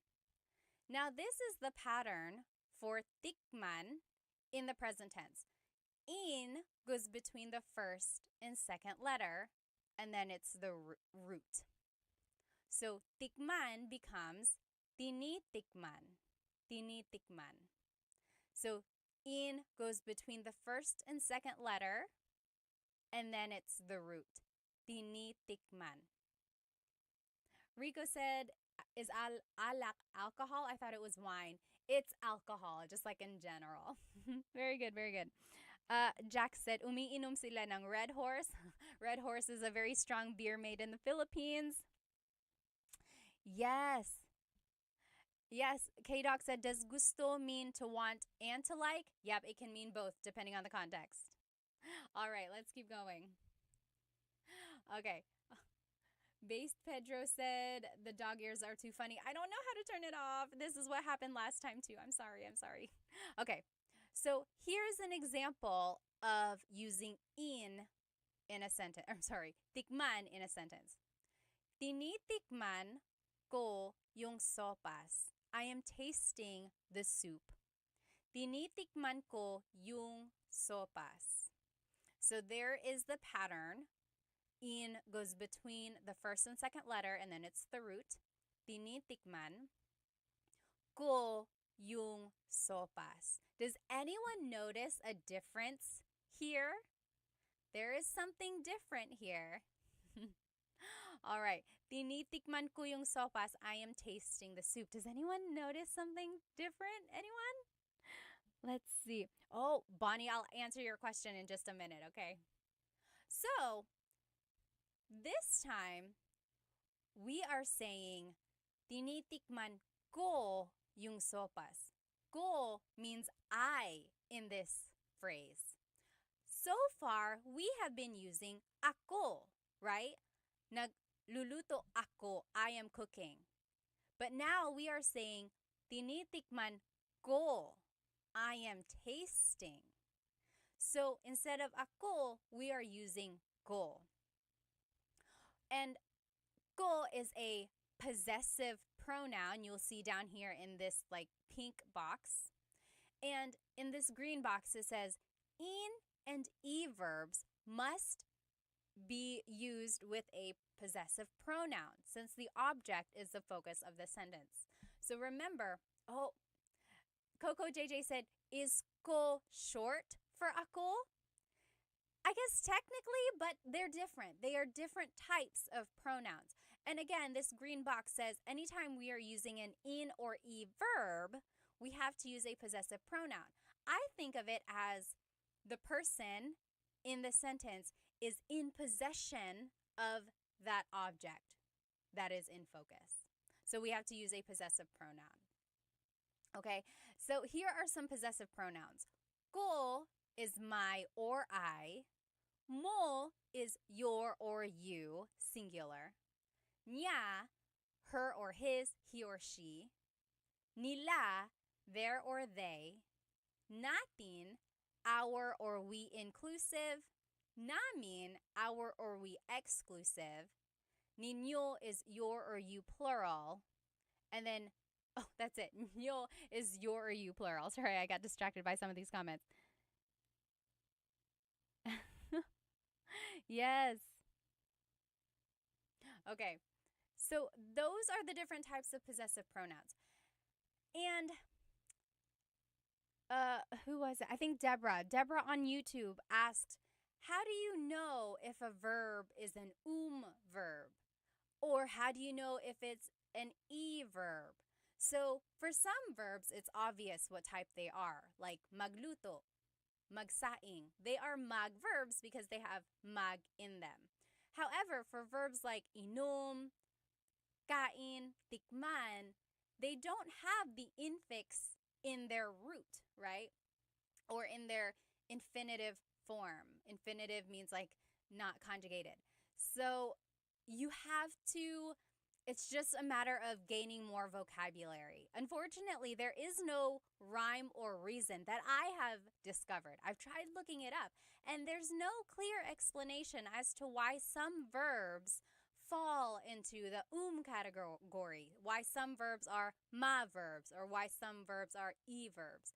I think it's just from the linguistic gods back in the day. Someone in Tagalog was like, this is going to be an in verb. This is going to be an verb. Something like that. There is no clear explanation. If I discover one, I will share it. Or if anyone knows of an explanation why they are that way, please let me know. But again, it's just one of those things where you have to listen to Tagalog, kind of make a mental note of how verbs are conjugated, and then conjugate it in that way again next time. Okay. So now let's take a look at tikman. And here are some examples. So I am tasting the dessert. I am tasting the dessert. Panghimagas means dessert. How would you say that? I am tasting the dessert. Dutchman said, I know there's a difference between ako and ko, but don't people don't understand you? They'll understand you. It's just not technically correct. You know, someone might correct you and say, "Oh, it should be ako, it should be ko." But technically they like mean the same thing. Cassidy said, "Wow, Tagalog takes a lot of memorization." I know that it can be kind of tricky. I would suggest maybe watching some Tagalog movies. Netflix has some. Prime Video has some as well. Sometimes YouTube just has some free Tagalog videos or Tagalog movies. They might be a little bit older, but it's a good way to listen and catch patterns. A good way to listen for root words or things like that. Or if you know a native Tagalog speaker, ask them to speak to you only in Tagalog. Try that. All right. Very good. Sure and Brian, you got it. Tinitikman ko ang panghimagas or yung. Very good. Yes, so both of you said yung or it could be ang. Again, they are interchangeable, but yung is a little bit more specific. It's like, oh, I'm tasting the desserts or I'm tasting the dessert. Very good, very good. Now, how would you say taste this? Taste this. How would you say taste this? Ito means this. Oh, Deborah asked, can you suggest some nice Filipino movies? If you have Netflix, I just recently watched Rewind. Has anyone watched it? So Rewind, I think it was like the biggest blockbuster movie in the Philippines recently. And it has Ding Dong Dantes and Marian Rivera. They are actually married in real life and they are starring in it together. Oh my goodness, it's happy and sad at the same time. The premise, I won't give you the ending. They are married, but then she dies. That's not a secret. Okay, that's in the that's in the preview there. She passes away, and then he is given a chance to spend more time with her. He like gets a chance to rewind for like a few days, or maybe it's like one day. I don't remember, but he has a chance to kind of redo part of his relationship. That's a good one. Oh my goodness, it's so good. Yes. Louis said, yes, it's crazy. It is kind of a crazy movie, but it's so good. Oh my goodness, it's good. Ah, yes, Bonnie said, I cried so much watching Rewind. If you love someone, you might cry. Yes. Oh, Ray said, I saw advice by a linguist that language acquisition is faster and a better way to learn. Where should I start as a total beginner? I would say, as a total beginner, try getting more vocabulary. So, vocabulary about things that you see or use every day.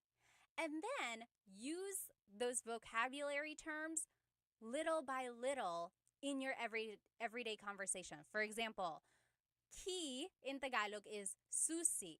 So if you wanted to say, where are my keys? You can say, where are my susi? And then little by little, add more and more terms to that phrase until you can say the whole phrase. So where in Tagalog is saan. So you could say, saan my susi? Where are my keys? Then go back and figure out how to say it. So saan ang susi ko? Or saan ang mga susi ko? Mga is plural. So saan ang mga susi ko? So you see how I kind of started little by little. I think that's the best way from what I've seen to learn a language. It's like you don't have to do it all at once. No one is expecting you to be fluent. And I think that's a lot of pressure if you really strive for that goal from the get-go. So just go little by little. It helps if you have sticky notes. One of my students, oh my goodness, she was in Spain. She would put sticky notes on all of the things that she has around her just so she could practice those words in Tagalog. Okay, you guys are taking me off track here. How do you say taste this in Tagalog? It is tikman mo ito. Tikman mo ito. Castro Carmela, hi ate, hi din sa'yo po. Tikman mo ito. Ito means this. Okay, now, last thing I want, it's not really last, second to last thing. I want to show you how to say like commands or how you could use them in like a statement form. Magluto ka. Cook. Magluto ka. Do you see how magluto stays as magluto? We're not conjugating it, right? It's not nagluluto. It's just the word itself. Magluto. Magluto. Next, you might also hear someone say, magluto ka na. Magluto ka na. Na means already, or it can be like an emphasis. Magluto ka na. Cook already. Like, if you're taking a long time, maybe you're spending a lot of time cleaning the kitchen first, and someone is like, hey, go ahead, magluto ka na. Cook already. So that's what na means. You might hear that as well. Next, magsaing ka. Make rice. Magsaing ka. Or, maghain na. Set the table. Set the table already. Or like set the table now. Maghain na. Maghain na. So these are some of the terms you might hear. You might hear ka, meaning you go do it. Or na, meaning already. Okay. Okay. Next, kain na, eat already. That's a common phrase that you might hear after someone's been cooking. They're like, oh, kain na, eat already. Go ahead and eat. Kain na. An alternative way to hear this or say this is kumain ka na. Go ahead and eat. They mean the same thing. Kain na or kumain ka na. Kumain ka na is like the longer form. The shortcut would just be kain na. But same idea there. Uminom ka. Drink. Go ahead and drink. Uminom ka. This is interesting because so far we've seen all these verbs unconjugated, right? Unconjugated. It's not like nag and then a repeated first syllable and then the root. Same with kain. It's the unconjugated form. However, if you want to tell someone to go ahead and drink, you do have to conjugate it. Uminom ka. It's the present tense conjugation there. Again, inom is very different from all the other verbs in the category there. Next, tikman mo, taste it. Tikman mo. So those are just some quick and short phrases. Maybe keep in your pocket and say it the next time it's time to eat. Okay? So just practice those with me one more time. Magluto ka. Cook. Magluto ka. Go ahead and cook. Or magluto ka na. Magluto ka na. Magsaing ka. Make rice. Magsaing ka. Maghain na. Set the table. Maghain na. Yes, Cassidy. Maghain na ng lamesa. Set the table. Very good. Kain na. Eat already. Go ahead and eat. Kain na. Or kumain ka na. Kumain ka na. All right. Uminom ka. Drink. Or go ahead and drink. And then, tikman mo. Taste it. All right. Let me just catch up on some of these questions. Hang on one second. Oh, yes. Here are some other movies that people suggested. Let's see. Dollhouse on Netflix. I have not seen that. Bride for Rent with Kim Chiu and Zian Lim. Oh, too bad they're broken up now. How sad. Yes, that is another good one. Okay. Yes. So if you have any other Filipino movie suggestions, you can write it in the comments for people to look at.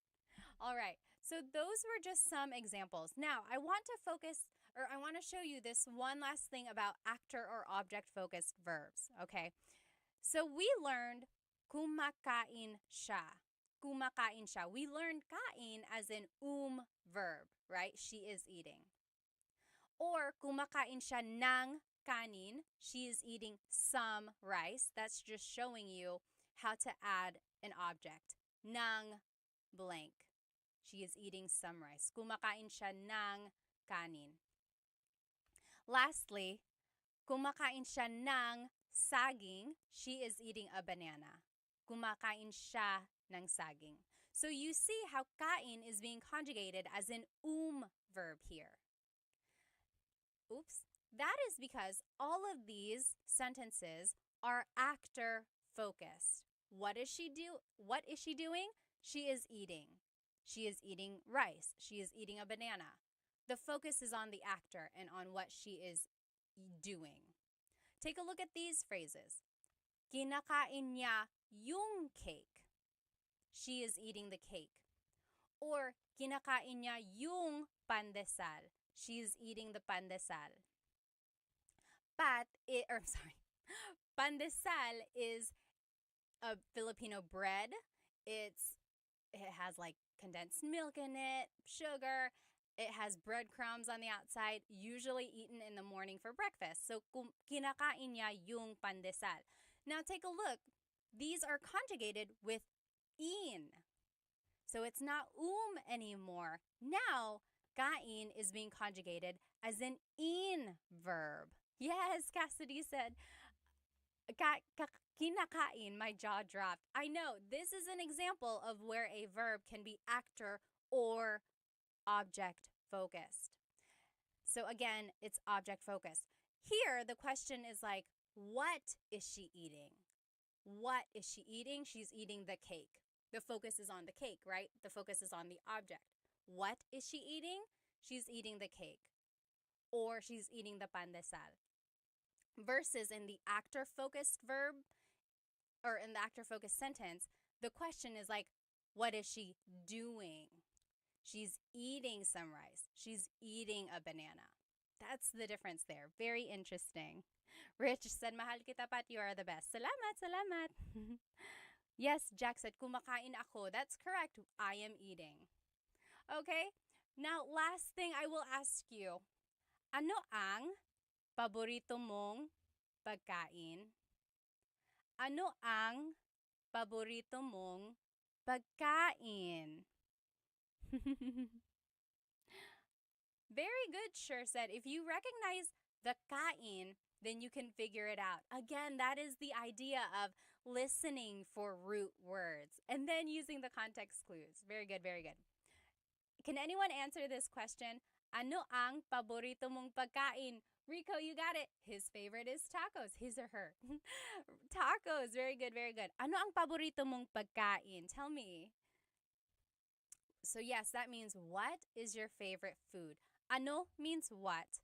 Ang means is. Paborito is favorite. Mong is your. Pagkain is food. What is your favorite food? Very good. Sure said pizza. Yes, Boots got it. What is my favorite thing to eat? Yep. What is my favorite food? Yes. Very good. Yes, Cassidy said, does this mean certain verbs have multiple verb conjugations set already by the Tagalog gods? Only some verbs. Usually, mag and ma verbs are always actor focused. Usually, always, I just kind of contradicted myself. Usually, mag verbs are actor focused. And then in, and e can be either or. Yeah. One of those things, again, that has already been said. This is how you could say this, or your response. Sinigang ang paborito ko. Ano ang paborito mong pagkain? Sinigang ang paborito ko. What is your favorite food? Sinigang is my favorite food. Sinigang is like a stew. It's sour soup because it has tamarind in it, which makes it a little bit sour. Usually it's made with pork, can also be made with fish. It has lots of veggies in it, and it's just so good. I love it. Very good. Crispy pata is the best, Hector said. Very good. Yes. Had a lot of trouble with this, but the key in understanding really is to look at the question. If the question focuses on what someone is doing, it's actor focused. If it focuses on the verb to eat, then it's object. Yep, yep, that's a good way to look at it. Yeah, that's correct. Let's see. Yes, Big Daddy. There is a lot of Spanish influence in it. Kare kare, ang paborito ko. Very good, Jones. You got it. Sinigang, pizza, crisupata, ube, ice cream, pork adobo ang paborito ko. Very good. I want to show you some alternative ways to respond. So again, this means my favorite is sinigang, but you might also hear the response this way. Ang paborito ko or ang paborito kong pagkain ay sinigang. Ang paborito kong pagkain ay sinigang. So literally, that means the favorite food of me is sinigang. And this sentence structure is formal. It's not usually used in common conversation, but it's not wrong. It's a little too correct almost. Like no one really says that. It's almost like Shakespearean. But that's correct. Ang paborito kong pagkain ay sinigang. Another way to say it is ang paborito ko ay sinigang. So this one is a little bit less formal. It's perfectly acceptable as well. Sorry, I get distracted by some of these comments. Yes, kare-kare has peanut sauce in it. I think someone was asking, ano ang kare-kare? What is kare-kare? Usually made with beef, and then it has like peanut butter in it. Okay. And then lastly, the quick answer is just sinigang. Ano ang paborito mong pagkain? Sinigang. That's it. Okay, now just to review, this is everything we did tonight. We learned different verbs about eating and about food, and then we learned how to conjugate these verbs while we're using them in different phrases. And then we learned some food vocabulary during our practice questions as well. Does anyone have any questions before I let you go tonight? Oh, Rich said, why is food eliminated there? So in my answer, I said, sinigang ang paborito ko. I didn't say food, right? It's almost like asking, what is your favorite food? My favorite is sinigang. My favorite is sinigang. So you can add pagkain, like in this first example, the first alternative phrase, ang paborito kong pagkain ay sinigang. You don't have to say it, but you can. Very good question. Alrighty. Brian said, do I have homework for us to do at home? No, I didn't make any homework. Maybe next time I'll have some homework and then post the answer at a later time. But I hope you have a good rest of your day or evening, wherever you are. I'm going to go to bed, you guys. It's so late. Have a good night again whenever I see you. Try to catch me next Thursday, hopefully a little bit earlier than tonight. But thank you so much for joining me. Maraming salamat.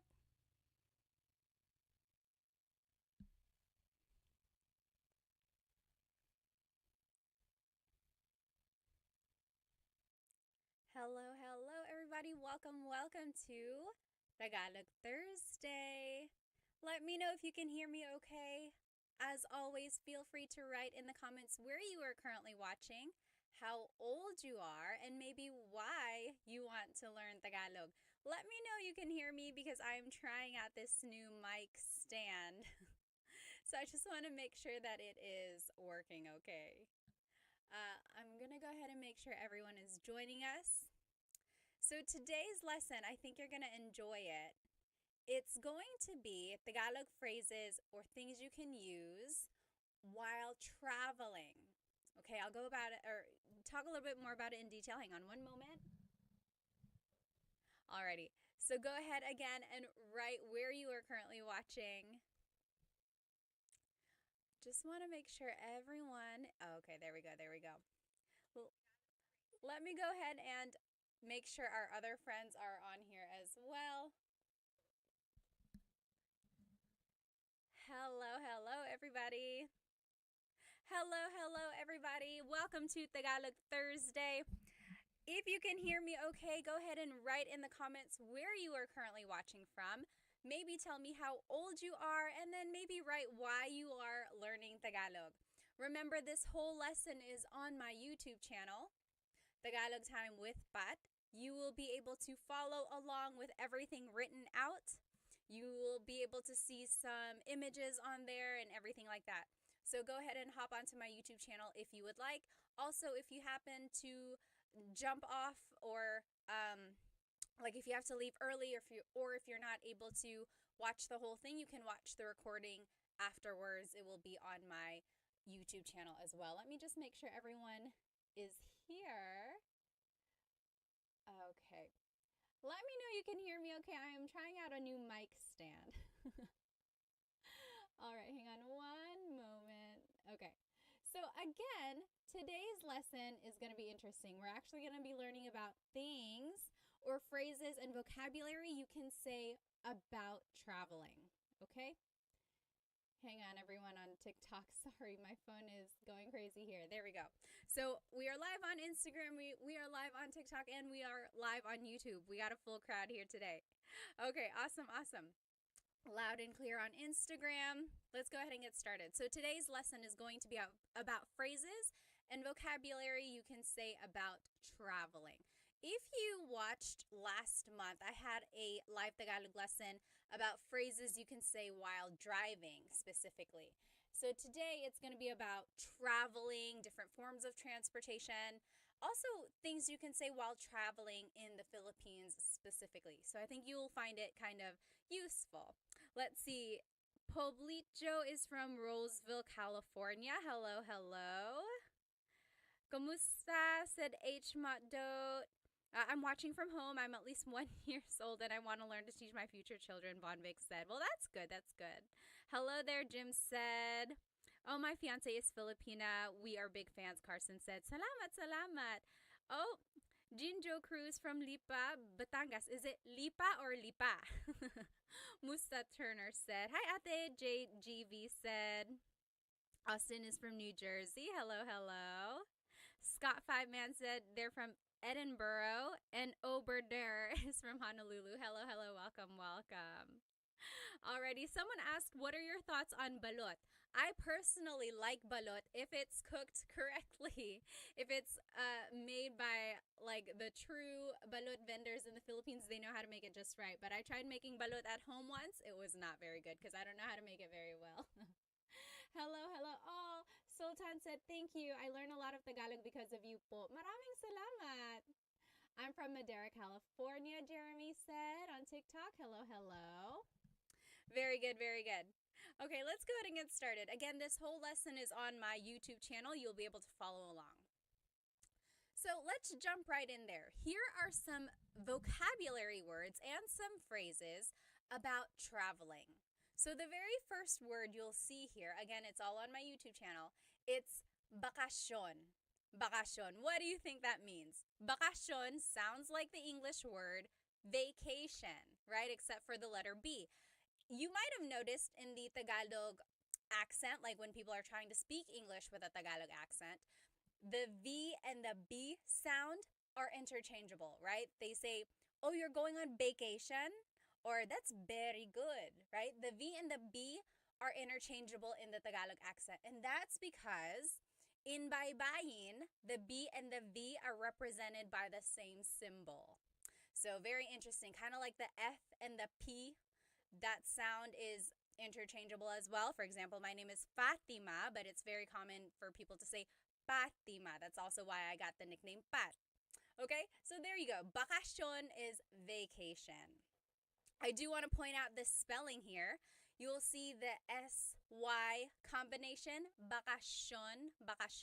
It looks like it should be spelled bakasyon, but in the central Luzon area, that SY combination is a sh sound. Bakasyon. So that means vacation. Here's a phrase that you might hear or say with the word vacation or bakasyon. Magbabakasyon ako. I am going on vacation. Magbabakasyon ako. Okay? So, you'll see here that Bakasyon is a noun, and we turned it into a verb. You'll see that a lot in these vocabulary words. Magbabakasyon ako. That mag prefix means to do something, basically. Okay, there are some exceptions there, but usually when you add the mag prefix, you're turning it into a verb.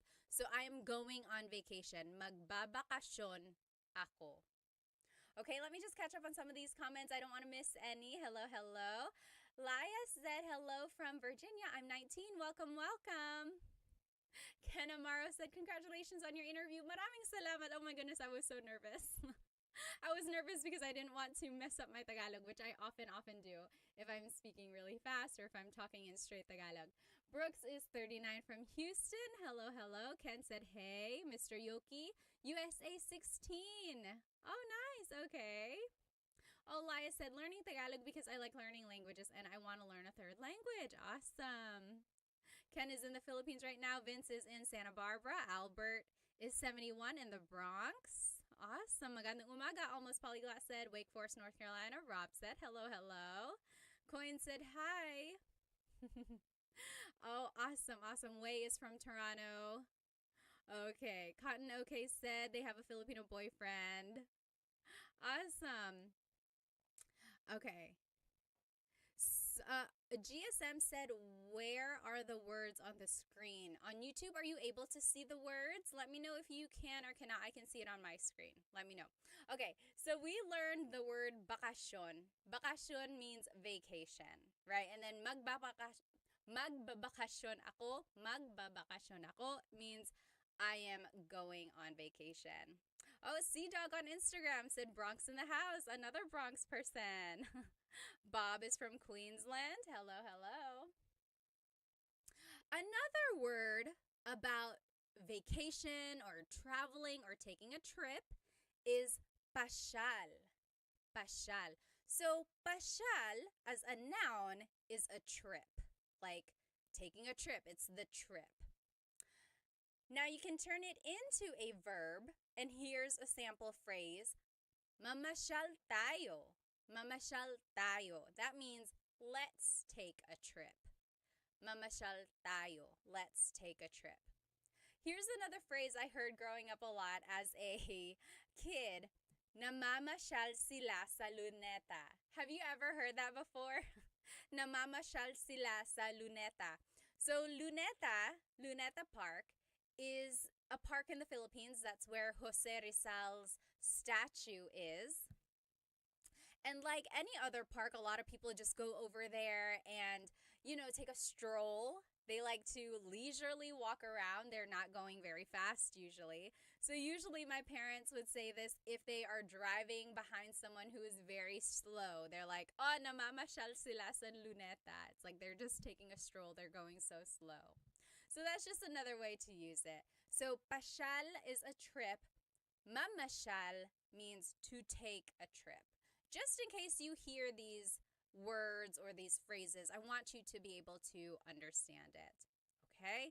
Oh, Maria Tan on YouTube said, why does the pa change into ma? Very good question. So we learned the word pasyal. That's the noun form, meaning a trip. Now it turns into mamasyal as the verb form. Remember in Tagalog, there are 5 different types of verbs.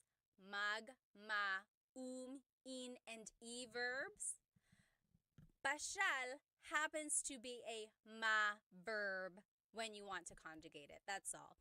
And then the next question usually that's asked is, how do you know it's going to become a ma verb? How do you know it's going to be an e or verb? It's one of those things where you just have to learn more vocabulary and then listen to how it's commonly conjugated and then go from there. Unfortunately, there is no rhyme or reason that I've learned as to why some verbs are ma verbs, some verbs are mag, and so on. But that is a very, very good question there, okay? Let's see. Oh, Jeremy said, what is your YouTube page called? I want to see the words. Just Tagalog Time with Pat. You'll be able to find it on YouTube. Remember, this whole lesson is up on my YouTube channel. Alrighty, so let's just go over some of these vocabulary words again. Bakasyon is vacation. Bakasyon. Magbabakasyon ako means I'm going on vacation. Pasyal is trip. Mamasyal means to take a trip. Namamasyal sila sa Luneta means they're taking a stroll at Luneta Park, or like they're going so slowly. GSB or GSM on YouTube said language can be very random. You're right. Sometimes it can be like that. Jamie said magbabakasi ako sa Mexico. Oh, magbabakasyon ka sa Mexico. They're taking a vacation to Mexico. Awesome. Alrighty. Let's keep going here. Now, let's just go over some of the basics. Here are some vocabulary words about different forms of transportation. So, coche is car. Coche. In Tagalog, coche is car. I've also heard the word sasakyan. Sasakyan. Literally, sasakyan means something to ride in or something that will take you from one place to another. Sasakyan. Specifically, a car is coche. Okay? Now, I want you to take a look here. This italicized word underneath, that is the verb form. So, for example, coche is car, magmaneho is to drive. Okay, so magmaneho means to drive. Nagmamaneho ako, I am driving. Okay. Now, aeroplano is airplane. Aeroplano, that's airplane. If you want to say you're gonna fly somewhere, like I'm gonna fly to Chicago, I'm gonna fly to Japan, aeroplano, it would be mag-aeroplano ako. Mag-aeroplano ako. I'm going to take an airplane there. So it's interesting how in English we would say, oh, we're gonna fly. But in Tagalog, it's I am airplaning there, right? Technically in Tagalog, the verb to fly is lipad. So you could say, lilipad ako. But that literally means I am going to fly. Like me, my body, I am going to fly. So not a lot of people say lipad. Like if they want to say, oh, I'm flying there, we are going to fly there. They would just say mag-aeroplano ako. I will take an airplane. I will airplane there. Interesting, right? And we're doing that pattern again where we are turning a noun into a verb form by adding this mag prefix. Very interesting. So do you see the difference there? So in Tagalog, if you want to say we're flying somewhere, we don't actually use the verb lipad. Lipad means to fly. We don't say like we are flying, like lilipad kami. Because again, that means like our bodies are flying there. Almost like someone asked about an aswang there. Aswang, sometimes they can fly, right? So yeah, we're not doing that. So mag-aeroplano ako. We are taking an airplane there. Sure said airplaning there. I love it. Yes, that's exactly what it is. Same with the word barco. So barco means a boat, specifically a large ship. A large ship. It's a boat. It's a ship used for traveling or transporting things. Magbarko means to take a ship or to boat somewhere, to get somewhere using a boat or a ship. Magbabarko kami, we will ride a ship. Magbabarko kami, we are going to boat over there. Now, I want to point out that another word for boat is bangka. Anyone know what a bangka is? Bangka? Well, a boat or barko is a boat or a ship, right? A really large ship. Bangka, anyone know? Bangka are the really, not really small, but they're the smaller boats, usually made of wood, that fishermen use. Okay, so yes, TMD Texas said like a kayak. a little bit bigger than a kayak. They are usually made of wood, and it's just like a simple boat that fishermen use. And it's just like the simplest form of a boat. It's usually like people have to row it. Sure said a raft, not as simple as a raft. So it's a little bit bigger than that. So yeah, it's just like a really small boat. There are no sails on it, although there could be, I guess. Usually not. There's usually like there can be a covering so that there's a little bit of shade. But actually, now that I think about it, maybe there are some with propellers on it just so it could be a little bit faster. Anyway, the idea here is that a barco is really, really big, takes longer and bigger trips. And then a bangka is a smaller boat, usually made of wood. It's just very simple, used for like smaller commutes. Nefim on TikTok said bangka transports you to Boracay. Yes. So it's like Games for Tubes said canoeing. So, yes, it's not quite like that. It is kind of like a canoe, I guess. There are like support beams on a bangka to keep it steady. Look it up. You'll know what I mean. You've probably seen it before. Bangka is a sailing yacht. It's not big. It's not very big. Almost Polyglot said bangka sounds like bank. Almost. Yes, GSM said, I think I've seen the ones you're talking about. Yes, if you've been in the province or any kind of smaller places like just like areas where you don't have to go very far, you'll probably see a bangka. Von Vic said that's really cool. You can go to Boracay on that. It depends on where you're coming from. If you're coming from Manila, you're probably not going to ride a bangka because it's really far. You're going to need to take a barco or an aeroplano. But you can ride on a bangka while you're at an island like that. Jeremy said bangka is a small trimaran. Trimaran? I don't know my boats. That must be a type of boat. Local Cry said, how do you pronounce kalapati? Kalapati is like a little dove. Alrighty. Oh, Zell said, I just landed in the Philippines. How awesome. How awesome. Yes, Milan said, aren't they the ones you get on tours a lot in the Philippines? Yes, you're probably going to ride a bangka to take a tour of an island. We went to Cebu and we went island hopping and we rode a bangka there. Yes, exactly right. Okay, GSM on YouTube said, yes, a trimaran. Trimaran? 3 hulls. So anyone who knows their boats, you probably know what that means. Oh, Waymore said, I'll be visiting the Philippines, La Union for the 4th time. Oh my goodness, awesome. Jeremy said, I have a catamaran. Wow, awesome. Okay, so again, just to review, here are the different forms of transportation that you can talk about. So, coche is car. And if you're driving somewhere, you could say, oh, magmamaneho ako. I'm going to drive. Magmamaneho ako.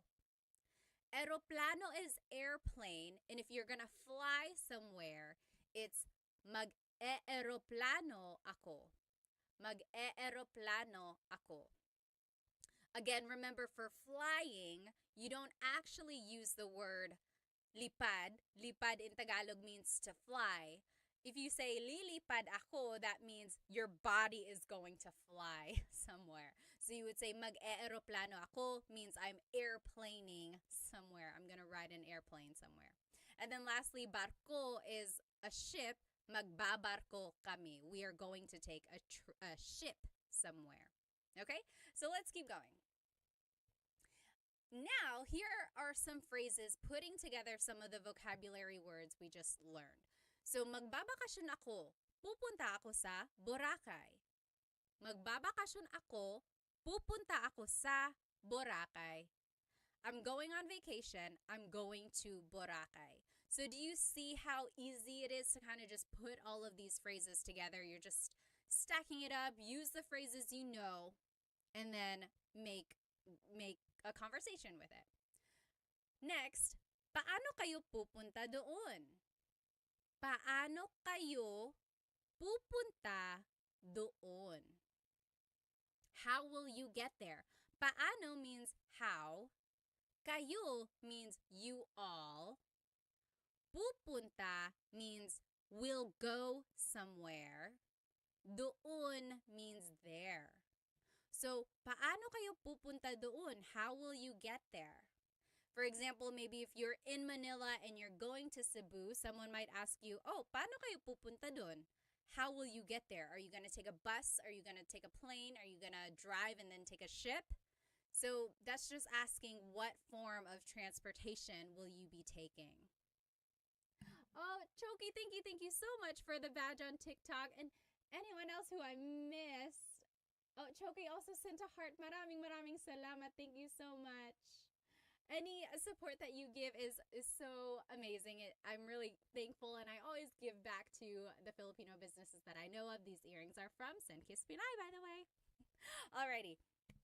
So, again, the question was, paano kayo pupunta doon? How will you get there? Your response would just be any of the phrases that we learned about the transportation, the forms of transportation. So you could say, mag-eeroplano kami. We're flying. Mag-eeroplano kami. Or, magbubus kami, tapos sasakay kami sa barko. Magbubus kami, we're gonna take a bus. Magbubus kami. The word there is magbus, to take a bus. Now, to conjugate it into the present tense, it's magbubus kami, tapos sasakay kami ng barko. Sakay means to ride. So, sasakay kami ng barko means we will take a ship. Or you could say, tapos magbabarko kami. Then we will ship there or take a ship. Okay? Oh, someone asked a good question over here on YouTube. Let me just follow up. Okay, Jeremy said, how much of the Tagalog words are the same in Bisaya? So my husband's family is Bisaya, or they speak Bisaya, and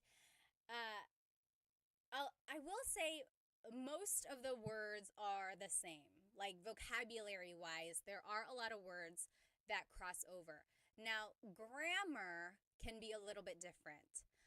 Sometimes their verbs come before the pronoun, so that's just a little bit different. But for the most part, I would say maybe even like 50-50 actually. So maybe not most of the words, but a lot of the words are the same in Bisaya and Tagalog. Okay, let's see. Oh, GSM said, pupunta ako sa Siargao. Oh, Siargao is the surfing capital of the Philippines right now. I hope you have a lot of fun. Sure said, what is the difference between doon and dyan? So, doon is there. Dyan is here. Well, okay, no, that's wrong. Dito is here. So, dyan and doon. Think about it like, made me scratch my head there. They both mean there. So it's like, dyan is there. Doon is over there. Does that make sense? Doon is a little bit farther. Dyan is there. Doon is over there. Does that make sense? Alrighty, I have a bunch of friends who are Bisaya, GSM said. Oh, Jeremy said, can you please say mage slowly so that I can hear it? Mage? What is mage? M-A-G-E, mage? Meg? Let me know like an example of when you've heard it before, and maybe I can figure that out. Oh, Zell said, tara, tara, tara. Let's go. Alrighty. So, now, here are some more phrases to show how these words can be used again. So, mamamasyal kami sa Florida. Mamamasyal kami sa Florida. We're taking a trip to Florida. Mamamasyal kami sa Florida. So do you see this word masyal? Again, the vocabulary word, like the noun, is pasyal. Pasyal. That means a trip.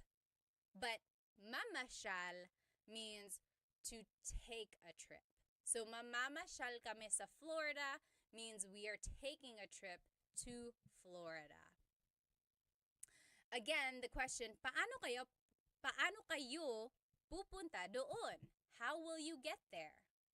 Paano kayo pupunta doon? How will you get there? Oh, magmamaneho kami. We're driving. Magmamaneho kami.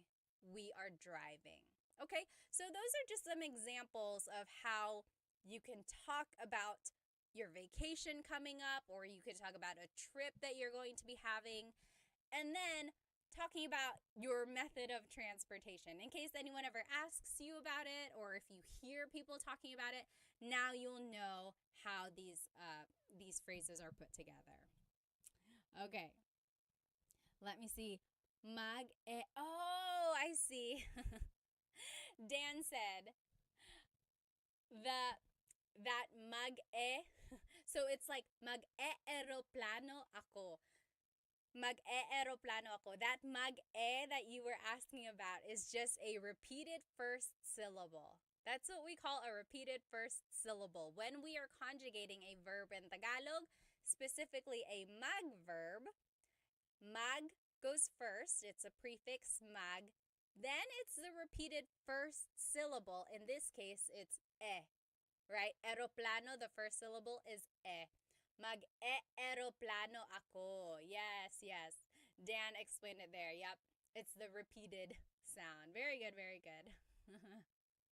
Alrighty, Snow Queen said, hi, I love your content. Keep it up. Maraming salamat. Thank you. Octo Rocker said, nice to learn. Very good, very good. Okay, let's see. Can you tell us the order of the words syntax, literally in English, for some examples? Yes. Let's see. Can you tell us the order of the words syntax literally in English?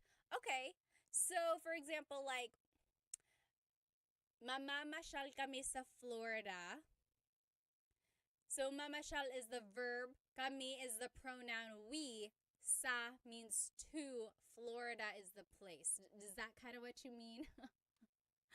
Let me know. Oh, yes. Dan said, so are we using future tense because it's actually in the future versus the direct translation, we're driving, nagmamaneho ako? Yes. So it's up to you. If you are actually driving, then yes, you could say, nagmamaneho kami. Very good, very good. That's a good catch there. So if you were talking about it in the future, or like about it happening in the future, then it would be magmamaneho ako. But if you are currently driving while you are telling the story, it would be nagmamaneho ako. Very good, very good. Okay, now, one more thing. You might hear someone say this is actually based on true events. Ha? Magbabarko tayo? Eroplano na lang. What? We're taking a boat? Let's just fly. So, ha, magbabarko tayo, eroplano na lang. So, that just means what? We're taking a boat, let's just fly. And that has happened to me. I think we were somewhere in the Philippines and our plan was to fly. But then for some reason, either I think the flights were overbooked or our scheduling was just off. We had to take a boat instead and then go by land the rest of the way. So I literally said, why do we have to take a boat? Or we're taking a boat, can't we just fly? And then I was informed that flight was not an option there. Let me see. All right. Oh, yes. Jerry said, thanks for starting with common words, trying to learn. You're welcome, you're welcome. Going to Pangasinan every year with my wife. Awesome, awesome. Okay, let's keep going. Now, here's another word to describe a trip. This word is viaje. Viaje. And this is a trip, but also it's like the journey. Viaje.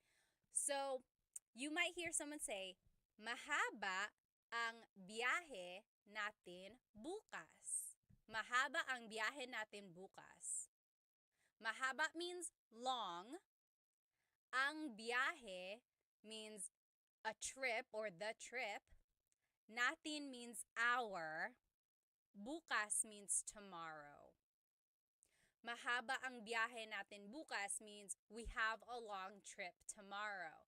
For example, if you are driving from New York to California, your mom or dad might say, hey, go to sleep, mahaba ang biyahe natin bukas. Go to sleep, get some rest because we have a long trip tomorrow. Do you see how biyahe is being used here? So it is a trip, but this time it's kind of talking about the journey, not so much about the destination, not your vacation, not the trip location, but more about the journey. Interesting, right? How there's a different type of word for that. And a different use or description of biyahe, you could say, madali lang yung biyahe.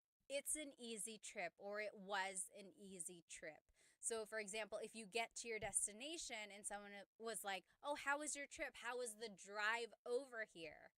It could be, madali lang yung biyahe. Madali lang. It was easy. Not so bad. Okay? Very interesting. Jeremy said, how is the occupation truck driver said in Tagalog? I always have to explain my job to people. You know, a lot of people just say driver. Driver ako. Driver ako ng truck. I am a driver of a truck. You could also just say truck driver ako. Truck driver ako. But yeah, you could also just say driver ako ng truck. A driver is a very common job, right? A lot of people drive other people. They might drive a bus. They might drive a jeepney. So people are like, oh, driver ako, driver. So people might expand on that and just say, oh, driver ako ng truck. Okay. GSM said, but the boat ride will be more relaxing. Maybe if you don't have motion sickness. Luckily, I'm not that bad. Like, I don't get too motion sick, but I get kind of impatient. I'd rather just go. But I do like the scenery that you'll see while out there on the ocean. Sometimes I remember seeing like flying fish. My goodness, I have really fond memories of my childhood just taking a boat from, let's see, where were we coming from? We were going to Catanduanes, which is an island in Bicol. So there's mainland Bicol, and then there are islands around it. So we were going from mainland Bicol to Catanduanes, and we always had to take a boat there. And yes, oh, so many memories. Now I miss it. You just made me go back through memory lane. I remember one more memory. As a kid, like, have you ever ridden a boat in the Philippines or taken a ship somewhere? They have kids, sometimes kids, usually kids. They are swimming around the boat, waiting for people to throw change at them, right? And that is a way for them to, like, get some money. And so you can throw coins.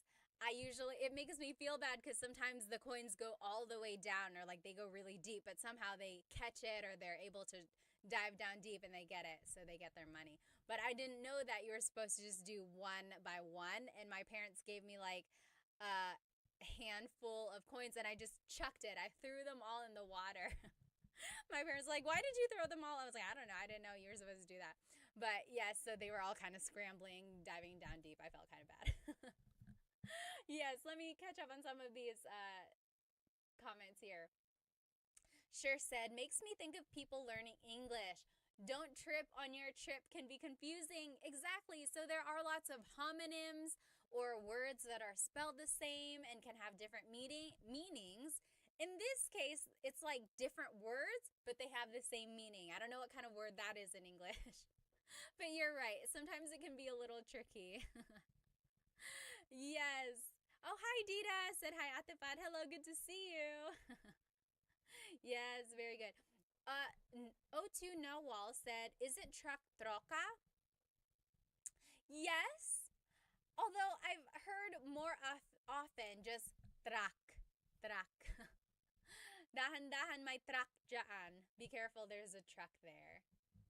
So Gabriel said, so lang here works as was differently from lang in okay lang. Let me see. Oh, okay. So in the phrase, madali lang yung biyahe. Madali lang yung biyahe. In this case, lang doesn't mean was. Was is kind of in the context here.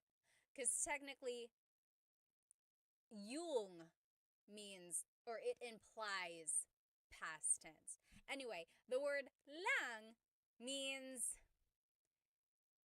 technically like only, like, oh, it was easy only, not so bad. It's almost an inflection meaning lesser than. Or it's like implying, oh, it was easy, not so bad. It's like a shrug. I don't know. I'm not explaining it very well, but it just kind of, it's an emphasis word meaning it was easy. Because you could say, madali yung biyahe. The trip was easy. Madali lang yung biyahe. Oh, it was easy. It wasn't so bad. So technically, you don't have to have it. It's just kind of one of those words that you can add there to emphasize it, and also it helps you sound a little bit more natural. That's what a lot of people would just say. Yes, Anthony said, it was just an easy trip. Thank you, Anthony. So it's like adding just. It was just easy. Even though just doesn't really translate like in English, it's just that implication. Like, oh, it wasn't so bad. Very good, very good. Awesome. Okay. So now, here are some other things you can say about your trip. Okay? So, pupunta ako sa, that means I am going to somewhere.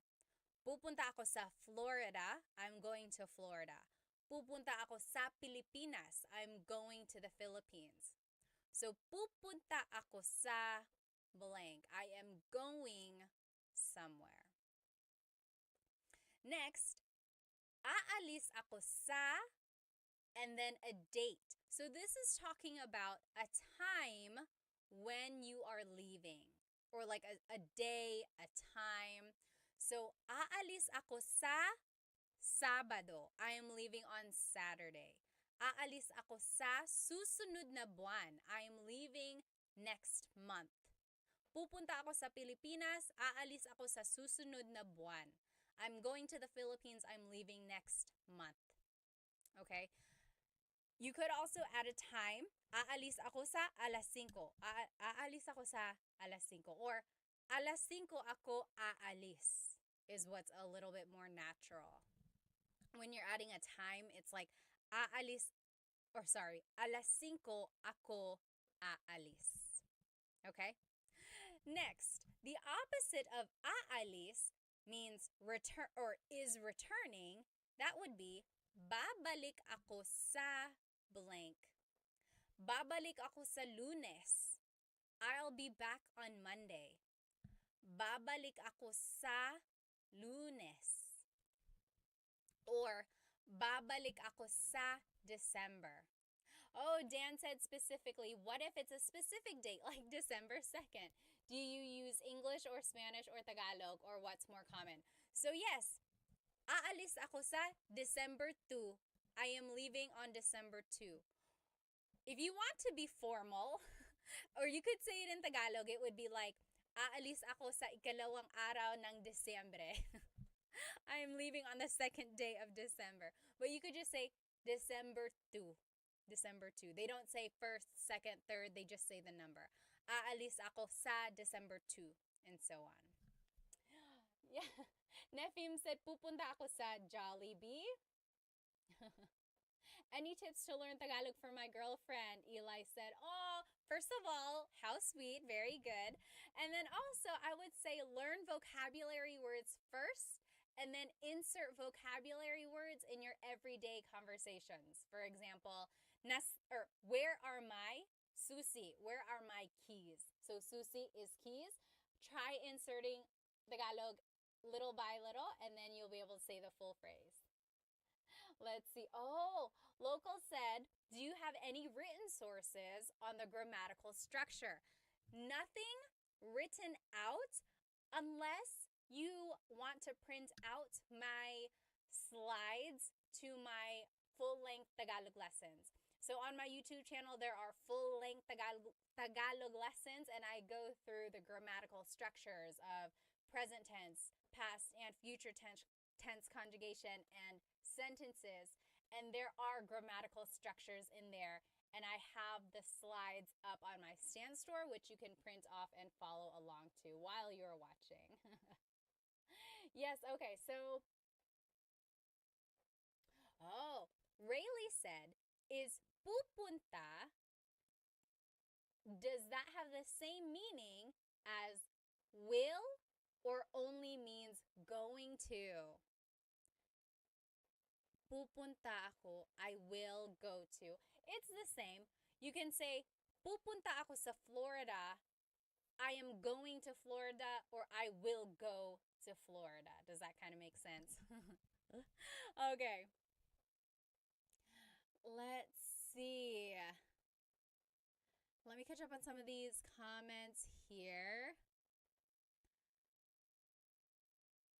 Okay.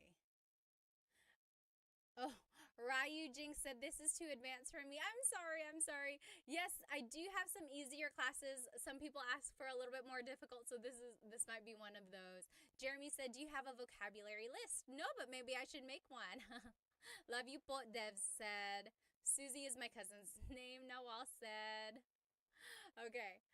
Oh, Ryu Jing said, I just want to experience the class even if I can't catch up. Alrighty. Oh, sure said, I have Ate Pat's slides for conjugation and they're very helpful. Thank you.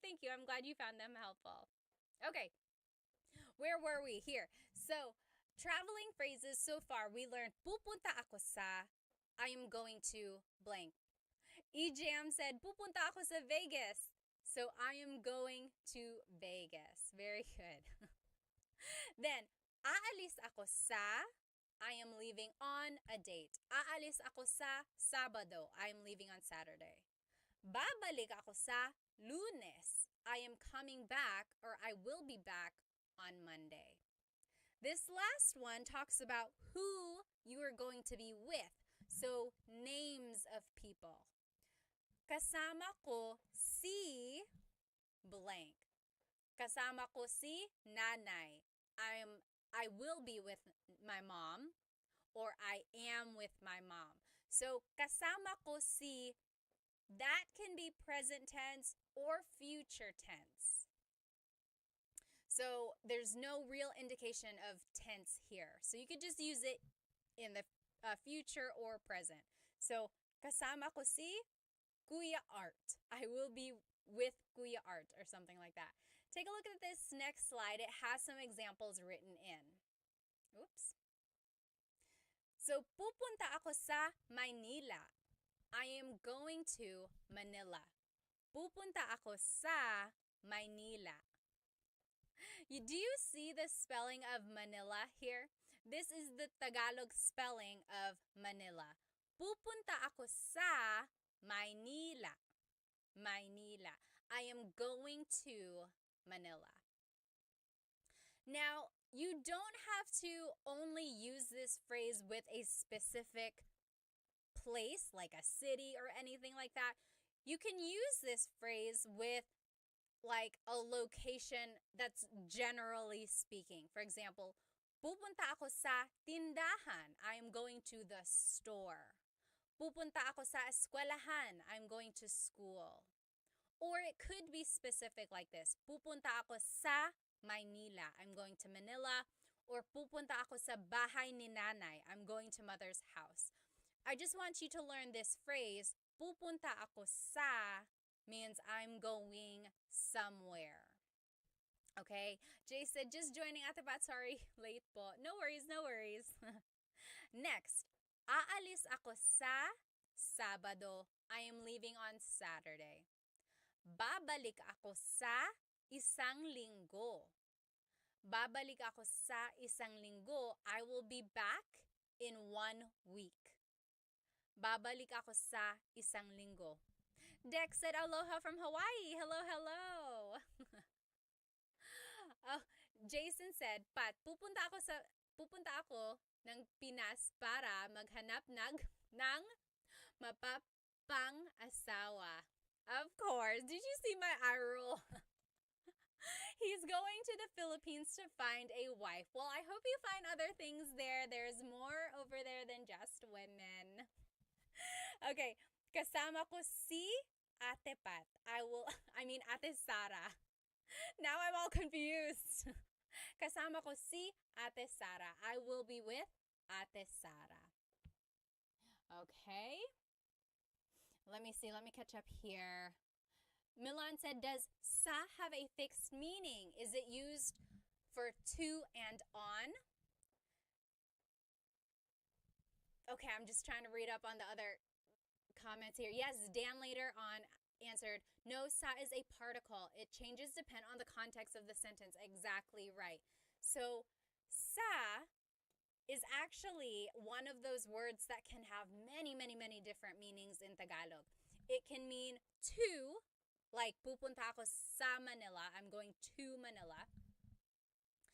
It could also mean from.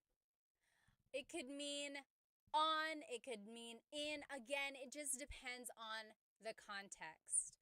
And for all of those words, like on, in, from, those also have other Tagalog words. But this word sa can have different meanings, again, depending on the context. You're exactly right.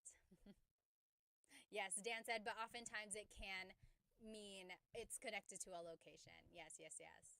Okay, someone else had another question up here. Oh, the Rhino said, came from Instagram Live. I didn't know there are slides. This is cool. Yes, yes. Again, if you're on TikTok or Instagram, on YouTube, all of the slides are up here. You can follow along. Jeremy said, are all of your live classes on Thursdays? Most of the time, that's why they are called Tagalog Thursdays. But over the summer, I've been a little bit busy. Some of the Thursdays, we didn't have class. There was July 4th, and then I was in Chicago one week. But usually, on Thursdays, I try to have a live Tagalog lesson. I call them Tagalog Thursdays. Any questions about these phrases? Hopefully, you can use these phrases now, and not only talking about your vacation or not only talking about like a trip that you're going on. You can use them when you're even just talking about going to the store, right? Pupunta ako sa tindahan, aalis ako ng 3:00. I'm going to the store, I'm leaving at 3 o'clock, whether you are here or not, right? Maybe say that to someone tomorrow or something like that. Or if you need to go shopping, you could say, aalis ako, babalik ako sa 1 oras. I'm leaving, I will be back in 1 hour. Babalik ako sa 1 oras. Okay? JB said, sa is a preposition, diba? Again, it's one of those things, depending on its context, it can be a preposition. You're right. Puck said, I learned that by listening to my wife mess up all the English translation from sa. Yes, exactly right. So he said, his wife never gets the prepositions right, like on, in, to, because sa takes the place of a lot of those words. Exactly right, Puck. Unfortunately, for some Filipino, like people who get that confused. You're right. Maria said, what about the word si? Like in the word kasama ko si. Is that referring to a person? Yes. Yes, that is the linking word that comes before a person's name in a phrase like this and for a lot of cases. So if a person's name is coming after something, usually it's si. Sometimes it's ni. Ni is possessive. Like, bahay ni Ate Sara. Bahay ni Ate Sara, that means Ate Sara's house. But if you say kasama ko si Ate Sara, that means you are with Ate Sara. Okay? Let's keep going here. Now, here are some phrases you can say in the Philippines while you are traveling, okay? So this might be useful for you, but you could also say it if you're just around the house or if you're traveling to somewhere new. Nasaan ang CR? Nasaan ang CR? What is CR? Does anyone know what CR stands for? Take a minute, write it in the comments while I catch up on some of these comments here. Oh, thank you, thank you. Let me see. Someone sent a gift here. Lito sent a rose on TikTok. Maraming salamat. Thank you so much. Oh, yes, Piglet said, I made your live. Yes, I made it. Hello, welcome. Dan said, Ate Pat, ang mga live class mo, ang pinaka-paborito kong serya. Salamat naman. He said, your lives are my favorite series. Yes, exactly right.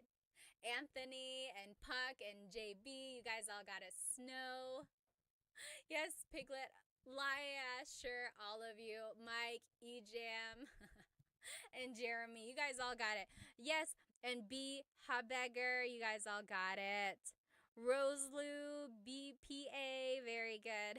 Oh, so Girl with No said crying room. So it's not right, not quite crying room. Yay, JF got it on TikTok. So CR is comfort room. Comfort room.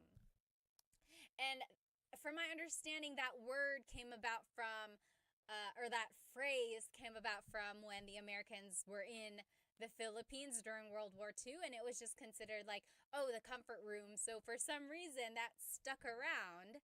So they always say like, nasaan ang CR? Or CR ba ito? Is this a bathroom?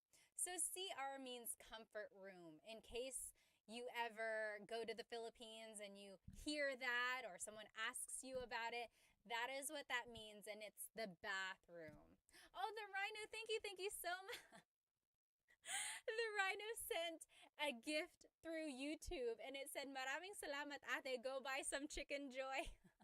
You know the way to my heart. Thank you, thank you. Unfortunately, the closest Chicken Joy to me is 3 hours away. But thank you so much. Yes, I am over here in North Carolina, and the nearest Jollibee is in Virginia Beach, and it's so far away. Okay. Yes, let's keep going here. Oh, Jason said, how long does it take to understand people who talk fast? Nagbabasa ako, okay. So, in order to understand Tagalog really fast, like people who are speaking, sometimes I even have to close my eyes and just pick out the words you know, and then from there, use the context clues, right? But I would say, depending on how fast someone is talking and how much vocabulary words you know, it can take a little while. Alrighty, let's keep going. So nasaan ang CR means where is the bathroom. Keep that in your pocket for the next time you need to ask where is the bathroom. Now, if you want to buy something, this is what you can say. Pabili po ng. Pabili means can I buy? Can I buy? Po is a sign of respect. Nang means some or a thing. Pabili po ng blank. For example, pabili po ng tubig. Can I please buy some water? Pabili po ng tubig. Or pabili po ng tinapay. Can I please buy some bread? If you don't know a word in Tagalog, you can always fill in the blank with an English word. I love using Taglish, especially if you don't know a lot of vocabulary words. Taglish is a good way to learn words. Pabili po ng water. Pabili po ng water. Then later, go back and try to figure out what water is. And then you will be able to learn, oh, pabili po ng tubig. Okay? Next, magkano po ito? Magkano po ito? Magkano is how much. Po is a sign of respect. Ito means this. Magkano po is ito? How much is this? Oh, Hitch in the Philippines, maraming salamat for purchasing a gift on TikTok. Maraming salamat. And then, of course, I always like to add this. Salamat po means thank you. Salamat po. In the Philippines, it really, really pays off to be respectful and to be thankful. So if you can always say salamat po, that will get you very, very far. Okay, let me just catch up on some of these comments here. Yes, O2 Nawal said banyo is more proper than CR. You're right, you're right. Jeremy said, I'm 25 minutes from a Jollibee in Bakersfield, California. Yes, I'm sure you guys have a lot. There are a lot of Filipinos over there. I really, really want to have my own Jollibee. So if we can make that happen, let's do it. Next, Milan said, I feel your pain, ate. I'm in Birmingham, UK, and the closest Jollibee is 3 hours away, and it still doesn't hit the same. You're right. Like, a Jollibee outside of the Philippines is exciting, and it's fun, and it's super yummy, but it's nothing like the Jollibees in the Philippines, right?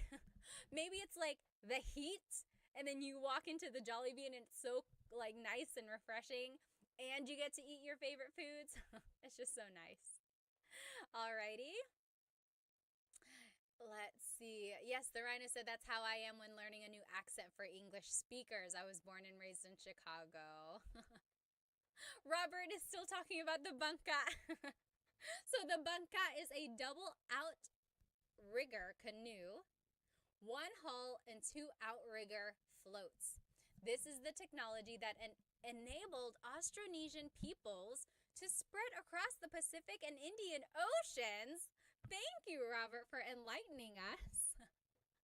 For anyone who just joined, we talked about the bangka way in the beginning of class when we were talking about the different forms of transportation. We talked about how barco is like a big ship and a bangka is a smaller wooden ship, and I was trying to describe it, and a lot of people were saying like a canoe. I was like, kind of, and they're like a kayak, like a raft. I was like, not quite. But this is it. So it's kind of like a canoe, but it has supports on the side. And apparently it's been used by the Austronesian peoples to spread across the oceans. Wow, that's amazing. Okay, let's keep going. Okay. Jason said, when do we say, salamat po naman? I don't usually put those words together. Sometimes I might say salamat naman, but not a lot. I don't add naman to salamat usually. Naman is one of those words that's an emphasis word, right? Like, I understand what you're trying to do here, and you might hear people say that.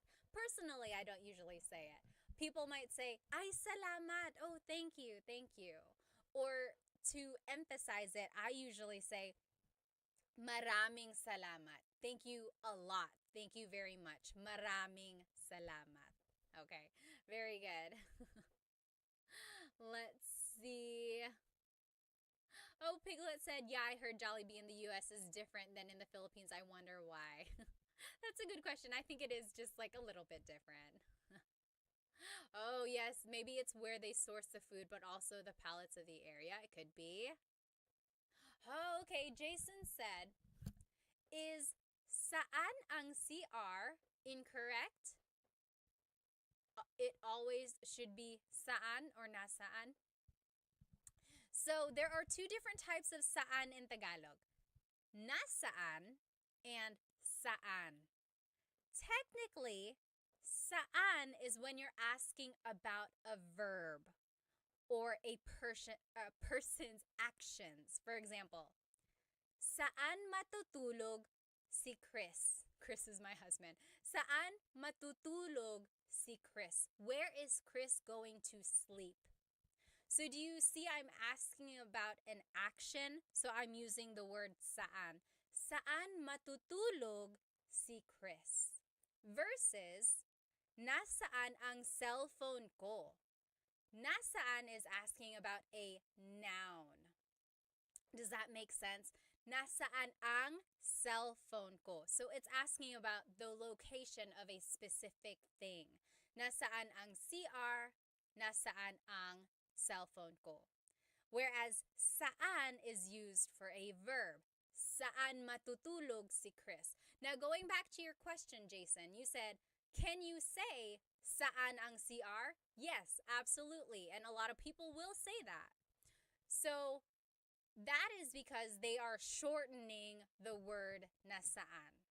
So technically, when people say, saan ang CR? Where is the bathroom? Saan ang CR? Technically, the grammatically correct way to say it is nasaan ang CR. Same thing, same idea, just so you know. I always say saan ang CR too, just if I'm trying to be quick. Very good. Oh, Tony said, is magkano from the root of ano in the way gaano is? And then someone asked, or Dan said, yes. Well, first, Dan answered the question about saan and nasaan and said, you can still say it. People will understand. No one will call it out. Exactly right. Yes. And then also Dan said the root is kano, meaning like the quantity of something. Yes. So it's not quite the same, but very similar as the word gaano. It's a little bit different. Very good though. Still talking about the quantity of something. This is about the quantity of value, like the cost of something. Alrighty, let's keep going. So again, just to go over some of these phrases that you can say while traveling in the Philippines. Nasaan ang CR? Where is the bathroom? Nasaan ang CR? Or pabili po ng, can I please buy? Pabili po ng tubig, can I please buy water? Pabili ng tinapay, can I please buy bread? Or magkano po ito? How much is this? Magkano po ito? And then salamat po. Salamat po. Oh, AJ, yes. AJ on TikTok said, what does nang mean? And then S replied, I think it's to connect like words together. So nang can be used a couple different ways. Here in this phrase, pabili po ng tubig, the nang means some or a thing. Can I please buy some water? Pabili po ng tubig. Can I please buy some water? But yes, S, you're right. Sometimes it can be used to link words, again, depending on the context. But in this phrase, it means some or a thing. Very good question. Okay, this is the last thing we're going to do tonight. So throughout this lesson, we learned some phrases, some vocabulary words about traveling. I want you to listen to what I am about to say. It's going to be a little dialogue, and I'm going to say it in Tagalog, and I want you to see how much you can understand, okay? This is going to test your oral comprehension skills. So imagine you are listening to people talk about a trip. This is what you might hear. So let's see how much you can understand. You might know more than you think, okay? Okay, here we go. Magbabakasyon ako sa susunod na linggo. Kasama ko ang asawa ko, ang mga anak ko, at ang pinsan ko. Pupunta kami sa Disney World. Mag-eeroplano kami. Aalis kami sa linggo at babalik kami sa susunod na Sabado. Ikaw, kailan ka magbabakasyon? What do you think? I'll say it one more time, okay?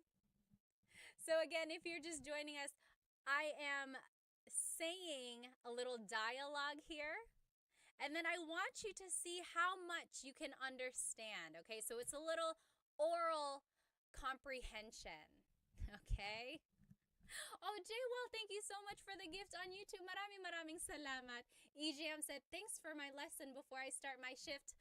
Have a good shift, EJM. I hope it goes well. Alrighty, here it goes again. Magbabakasyon ako sa susunod na linggo. Kasama ko ang asawa ko, ang mga anak ko, at ang pinsan ko. Pupunta kami sa Disney World. Mag-eeroplano kami. Aalis kami sa linggo at babalik kami sa susunod na Sabado. Ikaw, kailan ka magbabakasyon? Anyone have an idea of the translation of any of this? Feel free to write it in the comments. Let's see how much you can understand. Alrighty. Let's see. Alrighty, let me just see here.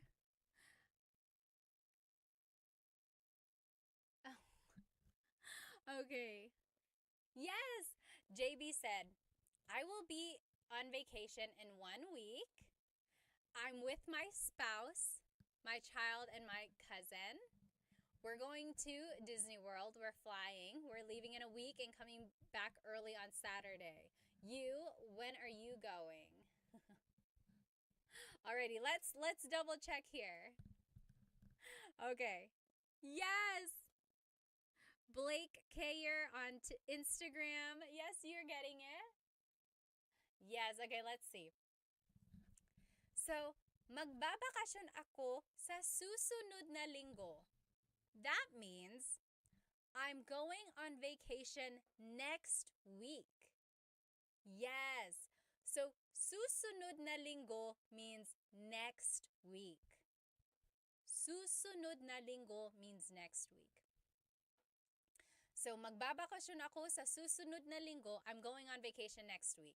Next, kasama ko ang asawa ko, ang mga anak ko, at ang pinsan ko. That means, I'm going with my husband, my kids, and my cousin. So this word, kasama ko, again, is one of those phrases where it can mean the present tense or the future tense. I will be with my husband. Ang mga anak ko, that's plural, children. When you add the word mga, it makes something plural. So I will be with my children and my cousin. Ang pinsan ko, my cousin. Then the next phrase was, pupunta kami sa Disney World. We're going to Disney World. Mag-eeroplano kami. We're flying or we will fly. Aalis kami sa linggo. We are leaving on Sunday. So linggo can mean week or Sunday. Tricky, right? That's why I added it there. So aalis kami sa linggo. We're leaving on Sunday. At babalik kami sa susunod na Sabado. Babalik kami, we are coming back, sa susunod. Susunod means next. So, sa susunod na Sabado means we will be back next Saturday. Or the following Saturday. And lastly, ikaw, kailan ka magbabakasyon? What about you? When are you going on vacation? Okay? Yes. So that is just an example. I'm not actually going to Disney World. That's just an example there. Do you see how we put together all of the vocabulary we learned, all of the phrases, and we are just kind of putting it in like the correct order to explain what we want to say, right? So hopefully you can recognize some of these words and phrases now when someone talks about a trip or a vacation they're going to go on. Okay? Now, here's just a review of everything we learned tonight. we talked about the vocabulary of different forms of transportation, right? It just makes me laugh. We finally figured out what a banca is. We learned aeroplano is airplane, coche is car, barco is boat, a ship, and banca is like a smaller boat, right? And then we learned some phrases, lots and lots of phrases about traveling. We learned bakasyon is vacation, uh, pasyal is a trip, viaje is also a trip, but also more like a journey, right? It's more like the act of taking a trip. And then we learned some phrases that you can say while traveling in the Philippines. And then we practiced with this example dialogue. Okay, does anyone have any questions or comments? Let me just go through some of these comments, especially on Instagram. I want to make sure I saw them. If you have a question and I didn't get to it, feel free to write it again. Blake Care said, I'm taking vacation and we're going to Disney World. Oh, I think you were just translating what I was saying, right? Okay. Oh, Jeremy said, babalik is Sunday. Babalik means to come back. Sunday is linggo. Linggo. Yes. Okay, awesome. Well, thank you, everyone. Oh, Meep, thank you so much for the gift. I think you sent a gift. Yes, you sent me a heart. Maraming salamat on TikTok. Thank you so much. I will see you again next, actually, I think I will see you more or a lot earlier than next Thursday. Okay, so I plan to go live a few more times next week, not just on Thursday, because I have a lot of lessons that I want to do again. I like to do these lessons more than once, just in case people weren't able to join the first time. I like people to be able to join and ask their own questions and things like that. So hopefully I can be on again some other time next week. But I will definitely be on here on Instagram and YouTube and TikTok live next Thursday for Tagalog Thursday. Oh, Surf, thank you so much for the gift on TikTok. Someone on here, let's see, S asked, what is your Instagram? It's just Tagalog Time with Pat on all of the platforms, YouTube, TikTok, Facebook, and Instagram. Tagalog Time with Pat. Okay, have a good rest of your day or evening, and I will see you next time. Maraming salamat. Paalam.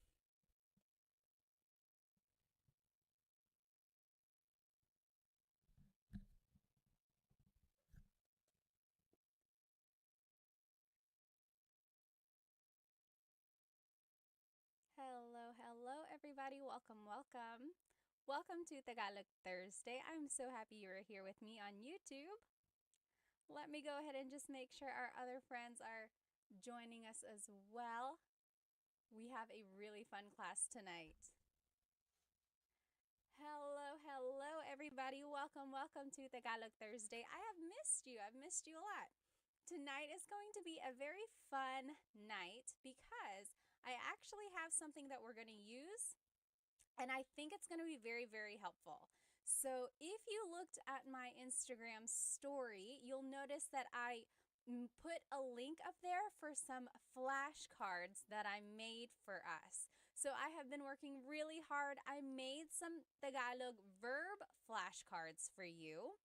And not only are they vocabulary words about the different verbs in Tagalog, but on the back of the flashcards are conjugations of the verbs as well. Oh, TikTok, let me see if I can flip the screen so that you can see it. Is that better? Yeah, there we go. Okay. So these flashcards are so great because they have the word on them, and then on the back is how you conjugate the verb. Okay, a lot of you have said, oh, verbs and conjugation are like some of the most challenging things about Tagalog, and it's true. And if you have watched my full-length Tagalog lessons on YouTube, then you know that there are different types of verbs, and then there are different categories, different conjugation patterns, and everything like that. And one of the things that I said is the more verbs you learn, that's kind of how you will learn what group these verbs fall into, right? So it's just a matter of gaining more vocabulary, and getting these flashcards will help you with that. Again, tonight's Tagalog lesson is about Tagalog verbs, and we are going to be using these flashcards that I made for us that have the Tagalog verb on the front, and on the back is the conjugation. Conjugation means changing something into a different form. So these are the conjugations in the present tense, the past tense, the future tense, and then there's one more conjugation in there, or one more type of phrase. It's the command. You'll see how they are used when we go through them. Again, if you want to get your own copy of these flashcards that I made, the digital download is on my Stan store. I put the link in my stories, but also it's in the in my bio as well. Go ahead and write where you are currently watching from. Maybe tell me how old you are, and does anyone have a shout out? One time someone said, "Oh, it's my girlfriend's birthday. Can you say hi?" If anyone has a special event, please let me know. Or is it just a fun night? No special event on your side, but just something to celebrate, just being with me learning Tagalog. Let me go ahead and catch up on some of these comments. Okay, let me catch up on some of these comments on Instagram here.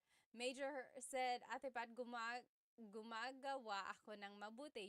You're doing something good. Are you trying to say you're doing well? You can say, "Mabuti ako, mabuti naman." What you said literally means I am doing something good, like you are doing a good deed or something. Oh, Chunkin Deuces said, "Quick question. Is there a difference between learning Filipino versus Tagalog?" Very, very good question. Does anyone know? I know the answer. But does anyone know the difference between Filipino and Tagalog? Think about it, write it in the comments, and let's see what everyone thinks. Hello, magandang araw, Vic said. Let's see. Hi, ate. Kawabanga said. Miss Anna Adams said, "Kumusta ka, ate? Mabuti naman." Hi, Love and Lulu. All right, let's see here. Again, we're just waiting for everyone to join. Hello, hello. Oh, so many people. Let's see here. Rose from San Diego, Ronnie from LA, Royston from Singapore.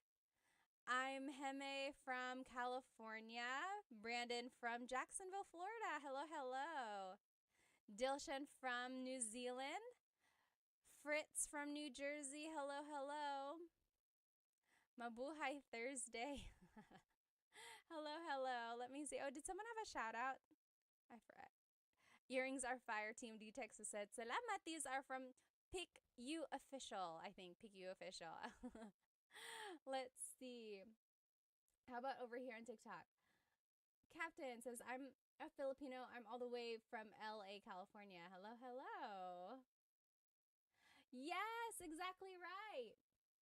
So Rocky's Barber. So the question was, Chunkanduces asked, "What is the difference between Filipino and Tagalog?" And over here on TikTok, Rockin' Barber said, "Filipino incorporates the borrowed phrases and words." Exactly right. So Tagalog is a very old language. In fact, it's one of the oldest ones in the Philippines. There's like written by Bayin that's been found. It's just a very old language. And of course, the Philippines itself has had a lot of influence from so many countries, like Spain, of course, when they occupied it for 300 years. Then there was America and even Japan for a little while. And Chinese, because there were a lot of immigrants from southern China. So along with all of those different cultures, they incorporated a lot of those words into Tagalog. So much so that Tagalog itself kind of got mingled with all these languages. So they had to change it a little bit. And Filipino is the language that incorporates all of those different languages. For example, hikaw, the word hikaw is earring. That is a Chinese word, or it stems from the Chinese culture. But technically, there was at one point a true deep Tagalog word that was used before hikaw. And usually I love Tagalog, like deep, deep Tagalog, because it's very literal.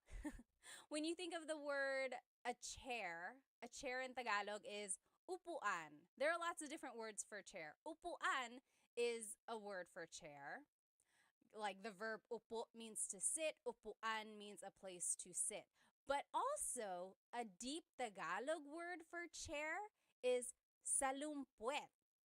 Salumpuet. So that's like true deep Tagalog. And it means, salo means to catch, puet is your bottom. So salumpuet is something that is catching your bottom, right? Your chair. So that's the difference between Tagalog and Filipino. So, yes, Filipino kind of incorporates all of those different borrowed words, as Rockin' Barber said, whereas Tagalog really is like the pure, whatever it was before all of those influences. Although nowadays, Filipino, Tagalog, Filipino, they are used interchangeably and people will understand what you mean. But technically, there is a difference. Oh, hello, Tagalog Kurt. Someone is saying hello, Tagalog Kurt. Are they here? Anyway, again, thank you, thank you. Let's go ahead and get started. Tonight's lesson is going to be all about Tagalog verbs, okay? So depending on where you are in your Tagalog learning journey, you might already know how to conjugate verbs and you just want to learn more. Or maybe you are a true beginner, you just want to gain more vocabulary. This is a good way to do it. Or maybe you are kind of a little bit more experienced and you just want to quiz yourself, or you just want to make sure you know the right words.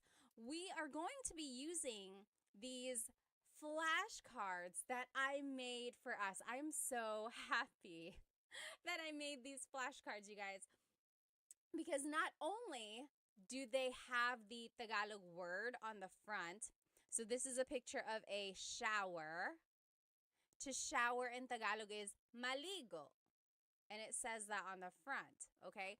On the back of the card has the conjugation of the or of the verb.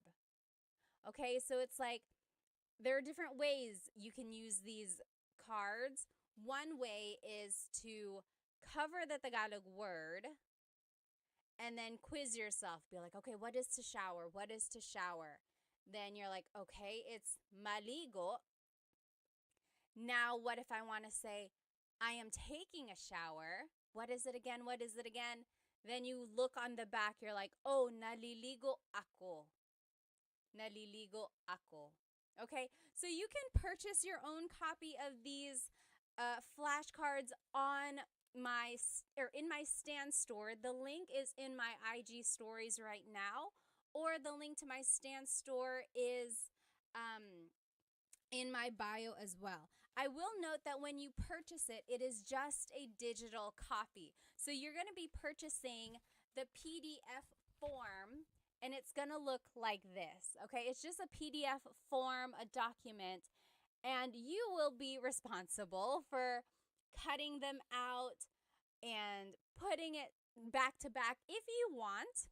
And then I even went farther and put a lamination on them just to make it have that flashcard feel, okay? But if you don't want to do all that, you could just print it out maybe like put holes in it and put it in a 3-ring binder, or even just put a staple in it and call it a day. This is just a really good way to review, I think. Let me check over here on YouTube. Okay. Oh, Saul said, nakakatawa ka. I learned that yesterday from your Insta. Salamat, salamat. Nakakatawa ka rin. You're funny. All right. So let's just go over some basics about Tagalog verbs, okay? In Tagalog, there are 5 different types of verbs in Tagalog. Okay, let me find these cards here. I had organized them and now I'm just gonna find, here we go. So in Tagalog, there are mag verbs, mag, meaning they start with mag. Mag is their prefix. There's mag verbs, then there's ma verbs, ma. They also start with ma, like matulog. Then there's verbs, Then there's in verbs, in. And then verbs, verbs. John Legacy on YouTube said, are you going to post those flashcards anywhere for us to download or purchase? Yes, they are already up on my Stan store. The link should be in my bio, and you will see it. It says new 100 Tagalog flashcards, so you should be able to purchase them there. Again, there are 5 different types of verbs in Tagalog. Mag, ma, in, and e verbs. Why is that important? Well, it's all going to determine the patterns that we use when we conjugate them. Okay? And if you need a review of how to conjugate these different types of verbs, you can watch the full-length Tagalog lesson on my YouTube channel. There's like present tense conjugation, past and future tense conjugation videos there. It will go step by step with lots and lots of practice. But we can also just learn them tonight, okay? I don't want you to get too bogged down about the patterns themselves, but I do want you to recognize that there is a pattern. Okay, you'll see. There's repeated syllables. There's certain affixes or prefixes or infixes. Okay, so I want you to just listen and see what we get. Okay, so let's just go through some of these verbs here. If you know the answer, write it in the comments. What is to clap in Tagalog? What is to clap in Tagalog? Do you know? What is to clap? Oh, thank you so much for all the gifts on TikTok. They are going so fast. FJMLV, thank you so much. And I think someone else up there, thank you. What is to clap in Tagalog?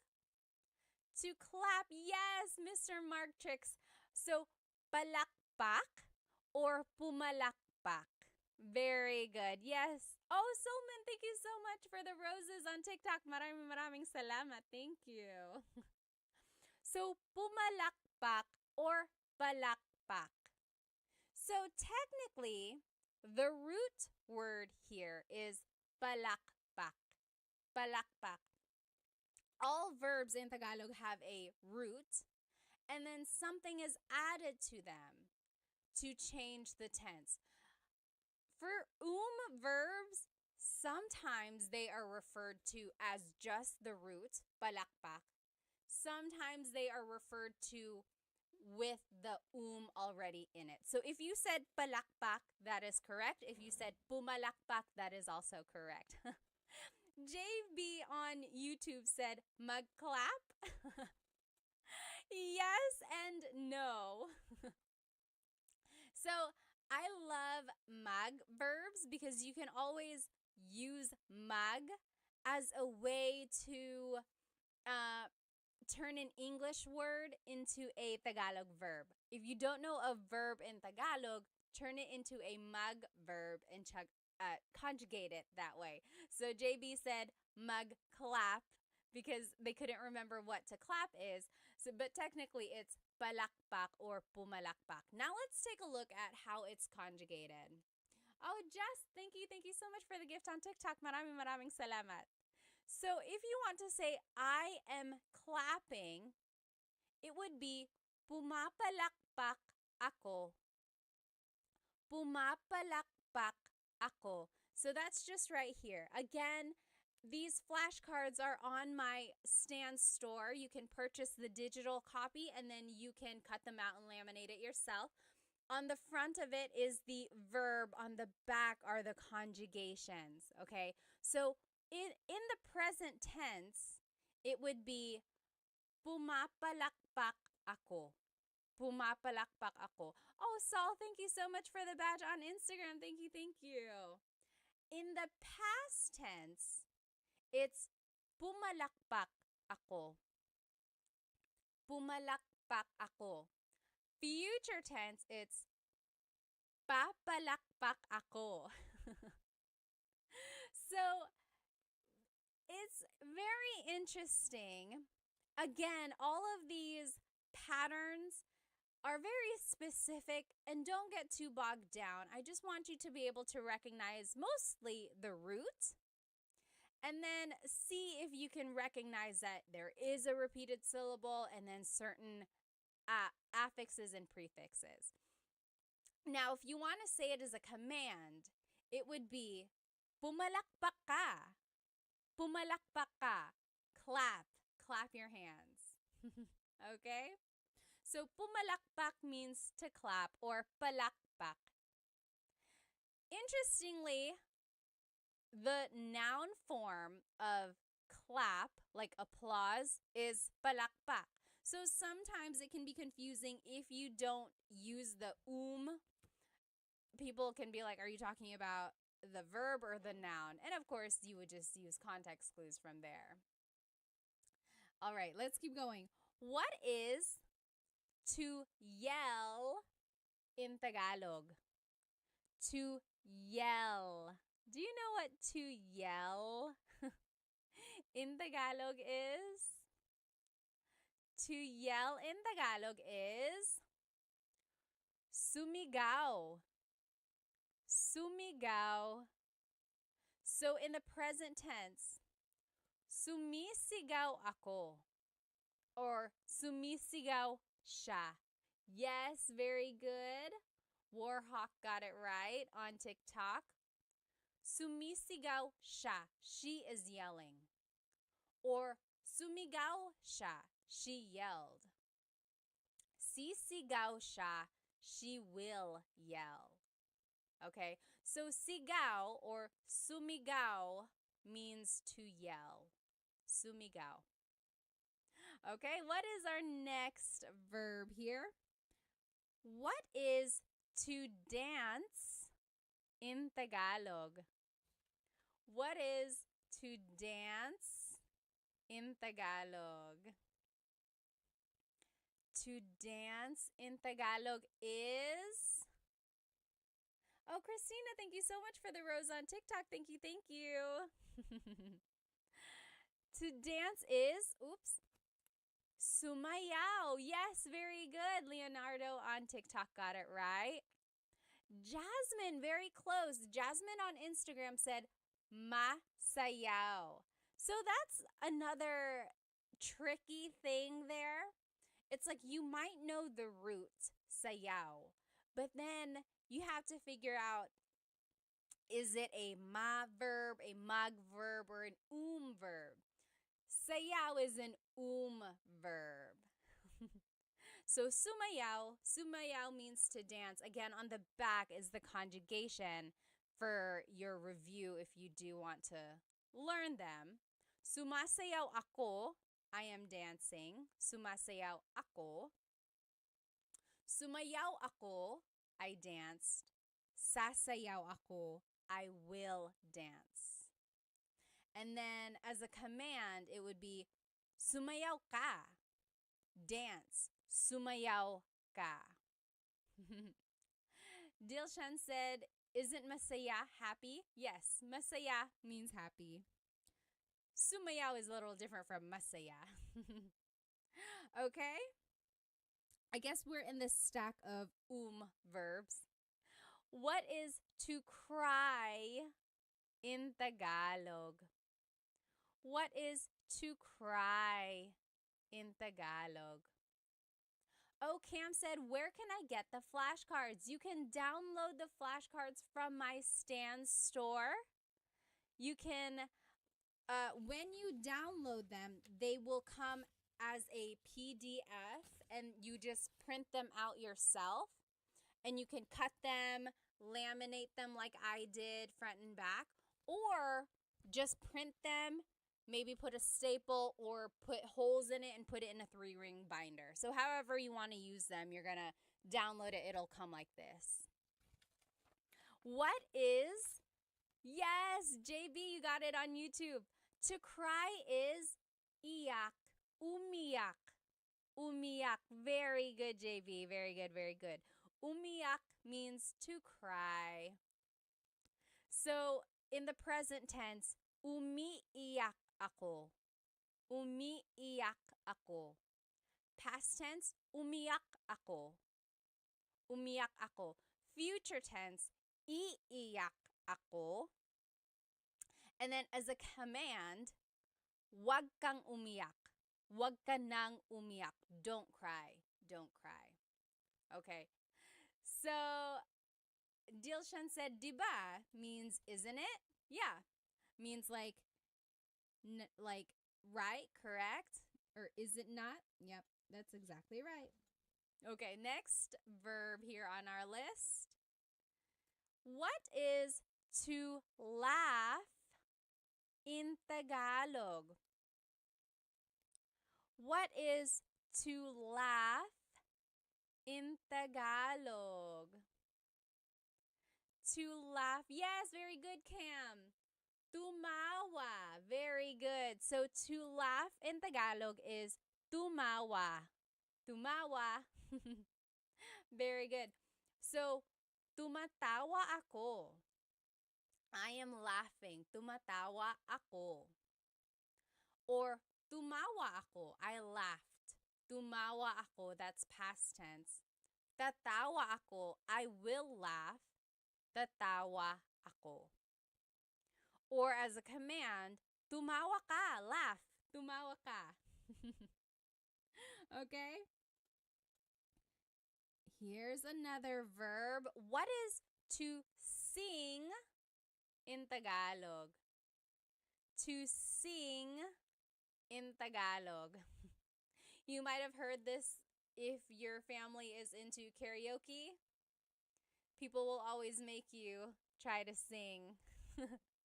Yes, Cam is exactly right. And Warhawk. Yes. Very good. Kumanta. Kumanta. Yes. Alpoblit. Kumanta. Very good. JB said, once again, where do we download these cards? Well, it's in my Stan store. So the link should be in my bio, or if you just go to my profile, look for the Stan store link. Again, when you download it, it will be a PDF like this, and then you will print it yourself and turn them into flashcards, or you can just keep it like this, put it in a folder, things like that, okay? So, kumakanta ako, I am singing. Kumakanta ako. Kumanta ako, I sang. Kumanta ako. Kakanta ako, I will sing. Kakanta ako. And as a command, kumanta ka, kumanta ka. If you've ever gone karaokeing or if you've ever karaokeed with Filipinos, they have probably said that to you. Kumanta ka, sing, kumanta ka. They leave no one behind with the singing. What is everyone's go-to karaoke song, by the way? I like Crazy for You by Madonna. I like, what else do I like? I don't know. I'm not like an amazing singer or anything. Oh, what's that one song that I like? I'll have to think about it. Yes. Okay. Oh, you might have already seen it. What is to hug in Tagalog? To hug. Oh, Captain said All of Me by J.M. Guzman. Oh, I don't even know what song that is. I'll have to look that up. Heart said Whitney or Mariah Star Spangled Banner. Number one, do they even have that version? And number two, I need some evidence, please. Yes, very good, very good. Oh, Captain said rap songs by Andrew E. Do you know who Andrew E. is? Andrew E. is a popular rapper in the Philippines. I feel like he was a lot more popular in like the 90s or early 2000s, like just really really fast Tagalog raps. Are you into Glock 9? Glock 9 and like Ruby Ibarra, of course, Phil Am. There are lots of newer. Oh, and Easy Miller. Hello. Like a lot of newer rappers out there. Yes, very good, very good. Yakap or yakapin means to hug. Yakapin. So, yakap is the noun, a hug, yakap. Yakapin is the verb to hug. Captain said Sharon Cuneta. You like to sing Sharon Cuneta songs? Oh, Chris McCollin said, I met Andrew E. Really? How? Jez said Dilaw by Maki. I don't think I've heard that one. I'll have to look that up. So yes, yakapin. Now we're in the in. Where am I? In verbs. In. So the first set of verbs we looked at were verbs. These are in verbs. The difference there is that verbs can be object or actor focused. In verbs are usually object focused. Again, all of that is nitty gritty. If you do want to get into all that, be sure to watch my full length Tagalog lesson videos about present tense conjugation and future and past tense. Oh, Serrano said maybe this time. I love that song. I love that song. Ozzy Mandia said, hi, I just wanted to thank you for the lessons. I plan to visit the Philippines later this year. I'm pretty good at the language. Oh, at language, so I'm absorbing everything. Good, good. JB said, my way. Do you know what happens when you sing My Way in the Philippines? It doesn't always happen, but for a while, there was like really bad things happening whenever you sang My Way in the Philippines. It used to be like maybe like 10 years ago, for a while, when people sang My Way, they would get unalived. They wouldn't, I don't know what would happen. Like it would be so violent, and then yeah, so for a while there was just that thing where it was like, don't sing My Way, or it became a joke where it was like, oh, you're gonna sing My Way. So be careful with that song. Okay, yeah, so yakap or yakapin means to hug. In the future tense, it's, I'm just trying to think because I don't want to say it wrong. Yinayakap ko siya. I am hugging him. Yinayakap ko siya. Past tense, yinakap ko siya. Future tense, yayakapin ko siya. Okay? So, yakap is an in verb. As a command, maybe you can use this on your sweet, lovey loved one. Yakapin mo ako. Yakapin mo ako. That means hug me. Yakapin mo ako. I'll put it up here so you can see it. That's the command, hug me. Yakapin mo ako. Try saying that to your honey tonight. I'm sure it'll make them super kilig. Yakapin mo ako. Okay? Someone put it or wrote a question up here. Someone asked why. Why is it that when you sang My Way, you would get like unalived? I don't know. It was just like, maybe it just happened to be that when people were singing that, there were like violent people around them. I don't know. But for a while, you should look it up. It was like singing My Way at karaoke was kind of dangerous. Oh, and then someone asked, do you know how to speak Bisaya? No, I do not. But I know someone who does, and I'll be sharing them with you in just a little while, like maybe next week or in a couple weeks. Oh, someone up here asked, Ladorabi said, is Filipino Sign Language the same as American Sign Language?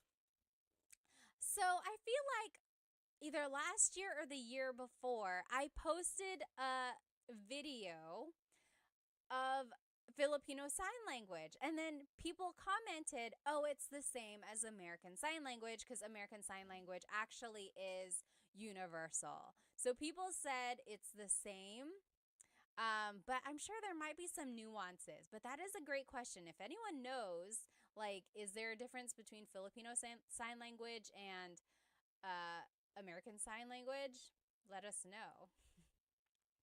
Jasmine said, I heard of you sing it badly. So maybe if you sing My Way badly, then that's why it was so violent. Patch said, your tutorials really helped me in my tutoring sesh with my US students. Thank you, thank you, thank you. Maraming salamat. Thank you, din. Oh, interesting. Okay, so PJ said Japanese Sign Language is a little different. Interesting. Okay, so yeah, there might be some similarities between Filipino Sign Language and then like American Sign Language, but also there might be some differences as well. Warhawk said, I'll never sing that song in the Philippines. Yeah, don't sing My Way. You might not want to. Okay, and then someone asked, do I speak Waray? No, I do not, but I'm looking for someone who can teach it. If you know anyone who can teach Waray, send them my way. Okay, what is to pull in Tagalog?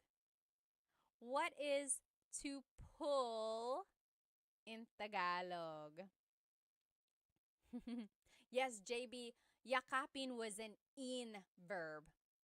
We're actually in the in verbs now. Tots asked, can you speak Kapampangan? No, I cannot. I wish I knew people who could, though. Yes, Serrano. Hilahin. Very good, Warhawk. Hilahin. Hilahin. Very good. Hilahin means to pull. Hila means to pull. That's the root. Hila.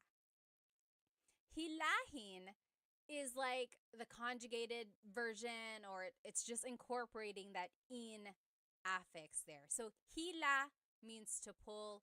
Hilahin is conjugating it as an in verb. In the present tense, it's hinihila ko ang lubid. I am pulling the rope. Hinihila ko ang lubid.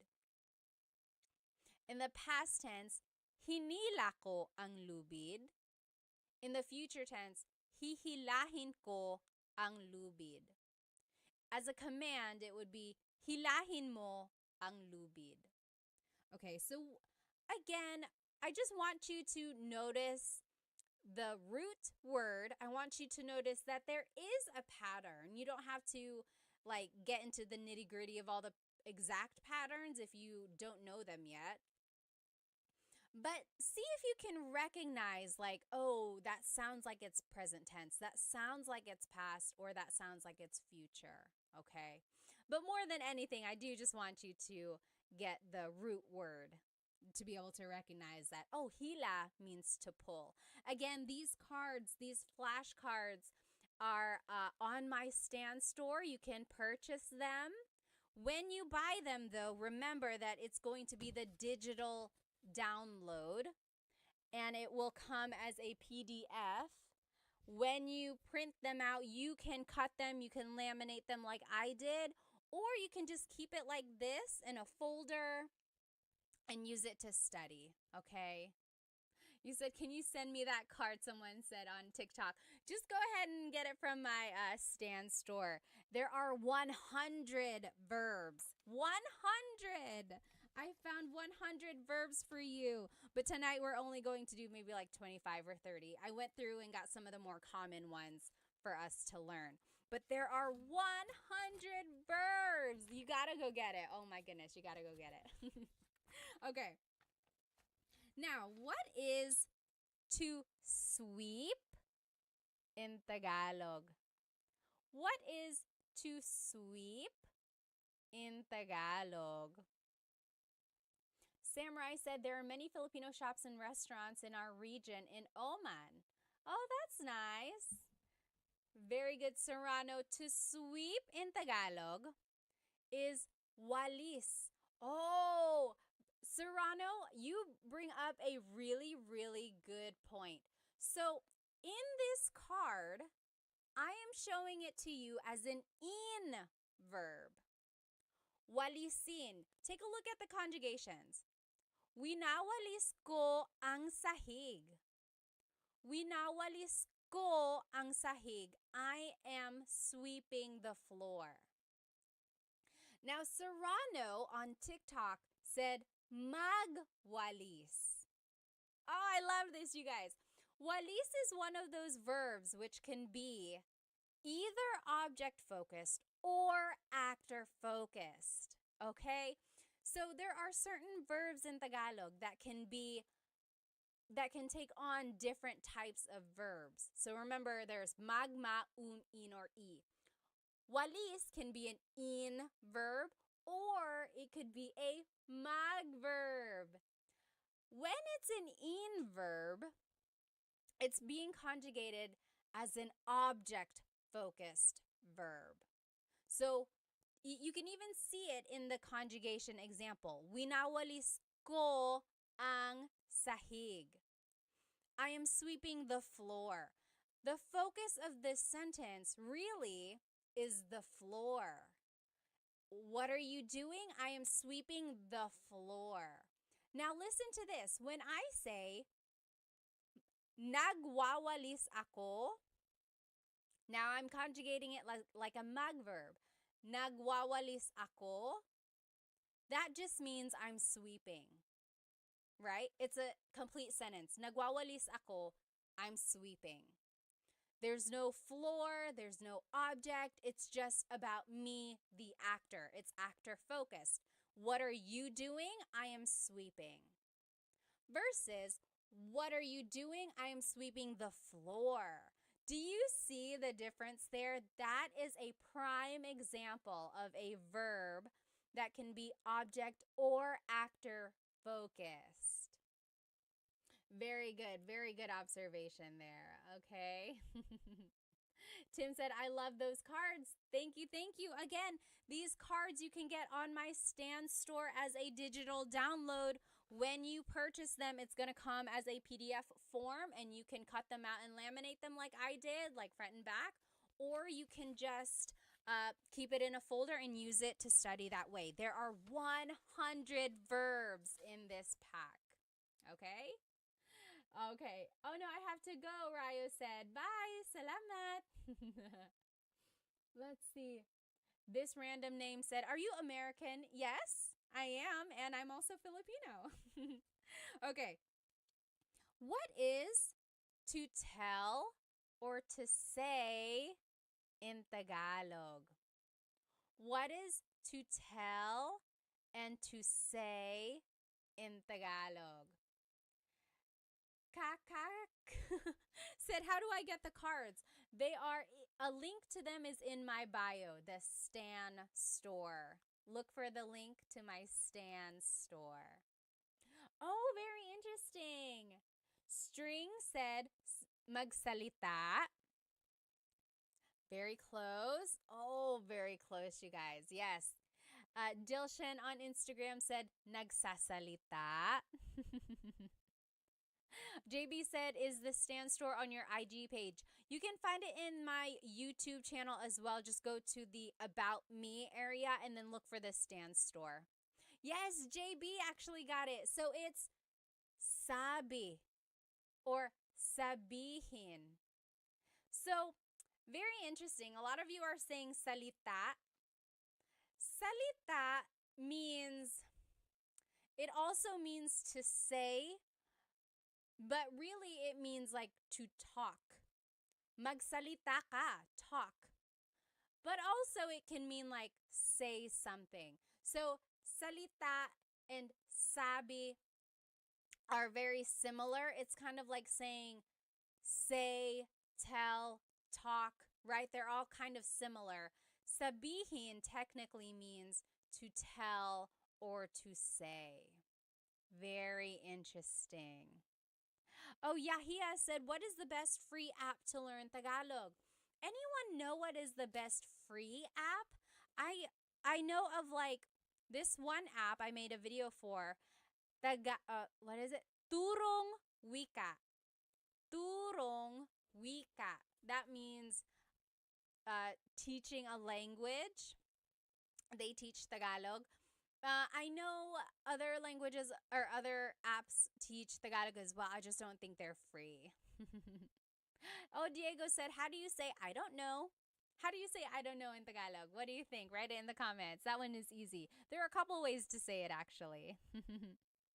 Oh, Mr. Crank said, is there an app that you would recommend to help learn Tagalog? Let's see. So the one I recommended earlier, Turong Wika, that one is a good one. Does Rosetta Stone have an app?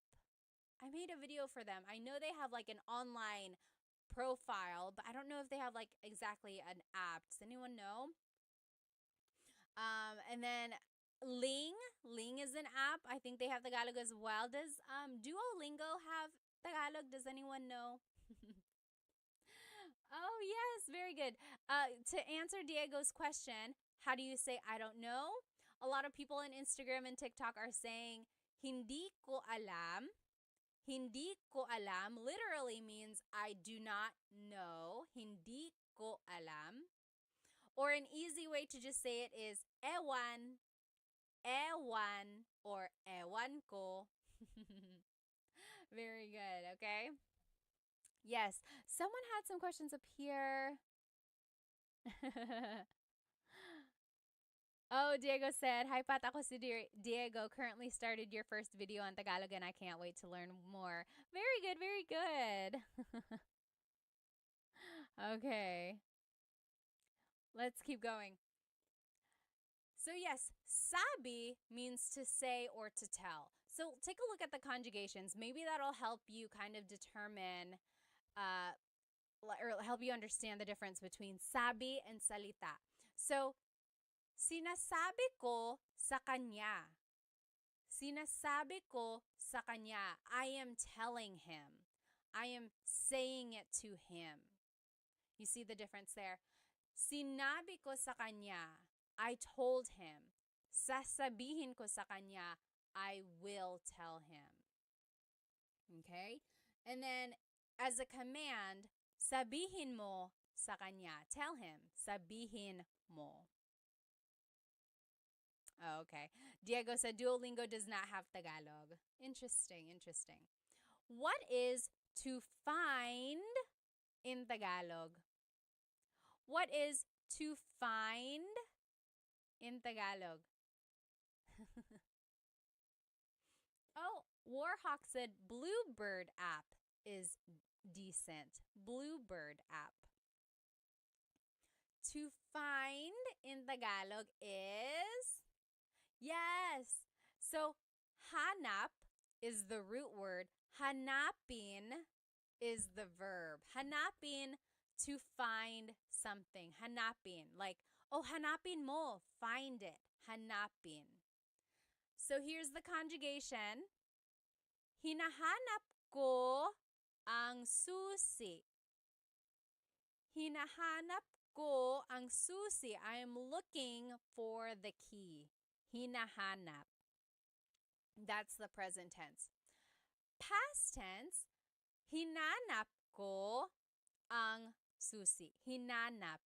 I looked for the key. Hahanapin ko ang susi. Hahanapin ko. I will find the key. Okay? So again, hanap means to find. Hanap. Oh, JCast said, where do you buy these flashcards? You can buy them from my Stan store. Link is in the bio. Look for my Stan store. You will get the digital download. You will get the PDF form, and it looks like this. And then you can cut it, laminate it like I did, or you can just keep it like this, maybe put it in a folder or in a binder, and then use it to study like that. But I have 100 verbs for you. 100. Oh my goodness. I'm so happy for you guys that you have this resource. But we're only going over like 25 tonight. Oh, thank you so much. Sean said, I bought them. Salamat. Maraming salamat. Okay. What is to run in Tagalog? What is to run in Tagalog? Oh, Major said, Ate Pat, can you give me a Tagalog tongue twister? Ooh. Let's see. Let's see. There's so many. I don't want to say it wrong now.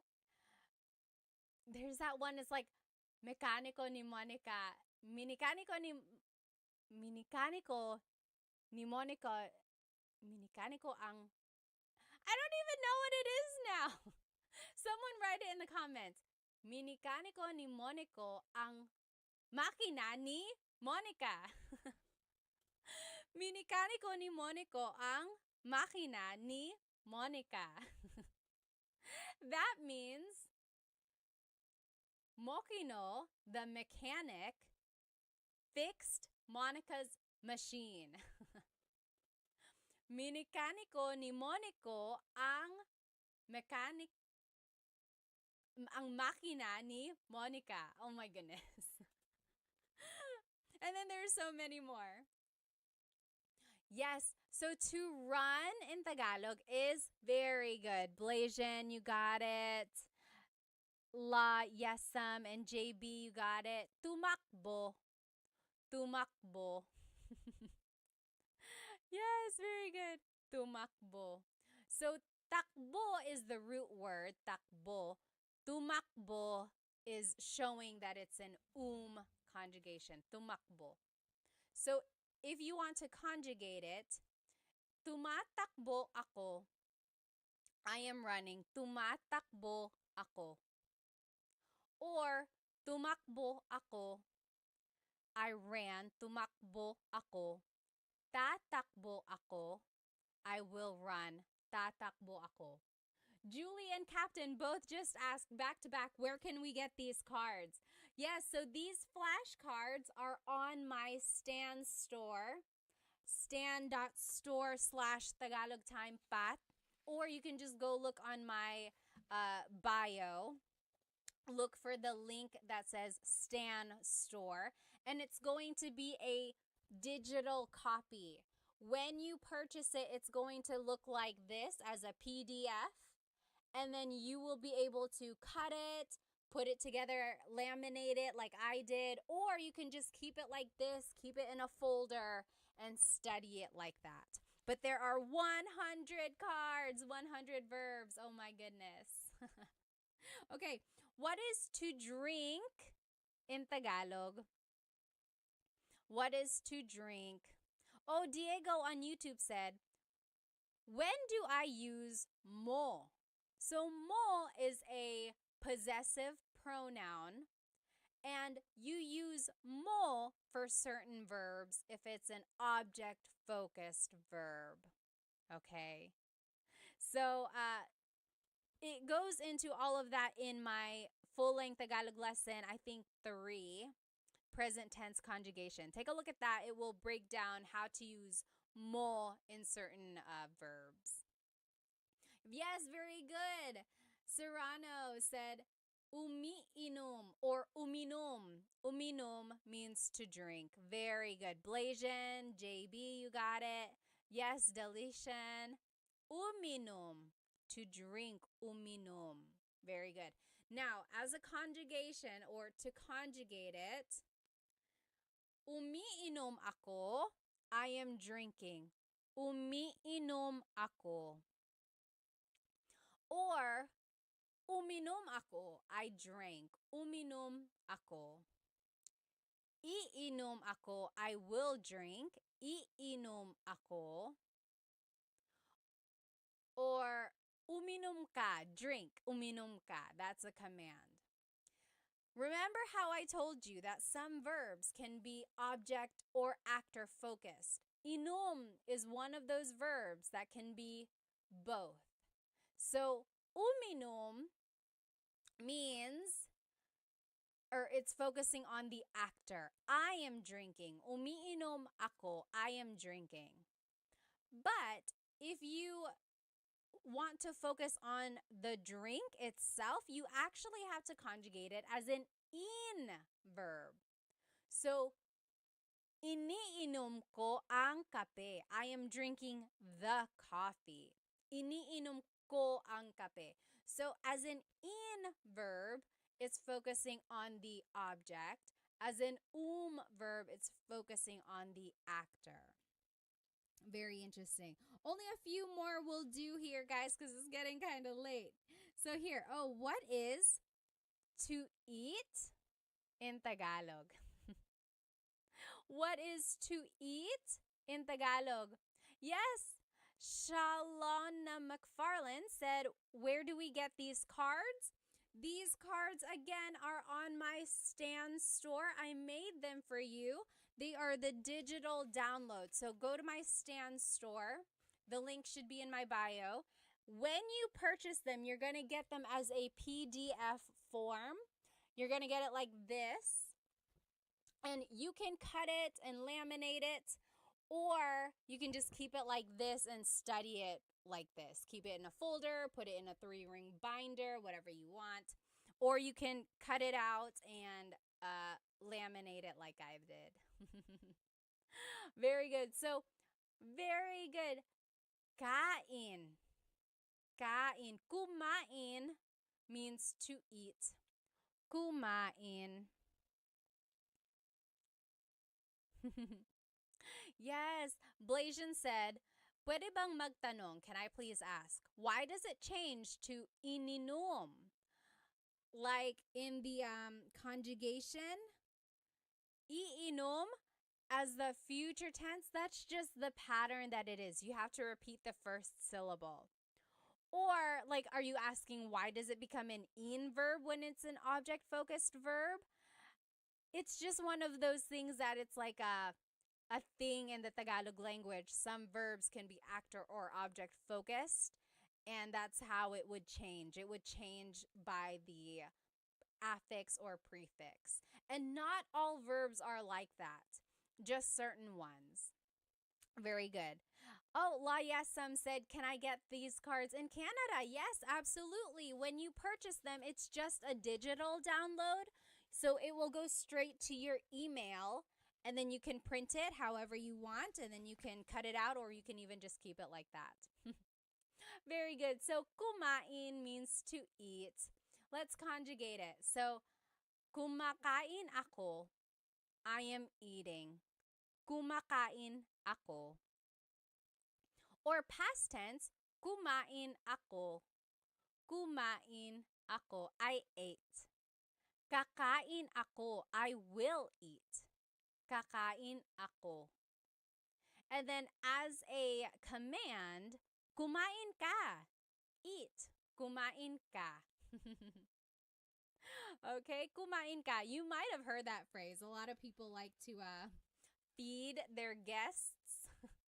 So that is the thing there, the phrase that you might hear a lot. Let's see, what else? Let's take a look at some of these verbs. We didn't get to look at them. How do you say to write in Tagalog? To write. So to write something. I'll give you a hint. It's an verb. To write,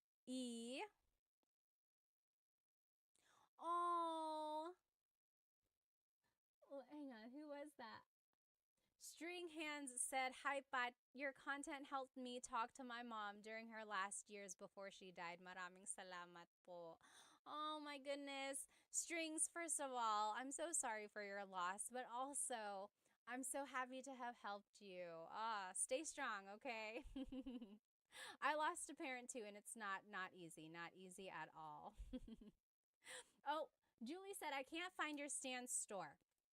Let's see. Go to my link or go to my bio, and I think just click on whatever link is there, and then more links should pop up.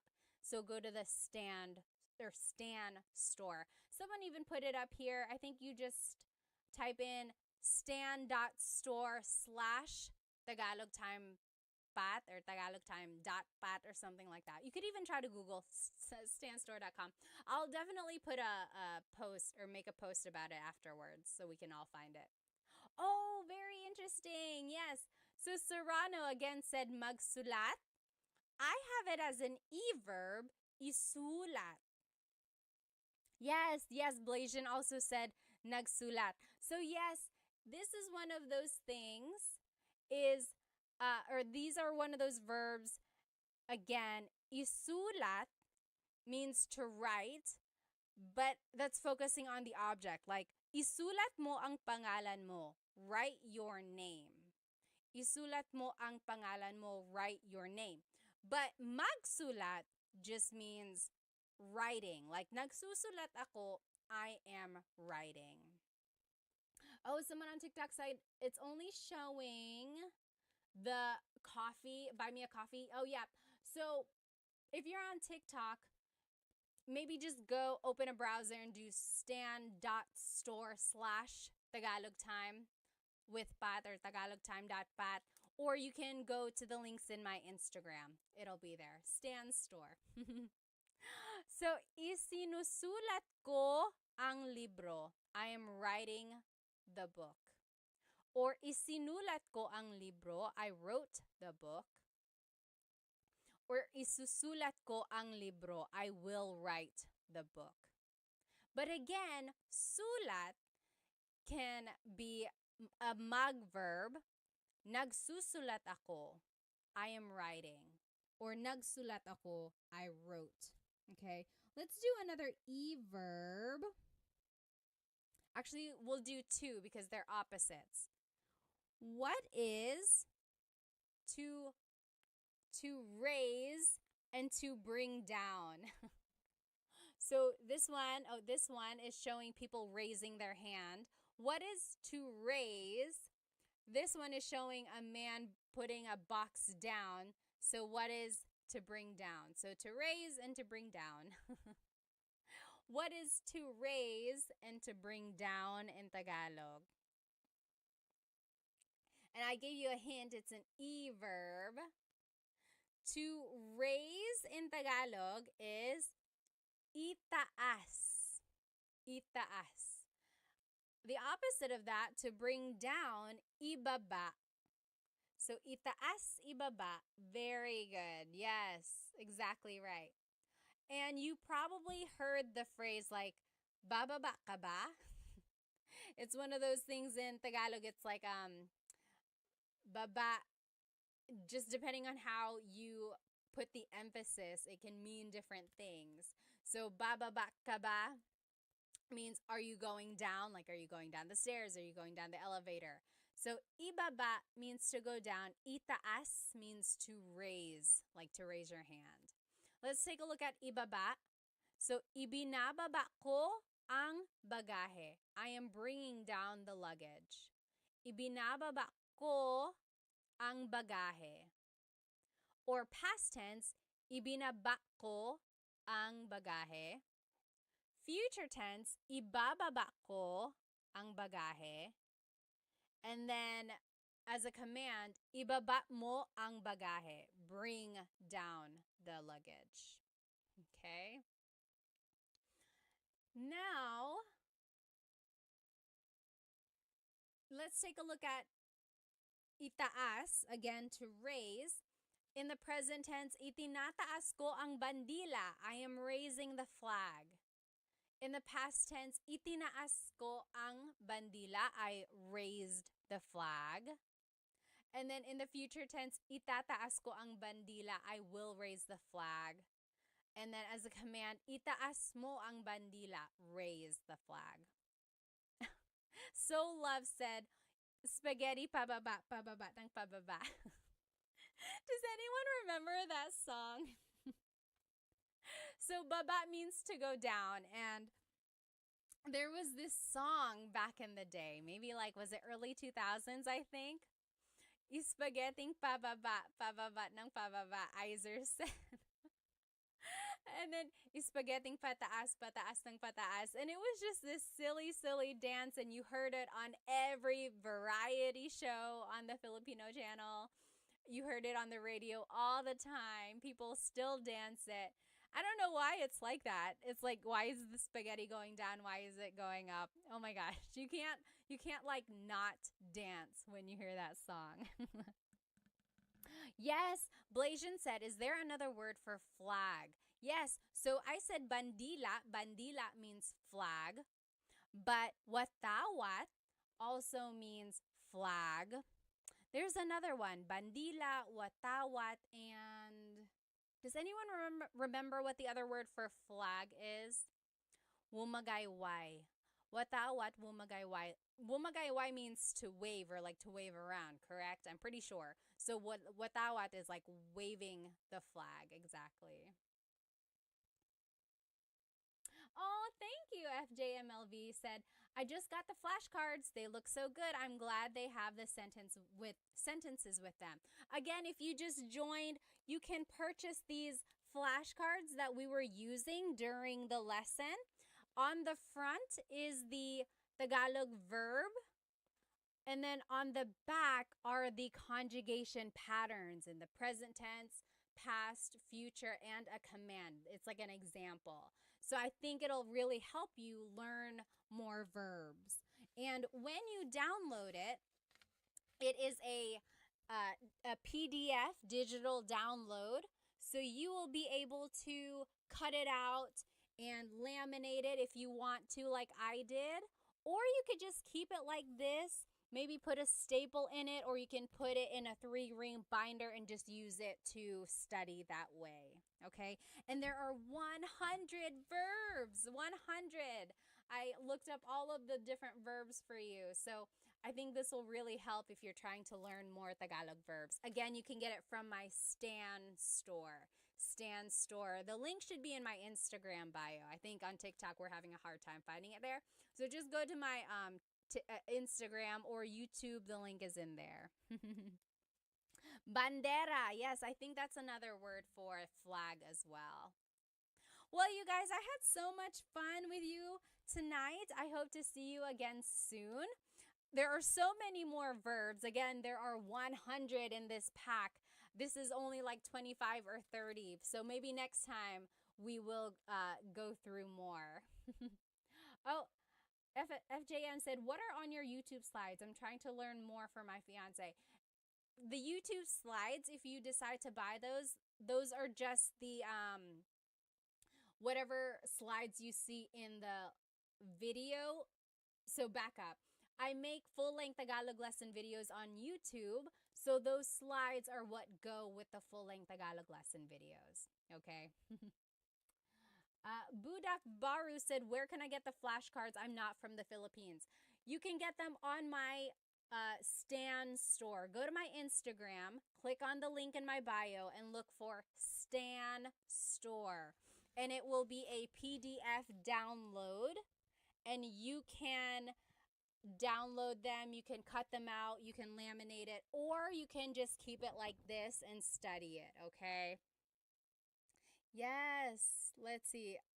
Yes, Benny, did you get that? Benny also asked, where can I get them? Again, on my Stan store. You just get the digital download, and then you can make the cards, or you can keep it like this, okay? Well, I will see you guys next time. I hope you have a great rest of your night. Maraming salamat po. See you next time.